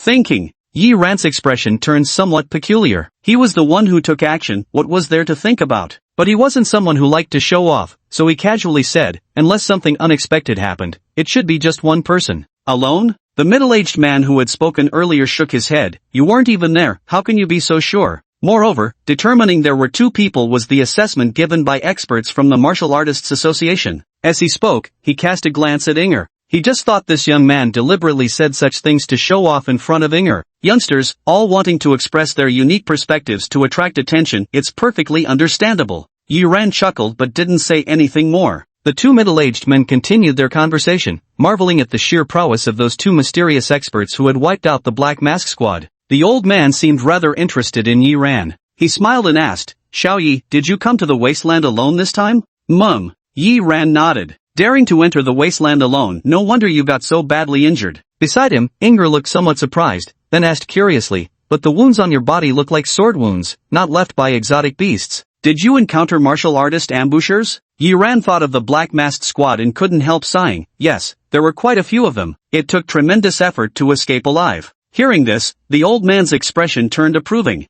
Not bad at all. At your age, daring to venture into the wilderness alone and managing to escape from a martial artist, that's already quite impressive. Just luck. Yi Ran shook his head. The elderly man grew even more satisfied, recalling Inger's evident concern and care for the young lad. He couldn't help but laugh and asked, so what are your plans next? I plan to go into the mine shaft to take a look, then head back to Ningjiang City, Yi Ran answered truthfully, without holding anything back. Into the mine, that works out perfectly, why not join us? There's safety in numbers, the old man chuckled. Inger was even more excited, saying, great, great. Yi Ran, let me tell you, there are all kinds of strangely shaped exotic beasts in the mine tunnels. Yi Ran hesitated for a moment. He acted on his own, whether it was hunting beasts or exploring mines, with no worries holding him back, but with more people around. After some thought, he said, thank you, old Su, but I'm still more comfortable going alone. Besides, I'm mainly going into the mine for a quick look. I won't stay long and will be back soon. Hearing this, the elderly man surnamed Su said sternly, Xiao Yi, do you think we're here to mine because we lack wealth or strength, and that's why you don't want to join us? The two middle-aged men also stopped their conversation and said somewhat displeased, young man, don't be so arrogant. Although we're just first-level martial artists, Elder Su is a second-level martial artist. With him leading the team, your safety is guaranteed. Besides, we've been traveling the wilderness for years, plenty of experience. Stick with us for a while, and you'll learn a thing or two. Putting everything else aside, at the very least, if you encounter that martial artist who tried to rob and kill you again, you definitely wouldn't be this severely injured and could escape. Yi Ran was somewhat taken aback. Inger seemed dissatisfied and wanted to say something. The elderly man beside her intervened and looked at Yi Ran, speaking slowly, Xiao Yi, I still have high hopes for you. This is an opportunity. You must have heard of Kongming Martial Arts School, the top martial arts institution in Ningjiang City. Su Fan from the school is my grandnephew. If you come with us and perform well, I can recommend you to join Kongming Martial Arts School. By the way, Xiaoying is also at Kongming Martial Arts School. You two can keep each other company. Upon hearing this, Xiao Ying's eyes curved into crescents as she chimed, great, great. The two martial artists looked utterly shocked. Elder Su, so you're Su Fan's grandfather? We always thought you were just an ordinary second-rank martial artist, just fortunate to have a promising grandson. Elder Su smiled though a trace of pride still lingered between his brows. Su Fan was, after all, one of the three most famous young geniuses in Ningjiang City at present, practically a household name. There was no one who didn't know him. He believed that this Yi Ran would soon come to a decision. Su Fan? Yi Ran was somewhat surprised. Among the three young geniuses he had defeated at the Black Third fighting arena that day, one had been Su Fan. I never thought I'd actually be related to this Elder Su. Elder Su, please don't trouble yourself. Yi Ran shook his head and refused again. Hearing this, Elder Su froze momentarily, his expression becoming somewhat unpleasant. One of the middle-aged men exclaimed in shock, young man, how could you turn down such an opportunity? Do you realize what the Kongming Martial Arts Academy represents? Though I'm not sure of your exact skill level, joining the Kongming Martial Arts Academy would bring you nothing but benefits, no downsides at all. Another middle-aged man shook his head repeatedly, too full of yourself. You've just missed a tremendous fortune. Young man, you really ought to stay humble. As the two were speaking, suddenly, someone approached. The figure was tall, draped in a black robe that concealed their face. Chapter 57, The Jiao. The black-robed figure approached slowly. Elder Su's expression turned solemn, his gaze wary as he looked toward the tall figure in black robes. Strangely, he couldn't sense the other's presence at all. This could only mean one of two things, either the figure possessed techniques to conceal his aura, or his strength surpassed Elder Su's own, likely at least a third-level martial artist. "Hey buddy, what's up?" a middle-aged man asked. "Yes." From beneath the black robe came a hoarse voice, "I'll be borrowing your heads and the money in your pockets." As he finished speaking, the hood of the black robe was lifted, revealing the face of a one-eyed middle-aged man. They all froze in shock. The next instant, Old Sue's face turned deathly pale. "That voice, the Black Mask Captain? You've heard my voice before?" The one-eyed middle-aged man looked slightly surprised, then his expression turned indifferent as he slowly advanced toward the group. These men were stationed far from the other miners, killing them wouldn't alert anyone. The team had suffered heavy losses and urgently needed to replenish their wealth and recruit new members, and these scattered martial artists camped near the mine were perfect targets. When the one-eyed middle-aged man approached, Old Sue's face contorted with terror. The two other middle-aged men were drenched in sweat, their legs frozen in place. Yinger and her younger brother were also trembling. Suddenly, the one-eyed middle-aged man halted his steps, his gaze fixating on a youth, staring at the bandages wrapped around his chest. He sighed with emotion, "That wound of yours reminds me of an old acquaintance. A man who single-handedly nearly wiped out my entire Black Mask squad. Your injury is in a remarkably similar spot." "Then, is it possible that he and I are the same person?" Yiran whispered softly, as a silver sword appeared in his hand. At the sight of this silver sword, the one-eyed middle-aged man's pupils constricted sharply, his voice trembling slightly as he spoke. "The silver rhino sword, so it really is you. How can you, still just be a youth?" His expression was filled with shock. He had speculated countless times about that person's identity. Yet he never expected that the one who made him feel so troublesome, even stirring faint fear within him, would turn out to be just a youth of 17 or 18. "I didn't expect you could catch up even here." Yiran let out a faint sigh, feeling thoroughly unlucky. He hadn't anticipated that the one-eyed man had actually given up chasing him. This encounter was sheer coincidence. His gaze swept briefly over Inger and the others. Then without hesitation, he turned and sprinted with all his might towards the distance. At the same time, he left behind a remark. "Think carefully. If you waste time killing a few of them, you'll never catch up to me." The one-eyed middle-aged man's expression flickered several times. In the end, he cast a cold glance at Old Sue and the others, who stood frozen in fear, not daring to utter a word. A surge of chi and blood erupted as they swiftly pursued Yiran. Although these men had already seen his face, compared to that, this kid posed a greater threat. This youngster had annihilated the Black Mask squad, their enmity was now irreconcilable. Moreover, despite his youth, he struck ruthlessly and decisively with formidable strength, and now he had seen their faces too. "If we don't kill this boy now, in 6 months he'll be the one killing me." The one-eyed middle-aged man instantly understood and gave chase with all his might. Last time he'd given up only because he truly couldn't find the target. But now, heaven-sent opportunities like this must not be missed. Soon, the two figures, one fleeing, one pursuing, vanished from sight. Elder Su and his companions finally regained their composure, emerging from that state of terror.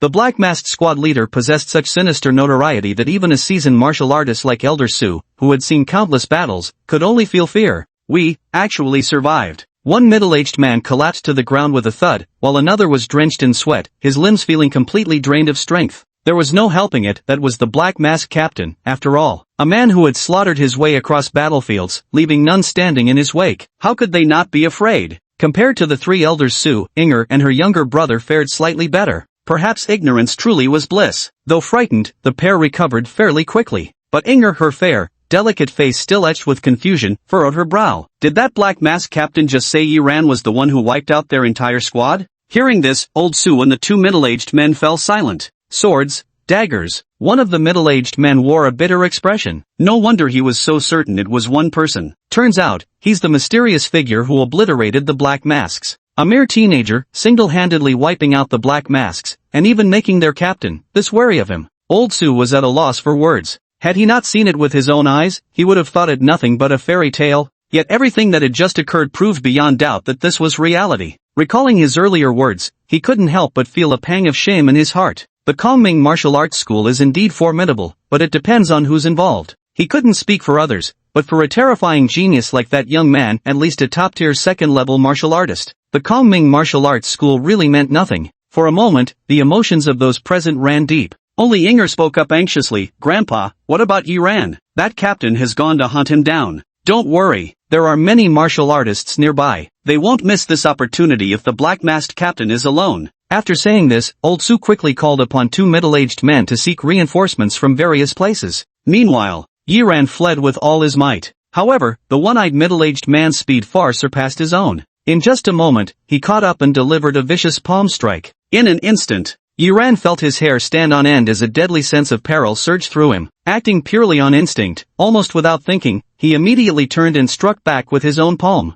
Heavy water palm. The roaring sound of turbulent water suddenly erupted. Boom! The air crackled violently. Flowers of blood exploded across Yiran's arm, causing it to immediately go limp as his entire body crashed heavily forward. The one-eyed middle-aged man maintained his composure outwardly, though inwardly he was experiencing tidal waves of shock. Top-tier rank 2 martial artist capability. This kid, at such an age. A murderous glint flashed in his eyes as a massive black battle axe materialized in his grasp, charging straight towards Yiran. Just then, a dull thud echoed from his chest, causing him to stagger suddenly. Hidden force? The one-eyed middle-aged man snorted coldly and instantly regained his composure. Whoosh! A dagger, aimed straight at his face the moment he was about to move. You damned brat, full of dirty tricks. The one-eyed man dodged sideways, his gaze sharpening as he caught the dagger mid-motion. This is actually a battle weapon, quite generous indeed, but today, you won't escape. His expression suddenly changed as he watched the youth cough up blood while swiftly darting toward the entrance of a massive cave. That was the entrance to the underground mines. The mines are a labyrinth inside. Once he enters, finding this brat will be nearly impossible. Damn brat, die!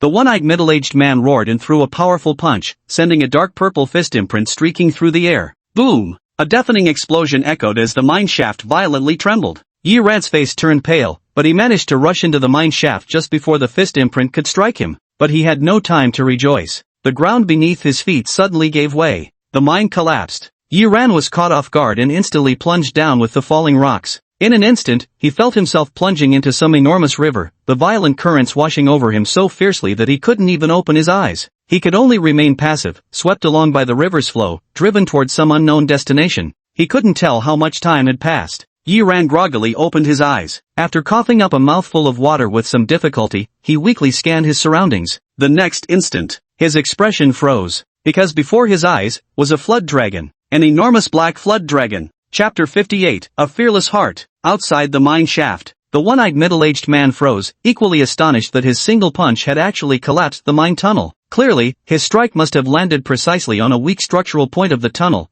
causing its immediate collapse. At this realization, the one-eyed man's expression darkened with growing unease. Though the mine had collapsed, that damned youngster might still survive if fortune favored him. Few perish instantly beneath such rubble. On the contrary, he finds it nearly impossible to get in now. Meanwhile, hearing such a commotion, many martial artists quickly rushed over. The one-eyed middle-aged man pulled his hood over his face and swiftly left without looking back. However, before leaving, he still cast a cold glance toward the direction of the mine shaft. He wouldn't give up so easily. A large number of martial artists quickly gathered around the mine entrance, attempting to dig it out, but the cave-in was completely thorough. It wouldn't be cleared anytime soon. Underground. Yiran stared blankly at the colossal creature before him. It was an enormous black flood dragon, its body massive beyond measure like a mountain range spanning the underground river. Its gigantic draconic head was ferocious, with a towering single horn reaching skyward, while its entire body shimmered with abyss-dark scales. Perfect. Formidable. This was the only thought flashing through Yiran's mind at this moment.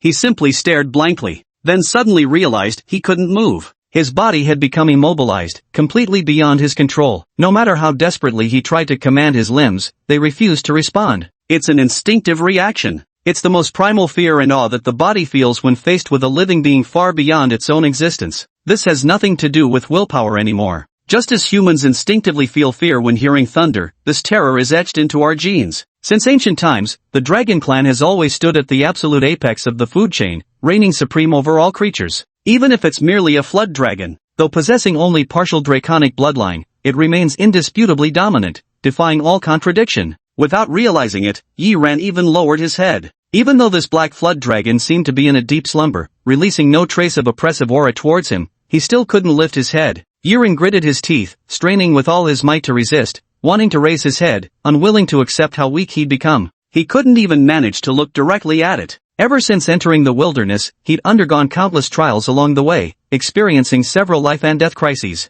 Even at the brink of life and death, he showed not a trace of fear or despair. Now, he would never lose the courage to face and resist, no matter how vastly superior his opponent was. But this time, it was different. Even as he gritted his teeth to the point of shattering, his body remained frozen, unable to defy primal instinct. Instead, the more he resisted, the more his body trembled faintly, as if he wanted to kneel down in worship, to submit completely to the colossal, godlike creature before him. Yiran clenched his fists so tightly that his knuckles turned white, his nails digging into his flesh as crimson blood dripped down. He resisted with all his might, fighting against this instinct arising from his body. Finally, with a crisp crack, Yiran silently looked at his own hands. He had crushed a segment of his own finger bone, yet now, he couldn't feel the slightest pain. Yes, there is only despair. He still failed. This instinct originating from the body is simply irresistible, impossible to defy. No matter how hard one tries, it remains futile. Yiran relaxed his body, no longer resisting. Gradually, he felt the sense of restraint lessen, and control of his body slowly returned. He attempted to take a step forward. He could move now. Next, he tried to lift his head. But the moment he raised his head, that uncontrollable sensation surged through him again, and he once more lost command of his body. Yi Yin fell silent, no longer raising his head. Keeping his head bowed, he began surveying his surroundings, searching for a way out.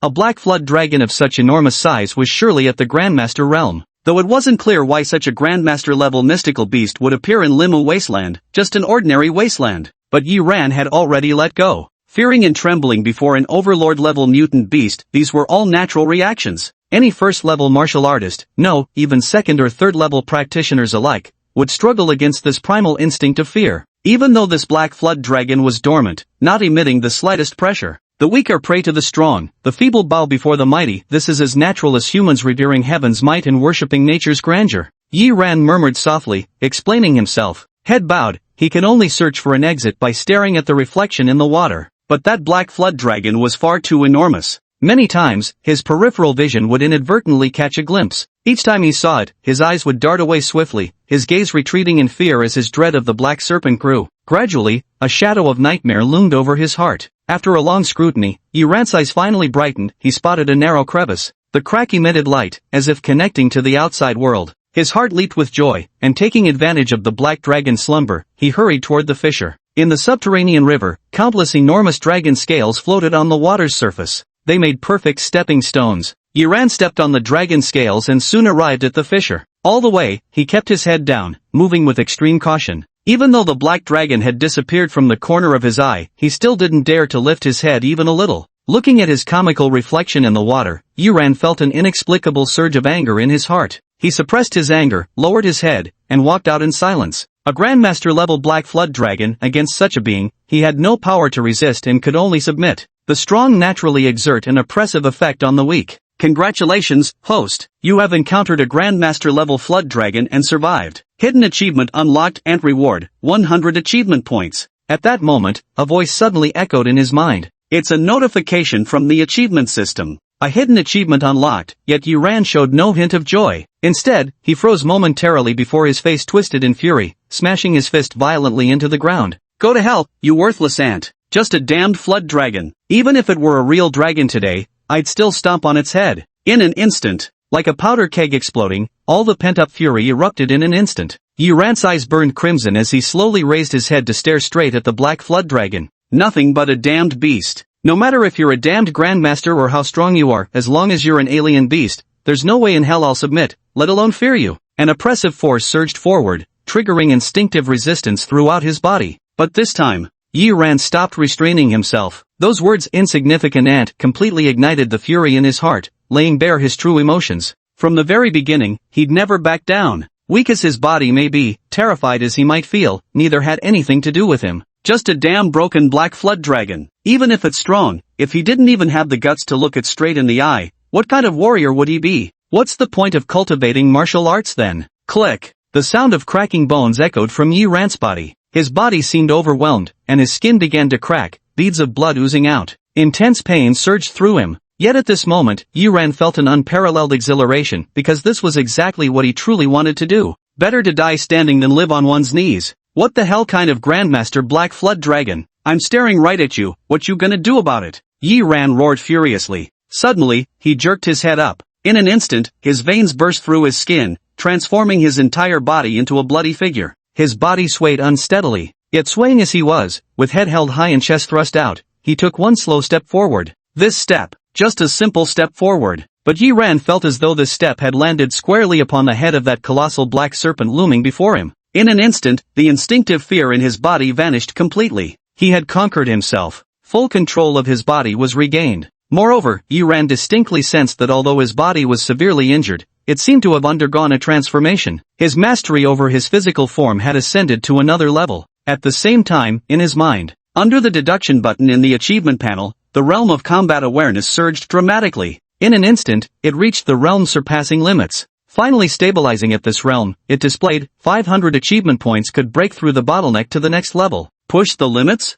Yiran murmured the words, his voice weak yet tinged with joy. Unfortunately, his injuries were currently too severe. Otherwise, he would surely have tested just how far his combat prowess had progressed. At that moment, another faint ding resounded in his mind. Congratulations, host. Despite being as insignificant as an ant, you faced the giant dragon without fear, overcoming your inner self. Hidden achievement unlocked, Fearless Heart. Reward, 100 achievement points, Fearless Body x1. Yiran was momentarily stunned. Then he noticed the physique section on the system panel. Another physique had been added. Constitution, Fearless Body, Level 1, immune to 10% of pressure from powerful beings, effective against all below Martial Saint level. Note, to upgrade this constitution, another identical Fearless Body is required as material, plus other upgrade conditions. A second Fearless Body constitution? Yiran was overwhelmed with excitement. This time, the gains were truly immense, not only a monumental breakthrough in combat awareness but also 200 achievement points and a new constitution.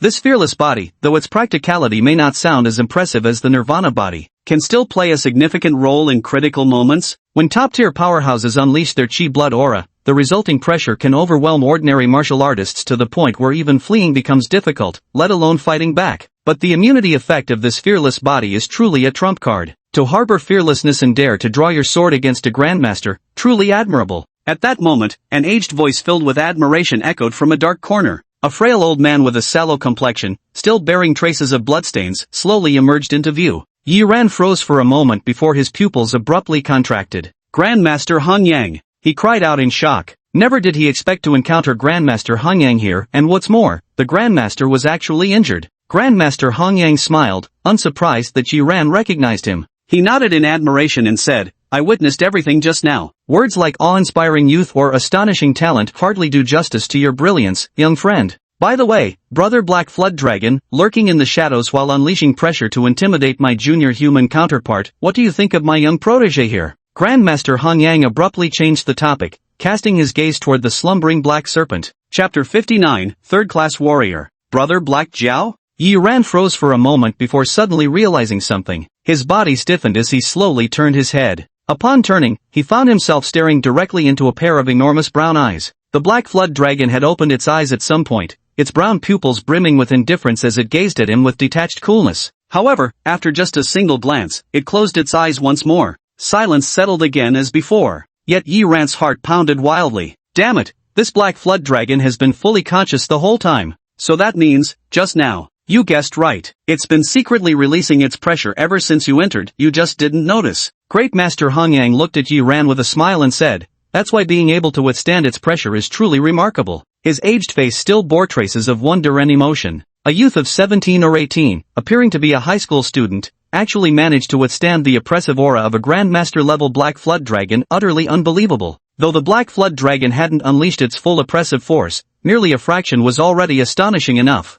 After all, this young man was merely a second-rank martial artist. Yiran's current blood and chi level was extremely close to that of a second-grade martial artist, and his physical constitution was already comparable to one. Hence, Great Master Hong Yang didn't realize he was merely a first-grade martial artist. So that's how it is, no wonder the pressure was so overwhelming. Yiran wore an expression of sudden realization. He had always assumed the Black Flood Dragon was in deep slumber, unaware of his arrival. I didn't expect that the other party had already been secretly releasing oppressive aura all along. Just now I was recuperating and had no time to pay attention to my surroundings. It released its oppressive aura probably to conceal your presence and prevent me from noticing you. Grandmaster Hong Yang coughed heavily after speaking, then said to Yiran, come with me. Yiran hesitated and glanced at the Black Flood Dragon. No matter, it's about to embark on its path of transforming into a dragon. It won't act now and ruin all its efforts. Grandmaster Hong Yang shook his head. Transforming into a dragon? Yiran's pupils constricted sharply as he gasped in shock.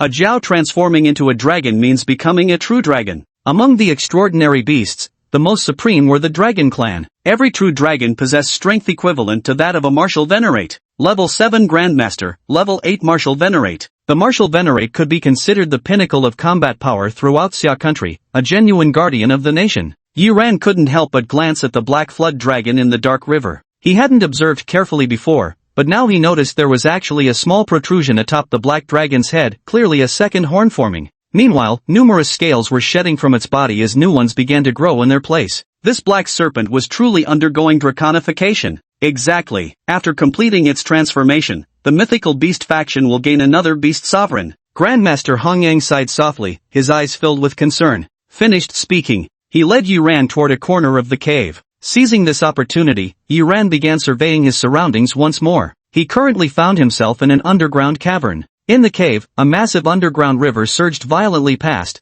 where the black dragon slept in its depths. On either side of the cave, there were many fissures, both large and small. Soon, the two entered one of those fissures. Unexpectedly, the interior was surprisingly spacious, with a silver roundstone, clearly the place where Grandmaster Hongyang usually stayed. I've met the Grandmaster Hongyang. As soon as he entered the cave, Yiran respectfully bowed to Grandmaster Hongyang. No need to be so formal. Grandmaster Hongyang was very affable, smiling as he beckoned him to sit where he pleased. Yiran felt excited and somewhat curious. This was his first time seeing Grandmaster Hongyang in person. He looked just like the kind, ordinary elder he'd seen on television before, with little difference. Had he not known in advance? It would have been hard to imagine this was a Grandmaster capable of shattering mountains and rivers with a single fist. Little friend, what is your name? The eldest master of Hongyang asked with a smile. He sat cross-legged atop the silver boulder, from which faint wisps of cold energy drifted toward his body. Yiran saw it clearly, though Grandmaster Hongyang was smiling. An inadvertent frown still flickered across his brow as the chilling energy surged into his body. Clearly, that chilling aura was intense and certainly nothing good.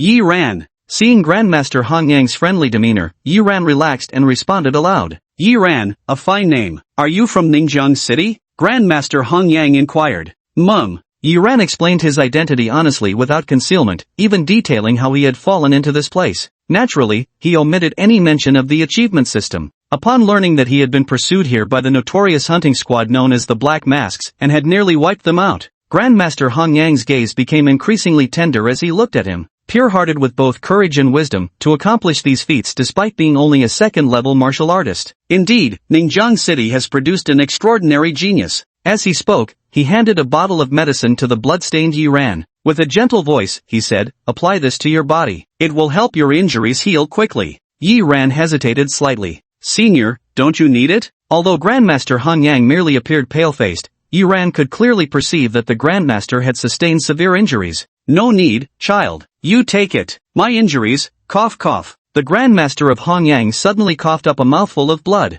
Yiran's heart clenched at the sight, but there was nothing he could do. Taking the medicine bottle, he glanced at it. The pitch-black vessel was palm-sized. Upon opening it, he found fiery red powder inside. He poured out some of the powder and applied it to his body. The red powder seemed to possess a spirit of its own, consciously burrowing into his flesh and blood. Soon, an itching sensation spread from the wound, followed by the wriggling of flesh as new tissue visibly regenerated before his eyes. In less than half a minute, all of Yiran's injuries had completely vanished, leaving behind a pile of dead skin that sloughed off. He gazed at himself in shock and wonder. An entirely new body. A wave of awe washed over him. What kind of medicine is this? The speed of this treatment is downright terrifying. But then he remembered this medicine came from the Grandmaster. The thought eased his mind considerably. After all, the Grandmaster's power far surpassed his own. Just some random external injury medicine was beyond his imagination. Moving his body a few times, Yiran's eyes shone particularly bright. His physical constitution had improved yet again. Although it hadn't yet reached the level of a third-grade martial artist's physique,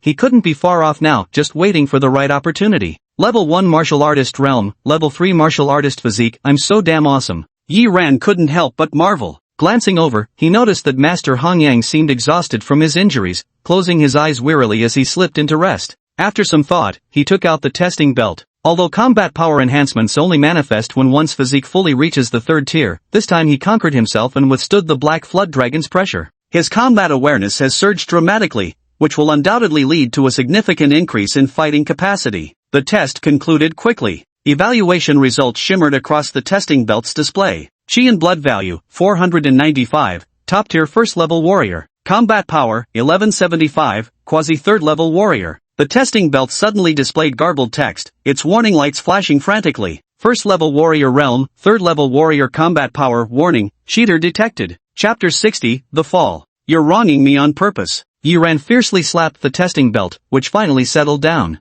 Then, he couldn't help but lick his lips. With a combat power exceeding 1170, he was now extremely close to the 1200 required for a third-level martial artist. Factoring in his combat techniques, he could completely bridge this gap. In other words, he could now fully engage in combat with third-level martial artists. The only remaining gap was his physical constitution. Once my physique breaks through to the third level, my combat power will rise even further. Yi Ran couldn't help clenching his fists. By then, he would truly be able to match third-level martial artists, and might even have a chance to kill them. Thinking of the one-eyed middle-aged man from the Black Mask Squad, his gaze appeared profound and unfathomable. Next time we meet, who chases whom might not be so certain. However, that one-eyed man clearly wasn't an ordinary third-level martial artist. His combat power of 1200 might prove insufficient. Yi Ran pondered briefly, realizing he still possessed a massive sum of 200 achievement points on him, but the available uses had actually decreased. Combat consciousness had reached a bottleneck. To break through requires 500 achievement points, far from sufficient. Vitality levels had also essentially peaked. The next breakthrough would involve hunting exotic beast essence blood to reach level 2 warrior status. Therefore, currently, the only thing that can be improved is martial skills. Yi Ran contemplated the few martial skills he had. The highest level one, without a doubt, was the A-grade skill, cloud breathing technique. This playing dead divine skill is truly practical. However, this particular skill isn't very helpful in direct combat situations. Next is the B-grade heavy water palm. He's currently at minor achievement realm. Advancing further would reach major achievement realm, allowing him to cultivate dual palm momentum. The hidden force of double palm power, with dual bursts, can absolutely increase its might by a large margin. Moreover, there's the recently acquired Frostblade Slash technique. Yi Ran thought this far and hesitated no more, immediately beginning to deduce these two martial techniques. Time passed slowly as the achievement points on the panel rapidly decreased. Finally, it stopped at 130 points. Yi Ran also ceased his deductions, opening his eyes and exhaling a long breath of turbid air. Having spent 70 achievement points, he successfully elevated both a C-grade and a B-grade martial skill to the greater mastery realm. With two martial arts techniques mastered, his combat power had increased significantly. Unfortunately, constrained by the current location, he couldn't test them out and wasn't sure exactly how much these two techniques could enhance his fighting strength. At this moment, Grandmaster Hongyang slowly regained consciousness. After some rest, his complexion had improved somewhat, but his brow still showed visible signs of aging and exhaustion. "Senior, your injuries?" Yi Ran looked somewhat worried. "It's nothing." Grandmaster Hongyang waved dismissively. Yi Ran handed him the black medicine bottle he was holding. "Keep it." Grandmaster Hongyang smiled but didn't take the medicine bottle, instead gazing wistfully at the outside world with a somewhat emotional expression. In his eyes, there seemed to be both reluctance and a hint of nostalgia. Seeing this, Yi Ran didn't stand on ceremony and put the medicine bottle away. The next instant, he shuddered uncontrollably. Progress through sheer wealth, it's rising. From over 3.3 million, it skyrocketed directly to 5 million. A single bottle of medicine, worth 1.7 million? Yi Ran was thoroughly shaken, murmuring to himself in disbelief. He had considered that the medicine belonging to a grandmaster would be valuable, but he never imagined it could be so outrageously expensive. Such a tiny vial was worth nearly 2 million, and he had just used about 1/6 of it. Doing the math, that meant he had basically spent 300,000 units. The more Yi Ran thought about it, the drier his mouth became, filled with thick regret. If only he had known how precious it was, he would have used even less just now. Suddenly, from across the way, Grandmaster Hongyang let out a soft sigh. "I never thought I'd die here. What a pity. I hoped to see Xia Kingdom one last time before." His voice was filled with regret and sorrow. Yi Ran trembled violently upon hearing this, exclaiming in shock, "Senior, you?" Grandmaster Hongyang coughed, his already unhealthy complexion turning even paler, yet his smile remained as warm as ever. He explained gently, "My battle with the Black Flood Serpent has already damaged my vital meridians, and I've also been poisoned by the venom of the Jade Frost Serpent. Now I have less than 3 hours of life left. I thought I would die here, unable to settle my affairs, leaving behind so many regrets. Fortunately, I met you, young friend. This time, I must trouble you, young friend, to take my belongings with you and bring them back." Cough. Grandmaster Hongyang coughed violently again. This time, he coughed up another mouthful of blood. Yi Ran could see clearly, the blood was actually a deep blue. As it splattered on the ground, the surface instantly froze, the icy chill even spreading outward. Even from a distance, he felt an unbearable coldness washing over him, his skin tightening. It sent a shiver down his spine. What kind of poison is this? It's absolutely terrifying. After coughing heavily a few times, Grandmaster Hongyang looked much more at ease, no longer appearing as exhausted and weak as before. "Senior." Yi Ran couldn't hide his frustration. "Isn't there any other way? That Emerald Eye Serpent, though merely a 6th-level mutant beast, possesses traces of a hornless dragon's bloodline, making it even nobler than the Black Flood Dragon's lineage. Its venom is truly formidable. Grandmaster Hongyang shook his head. At my peak, I could have resisted this poison easily. But now, he sighed softly. Only he understood the immense pressure of confronting a Black Flood Dragon on the verge of ascending to draconic form. Such supreme Grandmaster combat prowess was overwhelming. The Black Flood Dragon was already no match, let alone when ambushed by a green ice serpent. This rare hybrid species was even more uncommon than dragonkin like the Black Flood Dragon. Yi Ran fell into silence. His heart found it even harder to accept. Grandmaster Hongyang had been one of Xia Kingdom's most active grandmasters, constantly traversing wilderness regions across the land, engaging in fierce battles with various formidable exotic beasts to eliminate wasteland threats, truly devoted until his dying breath, giving every last ounce of dedication. Now, that such a great elder is about to pass away is something he simply cannot accept. Noticing his low spirits, Grandmaster Hongyang smiled and said, life, aging, sickness, and death are all part of the natural order. I'm just reluctant to part with this homeland of ours. As he spoke, he gazed ahead once more. Though it was a pitch-dark cave before his eyes, visions of magnificent landscapes and countless young warriors battling exotic beasts now filled his sight. A look of contentment crossed his face, though reluctantly longing for another glance yet. The black serpent is in the process of transforming into a dragon and won't attack you. After I die, you can safely leave with my corpse. Grandmaster Hongyang said softly, I will enter nirvana in advance, leaving some residual power within my body. Take my corpse to Tianyu Beastward Pass and deliver it to Lien Tianxiong. He knows how to use my remains. Though dead, my body can still serve as a final defense against the aberrant beasts. Also, please bring a small wooden box from my spatial ring to my young grandson. He's been born 3 years now, yet I never had the chance to visit him. Yi Ran listened, his heart aching with sorrow. Is there really no other way, elder? His eyes reddened, filled with unwillingness. Grandmaster Hongyang shook his head lightly. There is one way. That is, I could transfer the frost poison into another person's body. It must be a human, and the only one here now is you. Chapter 61 Black Flood Dragon's Blood. The cave fell into momentary silence. Yi Ran also remained quiet for a long while before finally lifting his head with solemn determination. Esteemed senior. Silly child. Grandmaster Hongyang looked at him with gentle kindness in his eyes. Your sentiment alone has deeply moved me. However, this aged body of mine doesn't have many years left to live. You're still young with many years ahead of you, senior, but you're a grandmaster. The impact you could have. Hearing this, Grandmaster Hongyang shook his head. Though I may be a grandmaster, all human lives are equally precious. My life is no more valuable than yours. Moreover, I couldn't be more pleased to meet such an outstanding junior like you before my death. Grandmaster Hongyang suddenly laughed loudly.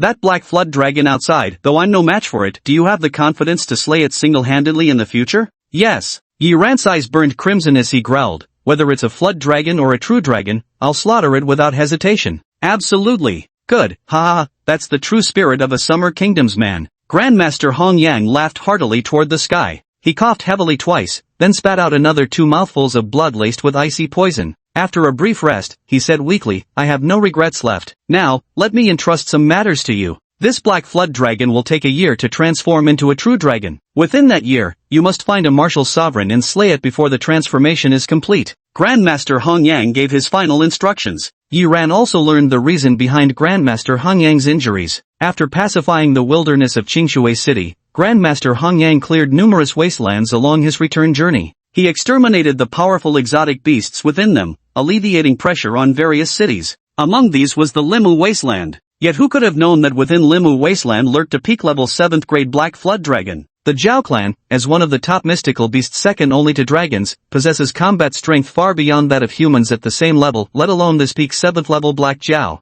At any moment, it could transform into a dragon and become an 8th level beast sovereign. Grandmaster Hongyang fought the Black Zhao to the death but gradually found himself at a disadvantage, with both sides locked in a fierce struggle until the very end. The Black Zhao, in fact, gained benefits from the intense battle. It broke through its shackles first, entering the dragon transformation phase and beginning its breakthrough. The severely wounded Grandmaster Hongyang was ambushed by the Black Flood Dragon's mate, a rare and extraordinary mutant, the Jade Ice Serpent. Though Grandmaster Hongyang nearly cleaved the Jade Ice Serpent in half with a single blade strike, he was also poisoned by its frigid venom. In the end, both he and the ascended dragon fell into the underground river. The Black Flood Dragon, now transformed into a true dragon, was powerless to intervene. As for Grandmaster Hongyang, not only was he gravely injured, but he also lacked the strength to escape. His only recourse was to use the 10,000-year frigid stone to counteract poison with poison, buying himself precious time. The two had reached a precarious balance. But Grandmaster Hongyang, critically wounded and nearing his end,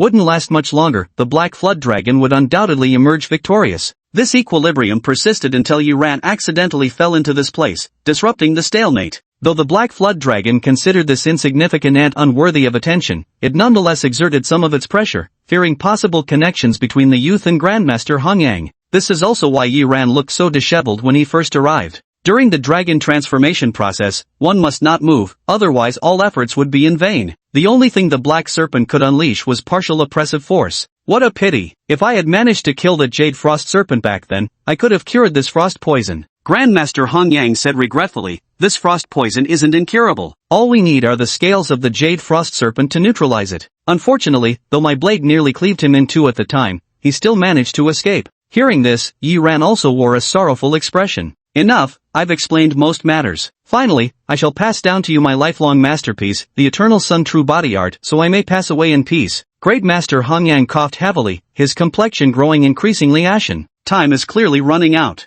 Yi Ran fell silent. If Grandmaster Hongyang hadn't taught him the Hongyang True Body technique, perhaps he could have held on a little longer. But, a bitter sense of powerlessness rose in his heart. He had actually thought himself strong enough before. Now he saw how far he still had to go. Alright, child, come here, Grandmaster Hongyang said. Yi Ran quickly walked over. As he approached, he couldn't resist asking one last time, Senior, wouldn't other snake scales work? Like these ones, for example. These should also be snake scales from a cold attribute mutated beast. Other snake scales won't do. The Grandmaster of Hongyang gave a bitter smile, then suddenly froze, staring dumbfounded at the 4 deep blue snake scales in the youth's hand. This is the scale of the Jade Frost Snake. Suddenly he exclaimed excitedly. Yi Ran was also stunned, staring blankly at the snake scale in his hand. No way, what a coincidence. Where did you get these snake scales? Grandmaster Hongyang asked with flushed cheeks, visibly excited. Even a Grandmaster couldn't help but be wildly overjoyed upon learning they could keep living. Yi Ran briefly recounted how he came to possess the snake scales. Upon hearing this, the great Master Hongyang couldn't help shaking his head repeatedly, sighing with boundless emotion.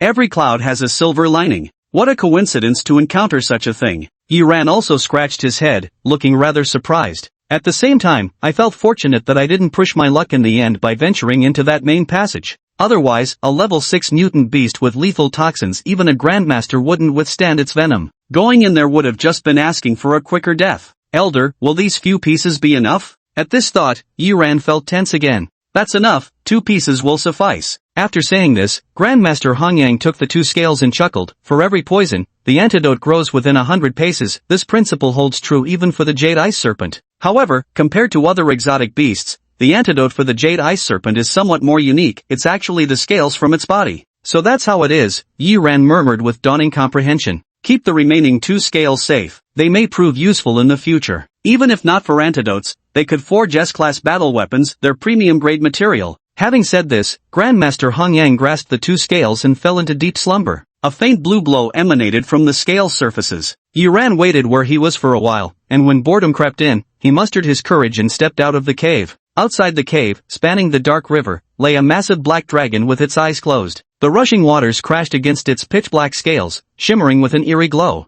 Having learned that the black dragon could not move for now, Yi Ran's courage had grown considerably, enough to approach closer for a careful look, yet he still didn't dare make any overly bold moves. After all, the Black Flood Dragon wasn't truly incapable of moving, it simply didn't want its efforts to go to waste. So it was still wise not to tempt fate. His gaze swept across the river's surface, noting the many Black Flood Dragon scales floating there along with some huge solidified black liquid droplets. Something stirred in his heart. Although this was shed by the Black Flood Dragon, even so, it's still a Grandmaster tier material. Yi Ran began collecting the Black Flood Dragon scales, but they were far too heavy. He couldn't even lift it, let alone store it in the spatial wristband. Just as he was pondering endlessly yet couldn't figure out a way to collect it, Grandmaster Hongyang emerged, his complexion ruddy, clearly having recovered significantly as he glanced at Yi Ran with a smile. Though these Black Flood Dragon scales are quite valuable, he remarked, but Black Serpent blood can be refined into exotic beast essence blood, which holds greater value. Monster's essence blood. Yi Ran's heart suddenly skipped a beat as he gazed upon the solidified black liquid in the underground river.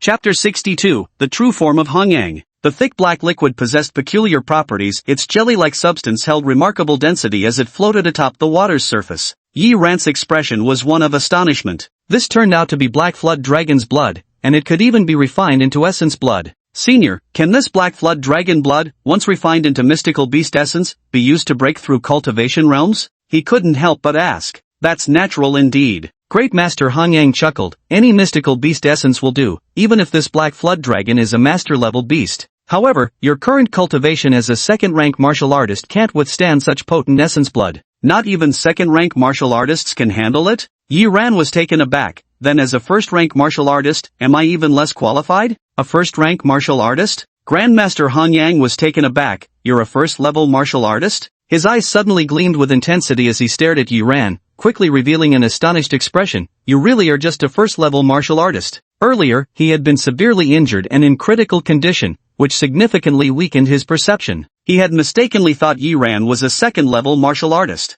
At this moment, carefully sensing it, the realm of a grandmaster naturally allowed him to effortlessly perceive Yi Ran's true blood chi value. Not exceeding 500, indeed just a first-level martial artist. For a moment, Grandmaster Han Yang was overwhelmed with emotions, not knowing what to say. He had seen far too many geniuses, but for a mere first-level martial artist to withstand the oppressive aura of the Black Flood Dragon was simply unheard of. Beside him, the Black Flood Dragon slowly opened its eyes, its brown pupils gazing at Yi Ran. After giving Yi Ran a deep look, it closed its eyes and returned to slumber. Senior, as long as one's constitution is strong enough, they can endure the essence blood of an exotic beast, right? Yi Ran pondered for a moment before asking. That's right, but constitution is difficult to improve. Generally, one must break through realms to upgrade one's physique to the corresponding level. Grandmaster Han Yang explained. Moreover, to absorb the Black Flood Dragon's refined blood, one must at least possess the constitution of a martial master. Martial master level constitution? Yi Ran frowned slightly. He was already very close to achieving the constitution of a third-level martial artist. With just some refinement and effort, breaking through shouldn't be too difficult. But reaching the martial master level physique is indeed somewhat troublesome. Forget it, I'll think of a way back home. Unable to restrain himself any longer, Yi Ran quickly walked over and began collecting the Black Flood Dragon's blood from the water. The heavy Black Flood Dragon blood was stored into his spatial bracelet. He had just collected 2 or 3 clusters. The spatial bracelet suddenly emitted a crisp cracking sound as fissures appeared. Yi Ran froze for a moment, his expression darkening. Damn it, the spatial bracelet couldn't withstand the strain. It wasn't due to insufficient space, rather, the black dragon's blood was simply too dense, collapsing the dimensional pocket inside. Use this one. At this moment, Grandmaster Han Yang smiled and tossed him a spatial ring. The ring was crimson throughout, with the characters Hong Yang inscribed on it. This was something I used in my youth. It's been many years since I last wielded it, it suits you perfectly now. Grandmaster Han Yang smiled and said, the space inside isn't very large, only 300 cubic meters, but it should be just enough to hold these flood dragon scales.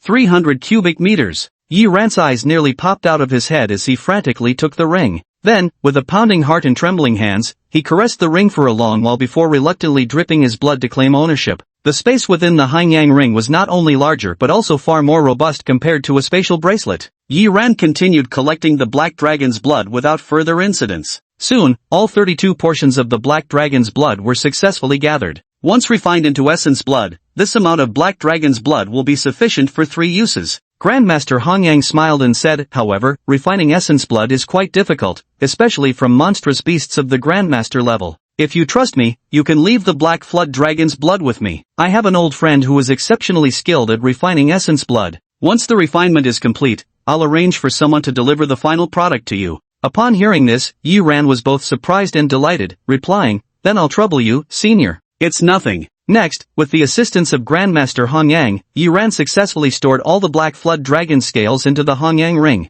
Over 60 Black Flood Dragon scales, even when stacked together, still occupied a staggering 2/3 of the Han Yang ring's space. With these Flood Dragon scales and blood added to his haul, Yi Ran's approaching people with wealth progress reached an alarming figure, 22 million. Seeing this astonishing figure, he couldn't help but gasp sharply. These scales and blood were practically insignificant compared to the entire Black Flood Dragon. It was truly hard to imagine just how valuable a complete Black Flood Dragon would be. With progress exceeding 10 million and approaching 100 million, the second tier was completed, netting him another 100 achievement points. Achievement points, breaking 200 for the first time, reaching 230. Alright, follow me to the cave. I'll impart the Han Yang true body to you. Once it's done, we'll leave. At this moment, Grandmaster Han Yang turned and walked toward the cave. Yi Ran hesitated briefly before following after him. The true form of Han Yang is in Grandmaster level martial skill, and also the signature technique of Grandmaster Han Yang. Earlier, Grandmaster Han Yang was on the verge of passing away. Fearing this martial skill might be lost without a successor, he passed it down to him. Now Grandmaster Hong Yang has recovered, yet surprisingly still insists on passing it to him, which left him feeling both honored and overwhelmed. Inside the cave, Master Hong Yang sat cross-legged and said slowly, "The Hong Yang True Form is a martial technique that amplifies overall strength. After activation, it enhances attributes like physical constitution and vital energy." Hearing this, Yuran felt a spark of realization. Senior, so the Hong Yang True Form can temporarily boost one's physical constitution. Could I possibly absorb exotic beast essence blood while using the Hong Yang True Body? Great Master Hong Yang looked surprised. That's quite an ingenious thought, but I've never tried it myself, so I'm not sure about its feasibility. Yiran nodded, committing this idea to memory. If this method really worked, perhaps he wouldn't need a martial artist level physique to absorb the Black Flood Dragon's essence blood. But now, it's too early to say such things, we haven't even refined the Black Flood Dragon's essence blood yet. Grandmaster Hong Yang continued, the Hong Yang True Form is divided into 3 levels of manifestation. The first form, the Spirit Flame Body, boosts overall combat power by 10% in this state. The second form, the Dragon Flame Body, enhances total combat power by 25%. The third form, the True Flame Body, can amplify overall combat prowess by 40% to 50%. However, the exact enhancement depends on the quality of the refined exotic flame. Of course, these 3 enhancements are all targeted at Grandmasters. For those below the Grandmaster realm, it might directly elevate them by a whole major realm. Exotic flame? Yuran showed a curious expression, feeling somewhat familiar with the term, as if he had heard it somewhere before. Exotic fires are special flames born from unique terrains within the wastelands, possessing extremely aggressive properties. Grandmaster Hong Yang explained, the cultivation of many powerful fire-based martial techniques cannot be achieved without exotic fires. The same applies to the Hong Yang True Form, its 3 evolutionary stages each require a different exotic fire. As he spoke, he slowly opened his palm. A faint golden flame instantly flickered to life in the palm of his hand. The moment he saw this golden flame, Yiran's eyelids twitched violently as he instinctively retreated 2 steps. Extremely dangerous, this thing gave him an overwhelmingly perilous sensation. This is called Devouring Gold Solar Flame, a very rare exotic fire. Grandmaster Hong Yang said somewhat regretfully, if I had used this exotic fire to cultivate my true flame body, my chances against the Black Flood Dragon would have increased by at least 20%. That powerful? Yiran was somewhat shocked. Indeed, just like essence blood, exotic fires are also categorized into 5 grades: ordinary, superior, rare, precious, and peerless. This is indeed a supreme grade exotic flame. Grandmaster Hong Yang gently caressed the flickering wisp of exotic flame in his palm, watching its delicate pulsations. The devouring gold flame possesses the unique property of consuming metal-based substances. This type of exotic flame is particularly devastating against combat weapons. Ordinary weapons melt effortlessly before it, and it can even devour them to strengthen itself. Hearing this, Yiran shuddered from head to toe. No wonder Grandmaster Hong Yang possessed this extraordinary flame. Against the Black Flood Dragon, it could increase his odds of victory by 20%. The Black Flood Dragon's scaly armor was composed of metallic properties, exactly the type of material this unusual flame could counteract. This extraordinary flame shall be yours to cultivate the spirit flame body, he declared. Grandmaster Hong Yang smiled and handed over the strange flame. Senior, this is far too generous. Yiran repeatedly shook his head, verbally refusing, but his heart spoke differently. His hands swiftly stashed away the gold-devouring sun flame. Seeing this, Grandmaster Hong Yang chuckled. He appeared remarkably magnanimous. Although this strange fire was precious, it had become useless to him now, and compared to his own life, it truly amounted to nothing. Moreover, he held particularly high hopes for this young man before him. Though Ningjiang City was merely an ordinary martial arts city, this youth had managed to astonish even him. He developed an appreciation for talent, which was why he made an exception to teach Hong Yang's true form. Keep in mind, this wasn't just any ordinary Grandmaster-level martial art, it was his own original creation, known only to himself.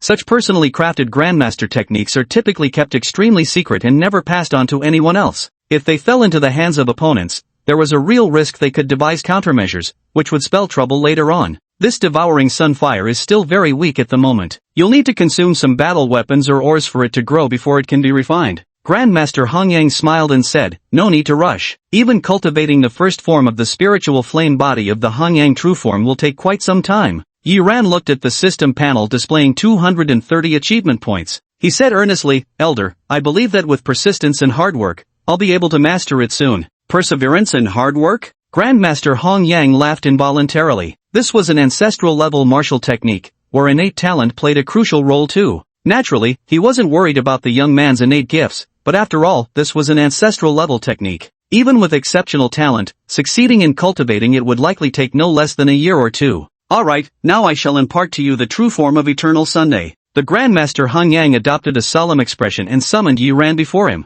Blocking out their surroundings, he began instructing the youth in cultivation techniques. At this moment, although the Black Flood Dragon couldn't move, with its power, it could still hear every sound in this place, so precautions still needed to be taken. A master-level exotic beast, in terms of intelligence alone, is no weaker than a human. The cultivation method of the Eternal Sun True Body was quickly taught in its entirety. Yi Ran slowly closed his eyes, consumed achievement points, and began deducing the first form of the Eternal Sun True Body, the Spirit Flame Body. Chapter 63, Mastering the Spirit Flame Body. 3 days passed in the blink of an eye. Yi Ran slowly opened his eyes, lightly exhaling a turbid breath. In the system panel, all his achievement points had been completely exhausted. Though the price paid was enormous, his Spirit Flame Body had nonetheless achieved modest success. Now all that remained was to refine the devouring gold solar flame, and he would be able to wield it. Yi Ran pursed his lips, his eyes sparkling with anticipation. I'm really looking forward to seeing how much this master-level martial skill can enhance my combat power.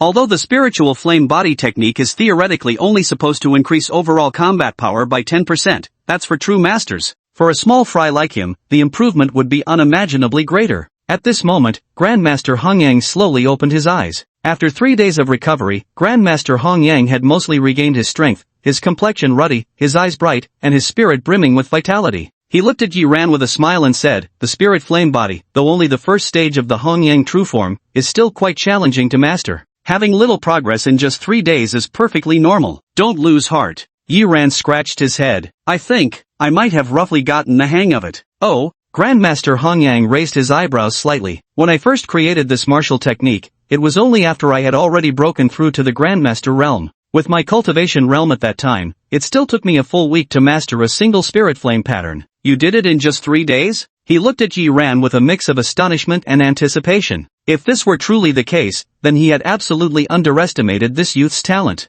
At the same time, it also demonstrated that this youth was perfectly suited for this martial technique. 1. Path? Yi Ran was momentarily stunned. Slowly, a fiery red pattern began to emerge on his palm. Spirit Flame Pattern. Grandmaster Hong Yang's pupils contracted slightly as he couldn't help but inhale a sharp breath of cold air. In just 3 short days, he actually managed to cultivate it. A supreme talent like this, even in any first-tier martial city, he could truly be called a peerless genius. With a slight nod, he smiled and said, impressive. However, the spiritual flame patterns become increasingly difficult to cultivate as you progress. When I first mastered this technique, it took me a full week, but it took a full month to cultivate 3 paths. The road ahead is long, take it slowly. His voice suddenly cut off as he stared blankly at the 2 fiery red patterns slowly emerging once more in the young man's opposite hand. He was utterly stunned. 3 spiritual flame patterns. At this moment, even the great master of the Eternal Sun sect changed his expression. 3 days' time, 3 spiritual sun patterns. A prodigy, a true prodigy.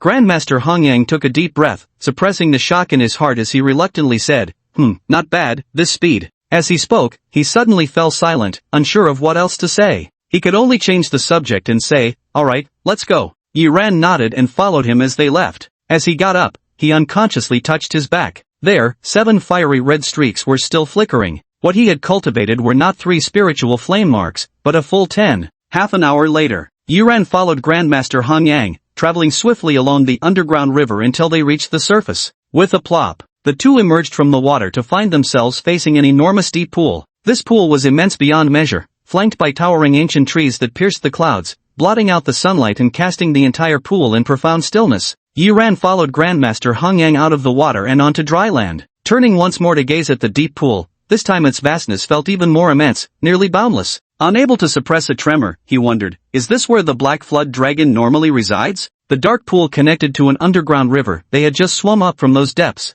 Of course, this was mostly for his sake. With the strength of a grandmaster like Hong Yang, there were countless more direct ways to depart. Indeed, this abyss severs all water veins between the interior and core regions of the barren wilderness. Grandmaster Hong Yang spoke slowly, only when all these water veins converge here can such a natural treasure be formed. Otherwise, a master-level black serpent would find it difficult to locate suitable habitat within the Limu barren wilderness given its current grade. Barren wildernesses, after all, are classified by grades. The more advanced and expansive the wasteland, the stronger the demonic beasts that can inhabit it. The Limu wasteland, in theory, can only sustain 5th-level demonic beasts. But if all the major watercourses in the wasteland are concentrated in one place, even a Grandmaster-level Black Flood Dragon can survive comfortably. So that's how it is. I wondered why the inner regions of the wasteland were so arid, with the ground cracked like that. Yiran suddenly understood, and was also somewhat astonished. Only now did he truly witness the terrifying power of a Grandmaster. Altering the course of earth veins and terrain, it was simply unbelievable.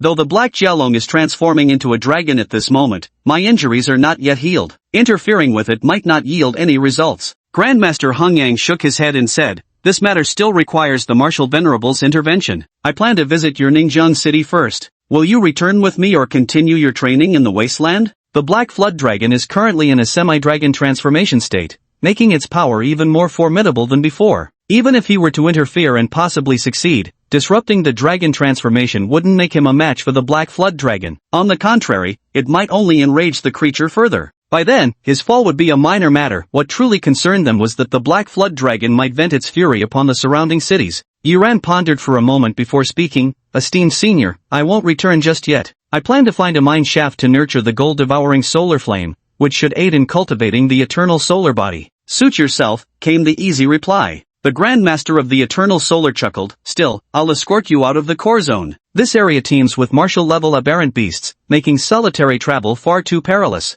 "Thank you, senior. No need for courtesy." Then, another stretch of rapid travel ensued. Yet unexpectedly smoothly, or rather, all the exotic creatures kept their distance. A Supreme Master-level powerhouse, with merely a wisp of their aura radiating outward, ensured no mutated beasts would dare appear within a 100-mile radius. Before long, they finally reached the inner region, now extremely close to the underground mine shaft. Yiran could even glimpse from afar the mine entrance that had been reopened by excavation. "Alright, this is where we part ways." The Grandmaster of Eternal Sun turned and smiled, saying, "As for the Black Dragon's essence blood, I guarantee delivery within a month at most, or as soon as half a month. Additionally, should you wish to leave Ningjiang City and explore beyond, you can seek me out in Yuanjing City at the Song family. Simply bring this token with you." With those words, he handed Yiran a jade pendant. The pendant was crimson in color, about the size of a thumb, engraved with a blazing sun that seemed to roll endlessly. Yiran took the jade pendant with a solemn nod. "Very well, until we meet again. I hope the next time we cross paths, you'll still be able to surprise me as much." Grandmaster Hung Yang laughed heartily before turning to leave. Yiran watched his retreating figure until it disappeared from view. Without further hesitation, his figure swiftly dashed toward the direction of the underground mine. "Spiritual flame body, here I come." Yiran didn't notice that in a nearby tent, a one-eyed middle-aged man cloaked in black robes was staring fixedly at him. Chapter 64, Greedy Wolf Team. "Brother Zhang, did you find the person you were looking for?" A lazy voice resonated from within the tent. A man in his early 30s with a beard stretching his chin sat up from the bed with a stretch. On the same bed lay a burly man. At this moment, his head was buried in the pillow, his buttocks raised high as he whimpered softly with muffled sobs. "There now, everyone has their first time. You'll get used to it after a few more tries," the mustachioed man said, gently patting the burly man's buttocks in consolation. "Relax, all the brothers on the team have taken turns." Beside them, a one-eyed middle-aged man couldn't help but frown, feeling inexplicably nauseated. Although he'd known this guy was sick, he never expected him to be this twisted, forcing him to watch, for fuck's sake. This is absolutely fucking insane. If he didn't need something from this bastard, he'd have already twisted his head off and kicked it like a soccer ball. Now, watching the mustached man approach, he instinctively shuffled sideways to put some distance between them. "Brother Zhang, you've still got the best physique." A mustachioed middle-aged man approached, eyeing the tall frame of the one-eyed man while stroking his chin, his gaze brimming with undisguised admiration. The one-eyed man's eyelid twitched violently as he suppressed the overwhelming urge to bring his axe down right then. In a low voice, he growled, "Captain Lee, let's stick to business first." "Alright, the one outside, that's the guy who trashed your Black Mask squad, right?" The mustached man chuckled as he looked outside. Soon, he spotted a young figure walking away in the distance and couldn't help but exclaim in surprise, "What, just a kid?" He burst into laughter. "Brother Zhang, you can't be serious. The person who took down your famous Black Mask squad is just some 17 or 18-year-old kid? You'll probably be laughed to death by your peers if this gets out. I'd advise you not to underestimate him." The one-eyed middle-aged man said coldly, "This kid is tough to deal with. If you don't snap out of it,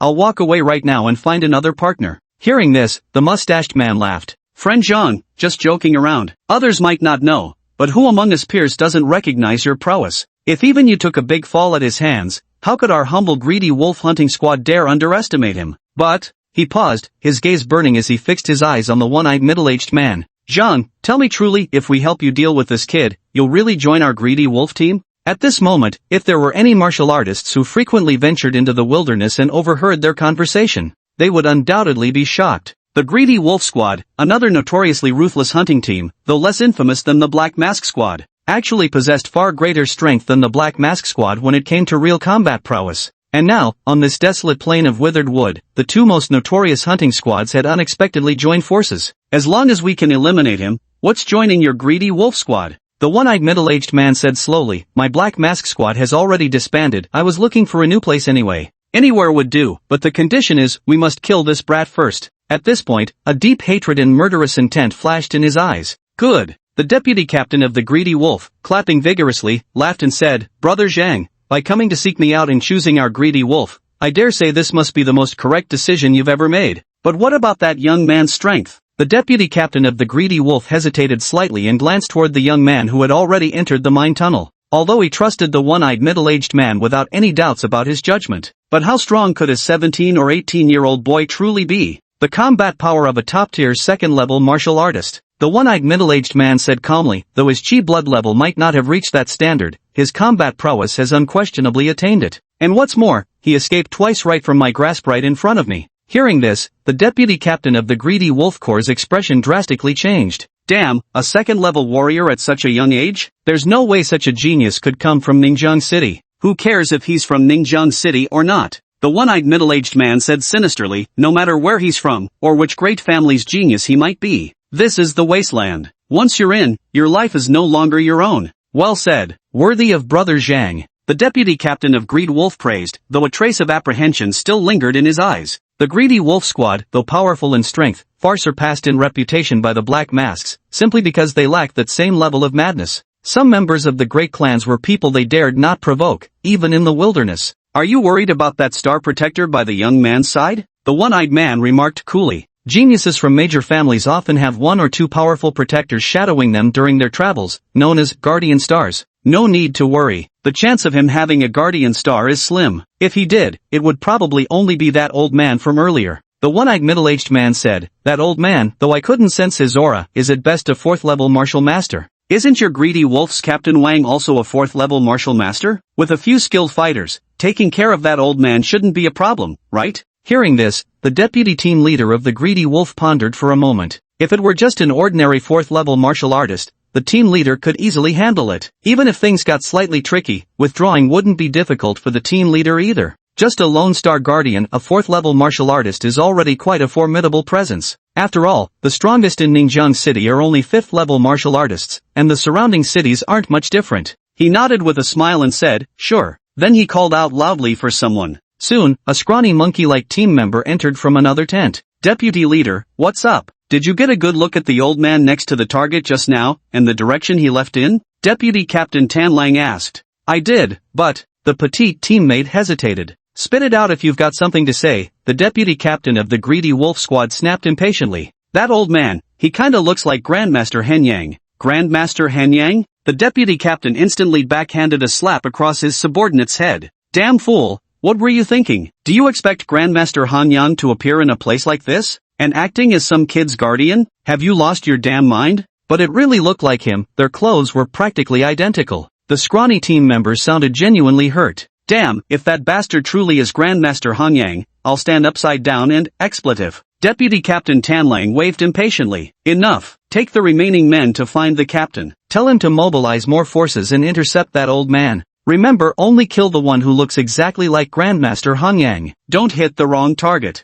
Understood. I've got it. At the same time, Grandmaster Henyang not far away suddenly sneezed and cast a suspicious glance around. Why does it feel like someone's thinking about me? Chapter 65, 100 Pattern Dark Refined Iron. Grandmaster Henyang appeared somewhat surprised. In the entire Dongyuan province, how many would dare to even think about provoking him? It must be an illusion. Grandmaster Henyang shook his head and glanced backward. With his level of strength, he naturally sensed that someone in one of the tents nearby had earlier emanated killing intent. The threat was aimed at that little fellow, Yiran. However, its owner had a weak aura, merely an ordinary third-level martial artist. And as for that little fellow Yiran, he was on the verge of mastering the spirit flame body technique, so dealing with it wouldn't be difficult. Thus, he decided not to intervene, treating it as an opportunity for training. No, it's that third-level warrior who wants to deal with me, isn't it? Grandmaster Hong Yang suddenly thought of something, his expression turning peculiar. Then he slowed his pace, simultaneously suppressing his aura and restraining his blood energy, pretending to be a frail and feeble old man. If that's really the case, then this is going to be interesting. Still feeling some anticipation, sigh, getting older makes one crave such things to give the spirit a little thrill. By now, inside the tent, members of the Greedy Wolf Squad were leaving one after another. The Greedy Wolf vice captain chuckled and said, "Brother Zhang, should I call 2 more team members? Too many people might actually spoil things." That kid's quite alert. The one-eyed middle-aged man shook his head. "The 2 of us are enough. Let's go, into the mine, to find that brat." "All right." The deputy captain of Greedy Wolf nodded and followed him, leaving the tent. Meanwhile, inside the mine, Yi Ran entered. The rubble at the mine entrance had already been cleared, and the crevice he had fallen through previously was now blocked by a massive boulder. Clearly, this was a protective measure put in place by the martial artists here to prevent anyone from accidentally falling down. Yi Ran glanced at it but didn't pay it much mind. The underground river below had numerous tributaries, so even if someone fell, the chances of being swept to the Black Flood Dragon's lair like he had been were slim. It was best to keep the Black Flood Dragon incident under wraps if possible, revealing it might truly destabilize morale. Inside the mine, numerous tunnels crisscrossed in intricate complexity. Yi Ran casually chose a tunnel and entered. Within, the constant clanging sounds echoed continuously as many martial artists mined a type of pitch black ore in the passageways. It was none other than black essence iron. The more veins this ore has, the higher its concentration and value. Yi Ran walked further back along the passageway, which grew darker and more cavernous with each step. The visible mining pits on both sides also noticeably decreased. At the same time, faint subtle sounds emerged from the darkness. They came from mutant beasts active within these mine tunnels. Yi Ran slowly opened his hand, revealing a wisp of faint golden flame flickering in his palm. As the flame appeared, the sounds of the mutated beast's movements from earlier vanished completely. The devouring gold solar flame, as one of the supreme exotic fires, instinctively struck fear into the mutated beasts even in its smallest manifestation. While moving forward, Yi Ran took out 2 damaged high-grade imitation combat weapons. These battle soldiers were all severed by the silver rhinoceros sword. Back then, he didn't discard them, and now they've just come in handy. As the imitation battle soldiers emerged, the devouring gold solar flame pounced fiercely, rapidly consuming them. Soon, an imitation battle soldier was devoured and shrunken, turning into a pile of residue that fell to the ground. Yi Ran was somewhat astonished, especially when he noticed the devouring gold solar flame seemed to have grown slightly larger and was visibly more active than before, which piqued his curiosity even more. Then, he took out another broken war weapon again. The devouring gold young flame pounced fiercely once more. Thus, while feeding the devouring gold young flame with broken war weapons, Yi Ran continued searching for black essence iron. Time passed slowly. At last, after traversing countless branching paths until he nearly lost himself in the maze, the devouring gold solar flame abruptly ceased consuming weapons. In his palm, it quivered rapidly, pointing insistently toward one particular direction. By now, the devouring gold solar flame had grown to the thickness of a finger, though it remained far from sufficient for refining purposes. It was still pathetically weak, needing at least to reach palm size before becoming serviceable. Yi Ran felt a slight stir in his heart. The gold-devouring solar flame, known for its preference for devouring metallic substances, should also be quite sensitive to ores and similar materials. He quickly walked over to a section of the wall, which was pockmarked with numerous indentations and holes. Clearly, many had tried before but all had returned empty-handed. After a moment of contemplation, he took out the silver rhinoceros sword and thrust it into the wall. The sword's extraordinary sharpness allowed it to penetrate deep into the surface with ease. In almost the blink of an eye, nearly 4/5 of the blade had already plunged in. Yi Ran slightly furrowed his brows. This deep, most likely nothing inside. At that moment, the silver rhinoceros sword suddenly jammed, unable to advance another inch, as if it had encountered some obstacle. His heart stirred as he suddenly exerted force, thrusting forward sharply. Then he pulled out the silver rhino sword. At this moment, traces of black iron filings clung to the tip of the blade. Upon seeing this, Yi Ran was overjoyed. Black essence iron. There was a piece of black essence iron here, and what's more, it was of remarkably high purity. The silver rhinoceros sword was proving extremely difficult to thrust in. The gold-devouring flame swiftly pounced toward the silver rhinoceros sword, seemingly intent on consuming the iron filings at its tip. Yi Ran shuddered at the sight and hurriedly restrained them. Whoa there, hold back, don't end up devouring the silver rhinoceros sword instead. Retracting the metal-devouring solar flames, he focused on chiseling the wall. With the sword's sharpness, a massive piece of refined iron soon emerged. It stood a full meter tall, resembling a rectangular black iron slab, and its surface was entirely covered in patterns. Yi Ran carefully counted them, then swallowed hard with difficulty. 120. This was a million-worth piece of fine-patterned black refined iron. After hesitating for a long while, he finally gritted his teeth and took out the devouring gold solar flame, throwing it towards the black refined iron. Devouring those imitation battle weapons was simply too slow. Only black refined iron can swiftly enable the devouring solar flame to truly grow. In reality, the devouring solar flame can also consume the scales of exotic beasts. Unfortunately, the Black Hydra scales contain the power of the Black Hydra, which the juvenile devouring solar flame simply cannot devour. At this moment, in the passage next to Yi Ran, the one-eyed middle-aged man and the deputy captain of Greed Wolf, after questioning what felt like countless people, they silently exchanged glances. That damn kid, seems like he's got issues, playing some maze adventure bullshit here, wandering around here for a while, then drifting over there. Almost everyone said they'd seen him, pointed in countless directions, but up to now, not a single trace of him has been found. Let's go out, wait outside. The one-eyed middle-aged man shook his head and took the lead, walking towards the mine entrance. For now, all we can do is wait for the rabbit to come to the tree. Deputy team leader Tanlang followed him and laughed. Brother Zhang, should you or I make the move later? With my 1,400 combat power, I'll kill him outright. You just keep an eye out and make sure he doesn't pull any tricks to escape again. The one-eyed middle-aged man's eye flashed with a chilling glint. My vengeance is mine to take. Ha, good. Chatting and laughing, the two walked out of the mine tunnel. Just as they stepped out of the mine tunnel, the deputy captain of Greedy Wolf spotted the mine entrance. The previously scrawny team member looked utterly devastated, his expression dazed as if terrified by something, crouched shivering to the side. What's wrong? Scared like this?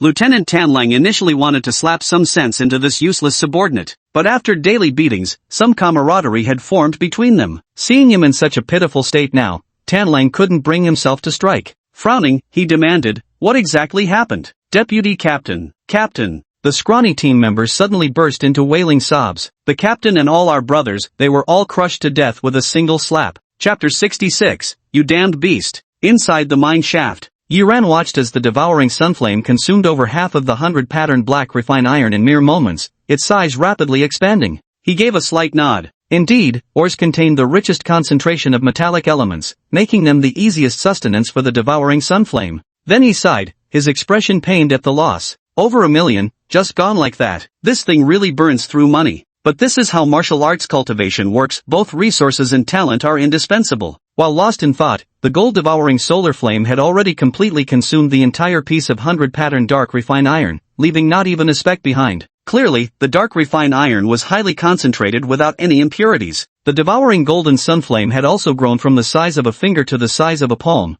with noticeable improvements in both its form and the intensity of its light and heat. Yi Ran took a deep breath, and 10 spiritual flame patterns appeared in his palm, slowly pulling the devouring gold solar flame closer. Outside the mine shaft, the deputy captain of the Greedy Wolf Squadron froze for a moment, then instantly smacked the frail team member on the head. Damn it! Tired of living, are you? How dare you curse the captain? Beside him, the one-eyed middle-aged man frowned slightly and scanned his surroundings. Why do I smell something peculiar? It's real. It's true. The skinny team member trembled all over, his eyes filled with terror. That old man was horrifying. He just stretched out his hand, and the captain and all our brothers were gone. How come you're not dead then? Deputy Captain Tan Lang's gaze turned hostile. This bastard actually dared to deceive him of all people. Slap someone to death? Do you really think that old man is Grandmaster Hung Yang? That he could slap a martial artist to death along with a dozen second-level warriors? The scrawny team member trembled violently. Yesterday I ate an expired mutant beast meat can and had diarrhea, so I didn't join the captain and the others in taking action. But to cover for the captain, I squatted not far away, watching while,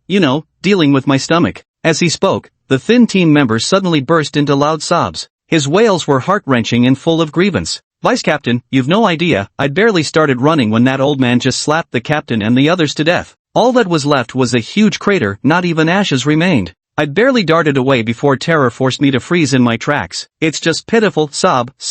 The one-eyed middle-aged man and Vice Captain Wolfram stiffened slightly at these words. Seeing they still didn't believe him, the petite team member wiped his nose. Vice Captain, I'm not lying, I've got proof. With that, he suddenly spun around, presenting his rear to both of them, declaring solemnly, here's the evidence. I was running too fast just now and couldn't hold it in. Look, a murky, dirty yellow filled their sight. After a brief silence, you, two retching sounds echoed simultaneously. The slender team member thought they believed him. Turning his head tearfully, he whimpered, Deputy Captain, now you believe me, don't you? That I survived was purely by dumb luck. That old man looked at me in the end, probably planning to make a move on me. Luckily, I cleverly let out a pfft sound. The old man heard this, his expression darkened, and he muttered something before walking away. Woo-woo, Deputy Captain, now there's only the two of us left in the team, what should we do? The small and thin member sobbed as he walked toward Deputy Captain Tanlang, seemingly seeking comfort. The deputy captain of the greedy wolf squad had just regained his senses when he saw him approaching.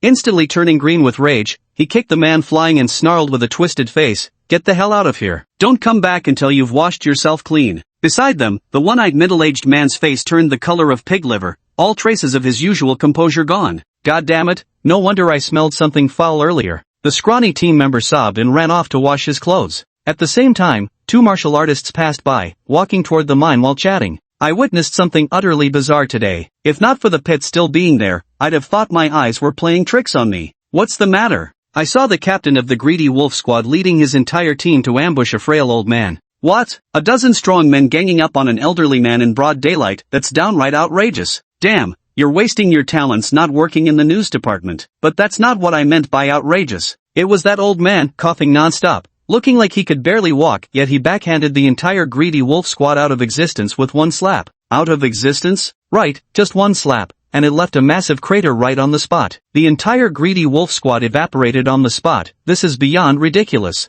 Not far away, the vice captain of Greedy Wolf and the one-eyed middle-aged man, who had heard the entire conversation clearly, were both stunned. The Greedy Wolf vice captain fell silent for a moment. Suddenly, he grabbed the one-eyed man by the collar, his eyes bloodshot, and roared furiously, "Damn it, you idiot! What the hell did you provoke? Damn it, my captain and over a dozen brothers were all crushed to death with a single slap. To kill them all with one slap, they must be at least a 6th rank martial master." "A 6th rank martial master working as a planetary protector? I'll circle your mom's circles 100 times over." The one-eyed middle-aged man was equally stunned, forgetting to resist as he let his collar be grabbed. "A 6th rank martial master as a planetary protector? Just what kind of background does that kid have?" He took a deep breath, forcing himself to calm down. "What's done is done, the dead can't be brought back to life." "Back to life my ass, you dumbass." The deputy captain of Greedy Wolf roared, "The worst mistake I've ever made in my life was listening to you and coming to ambush this kid." With that, he turned and walked away. Before leaving, he gritted his teeth and growled viciously, "Don't fucking let me run into you again, or I'll slaughter you for sure to avenge my brothers." The moment the words left his mouth, he didn't dare linger for a second longer and bolted away. A 6th level martial master,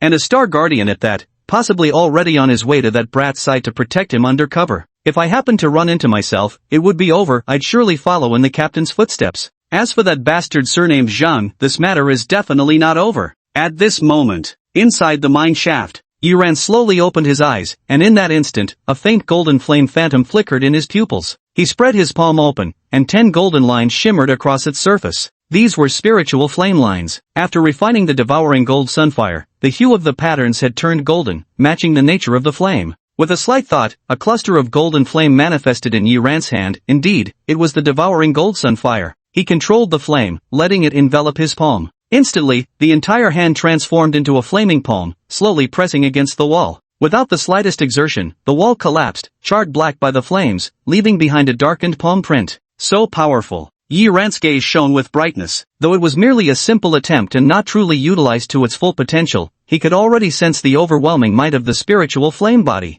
However, without specific experimental subjects, it was difficult to determine exactly how much the spiritual flame body enhanced combat power. With this thought in mind, Yiran pondered for a moment before rising and heading deeper into the mine shaft. There must be quite a few powerful exotic beasts over there. Chapter 67, The Dragon Blood Treasure Tree. Outside the mine shaft, the deputy captain of the Greedy Wolf Squad had a gloomy expression. "Is everything you just said true? I've said all I need to say. If you still don't believe me, you're free to leave." "I can deal with that kid myself," the one-eyed man said coldly. Upon hearing this, the greedy-eyed deputy captain of the Greedy Wolf Squad flashed a covetous look. "I hadn't expected you to know the location of the legendary Dragon Blood Sacred Tree. However, after this is done, it's 60-40. My brothers died because of you. You'll need to give up an extra 10% for their families." The one-eyed middle-aged man frowned slightly. "Fine, but why should that 10% go to you?" "Because I'm their family," Deputy Captain Tanlang said with a cheerful grin. The one-eyed man was speechless. This guy had just been crying for vengeance moments ago, swearing to avenge his fallen brothers. He turned around and sold out all his brothers for a good price. Thinking of this, he said indifferently, "But you'd better keep your promise to me. Don't kill that kid. You'll never know where the Dragon Blood Treasure Tree is in this lifetime." "I understand that well enough, but can you be sure that Kid Star Protector won't come back?" The Wolf Star deputy captain still hesitated. Just moments ago, he had been ready to flee, but unexpectedly, the one-eyed middle-aged man stopped him and offered an irresistible condition. If he helped kill that brat, he'd be taken to the Dragon Blood Treasure Tree to split the Dragon Blood fruits equally. The Dragon Blood Treasure Tree was a legendary rare treasure said to grow where drops of true dragon's blood had fallen. The true dragon's physical body is peerlessly powerful, unrivaled among all exotic beasts. Anything associated with it holds tremendous benefits for enhancing one's physique. Take, for instance, the Dragon Blood Sacred Tree. Once matured, it bears dragon blood fruits. Consuming a single dragon blood fruit can directly elevate one's physical constitution by an entire level within the martial master realm. This is quite terrifying. Currently both men are third-level martial artists, and consuming just 2 or 3 pills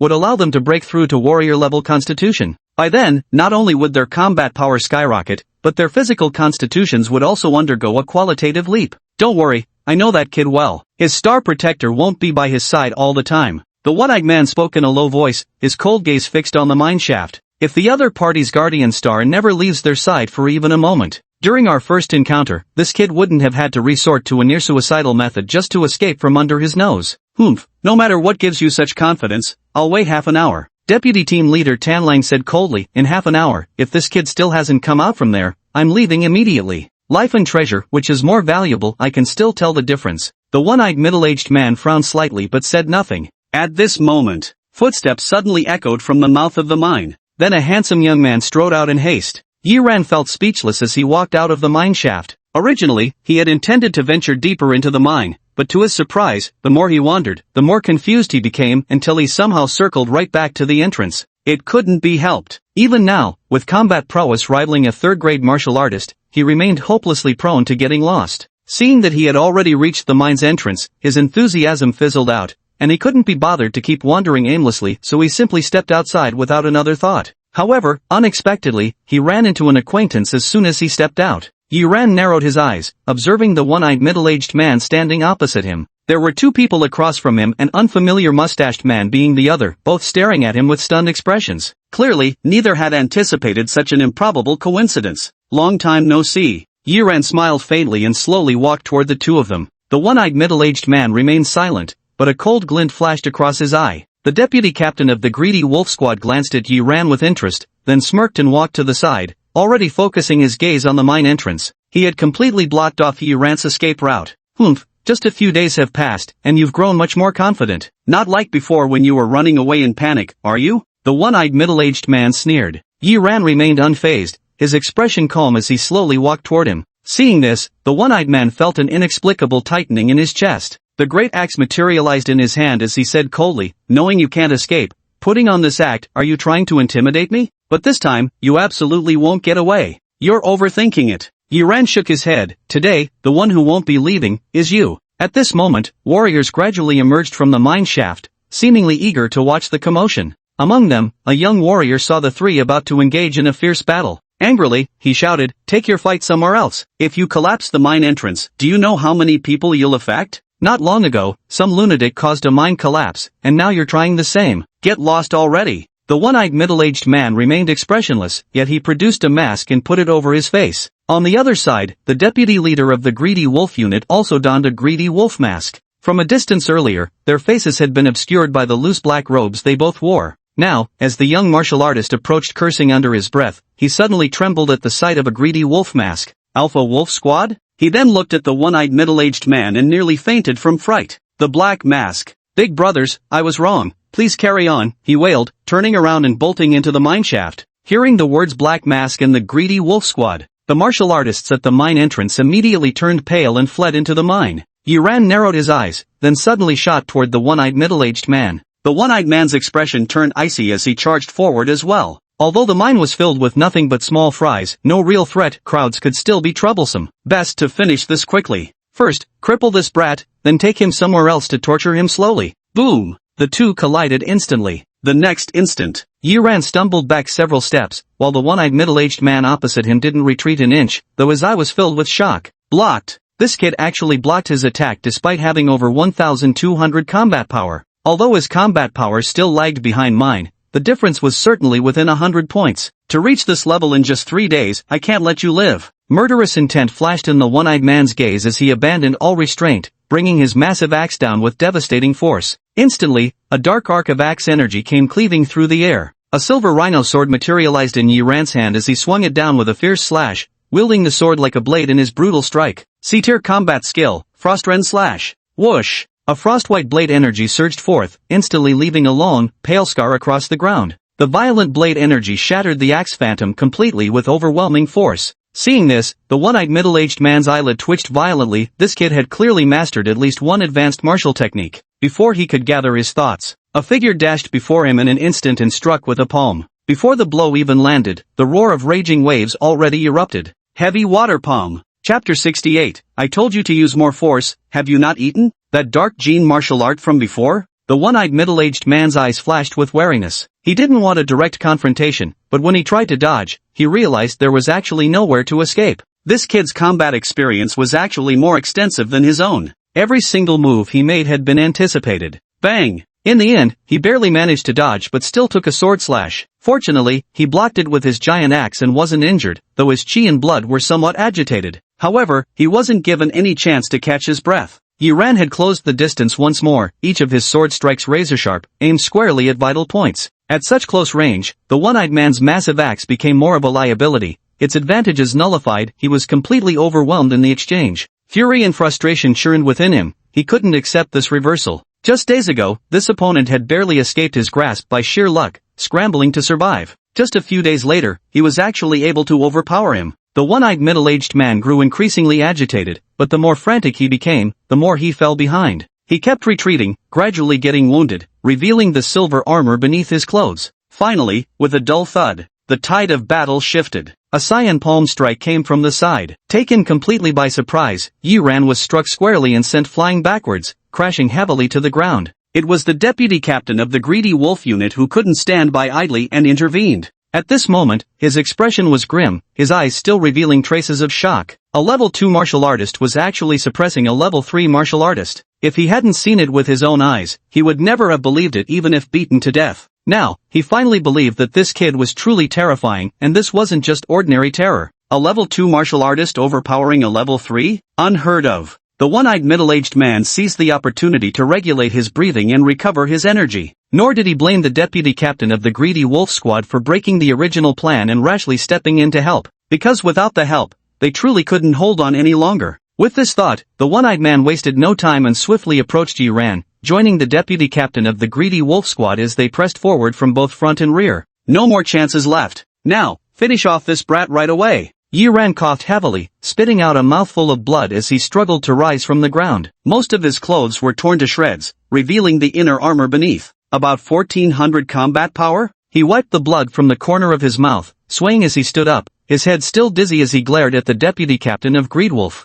An attack of this intensity, even with his inner armor and constant vigilance, still managed to land squarely and inflict severe injuries. Well done. Now you can die without regrets. The deputy captain of the greedy wolf squad finished speaking, then suddenly erupted into motion like a wild wolf pouncing, his hands transforming into claws as he viciously swiped toward Yi Ran's head. Yi Ran spat out another mouthful of bloody foam. The next instant, his eyes suddenly turned ice cold. I hate it most when people ambush me. Spirit, flaming body. A low, hoarse young voice rang out. The deputy captain of the greedy wolf squad, who had been charging forward rapidly with claws poised to strike, suddenly paled as he instinctively sensed a deadly threat. But with the arrow already knocked, he had no choice but to loose it. He steeled himself and continued the claw attack. Simultaneously, he tempered his momentum, preparing to retreat at any moment. Whoosh! The roaring sound of blazing flames suddenly erupted. On Yi Ran's body, 10 spiritual flame patterns appeared in an instant, and golden flames immediately coiled around him. They completely enveloped his entire figure, making him utterly unrecognizable. The deputy captain of the greedy wolf squad stared in horror at the fiercely burning fireman before him, his instinctive movements slowing slightly.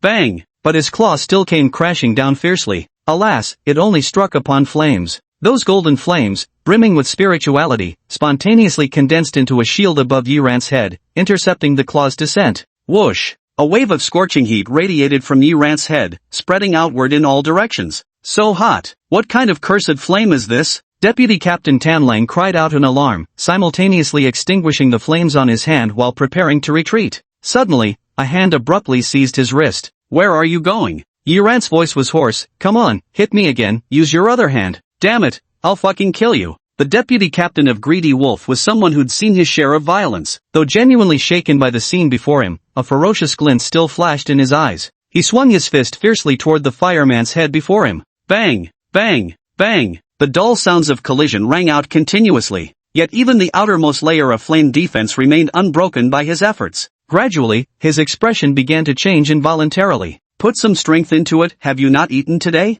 Yi Ran's voice was icy as he commanded, come on, hit me hard like you did earlier. Knock me to the ground. He advanced step by step, the golden flames surging even more violently around him. No, that was all a misunderstanding. The deputy captain of the Greedy Wolf team kept shaking his head, his gaze toward Yi Ran already showing traces of barely contained despair. This guy is fucking insane. And a complete freak on top of that. What the hell is this damned fire guy anyway? He's completely unstoppable. Now that you've rested, it's my turn. Yi Ran spoke softly, then, amidst the terrified pleas for mercy from the Wolf Squad's deputy leader, he slapped him across the face. The next instant, a charred head flew fiercely through the air. Sorry, I used too much force. Yi Ran grinned widely, releasing the grip on the vice captain of Greedy Wolf's arm. The decapitated corpse immediately collapsed to the ground. Then, he slowly turned around, his gaze landing on the pale-faced, trembling one-eyed middle-aged man. Softly, he murmured, who told him to ambush me? Do you understand, he continued, that feeling when you're in a solo top lane 1v1, just about to kill your opponent,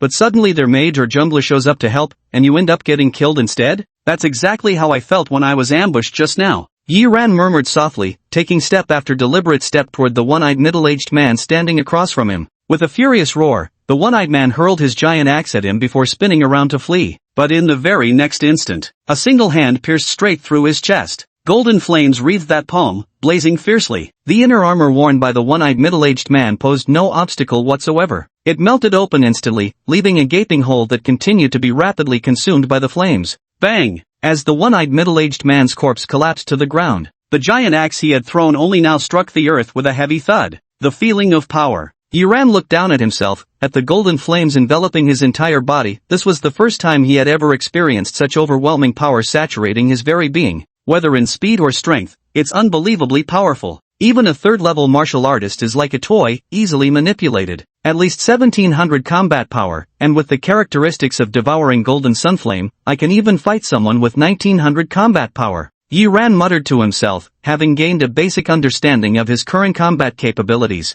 The ultimate chi blood value for a third-level martial artist is 2000. Now, with the manifestation of his spirit flame body, he has unknowingly begun advancing toward the pinnacle of third-level martial artists. Yet he remains merely a first-level martial artist. Chapter 69, Departure. Yi Ran quickly picked up the space wristbands of the two men and swiftly departed. Only two charred corpses remained on the ground. Before long, a large group of martial artists emerged from the mine tunnels with aggressive momentum, led by several third-level fighters. Though the Black Mask and the Greedy Wolf Squad were dangerous, they were ultimately just two individuals. Now was an opportune moment to eliminate them both. However, once they emerged and scanned the area, everyone was stunned. Where have the people gone? There. Soon enough, someone spotted two corpses. Several third-level martial artists quickly walked over to examine the bodies, their expressions turning grave. All are third-level martial artists. One of them was the deputy captain of the Greedy Wolf Squad. The other one isn't recognized. Among the black-masked individuals, only their mysterious captain should possess the strength of a third-level martial artist. A few days ago, I heard that several people saw Captain Black Mask, a one-eyed, middle-aged man, tall in stature, quite similar to the person before us. Looking at it this way, it fits a captain with a black mask and a greedy wolf as the vice-captain. Tisk. They couldn't help but gasp in shock. Two martial artists of the third rank, and not ordinary ones at that, both notorious for their ferocity, were dealt with in such a short time. Someone turned to the young martial artist who had first noticed them and asked gravely, "Did you see who took them down?" The young martial artist was also stunned by the scene before him, his mind reeling. Swallowing hard, he replied, "It was a boy, around 17 or 18. He even looked like a student." Student? Several third-level warriors, their pupils contracting sharply, gasped in shock. On the other side, Yi Ran found a tree hollow and quickly stepped inside. After entering the tree hollow, the golden flames covering his body gradually faded away, revealing his entirely naked flesh. Looking at his current appearance, Yi Ran felt somewhat speechless. Although the spirit flame body was powerful, having to change clothes after every fight was downright troublesome.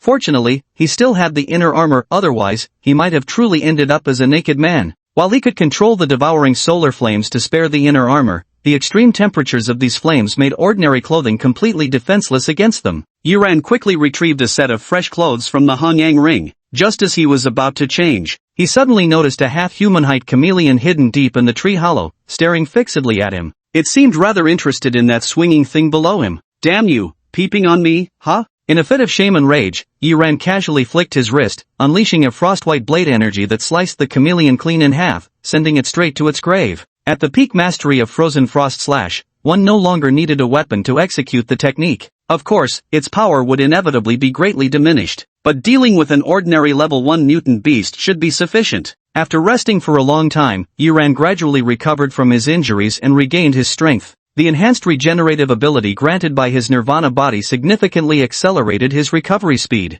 Then, he took out the battle weapons from the one-eyed man and his companion and began devouring them. The combat weapons of both individuals had been partially devoured by the devouring gold flame and could no longer be sold. After glancing at the devouring gold flame, Yiran showed a thoughtful expression. He threw all the unused combat weapons from his spatial bracelet, including high-grade replicas, ores, and mutated beast scales, into the devouring gold flame. The devouring gold flame accepted everything without refusal, devouring it all. Soon, the devouring gold solar flame burned fiercely, growing increasingly intense. The spiritual flame patterns on Yiran's body had also increased to 12, though there was still a long way to go before they could devour the black scale WYRM scales. He estimated that it would take at least 30 spiritual flame patterns for the devouring gold solar flame to grow strong enough to consume the black scale WYRM scales. Once the devouring gold solar flame absorbs over 60 Grandmaster grade black scale WYRM scales, I wonder what level my spiritual flame body will reach. Yiran murmured softly, his heart brimming with faint anticipation. By then, he might reach a level where he could be unmatched below the martial master realm, perhaps even rivaling actual martial masters.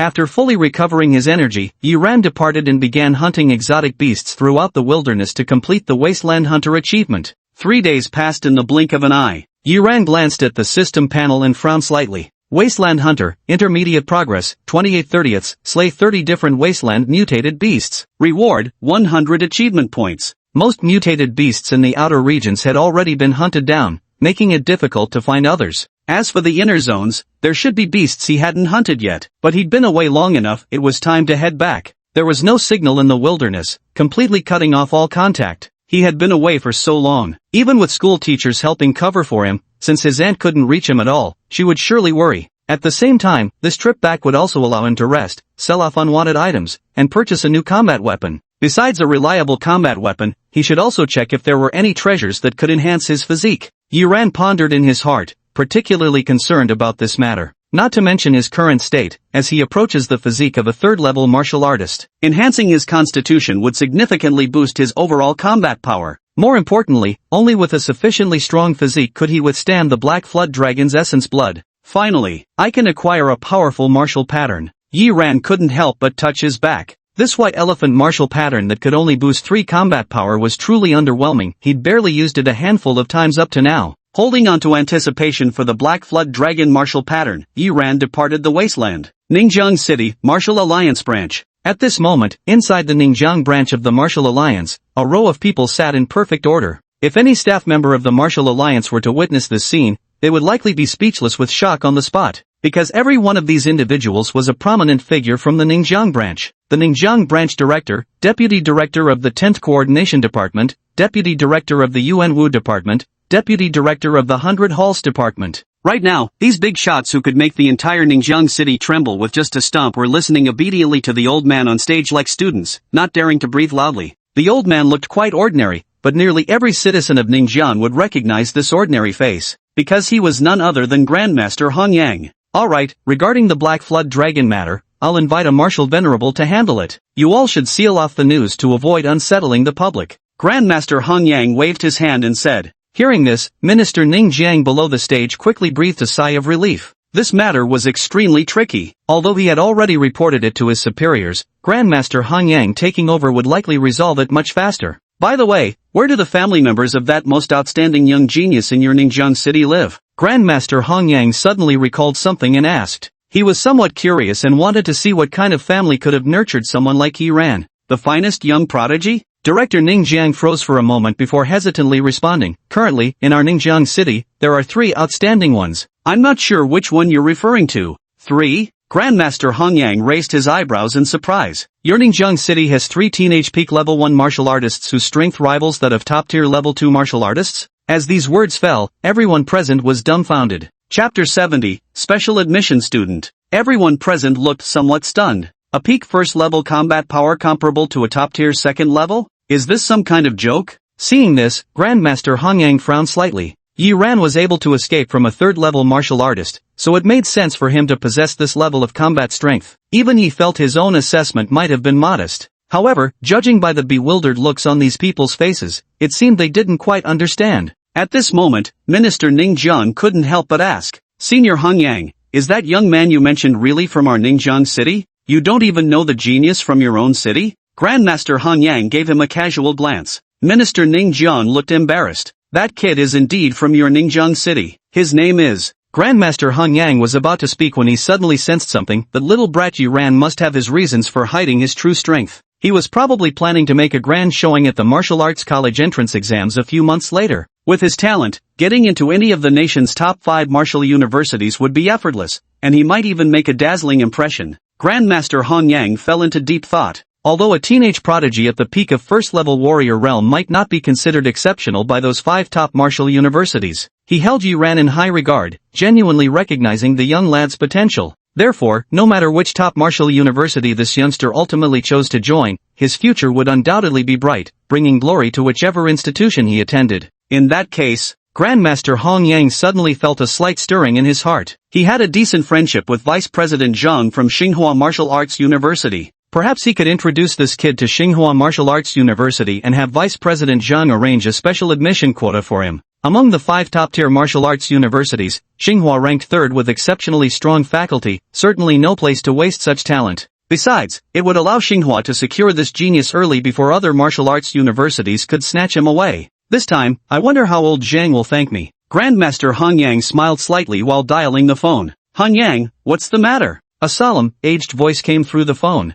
Old Zhang, can't I call you just for no reason? Grandmaster Hong Yang smiled and said, it's March now, and the martial arts college entrance exams are just over 3 months away. Has Tsinghua University's special admissions process started? Oh, from what you're saying, do you have some genius to recommend? The elderly voice on the other end of the phone seemed to perk up with interest, raising its volume. There's one who's currently at peak first-tier strength, but his combat prowess is impressive, and more importantly, his potential is limitless. Grandmaster Hong Yang stated. Upon hearing this, silence fell on the other end of the line. A serious voice responded helplessly, Hong Yang, you should know very well that our Starfire Academy has limited special recruitment slots. To qualify for special admissions, one must at least reach the 2nd rank peak realm or possess combat strength meeting the threshold of a 3rd rank martial artist. That student you mentioned is still far from reaching that level. Grandmaster Hong Yang said slowly, as for combat strength, he should have already achieved it. Hong Yang, a 1st rank martial artist reaching the combat threshold of a 3rd rank, such genius students number only 7 nationwide. The stern voice sounded somewhat surprised as it said, which one are you referring to? Let me check the records. If it's truly such a prodigy, Tsinghua would certainly welcome them. I'd personally deliver the special admission notice myself if needed. Grandmaster Hong Yang shook his head. It's not one of those 7 you mentioned. It's a high school student from Ningjiang City. Ningjiang City? The solemn voice on the phone paused briefly before continuing. Hong Yang, since you haven't met the requirements, let's just leave it at that. Our Tsinghua's special recruitment quota is limited. Those who fail to meet the standards won't be admitted, no exceptions. Upon hearing this, Grandmaster Hong Yang's brows immediately furrowed. Old Zhang, do you doubt my judgment, or do you think a mediocre city like Ningjiang couldn't possibly produce a top-tier genius? All of them. A solemn voice calmly stated, the data proves everything. Our Tsinghua Institute has conducted specialized research on this. The probability of producing geniuses in top-tier martial cities is far greater than in ordinary cities. As for the most elite talents, only top-tier martial cities are capable of nurturing them.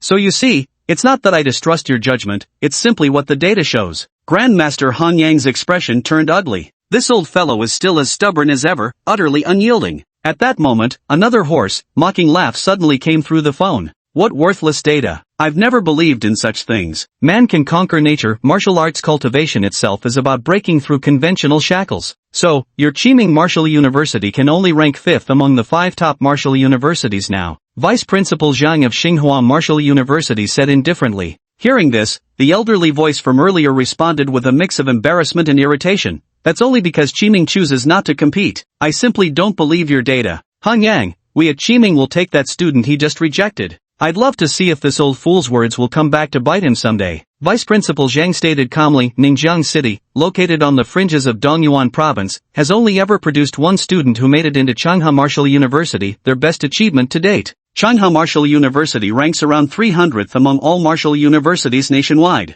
As for their other students, without exception, their highest accomplishments have been getting into key martial universities ranked beyond 500th place. And since this student has reached the peak of level 1 martial prowess, he should be able to break some records this time and secure admission into a top 300 martial arts university. However, there's still a significant gap compared to our 5 elite martial universities. Vice Principal Lee, are you sure you want to waste a special admission quota on him? Ugh. Hearing this, the aged voice from Qiming Martial University also showed some hesitation. But since the offer had already been made, it wouldn't be appropriate to withdraw it now. Meanwhile, Grandmaster Hong Yang's face turned grim. He recognized the other voice too. It was Deputy Principal Lee from Qiming University of Martial Arts, someone he knew. This guy had a feud with old Zhang and probably said it deliberately to provoke him. Now he was furious. One of them looked down on his judgment, while the other completely dismissed it with spiteful remarks. He no longer wanted Yi Ran to join either of these 2 martial arts universities. Aside from these 2, any of the other 3 will do.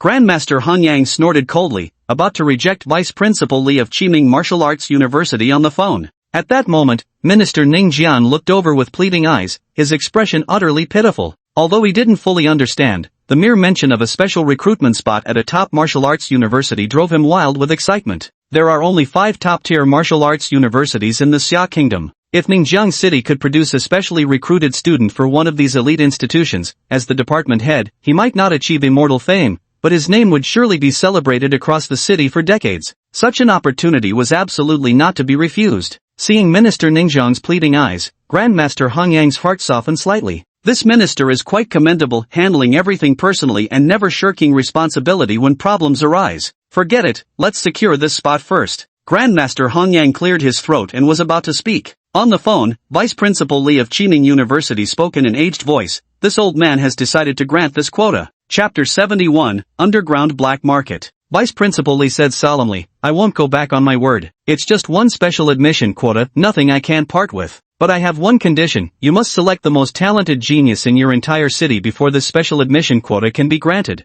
I still regret it. Over the phone, Vice Principal Zhang of Tsinghua University of Martial Arts chuckled lightly. None of your business. Vice Principal Lee snapped in embarrassed annoyance. Grandmaster Hong Yang pondered briefly before replying, very well. He was confident in Yi Ran. Securing this special admission spot wouldn't be a problem. Yet unexpectedly, by some twist of fate, instead of getting the special admission from Tsinghua Martial University, he ended up with one from Qiming Martial University. Though it was an established martial university with profound heritage, its development had indeed been sluggish in recent years. It could only rank at the bottom among the 5 top-tier martial universities. Meanwhile, Minister Ning Jian was practically beside himself with joy, grinning from ear to ear as he enthusiastically summoned his deputy ministers with grandiose gestures. Notify all high schools in the city, in half a month. We'll hold a high school league tournament. The city's top performer will receive a special admission offer from Qiming Martial Arts University. At this point, he hesitated and glanced toward Supreme Master Hong Yang. Supreme Master Hong Yang said calmly, no need to look at me. If that little fellow wants this special admission spot, he'll naturally participate. If you look down on Qiming University and don't want to participate, then so be it.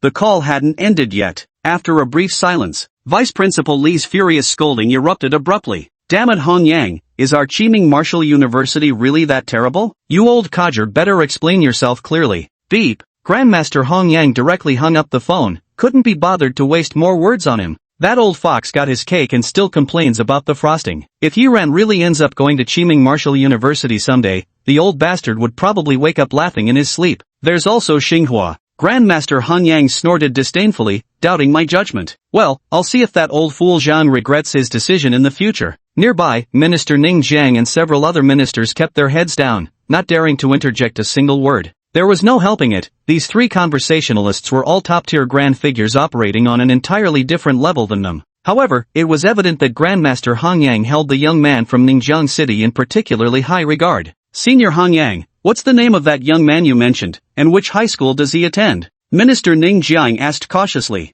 You guess. Grandmaster Hong Yang smiled faintly, turned and walked away, leaving the stunned crowd behind. A long moment passed. A deputy minister gave an awkward smile and remarked, "Senior Grandmaster, you certainly have a sense of humor." Minister Ning Jiang also fell silent for a moment before speaking solemnly. If Senior Han Yang intends to keep it secret, it's likely because the young man himself wishes to remain low-key. Still, we must do our utmost to find him. Once located, avoid revealing his identity and directly elevate him to the highest tier of talent in our Ningjiang city. Besides, we'll do our best to meet any of his requests that we can fulfill. Yes, sir. Several deputy ministers nodded in agreement, but there was still someone who hesitated for a moment. If that young man isn't as remarkable as Grandmaster Han Yang claims, wouldn't giving him the treatment reserved for top-tier talents be a waste of resources? Without this young man, would Grandmaster Han Yang have secured a spot for Ningjiang City in the top-tier martial arts university? Minister Ning Jiang cast a faint glance at the other minister. In life, one should know how to repay kindness with gratitude. Even without this special recruitment quota, Grandmaster Han Yang helped our Ningjiang city by clearing the scourge of wild beasts from the wastelands and bravely fought the Black Serpent.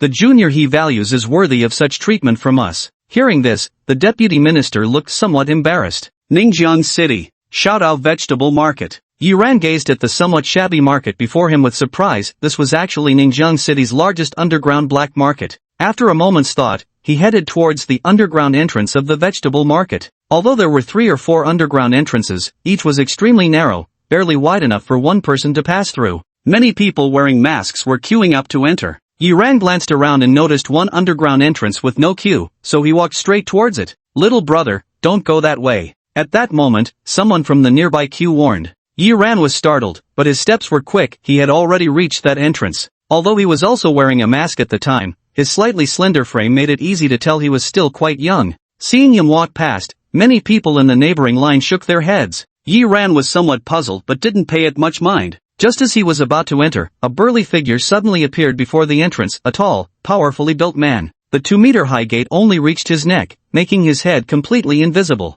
And a low, icy voice also sounded from behind the door. "Kid, who gave you permission to use this door?" Yiran raised an eyebrow. "All gates are passable, but this one isn't?" His voice was soft, yet carried an inexplicable weight. The burly man found his voice briefly catching, feeling an inexplicable tension that made his tone soften considerably. He explained, "Only those with level 2 martial artist or above clearance documents can pass through this passage." As soon as the words left his mouth, the burly man snapped back to reality. He cursed inwardly. How could he have been intimidated by some little runt, making him speak so meekly? Just as he was about to growl in a low voice, he suddenly noticed a stack of travel passes appearing before him. "Is this the travel pass you mentioned?" Yuran rummaged through his Hongyang ring and pulled out a thick stack of black invitation cards. He had plenty of these to spare. Though he appears to be just a single warrior, from every black-masked figure he kills, over a dozen can be retrieved. The black-masked captain carries several dozen, so they're not particularly valuable. Beyond the door, the burly man paled at the sight of that thick stack of passage permits. Is this some wholesale bargain? There were so many that he initially doubted their authenticity, but the bloodstains on them sent shivers down his spine. Damn it, these are definitely not fakes. They were looted from other martial artists. How many martial artists had to die for this stack? Dozens? The more he looked, the more horrified he became. He was just about to say that was enough when he had already spotted several passes for second-level martial artists. The youth opposite him frowned slightly and said, "None in this stack? Hold on, let me look again." With that, he pulled out another 3 or 4 stacks. There were so many that they couldn't even be held in one hand. He had to cradle them in his arms. At the sight of this, the burly man was utterly stunned, his face turning deathly pale as he stammered, but, oh, found it. Yuran pulled out what looked like a more high-grade pass than the others and handed it over. It was retrieved from the black-masked team leader's spatial bracelet. There shouldn't be any mistake. The burly man took it, his hand trembling slightly, and the pass slipped from his grasp. Because this was a 3rd-level warrior's pass. "Please, come in." With a face full of misery and a smile uglier than a frown, he bent over respectfully and stood waiting by the door. Yuran tucked away the pass and stepped inside. In the adjacent line, the people who had just shaken their heads now wore expressions of utter disbelief at what they were witnessing. Who exactly was this young man? Chapter 72, The Map. The Underground Black Market. Upon entering, Yuran was slightly taken aback. Before him stretched a straight street, dimly lit and lined with various shops on both sides. People came and went in an endless stream. He glanced around and casually walked towards one, deciding to take a look first. The shop wasn't large. In the center lay an old man on a recliner, fanning himself with a palm leaf fan. He chuckled and said, "Young man, here to stock up or cash out? Stock up or cash out?" Yuran raised an eyebrow and quickly understood the implied meaning. At this moment, a thin man standing nearby who had been eyeing the soldier glanced at him and scoffed derisively. A snot-nosed brat, probably stole money from home to buy stuff here so he can show off to his classmates, right? Doesn't even understand buying and selling, still wet behind the ears, and dares to step into this place. Bang! Before he could finish his words, a kick sent him flying straight to the shop entrance. Damn it, who was that? The gaunt man flew into a rage and sprang to his feet in an instant. Then, he caught sight of an exceptionally tall, burly man whose sheer stature alone exceeded 2 meters, causing his expression to shift involuntarily. But still fumed, "Guard number 4, you damn. What's your problem? I didn't provoke you, why'd you kick me? Scram!" The burly man gave him a cold glance before turning to Yi Ran and bending down. He asked meekly in a quiet voice, "Sir, may I ask what you wish to purchase? I'd be happy to assist you." Yi Ran was somewhat surprised. This was the same towering guard who had stopped him when he first entered. Earlier, judging by people's expressions, he had assumed this man wouldn't be easy to talk to. After presenting the pass letter, it became evident that this person was actually quite amiable, even providing remarkably attentive service. Yet, he still shook his head, saying, "Never mind, no need, I'll take a look myself." At the door, the gaunt man's face turned somewhat pale. "My lord? Guard number 4, this notoriously domineering brute, actually addressed someone as sir?"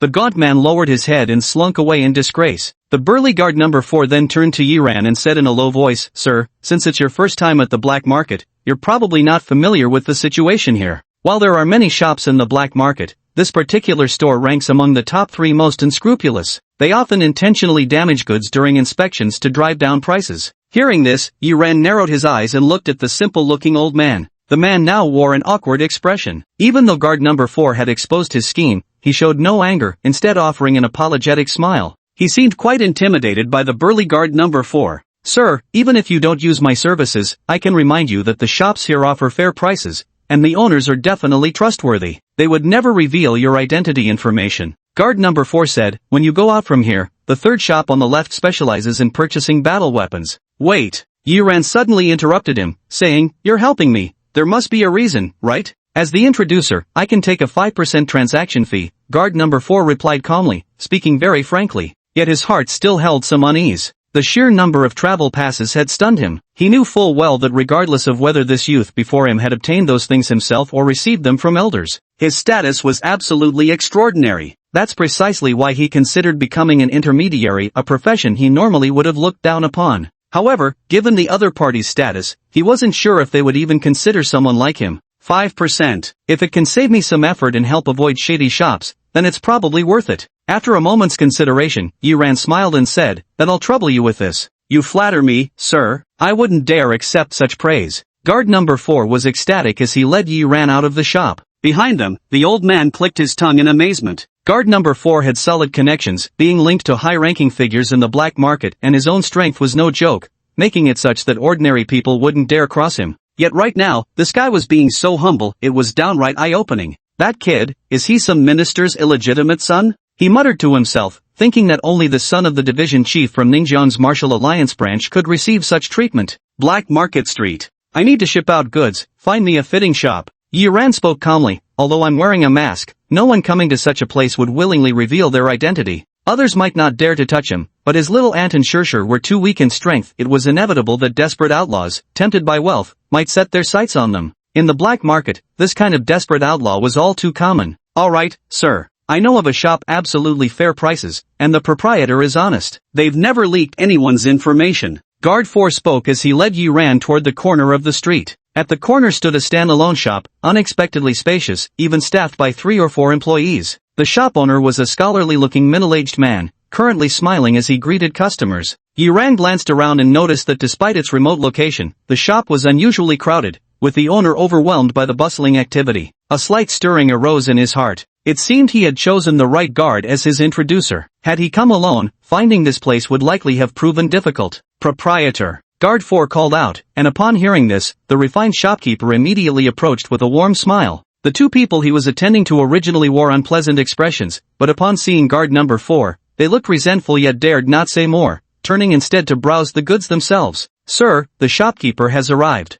guard number 4 said respectfully. Hearing this, the refined shopkeeper glanced at Yi Ran with a mixture of surprise and suspicion. "Honorable sir, may I ask if you're here to purchase or sell goods?" "Delivery," Yi Ran asked. "What kind of goods do you accept here?" Each shop has specific items they purchase, though some are comprehensive and accept everything. Primarily battle armor, spatial backpacks, medicinal herbs from the wilderness, and ores, among other things, the refined shopkeeper replied. Yi Ran gave a glance and said, let's change locations. All right. The refined shop owner led him to a private room. Guard number 4 was tactful enough to wait outside the door. In the room, the refined shop owner spoke somewhat nervously. Sir, may I ask what goods you wish to sell? All of these, I'm selling them all. Yi Ran casually took out several spatial bracelets while simultaneously brushing past the Hong Yang ring. Instantly, another pile of combat weapons and ores materialized on the ground. Originally, he had intended to leave all these weapons and ores for the devouring golden solar flame. However, ever since the flame devoured the 100-veined dark iron last time, its tastes had become incredibly picky, now refusing even ordinary D-grade weapons, only swallowing premium ones, and dismissing all ores that couldn't compare to the dark iron. It gave him quite a headache for a while. At that moment, apart from the silver rhino sword, he had taken out all his combat weapons and spatial artifacts, including the blue girl's spatial bracelet. As for the blue girl's spatial bracelet, he had already discarded it in the wasteland. Although the silver rhino sword was merely a common C-grade combat weapon, he still planned to feed it to the devouring sunflame. The girl in blue was the daughter of the deputy director of the Ningjiang branch, so he had to be cautious, extremely cautious, leaking not even the slightest hint. Ugh! The refined shopkeeper gasped at the sight of so many items. Not to mention anything else, but could all these spatial bracelets possibly be looted from murders? His face paled slightly. By the way, there are 2 more here. Yi Ran suddenly remembered the space rings belonging to the black masked captain duo. Just as he was about to hand them over after retrieving them, his heart gave an inexplicable jolt. There was something he seemed to have overlooked in the black masked captain's space ring. He pulled it out. It was actually a map. Perhaps he had been careless earlier, failing to inspect it thoroughly, and it had slipped inside unnoticed. At first glance, Yi Ran didn't pay much attention, but in the next moment, his pupils contracted slightly. At the center of the map were 4 characters. Dragon Blood Treasure Tree. Chapter 73, Black Demon Blade. Dragon Blood Treasure Tree. Yi Ran felt a tremor in his heart. Glancing at the refined shop owner, he noticed the man was crouched low, eagerly counting the combat weapons scattered on the ground. He calmly put away the map without showing any expression. The inventory check was completed swiftly. The refined shop owner said delightedly, these combat soldiers and spatial bracelets total 1.7 million. Would you prefer cash or transfer? Cash, please. Yi Ran wasn't particularly surprised. Captain Black Mask and that other level 3 martial artist were extremely wealthy. Between the 2 of them, they owned most of the items here. After collecting the money, Yi Ran quickly left. His mind was elsewhere now. All he wanted was to hurry back and examine that map. The legendary Dragon Blood Treasure Tree, even he had heard of such a fabled treasure. Next, under the guidance of guard number 4, Yi Ran visited several more shops and sold everything he had on him. In the end, he earned a total of 2.9 million. If it weren't for the fact that some martial skills were too common and shops refused to buy them, he might have made even more. Still, Yi Ran was quite satisfied with 2.9 million. Including the scattered cash he had collected, he now had a total of 3.5 million on him, undoubtedly a massive sum. This much money is already enough to buy an A-grade battle weapon. Black Market Exit. Guard 4 respectfully escorted Yi Ran out, inwardly bursting with joy. He earned over 100,000 without putting in much effort, just by guiding the way and occasionally helping to negotiate prices. It was like a windfall from heaven. Sir, will you come again next time? His eyes gleamed with anticipation. Don't worry, I'll look for you next time I come. Yi Ran chuckled. Hearing this, guard number 4 immediately beamed with joy and bowed respectfully. Very well, my lord. Please take care on your way. Passers-by in the vicinity watched with surprised expressions. Who would have thought this guy could be such a bootlicker? After returning home, surprisingly, little Aunt Ji Hongfan wasn't angry about his prolonged absence. She didn't even ask any questions. Yi Ran also breathed a sigh of relief and quickly returned to his room. He took the opportunity to call Teacher Zhu and let her know he was safe. Auntie hadn't come looking for trouble with him, probably because Teacher Zhu had come up with a suitable excuse to smooth things over. Learning that he had successfully returned from the wilderness, Teacher Zhu also set her mind at ease. After offering him a few words of advice, she hurriedly ended the call. Yi Ran was somewhat surprised Teacher Zhu seemed to be in a meeting, because, faintly, he caught words like Ningjiang Star and Citywide High School League. Not paying it much mind, he took a deep breath and quickly pulled out the map. The map was made from some kind of exotic beast hide, soft and thin, with East Pole Wilderness written on it. The details were remarkably thorough. The periphery, interior, and core regions of the wasteland are all marked. The Dragon Blood Treasure Tree he had just seen was located in the core region at the center of the map, specifically marked with a red dot. Eastern Wasteland. Yi Ran hesitated. The Eastern Wasteland was a wasteland near Tianke City. Tiankai City is the top-ranked city in Dongyuan Province, far surpassing Ningjiang City in terms of both prosperity and martial arts development. The Tianyu Wasteland, one of the 10 great wastelands of Xia country, lies right beside Tiankai City.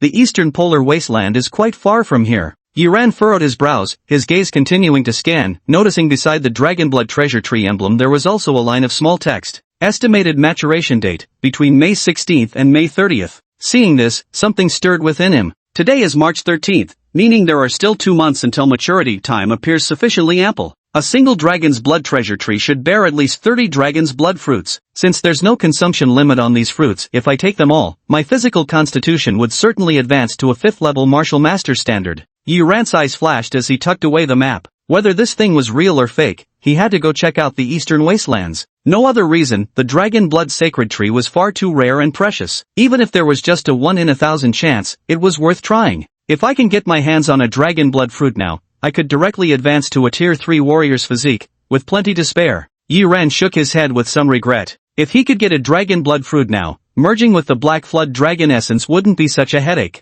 Unfortunately, his current physique was still far from sufficient. Even though the spirit flame body could enhance his constitution, it still fell significantly short of the martial artist physique required to merge with black flood dragon essence. Next, Yiran sorted through the items in the Hongyang ring once more. Now, apart from the enormous amount of cash, the Hongyang ring only contained the silver rhinoceros sword, those black flood dragon scales, a few martial skill manuals, and a small portion of exotic beast flesh. This portion of exotic beast flesh was specifically chosen by Yiran from rare and extraordinary creatures. Consuming it would greatly aid in qi and blood cultivation. It was something he had deliberately set aside for Zhou Shishir. Drawing out the silver rhinoceros sword, Yiran consumed it with the devouring gold solar flame. Soon, only the hilt of the silver rhinoceros sword remained as it was devoured, and another spiritual flame pattern grew on his body. Reaching 13 patterns, his peak combat power had increased yet again. A single C-grade weapon can only grow one spiritual flame pattern. This is way too money-burning. Yiran was slightly taken aback. His aunt had gone out to buy groceries, and there was still some time until evening.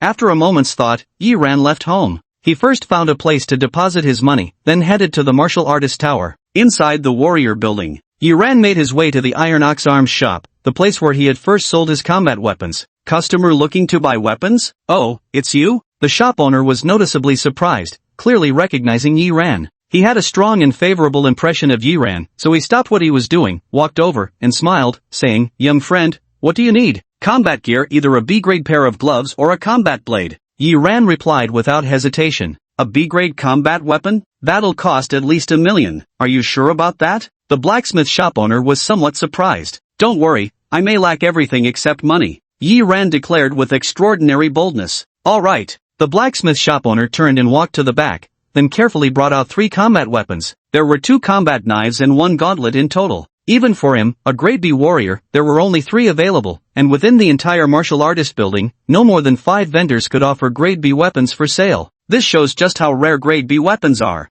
Yiran gave them a quick inspection. The gauntlet seemed too feminine for his taste, so with just a glance, he dismissed it from consideration. There were 2 combat blades left, 1 black and 1 green. However, the green blade was absurdly large, practically the size of a door, making the corner of his eye twitch as he decisively dismissed it. The final black blade appeared utterly ordinary, with antiquated styling resembling a Tang dynasty saber. Yiran found it puzzling. Since martial artists possessed immense strength, they typically favored broad cleaver-type combat blades. This kind of slender yet rigid Tang sword is quite rare. He weighed it in his hand, eyebrows raising slightly as a look of surprise crossed his face. It's actually quite heavy. Beside them, the blacksmith's expression changed slightly. He knew the weight of this black demon blade well. Even with his strength as a second-level martial artist, he couldn't handle it so effortlessly. For the first time, he looked directly at Yiran, while a peculiar glint flashed deep in his eyes. Chapter 74, Handsome. You wouldn't want your family to be targeted by the Black Seal Tower, would you? Yiran experimentally swung the long blade a few times, and soon his eyes brightened.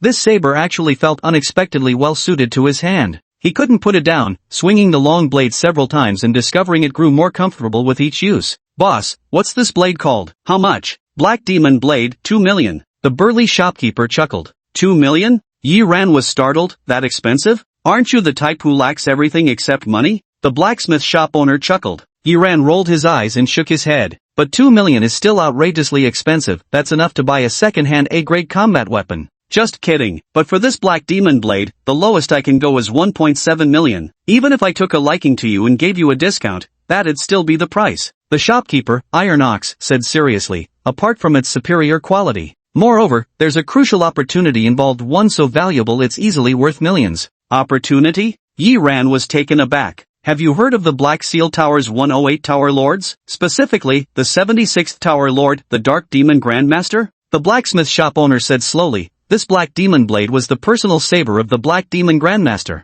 Yi Ran's pupils abruptly contracted. Though he'd never heard of the Black Seal Tower's master, the words Grandmaster alone were enough to shock him profoundly. A Grandmaster's personal saber is only B grade? After calming down, he asked in a low voice. The Black Demon Grandmaster once forged 1,000 Black Demon Warblades, ranging from D grade to Grandmaster grade. The shopkeeper, Iron Ox, shook his head and said, before his death, the Black Demon Grandmaster randomly sealed all his martial techniques and the location of his life savings into one of the Black Demon Blades. Now, do you understand the importance of this Black Demon Blade? The blacksmith shop owner grinned. A 1 in 1,000 chance may be slim, but the entire fortune and martial techniques of a powerful Grandmaster are enough to tempt anyone. So that's how it is. Yi Ran suddenly understood, yet still expressed surprise. An organization like Black Seal Tower is extremely secretive. I didn't expect you to know so much about it, shop owner. The matter of the Black Demon Grandmaster was never really a secret to begin with. Many people knew about it and frequently offered high prices for his Black Demon Blade. The blacksmith shop owner egged him on. So, are you tempted to buy? That 1 in 1,000 chance, who knows, you might be the chosen one by destiny.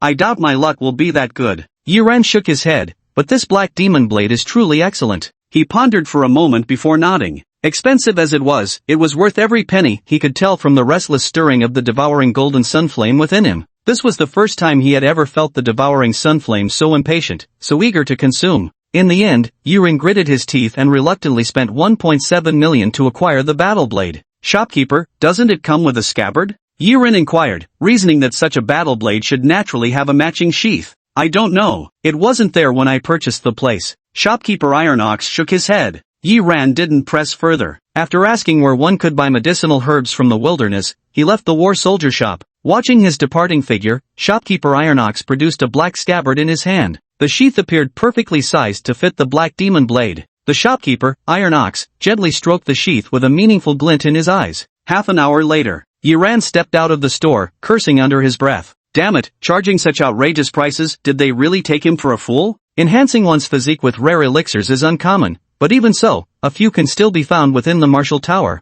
Just moments ago, he had stumbled upon a white ginseng. Although this white ginseng was far less potent than dragon blood fruit, its effects were similar enough to help him break through to the rank of a third-tier martial artist. It barely met the qualifications needed to use the Black Flood Dragon's essence blood. But who would have thought that foolish shopkeeper completely fleeced him like a fat sheep, charging 3 to 4 times the market price. Honest shopkeepers like Iron Bull are rare, most are unscrupulous profiteers. With waning interest, Yi Ran left the martial artist tower. Residential area. Yi Ran had just entered the residential compound when he caught sight of Su Qin. After some time apart, the girl remained unchanged, tall with a short ponytail, flawless profile, her eyes carrying that same faint aloofness. She resembled one of those tragic white moonlights from novels, the lonely and distant type who suffered under a cruel stepmother's abuse. And indeed, that was exactly the case. In the neighborhood, many schoolboys who had just finished classes were staring wide-eyed, yet each felt unworthy and dared not approach her. A girl with such looks and personality was extremely captivating, especially for high school boys at the age of burgeoning infatuation. It was hard not to be smitten. Yet Yi Ran was the exception. He was an emotionless martial arts machine. Getting stronger was currently the only thing he wanted to do. You're back from the training camp? Su Qin also noticed Yi Ran, momentarily stunned before quickly walking over. I can stay back for a few days temporarily. Yi Ran answered vaguely. The reason teacher Zhu had fabricated for him was attending an off-site training camp. Otherwise, if they'd known he went to the wasteland, the little miss could skin him alive. Oh, just coming back for a few days then. A trace of regret flashed through Su Qin's beautiful eyes. She had almost no friends to speak of. Yi Ran was practically the only one. And now, right when she was about to leave, she'd been hoping to spend more time together before her departure. Yeah, the training camp is really hectic, but don't worry, I'll help you catch up on the Thunder Fist moves in the next few days, Yi Ran said with a smile. All right. Su Qin nodded, then suddenly noticed something. Her pretty face changed slightly as she lowered her head and said, I'll head back first. I'll be waiting for you at home tonight. With that, she quickly walked away. Yi Ran was slightly surprised as he swept his gaze around but didn't notice any suspicious figures. Only a few people clad in Martial Alliance uniforms were walking about, holding a wanted notice and questioning everyone in sight. With his keen eyesight, he clearly saw the wanted notice depicted a middle-aged man with a face full of scars, and below it, the wanted ranking was marked as A-class. An A-class notice was reserved exclusively for wanted martial masters. Yi Ran was startled. A martial arts master? A wanted criminal of this caliber had actually come to Ningjiang City? Then again, perhaps he had committed some exceptionally serious crime to warrant such a high-level warrant. Either way, he needed to warn Aunt Lin and Shirshir. Yi Ran's face was grave as he hurried home. Home. Zhou Shirshir lay sprawled on the sofa, her fair little feet propped up, staring at her phone with a giggle as she tilted her head. An immediate alert rose in Yi Ran's heart. That smile seemed a bit off. Damn it, could some wild cabbage be trying to dig up his prized little pig? He quickly walked over and cautiously asked, Shirshir, who are you chatting with? You're grinning from ear to ear. Are you seeing someone? Ah, brother, you're back. Zhou Shirshir suddenly snapped back to reality and snapped angrily, don't talk nonsense. It's a girl, my classmate. A girl? Yi Ran shuddered, that's even worse. Ah, I'll bite you to death. I'll fight you to the end. Zhou Shirshir charged forward. Alright, stop fooling around. In the kitchen, Yi Hongfang stepped out, shooting the two of them a glare before turning to Yi Ran. Brat, how was the training camp? I heard from your homeroom teacher that there are very few spots, only a handful in your whole school. Even that Shui boy across the street didn't get one. You should have seen the look on Aunt Shui's face when she heard you were going to the training camp. The envy was priceless, felt so damn good. Not bad. Yi Ran pondered for a moment before answering honestly. In our school, apart from the principal who might be questionable, I could probably take on any other teacher in a fight. Yi Hongfang was completely baffled. Zhou Shirshir gloated, Mom, my brother's rebelling, time to set him straight. Rascal, what nonsense are you spouting? Just as Yi Hongfang was about to speak, the doorbell suddenly rang. She walked over to answer it. Soon she returned with a strange expression, saying, your classmate is here to see you, said he needs you to come out for a moment. Me? Yi Ran was surprised. Was it that kid Zhang Fan? But his aunt and Zhang Fan were quite familiar with each other. Puzzled, he walked out. As soon as he stepped out, Yaren's pupils contracted slightly. Before him stood a strikingly beautiful silver-haired girl, her features exquisitely delicate with porcelain white skin like a living doll. At that moment, the silver-haired girl pinned him against the wall with a playful grin. Handsome, I'm sure you wouldn't want your family to catch the attention of the Dark Sigil Tower, would you? Chapter 75, The Good and the Bad. Yi Ran was utterly baffled. Why did those words sound vaguely familiar? Pushing aside the white-haired girl's arm, he effortlessly broke free from her domineering stance and took a step forward, looking down at her with an air of dominance, the guest now playing host. The white-haired girl's expression shifted slightly. His body control was astonishingly refined. She possessed combat awareness at the very limits of mediocrity, with extraordinary control over her body. Yet when the opponent suddenly moved, she failed to react in time, shifting from offense to defense in an instant. Now the two stood extremely close to each other. The silver-haired girl glanced up, meeting the gaze of the tall, straight-backed youth, his handsome face and profound, luminous eyes making her cheeks flush pink without realizing it. He took a step back and said fiercely, don't stand so close to me. Yi Ran didn't respond, but his ears twitched slightly as he overheard his aunt and Shirshir sneaking closer behind the door. So he grabbed the silver-haired girl's hand and pulled her downstairs. Let's talk downstairs. What do you think you're doing? The silver-haired girl burned with embarrassment and indignation. Damn it, she thought, I'm actually being forced. I should be the one calling the shots here. She struggled with all her might, yet could feel an overwhelming force clamping down on her wrists. Even with her strength as a second-rank martial artist, she couldn't break free. The young man shot her a brief, indifferent glance, his eyes flickering with cold detachment. We'll talk downstairs. Don't let my aunt hear us, he said coolly, or I'll smash that pretty head of yours.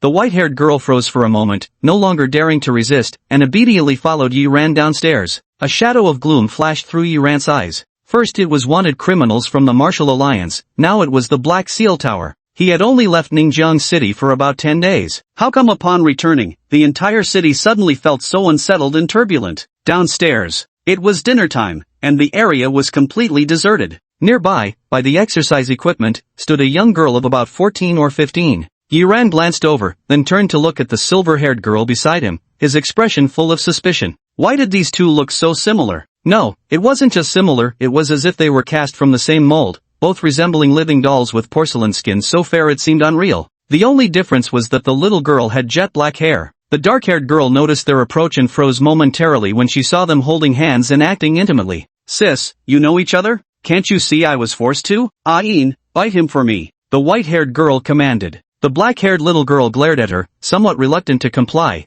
but nonetheless turned her gaze toward Yiran. "You've been targeted by the Black Seal Tower. We're here to help you, with no ill intentions. Explain clearly first before we proceed." Yiran grasped the white-haired girl's wrist and said calmly, "How did you know Black Seal Tower was targeting me? Don't lie, or I'll smash your sister's head in." The dark-haired little lowly fell silent for a moment, instinctively retreating a few steps. He explained, "We've been keeping an eye on the Black Seal Tower, and the people from Black Seal Tower just started watching you." "Just now?" Yiran frowned. Just now he had only gone to the martial artist tower. At the martial artist tower, he hadn't exposed anything either. The only possible giveaway was that he was relatively wealthy, but the warrior building was a legitimate establishment, unlike the black market. Even if he had money, it was unlikely someone would target him. After all, for a 17 or 18-year-old kid to have that much cash, most people would assume it came from his family. Besides, no one had ever heard of the Black Seal Tower targeting someone just for their money. The Black Mark Tower, being a dangerous organization, typically takes action with the purpose of either suppressing geniuses or launching large-scale attacks on the Martial Alliance. Yet, within the martial arts tower, he had never once revealed his true strength.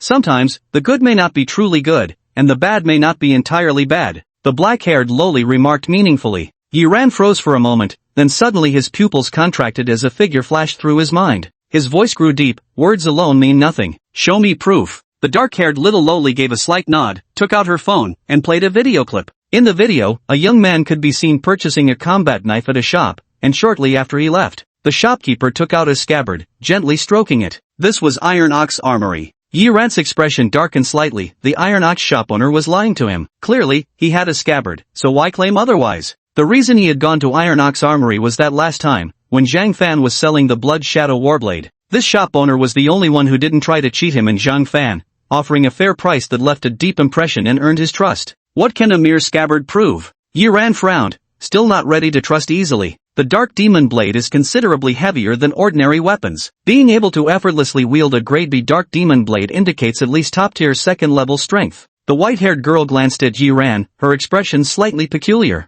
In a small city like Ningjiang, there was actually a young martial artist at the peak of the second level. This truly caught her by surprise. Initially, she had remained somewhat skeptical, but after their brief encounter just now, she realized she might have underestimated him. This young man likely possessed strength at the pinnacle of the second level. At this moment, a black magical blade also appeared in the little black-haired girl's hand. She explained, "That Black Seal Tower spy probably assessed your strength based on how effortlessly you lifted that B-grade black magical blade. That's the real reason he sold you the black magical blade. You might not know this, but a B-grade black magical blade costs at least 5 million or more." 5 million? Yiran's expression faltered with astonishment. The Dark Demon Blade, being related to the treasure of a Grandmaster, naturally holds far greater value than other battle weapons. The little black-haired girl shook her head and said, "The Dark Magic Grandmaster is, after all, one of the higher-ups of the Black Seal Tower, even if encircled and killed by the Martial Alliance's experts. But most of the dark magic blades in his hands remained in the Black Seal Tower, with only a few scattered outside.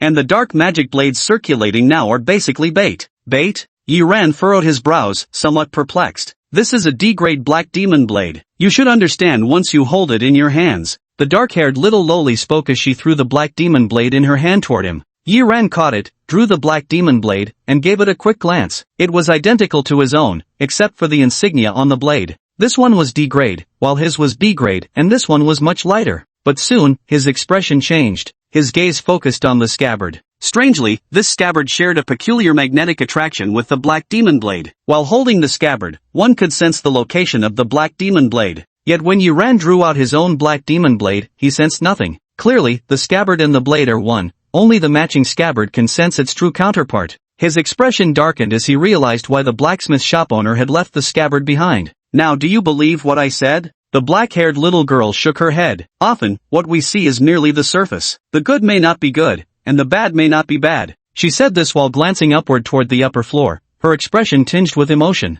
Chapter 76, The Jiang Sisters. Little brat, so young yet so fond of acting profound. Yiran glanced at the black-haired little lowly but released the white-haired girl's wrist nonetheless. The white-haired girl glared at him viciously. "I'll be back." With that, she rubbed her wrist and prepared to leave. "Sis, this isn't over yet." The black-haired little lowly sighed in exasperation. "Oh, really? I forgot." The white-haired girl froze for a moment. Yiran's mouth also twitched slightly. This white-haired girl, why does she seem a bit dim-witted? As the elder sister, she's actually less clever than her younger sister, quite foolish really. He turned his gaze to the black-haired little Lolita, pondering, Are you two from the Martial Alliance? The other party stared at the Dark Seal Tower while deliberately reminding him there was only one explanation, the Martial Alliance. No. The dark-haired little Lolita shook her head. We are the righteous Sailor Guardians. It's our duty to punish evil, uphold justice, and help the weak. Don't ask too many questions. Ouch. Before the silver-haired girl could finish, the dark-haired little Lolita pushed her aside. The dark-haired little Lolita glanced at Jiran, who was equally speechless, and said, "Don't mind my sister, she's occasionally normal. However, she's right, you don't need to ask who we are. Just know that we're here to help you. The spies from the Black Seal Tower are already on your trail. Even if you discard the Black Demon Blade now, there's no guarantee you'll escape." That remains to be seen. Yi Ran's expression turned noticeably colder upon hearing that the two were not from the Martial Alliance. He said nonchalantly, "Since you've come looking for me, it seems the Black Seal Tower hasn't started keeping constant watch on me yet. Now I'm throwing away the Black Demon Blade. Nothing will go wrong." Hearing this, the black-haired little Lolita froze for a moment before shaking her head. "But your appearance has already been memorized by that spy. Even without the black magic blades tracking, the people from the Black Seal Tower might still come for you. You may have the ability to protect yourself, but your family." Hearing this, a shadow of gloom flashed through Yi Ran's eyes. That was exactly what he feared. If he were alone, he could simply fight when he could win and flee when he couldn't, just as he had done in the Wasteland. But in Ningjiang City, he had too many concerns. "You're not from the Martial Alliance, yet you're targeting the Dark Seal Tower and specifically seeking me out. There must be a reason." Yi Ran furrowed his brow and thought, "Could it be, you're planning something against the Dark Seal Tower?" Hearing this, the black-haired little Loli froze momentarily once more. Default assumption? Yi Ran shrugged and said, "From the looks of it, this isn't one-sided assistance, it's cooperation." If we're talking cooperation, then bring out some sincerity. I don't partner with people whose backgrounds I don't know. You are indeed very clever. The black-haired little girl spoke slowly. "There's nothing we can't say about our identities. We're from the Black Sand Fighting Arena. The owner of the fighting arena is our teacher. Due to some past events, our teacher holds deep grudges against the Black Seal Tower. That's why we thought of using you to draw out some people from the Black Seal Tower." Black 3 Fighting Arena? Yi Ran's face showed astonishment. Could this really be such a coincidence? These two girls were actually from the Black 3 Fighting Arena. Come to think of it, that little black-haired Loli looked somewhat familiar. He seemed to have seen her at the arena before, not her face, but her figure. If you don't believe me, you can verify at the Black Sand Fighting Arena, or visit the Ningjiang branch of the Martial Alliance and ask Vice Minister Zhang from the 10th Department. He can confirm my teacher's identity. The black-haired little girl said, "People from the Martial Alliance should be trustworthy enough for you, right?" Yi Ran nodded. "I'll verify these matters myself. But the Black Seal Tower is dangerous, and you're asking me to take this risk. There is indeed significant danger involved. Most likely, a third-level martial artist will attack you when the time comes." The black-haired little Loli hesitated. "But as long as we can lure out the Black Seal Tower members stationed here and wipe them all out in one fell swoop, you won't have to worry about your family's safety in the future. Moreover, you'll also be able to successfully keep the Black Demon Saber." Hearing this, Yi Ran felt slightly moved in his heart. That was true. Having spent nearly 2 million, he certainly didn't want to see it all go down the drain just to obtain a time bomb-like battle weapon. "Moreover, my mentor will reward you with a dragon blood fruit. You surely understand its worth," the little black-haired girl said. Dragon's blood fruit? Yi Ran's pupils contracted slightly as he suppressed the shock in his heart, casually remarking, "This condition, well, it'll do. Just so we're clear up front, if it's more dangerous than expected, the price goes up." The black-haired little girl nodded. "That's only fair, but my teacher hasn't returned yet. The dragon blood fruit might take 2 more days before I can give it to you." Yi Ran maintained a calm expression while inwardly rejoicing. Getting paid before the job's even done? This owner of Black 3 Fighting Arena is someone worth dealing with. Of course, it was mostly because they guessed he couldn't escape, or perhaps they had absolute confidence in their own strength, certain he wouldn't dare betray them, which was why they acted so generously. Actually, this matter shouldn't have involved you in the first place. The little raven-haired Lolita seemed somewhat embarrassed. The person we originally had in mind was a despicable guy who frequently visited our fighting arena. But that guy hasn't stepped foot in the combat arena once since breaking through as a martial artist and racking up 17 consecutive wins. My mentor never got the chance to speak with him either. Then today happened to be when you went to the martial artist tower and caught the attention of that Black Seal Tower spy. That's when we noticed you. Though your skills might be stronger, my mentor really admires that wretched fellow's guts. He thinks that guy would make more suitable bait. You're far more powerful, but probably lack experience in these matters, which makes it more dangerous for you. Don't worry, when the time comes, all you need to do is figure out a way to hold on for 3 minutes. After saying this, the black-haired little Lolita looked somewhat hesitant. Oh no, I said too much in a moment of soft-heartedness. What if they think facing a third-level martial artist is too dangerous and refuse? That would be troublesome. 3 minutes? Yi Ran raised an eyebrow. Against an opponent, if it were a formidable third-tier martial artist, they might indeed last 3 minutes under his hand. If it were just an ordinary third-tier martial artist, then apologies, but even half a minute would be a stretch. Noticing his unchanged expression, the dark-haired little Lolita sighed in relief. By the way, who is this terrible fellow you mentioned? Yi Ran suddenly remembered something and grew a little curious. 17 consecutive wins, it bore a striking resemblance to his own experiences. A guy wearing an Ultraman mask, probably about your age. The little black-haired lowly gnashed her teeth fiercely. That damn bastard, just wait till I catch you, I'll make you pay for this. Yi Ran was dumbfounded. This sounded more and more like him. That guy is despicable, but why is he despicable? He tentatively asked. Because that person punched my sister's chest. At that moment, the white-haired girl said with a giggle, my sister's chest was already small, and he still gave it a punch. Sis. The black-haired little girl flushed bright red, whether from embarrassment or anger was unclear, stomping her foot heavily in utter frustration. Yi Ran felt somewhat awkward and didn't dare to interject. After exchanging contact information, he turned around and headed home. The white-haired girl and the little black-haired Lolita also left. On the way, the little black-haired Lolita glanced back and shook her head, saying, I've looked into this Yi Ran. He used to be quite ordinary. Perhaps his latent physique suddenly awakened, causing his vitality to surge, which explains his current strength. But since he hasn't challenged any geniuses, his combat prowess is probably mediocre at best. The teacher is currently in the Limu wasteland, searching for that mysterious youth who's been the talk of the town these past few days, the one who killed the Black Mask captain. If we could find that mysterious youth and have him act as bait for us, things would go much smoother. None of us would be in as much danger. The white-haired girl pouted. This Yi Ran. I get the feeling he's not simple either. At the very least, he's far stronger than me. Just suppression through chi and blood values. The black-haired lowly shook her head. Anyway, I'm still very worried about him. Sis, check on him in 7 days and give him a hand if needed. After all, he came here to help us. Don't let him get into danger because of our business. At this moment. In the hallway, Yi Ran glanced at his phone, which had the contact details of those two sisters saved. The older sister, Jiang Yu. Sister, Jiang Yin.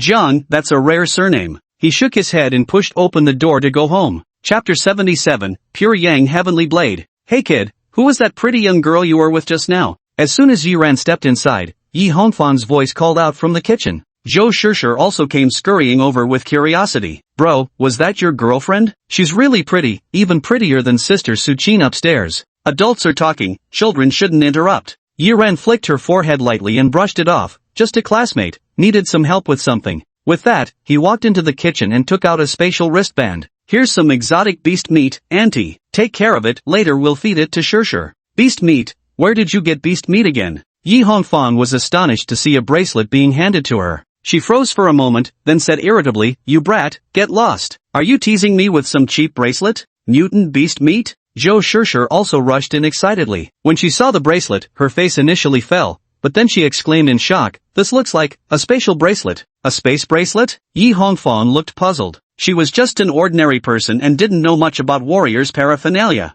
Zhou Shishir exclaimed excitedly, a space bracelet has enormous capacity inside. Oh, it's hard to explain briefly. Just think of it as a portable fridge, Mom. Though tiny in size, it's equivalent to 10 fridges combined. The newest model refrigerator. Yi Hongfan's eyes sparkled with excitement. Forgetting about cooking, she moved closer to examine it. Both of them wore expressions of exhilaration as they intently studied the spatial bracelet. Looking at the scene before him, Yi Ran smiled. This was exactly what he truly wanted. Warmth, stability, peace. Of course, to protect this little home, even eventually safeguard our greater family, strength is still needed. One must become powerful. During the meal, Yi Ran took out another bank card and said, Auntie, there's $1 million here. Find time to transfer it to my uncle. Yi Hongfang seemed not to have heard clearly and was still chatting with Zhou Shishir about school matters. Suddenly remembering something, she turned her head and said, by the way, you brat, when you go upstairs later, bring some exotic beast meat for Suchin. That girl has it tough living all by herself. She shook her head and said, so young, yet she seems burdened with worries. Kids these days have so much pressure.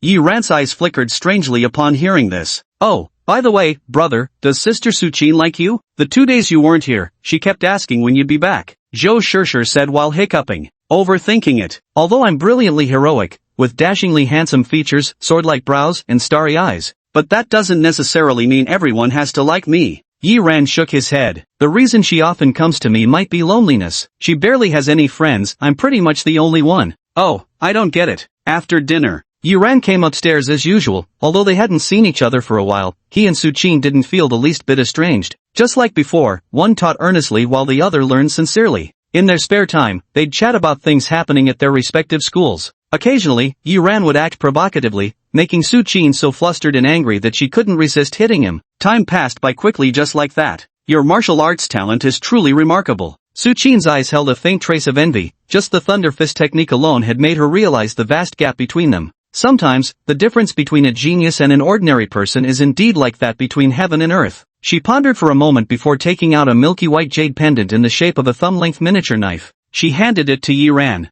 This was given to me by an elder of mine. He said there's an immensely powerful martial technique hidden within it. My aptitude wasn't sufficient to comprehend it, so I might as well give it to you. The moment the white jade knife was brought out, a faint collision sound suddenly came from the bedroom. Hearing this, a trace of panic surfaced on Su Qin's face. Yi Ran seemed not to hear it and curiously took the small white jade knife. Seeing he didn't notice, Su Qin inwardly relaxed and diverted the topic. In a few days, I might have to leave. Leaving? Yi Ran was stunned for a moment. When? I'm not sure, it could be any time. I've been handling the suspension procedures these days. I'll leave once it's done, so I wanted to give this to you in advance. Su Qin said softly. Yi Ran gave a slight nod, rubbing the small white jade knife in his hand. The material was quite peculiar, it actually felt somewhat scorching to the touch, and 4 characters were inscribed on the blade. Pure Sun Heavenly Blade. He glanced up at the time and saw that it was about right. Yi Ran bid farewell to Su Qin and departed. The moment he stepped out the door, his brows furrowed slightly as he turned to glance behind him. The concentration of spiritual energy in the wasteland far exceeded that of normal human cities, so aside from the beasts that naturally knew how to conceal themselves, the formidable life force of martial artists made them stand out vividly in the wasteland, making it extremely difficult to hide their tracks. In human cities, it's a different story. Even face to face, it's difficult to directly gauge another's strength, and concealment becomes much easier. But having trained in the wilderness with formidable combat instincts and terrifyingly sharp perception, he still managed to detect someone hiding in Su Qin's home, and that person must at least be a second-level martial artist, probably carrying something that suppresses blood qi. Thinking this, Yi Ran instinctively took out his phone. He entered a simple series of numbers. That was the number for the Martial Alliance. Dialing it would connect him to their headquarters. The number remained dialed for a long time. Yi Ran ultimately didn't make the call. With a soft sigh, he headed downstairs. He was Su Qin's only friend, and Su Qin was likewise one of his very few friends. At this moment, Su Qin's apartment. The middle-aged man with a scarred face walked out of the room. Su Qin whispered softly, "Dad, are you upset that I gave the Pure Yang Heavenly Blade to Yi Ran?" "No, though I was a little surprised. That thing was truly useless in our hands. He's taking good care of you, so giving it to him doesn't matter." The scar-faced man spoke with mixed emotions. "What I'm thinking about is, if I hadn't saved that person back then, if we were different now, we wouldn't have ended up like this. You could have truly been friends with him, instead of living this life of hiding with me." Su Qin remained silent, bowing her head quietly. On the other side, Yi Ran had just returned home when a message arrived on his phone. "Jiang Yin, 7 days from now, Changkong Tower, basement level 2, Black Chrysanthemum Bar. My teacher will arrive early. You just need to hold out for 3 minutes. Once my teacher identifies the martial artist from the Black Seal Pagoda, you'll be safe and sound." 3 minutes? Yi Ran's heart skipped a beat. 3 minutes, just enough time to identify the hidden martial artist from the Black Seal Pagoda and resolve everything smoothly? It seems the owner of this fighting arena is far more formidable than imagined. Of course, the prerequisite for everything is that he, as the bait, reaches the destination. If he doesn't go, the martial artists from the Black Seal Tower likely won't show themselves, making it nearly impossible to locate the arena owner. This is precisely why the fighting arena owner absolutely requires a bait. Without enough bait, the big fish you desire won't bite. Chapter 78, The Star of Ningjiang. Early morning of the next day. Just as Yi Ran woke up, he could hear lively discussions outside. He glanced down from upstairs and noticed the neighborhood residents gathered around the bulletin board downstairs. The crowd was bustling, with gasps of amazement heard from time to time. My goodness, the rewards for Ningjiang stars are simply incredible. After all, it's the city's top selection. My son will be lucky to even make the top 100. Even if he doesn't make the top 100, just getting into the top 1,000 would bring honor to our neighborhood. At that moment, the door creaked open. Aunt Yi Hongfang returned with groceries. Yi Ran asked, "Auntie, what's happening downstairs?" "I'm not sure, there were too many people and I couldn't squeeze in." Yi Hongfang said indifferently, "But I think it was something about a high school league. related to you students. Oh, Yi Ran shrugged, losing interest. It was Sunday. Zhang Fan's father had been discharged from the hospital and was recuperating at home. After finishing breakfast, Yi Ran left to buy some things before heading to Zhang Fan's place for a visit. Just as he stepped out the door, he ran into Aunt Shui from across the hallway, who was taking her son Shui Chuan out. Shui Jia caught sight of Yi Ran, her expression slightly stiff. Xiao Ran, you're back. How was the training outside? I heard only 5 people from your entire school got selected for the training program. There was a hint of envy in her eyes as she spoke. Shui Chuan's expression also grew somewhat unnatural, his gaze toward Yi Ran carrying a hint of unspoken complexity. He once asked his homeroom teacher during practical combat class, those who could go out for training, what kind of strength did they have? He especially emphasized Yi Ran's name. Even now, he couldn't forget the wistful expression on the teacher's face as they gazed at the mechanical puppet. Although the teacher didn't say a word, he could guess that was probably the level of truly perfect combat power, capable of matching the mechanical puppet. How was the training? Yi Ran casually brushed it off, never expecting that teacher Zhu hadn't just made up an excuse on the spot. To think the school actually had such an off-site training event scheduled. Good. Sister Shui smiled and nodded, then left with Shui Chuan. In the hallway, the murmurs of her voice could still faintly be heard. Chuaner, your mother has already arranged for you to join the Crimson Moon Martial Arts School. Train hard there, and you'll still surpass Yi Ran in the future. Don't lose heart. After going downstairs, Yi Ran noticed the crowd around the bulletin board remained thick. With just a glance, he walked away. After visiting Zhang Fan's father, Yi Ran arrived at the Blackwater Martial Arts School to guide the students in their training. As an honorary student, he wouldn't face any consequences even if he skipped the school for 10 days to 2 weeks. But the headmaster of Blackwater had treated him exceptionally well, and the B-ranked martial technique heavy water palm had been tremendously helpful during his wilderness training. If others treat him with sincerity, he will respond with sincerity in return. A day passed quickly. The sky was pitch black, and inside the martial arts hall, the trainees gradually left one after another. Yi Ran scanned the room and noticed the Blackwater Hall master sitting to the side, watching the departing students with a mix of pride and worry on his face. He walked over. The Blackwater innkeeper noticed his approach and immediately put on a welcoming smile. Little Yi, how long are you staying this time? Just a few days. Haven't decided yet, Yi Ran replied. Only after resolving the incident at the Black Seal Tower could he leave with peace of mind and venture back into the wilderness. Master Guan, you seem in low spirits. Is it because of the small number of disciples? Yi Ran then asked. The Blackwater Martial Hall had just been established and had few disciples, so at the moment it was mostly operating at a loss. There is that aspect to it, he admitted. The Blackwater gym owner sighed. The martial arts school has just opened, and we don't have many students yet. The expenses are high, and my retirement savings are slowly running out. With big martial arts schools like Thunder Roar Dojo and Blue Dream Dojo all around us, we can't compete for students and end up enrolling very few. Aside from all that, the main issue is with the museum department. I don't have any connections there, so the museum construction permit keeps getting delayed. At this point, the Blackwater innkeeper let out a soft sigh. Xiao Yi, I'm afraid this martial arts studio won't hold out much longer. I feel bad letting you down like this, but rest assured even after closing, I'll still pay you 3 months' wages. Club owner, it's unnecessary, I didn't contribute much either. Yi Ran shook his head. You're doing just fine. Other honorary trainees from martial arts schools don't put in nearly as much effort as you, they just lend their names without even showing up.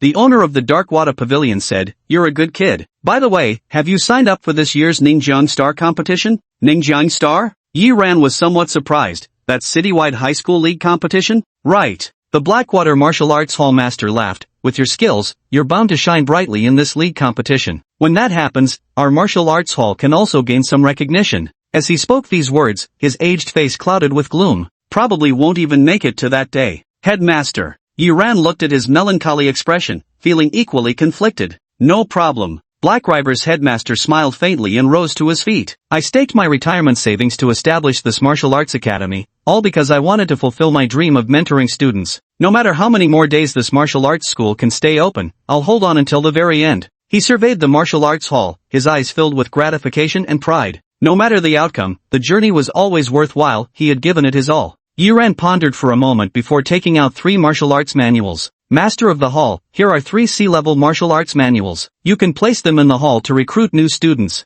3 C-level martial arts manuals. The Blackwater Hall master was momentarily stunned. If marketed properly, these could indeed attract a large number of new students. He looked at the 3 manuals, flustered, and said, logically speaking, you're the student. It should be me helping you. How can I accept this? Yes, Yi Ran smiled, the heavy water palm technique you gave me back then is far more valuable than these 3 martial arts manuals. In the end, the Blackwater Dojo master accepted the manuals with deep emotion. It seemed his decision to invest in Yi Ran with the heavy water palm technique had indeed been the right one. It's about time. Yi Ran and the Blackwater Hall master left the martial arts hall together. Just as they stepped outside, they ran into Instructor Wang of the Thunderclap Martial Arts Hall, who was returning home. Many young students heading home, even those from other martial arts halls, upon seeing Instructor Wang, respectfully greeted him. Instructor Wang beamed with radiance, smiling as he responded to each greeting one by one. At this moment, he noticed Yi Ran and his companion, a flicker of surprise flashing in his eyes. Yi Ran, so you've joined the Blackwater Martial Arts Hall. Yi Ran gave a slight nod without saying anything. Instructor Wang didn't linger on the conversation either. After a brief exchange with the two, he departed cheerfully amid the salutations of the surrounding students. The Blackwater Pavilion master watched his retreating figure with an envious expression, yet none of the trainees recognized him. Upon returning home, the night had fallen completely, leaving the residential area sparsely populated. Seeing no one in front of the bulletin board, Yi Ran walked over. 2 new notices had appeared above, apparently freshly posted by the Martial Union. One featured a portrait of a scar-faced man with a bounty notice below, offering a 2 million reward for information leading to his capture. The other was larger, advertising the citywide high school martial arts tournament. Ningjiang Star, first place in the high school league, selected as Ningjiang Star, awarded a special admission slot to the top martial arts university, Qiming Martial University. There's also the prize from the Ningjiang Martial Alliance branch, 10 million in discretionary funds, and 10 million? Yi Ran's pupils contracted slightly. Chapter 79, Resolve. Beneath the Ningjiang Star, the rewards were densely listed in great numbers. Excluding the optional fund of 10 million, meaning this sum could be used anywhere within Ningjiang City, regardless of what was purchased. The Ningjiang Martial Alliance branch's financial center would handle the settlement of accounts. Additionally, a property in Yulong residence was included, along with a 20,000 yen monthly shopping card and a Changhong medical card. The list of benefits and perks spanned over 20 lines in total. Even Yi Ran couldn't help but take a sharp inward breath at the sight. This time, the Ningjiang branch had truly gone all out. Not to mention how incredibly difficult it is to obtain that special admission quota from the top-tier martial arts university. Even the other benefits hold tremendous value. Especially that 10 million yuan discretionary fund. It truly stirred his heart more than even the special admission offer from Qiming Martial Arts University. Given his current abilities, passing the martial arts college entrance exams 3 months later to get into a top-tier martial arts university wouldn't be difficult at all. But obtaining this 10 million? That's no ordinary challenge. 10 million could buy an S-grade combat weapon at the Warrior Building. Yi Ran licked his lips with a craving look in his eyes. An ordinary B-grade combat soldier typically costs just over $1 million, though exceptions like the Black Demon Blade exist for special combatants. With 3 million A-rank warriors and over 10 million S-rank warriors, even if you don't buy combat troops, you could use it to purchase ores and improve your spirit flame body. After all, no one ever complains about having too much money. And setting aside this 10 million, Jade Dragon Residences are homes that money alone can't buy. Jade Dragon Residences is the most prestigious residential complex in Ningjiang City. Only high-ranking officials from the local Martial Alliance branch can live there. Minister Ning Jiang also lived inside. At this thought, Yi Ran's eyes flickered slightly. If Auntie and the others could move in there, he wouldn't have to worry about their safety anymore. A special admission spot at a top-tier martial university. No wonder everyone's been talking about this Ningjiang Star wherever I go today. Beside him, Yi Hongfang's voice came through. Yi Ran turned his head and saw his aunt holding groceries, with one hand resting on his shoulder, clearly just back from shopping. Yi Hongfang studied the notice intently, occasionally clicking her tongue in wonder. As she read further, her expression revealed both yearning and envy upon seeing the Changhong medical card. I heard this Changhong medical card grants priority treatment at all hospitals in Xia country. It also saves 80% on medical expenses. If our family had this card, your uncle could have gotten his surgery. At this point, Yi Hongfang couldn't help but shake her head. The Changhong medical card is an exclusive benefit for top-tier talents in each city. In Ningjiang City, only one quota becomes available every 2 or 3 years. There's also the houses in Yulong community. My classmate told me her dad spent 5 million and still couldn't buy an ordinary one. They're all custom-built properties. Zhou Shishir, carrying a red backpack, also edged closer, her eyes filled with amazement. Her recent surge in Qi blood values had been so rapid that her school teacher asked her to attend classes on Saturdays as part of prioritized cultivation. She had just returned from school at that moment. Listening to their emotional reflections, Yi Ran was momentarily stunned. As a martial artist with formidable physical prowess, hospitals held little significance in his worldview. But his aunt was an ordinary person, coupled with his uncle's chronic illness that defied treatment. Among all the rewards, the Changheng medical card held the most value for her. And Shirshir was attending Third High School. Third High ranked second only to First High, where students achieved excellent grades and similarly came from extremely well-off families. Although Shirshir was sensible and never compared herself to her classmates, it was true that those around her lived in better homes and wore nicer clothes. Yi Ran unexpectedly fell silent for a moment. Alright, stop looking now. Let's go home. I'll make something delicious for you today. Yi Hongfang called out to them and got up to leave. Zhou Shirshir skipped happily after her, asking cheerfully, Mom, what's the delicious food? Are there any shrimp? No shrimp, but there's fish. My brother's the only one in our family who likes fish, but what's so great about it anyway? Just kidding, we've got shrimp. Auntie. Suddenly, a voice came from behind. The two froze for a moment, then turned to look back at Yi Ran, who was still standing in front of the notice board. Yi Ran stared at the notice board and pondered, doesn't my uncle still have 5 days of leave he can request? Tell him to take leave. In 2 weeks, I'll take him to see a doctor. And Shirshir, now you can choose whichever wallpaper you like, whichever bedsheet and duvet cover. 2 weeks later, we'll move into our new home, a big house none of your classmates have ever lived in. Yi Hongfang and Zhou Shirshir both froze, staring straight ahead. Under the dim streetlight, the handsome young man reached out, grabbed the notice in front of him, and tore it off in one swift motion. This Ningjiang star is mine, Yi Ran has claimed it. Half an hour later. Dinner. Yi Hongfang glanced at her phone and then at Yi Ran. Hey, you little rascal, the property management sent a message in the group. They're asking who the inconsiderate person is that stole Ningjiang star's notice.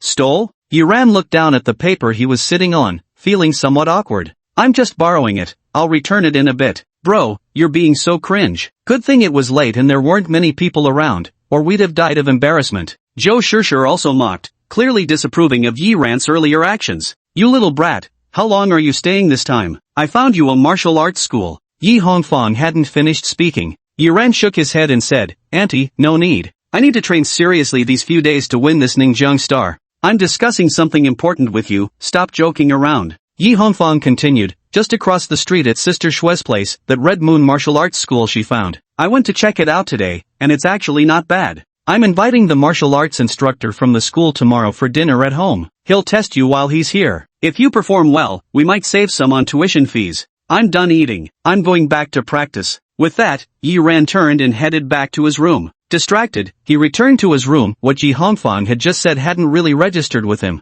Instead, he was contemplating his chances of securing the Ningjiang star title. Judging by the surface-level information about Ningjiang City, his combat strength as a third-level martial artist shouldn't pose any issues. After all, he had already beaten up the 3 most talented candidates. However, such a major competition with rich rewards was bound to attract dark horses emerging from unexpected quarters. Without the Black Dragon Essence blood, breaking through to the second-level martial artist is impossible. I'll have to buy some more tomorrow to enhance my spirit flame body. Yi Ran pondered for a moment before making his decision. Although his current strength should almost guarantee success, just to be safe, he needed to further enhance his abilities. At that moment, his phone buzzed with a notification. It was a call from Teacher Zhu. Yi Ran answered the call and spoke briefly with Teacher Zhu before nodding. Understood, teacher. I'll go to the Martial Artists Association tomorrow for my strength certification. After hanging up, he shook his head and resumed his training. Teacher Zhu's call was also about the Ningjiang Star Tournament. Due to the overwhelming number of applicants, the competition would be divided into multiple brackets based on strength. With high chi and blood values, one can directly enter the higher-level competition zone, bypassing many unnecessary challenges. However, the chi and blood test results must be officially printed by the Martial Artists Association to be valid. Chapter 80, Martial Artist Certification. The next day, City Center, Martial Artists Association. Before entering, Yi Ran cast a glance at the towering warrior tower across from the Martial Artists Association, a cold glint flashing in his eyes. The Black Seal Tower was hidden deeper than he thought. He had always assumed that the Black Sand Fighting Arena was connected to the Black Seal Tower, which made him extremely cautious about concealing his identity. But contrary to his expectations, the Black Sand Fighting Arena turned out to be on the right side. The Iron Bull shop owner who had helped him and Zhang Fan, whom he regarded as a good person, turned out to be a spy for the Black Seal Tower. Often, appearances are not to be trusted. Just as they entered the Martial Artists Association, Yi Ran immediately felt a headache. Before him, a vast crowd occupied nearly 70 to 80% of the entire Martial Artists Association. The place was packed with people, the noise was deafening, and there wasn't even space to set foot. He glanced around. Almost all of them were students. Many had come with their teachers, and the crowd was huge, as if an entire school had shown up. Clearly, they were all here preparing for the Ninjiang Star competition, needing their chi blood test reports. I thought I came early enough. Damn it, Yiran muttered under his breath as he walked toward a less crowded testing entrance. Start lining up. There are so many people here, we'll just have to wait. In front of him stretched a long queue, all fresh-faced high school students who looked unfamiliar. Clearly none were from Ninjiang number 5 high. Yiran noticed someone in a school uniform and glanced over, his expression flickering with surprise. It was Ninjiang number 7 high. Ninjiang number 7 high was much like their number 5, both decidedly middle-of-the-road schools. Not particularly good, but not bad either. At this moment, in the chairman's office upstairs at the association, a spirited, short-statured elderly man hung up the phone and frowned slightly. So the reason for the Ninjiang Star competition is because of Grandmaster Hung Yang. I was wondering how the special admission quotas from top martial universities could have been granted so easily. There are only 5 top martial arts universities in all of Xia country. Not to mention Ninjiang City, even the entire Danyuan province has very few special admission spots. The old man pondered for a moment before making a phone call. Soon, a refined middle-aged man wearing gold-rimmed glasses entered the office. "President, you wanted to see me?" the refined middle-aged man inquired. The elderly man nodded slightly and briefly recounted the matter. Upon hearing this, the refined man showed astonishment. "President, are you saying the elite martial university's special admission quota was specifically secured by Grandmaster Hung Yang for a young man from our Ninjiang city?" "That's correct. Deputy Minister Zhang just called me about it." The elderly man said, "Deputy Minister Zhang, let's take this time to thoroughly search through the records and see if there are any martial artists below the age of 18 who have reached the peak of the first rank. This individual is very likely the young man that Grandmaster Hung Yang holds in high regard." "Understood. I'll get right on it." The cultured middle-aged man nodded, his expression grave. The Martial Artists Association is directly subordinate to the 10 Associations Department, one of the 3 major divisions of the Martial Alliance. The 10 Associations Department refers to 10 associations including the Martial Artists Association, the Exotic Beast Research Association, and the Wasteland Geography and Environmental Analysis Association. Vice Minister Zhang is actually the head of the 10 Associations Department. One could say he's the top boss of the Martial Artists Association, so this matter must be handled properly. The scholarly middle-aged man was about to leave. The elder spoke again. "Wait a moment. Remember, once the investigation is concluded, do not disclose that young man's information. Classify it as confidential. No one but me is authorized to access that young man's information without permission." "Yes, Chairman." The refined middle-aged man replied respectfully before rising to take his leave. Only the president of the Martial Artists Association remained, his face pensive. For Master Hung Yang to hold someone in such high regard, yet that person remained merely a level 1 martial artist. Could he perhaps be Master Hung Yang's nephew or younger relative? Unlikely. But what kind of combat prowess could a mere level 1 martial artist possess that would make Master Hung Yang pay such close attention? An hour passed quickly. Yiran looked at the line that had only advanced by a tenth, feeling his eyelids twitch involuntarily.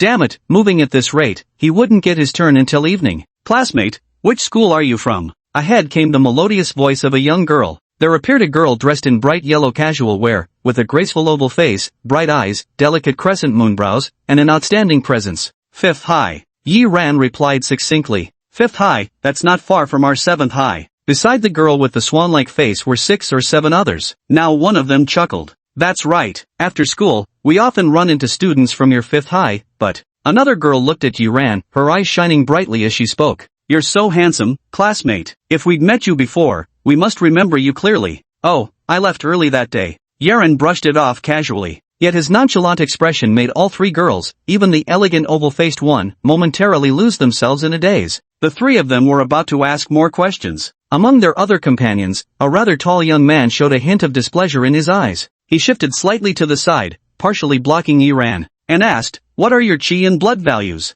"We're not doing so well, mostly around 40 points. Not like you, Zheng Cheng, you've already surpassed 50 vitality points." One of the girls responded, her gaze still subtly drifting toward Yiran. "I'm doing alright, managed to get some tier 2 mutant beast meat by luck. Been eating it for a while, and that's how I broke through." Zheng Cheng chuckled, a hint of pride flashing in his eyes. "2nd grade mutated beast meat?" Apart from the girl with the goose-egg face, the other 2 girls were somewhat astonished, turning to him with curious inquiries, briefly shifting their gaze away from Yiran. The girl with the goose-egg face was just about to walk over to Yiran's side. Zhang Cheng said impassively, "Actually, the 2nd grade mutated beast meat was given to me by a very close cousin of mine who works right here in the Martial Artists Association. The position isn't that big, I only manage about a dozen people." Hearing this, the people around them immediately showed looks of astonishment. You must be quite skilled to hold a position at the Martial Artists Association. Leading over a dozen people, that's quite a position. The Martial Artists Association doesn't even have that many members to begin with. Zhang Chang, you've been hiding your capabilities. The girl with the goose egg-shaped face also paused for a moment, looking somewhat surprised, but still walked towards Yi Ran. Zhang Chang's expression darkened as he continued, if I wanted to, I could ask my cousin to arrange things for me right now. No waiting in line required. Hearing these words, the many youths who had been suffering through the long queue shouted out in protest. Brother Chang, can you give me a ride too? Sure, but I think I can only take 2 or 3 people. As Zhang Chang said this, he inadvertently glanced at the girl with the oval face. Yet after a moment's hesitation, she walked past him and headed toward Yi Ran instead. Seeing this, Zhang Chang froze for a moment, his anger flaring even hotter. Damn it, what's so great about that little bastard? You still want to chat with him now? Can't you wait a bit longer? Just then, a young man dressed in work clothes happened to pass by. Cousin. Zhang Chang's eyes lit up with hope as he hastily called out, excuse me, could you arrange for me and a few classmates to go in earlier? No, get in line properly. The young man snorted coldly before continuing. Is there anyone here who wants to undergo martial artist certification? Those undergoing martial artist certification can take priority in testing. Chapter 81, Cousin, I'm your real cousin. Those who wish to take the martial artist test may proceed first. The young man from the Martial Artist Association glanced indifferently at the group, seeing only students, and prepared to leave for the next area. Yi Ran's heart stirred slightly. Finally, he wouldn't have to wait any longer. He smiled at the round-faced girl approaching him. Then, amidst the other party's stunned gaze, he stepped out of the line and said, I want to take the martial artist test. Hearing this, quite a few people present were taken aback. You? The young man from the Martial Artist Association frowned slightly and asked, Are you sure? If you're lying, you'll be the last to test today. Yi Ran nodded. Alright, let's go then. Seeing his confidence, the young man's expression softened considerably. After the emergence of Ningjiang Star, many hidden geniuses had indeed surfaced throughout the city. The previously famous trio paled in comparison when measured against these new talents. Yi Ran followed the young man toward the testing entrance straight ahead. The line erupted in murmurs. A martial artist certification? Really? He looks about our age.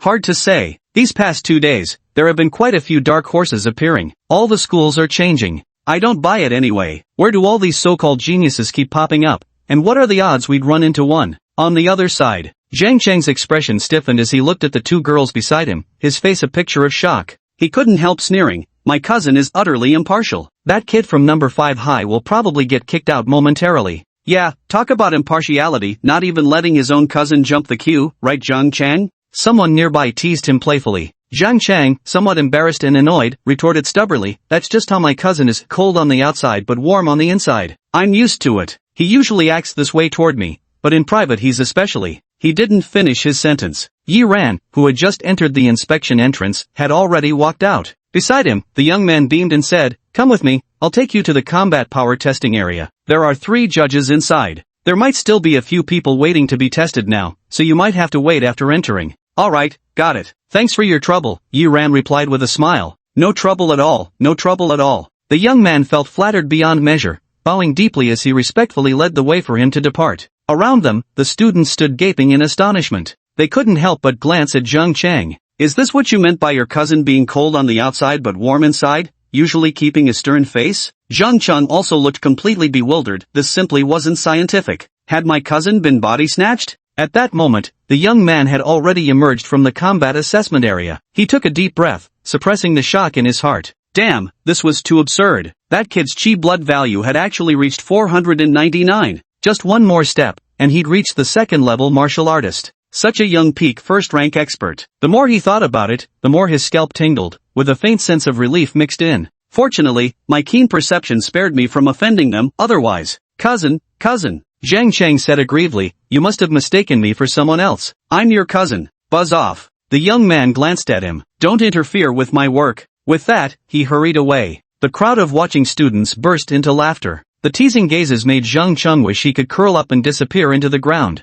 The girl with the oval face looked somewhat crestfallen, so he was already a martial artist. No wonder he didn't seem very interested in her. The status gap between martial artists and ordinary people was still significant. Combat testing area. Yi Ran stepped inside. Before him stretched a vast open space flanked by over a dozen mechanical puppets, punch strength testers, and other assessment equipment. 3 stern-faced middle-aged men sat in the center. On nearby chairs waited 5 or 6 young people, both men and women. Zhang Tao, Chi Blood Value 112, Level 1 Martial Artist Test. The middle-aged judge sitting in the center glanced down at the information sheet in his hand and said, "Remember, no combat weapons or martial techniques are allowed. Raw combat capability test, begin."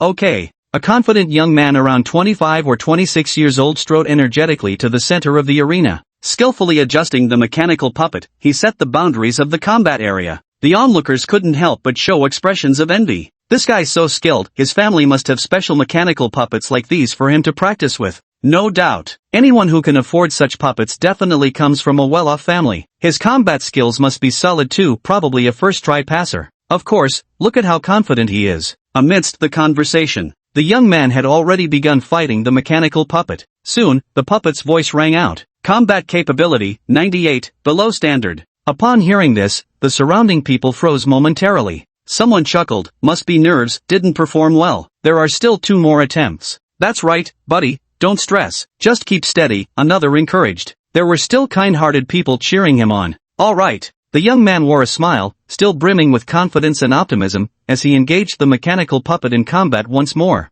However, the next 2 bouts ended quickly. Combat power 97, below standard. Combat power 95, below standard. The waiting group froze in stunned silence. Yi Ran also seemed momentarily surprised. After a quick visual assessment, he shook his head. Unstable stance, poor foundational techniques, naturally resulting in low combat power. Zhang Tao, combat proficiency test failed. First-level fighter certification cannot be issued. On stage, a judge handed over the evaluation report with a somewhat helpless expression. Zhang Tao, this is already your 8th attempt at the martial artist certification test. Go home and work on improving your combat skills. At this rate, the Martial Artist Association will practically become your second home. You should leave now. The young man named Zhang Tao accepted the report card with visible disappointment, but quickly adjusted his attitude and left with a smile on his face. Martial Artist Association, next time I'll definitely succeed. The others were stunned speechless. No wonder this guy was so skilled. He'd actually been here 8 times already? Ahem, this brother's got a good attitude, someone chuckled. Next, Wang Ren. On the platform, the stern middle-aged judge said gravely, 115 Chi Blood Value, first-level warrior test. Damn, it's my turn already. The guy who was laughing just a moment ago immediately wore a bitter expression as he stepped forward. His face turned somewhat pale, clearly nervous too. Following the instructions, his hands moved stiffly while adjusting the mechanical puppet, looking quite unnatural. On stage, the 3 judges remained expressionless. Soon, the puppet was debugged, and the combat test began. The combat test results were 99, 101, 101. I passed. No more testing. Wang Ren was wild with joy, overcome with excitement, and could hardly resist the urge to plant a kiss on the mechanical puppet. Take the report to print the certification and collect your martial artist medal. Having delivered these instructions, the judge on stage said impassively, next. Afterwards, 2 or 3 more people took their turns, but they all failed, falling slightly short in combat prowess, and left with sighs of disappointment. The remaining participants in the arena also appeared visibly tense. Too strict. This mechanical puppet seems to have significantly higher damage resistance than ordinary ones. Next, Su Hao,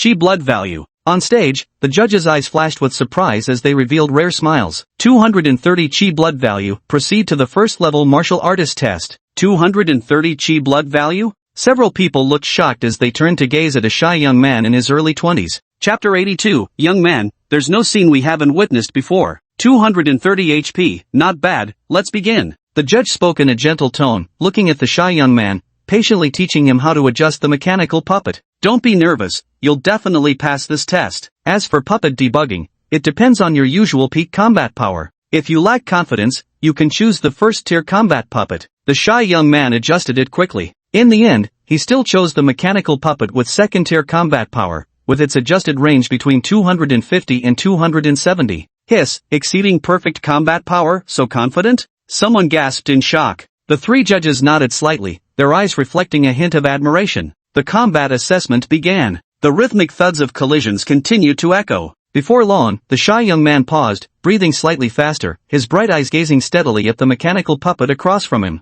On the mechanical puppet, 3 combat power readings appeared. 265, 267, 269. Combat power qualified, test passed. Not bad. Your condition keeps improving. Given one more attempt, you should be able to break 270 combat power. On the stage, one of the judges smiled, appearing very satisfied. Here, take your report. Go print out your performance certification later and receive your warrior medal. The shy young man nodded sheepishly, taking the report and moving aside. Those waiting nearby all wore expressions of envy. Just barely 20 years old, yet already with over 200 in chi blood value. His raw combat strength even surpasses perfect performance levels, truly remarkable. That's what genius is like, so much better than the rest of us. Apparently, just the other day, the chairman of Xianxin Group was looking for a live-in son-in-law, with the requirement being exactly this kind of young genius, a once-in-a-lifetime opportunity to skyrocket to success. Envious, but someone like him, a real genius, would never be willing to be a live-in son-in-law. On stage, the three judges suppressed their smiles, one of them speaking with a detached expression. Next contestant, Yiran, vital energy value. The judge suddenly rubbed his eyes.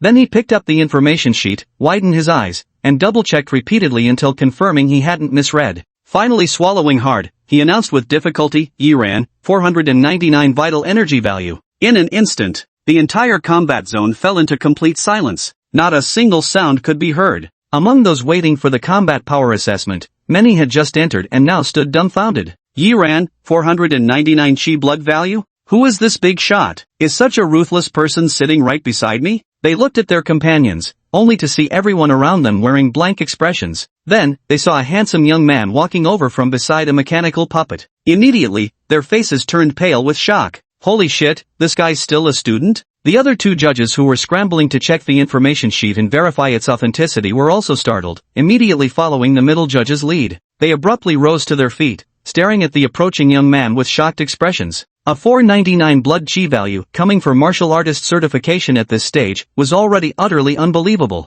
I didn't expect it to actually be a 17 or 18-year-old youth. My turn came around pretty fast. Yiran reluctantly withdrew his gaze from the mechanical puppet before him. These mechanical puppets from the Martial Artists Association were different from ordinary ones. This was his first time seeing them. So out of curiosity, I stayed nearby to observe those mechanical puppets. But I never expected it would be my turn so soon. Lost in thought, he quickly walked to the center of the field. Yiran, first level martial artist test. The judge in the middle took a deep breath, quickly stepped forward, and said, "This must be your first time at our Martial Artists Association's mechanical puppet area. Let me handle the adjustments for you."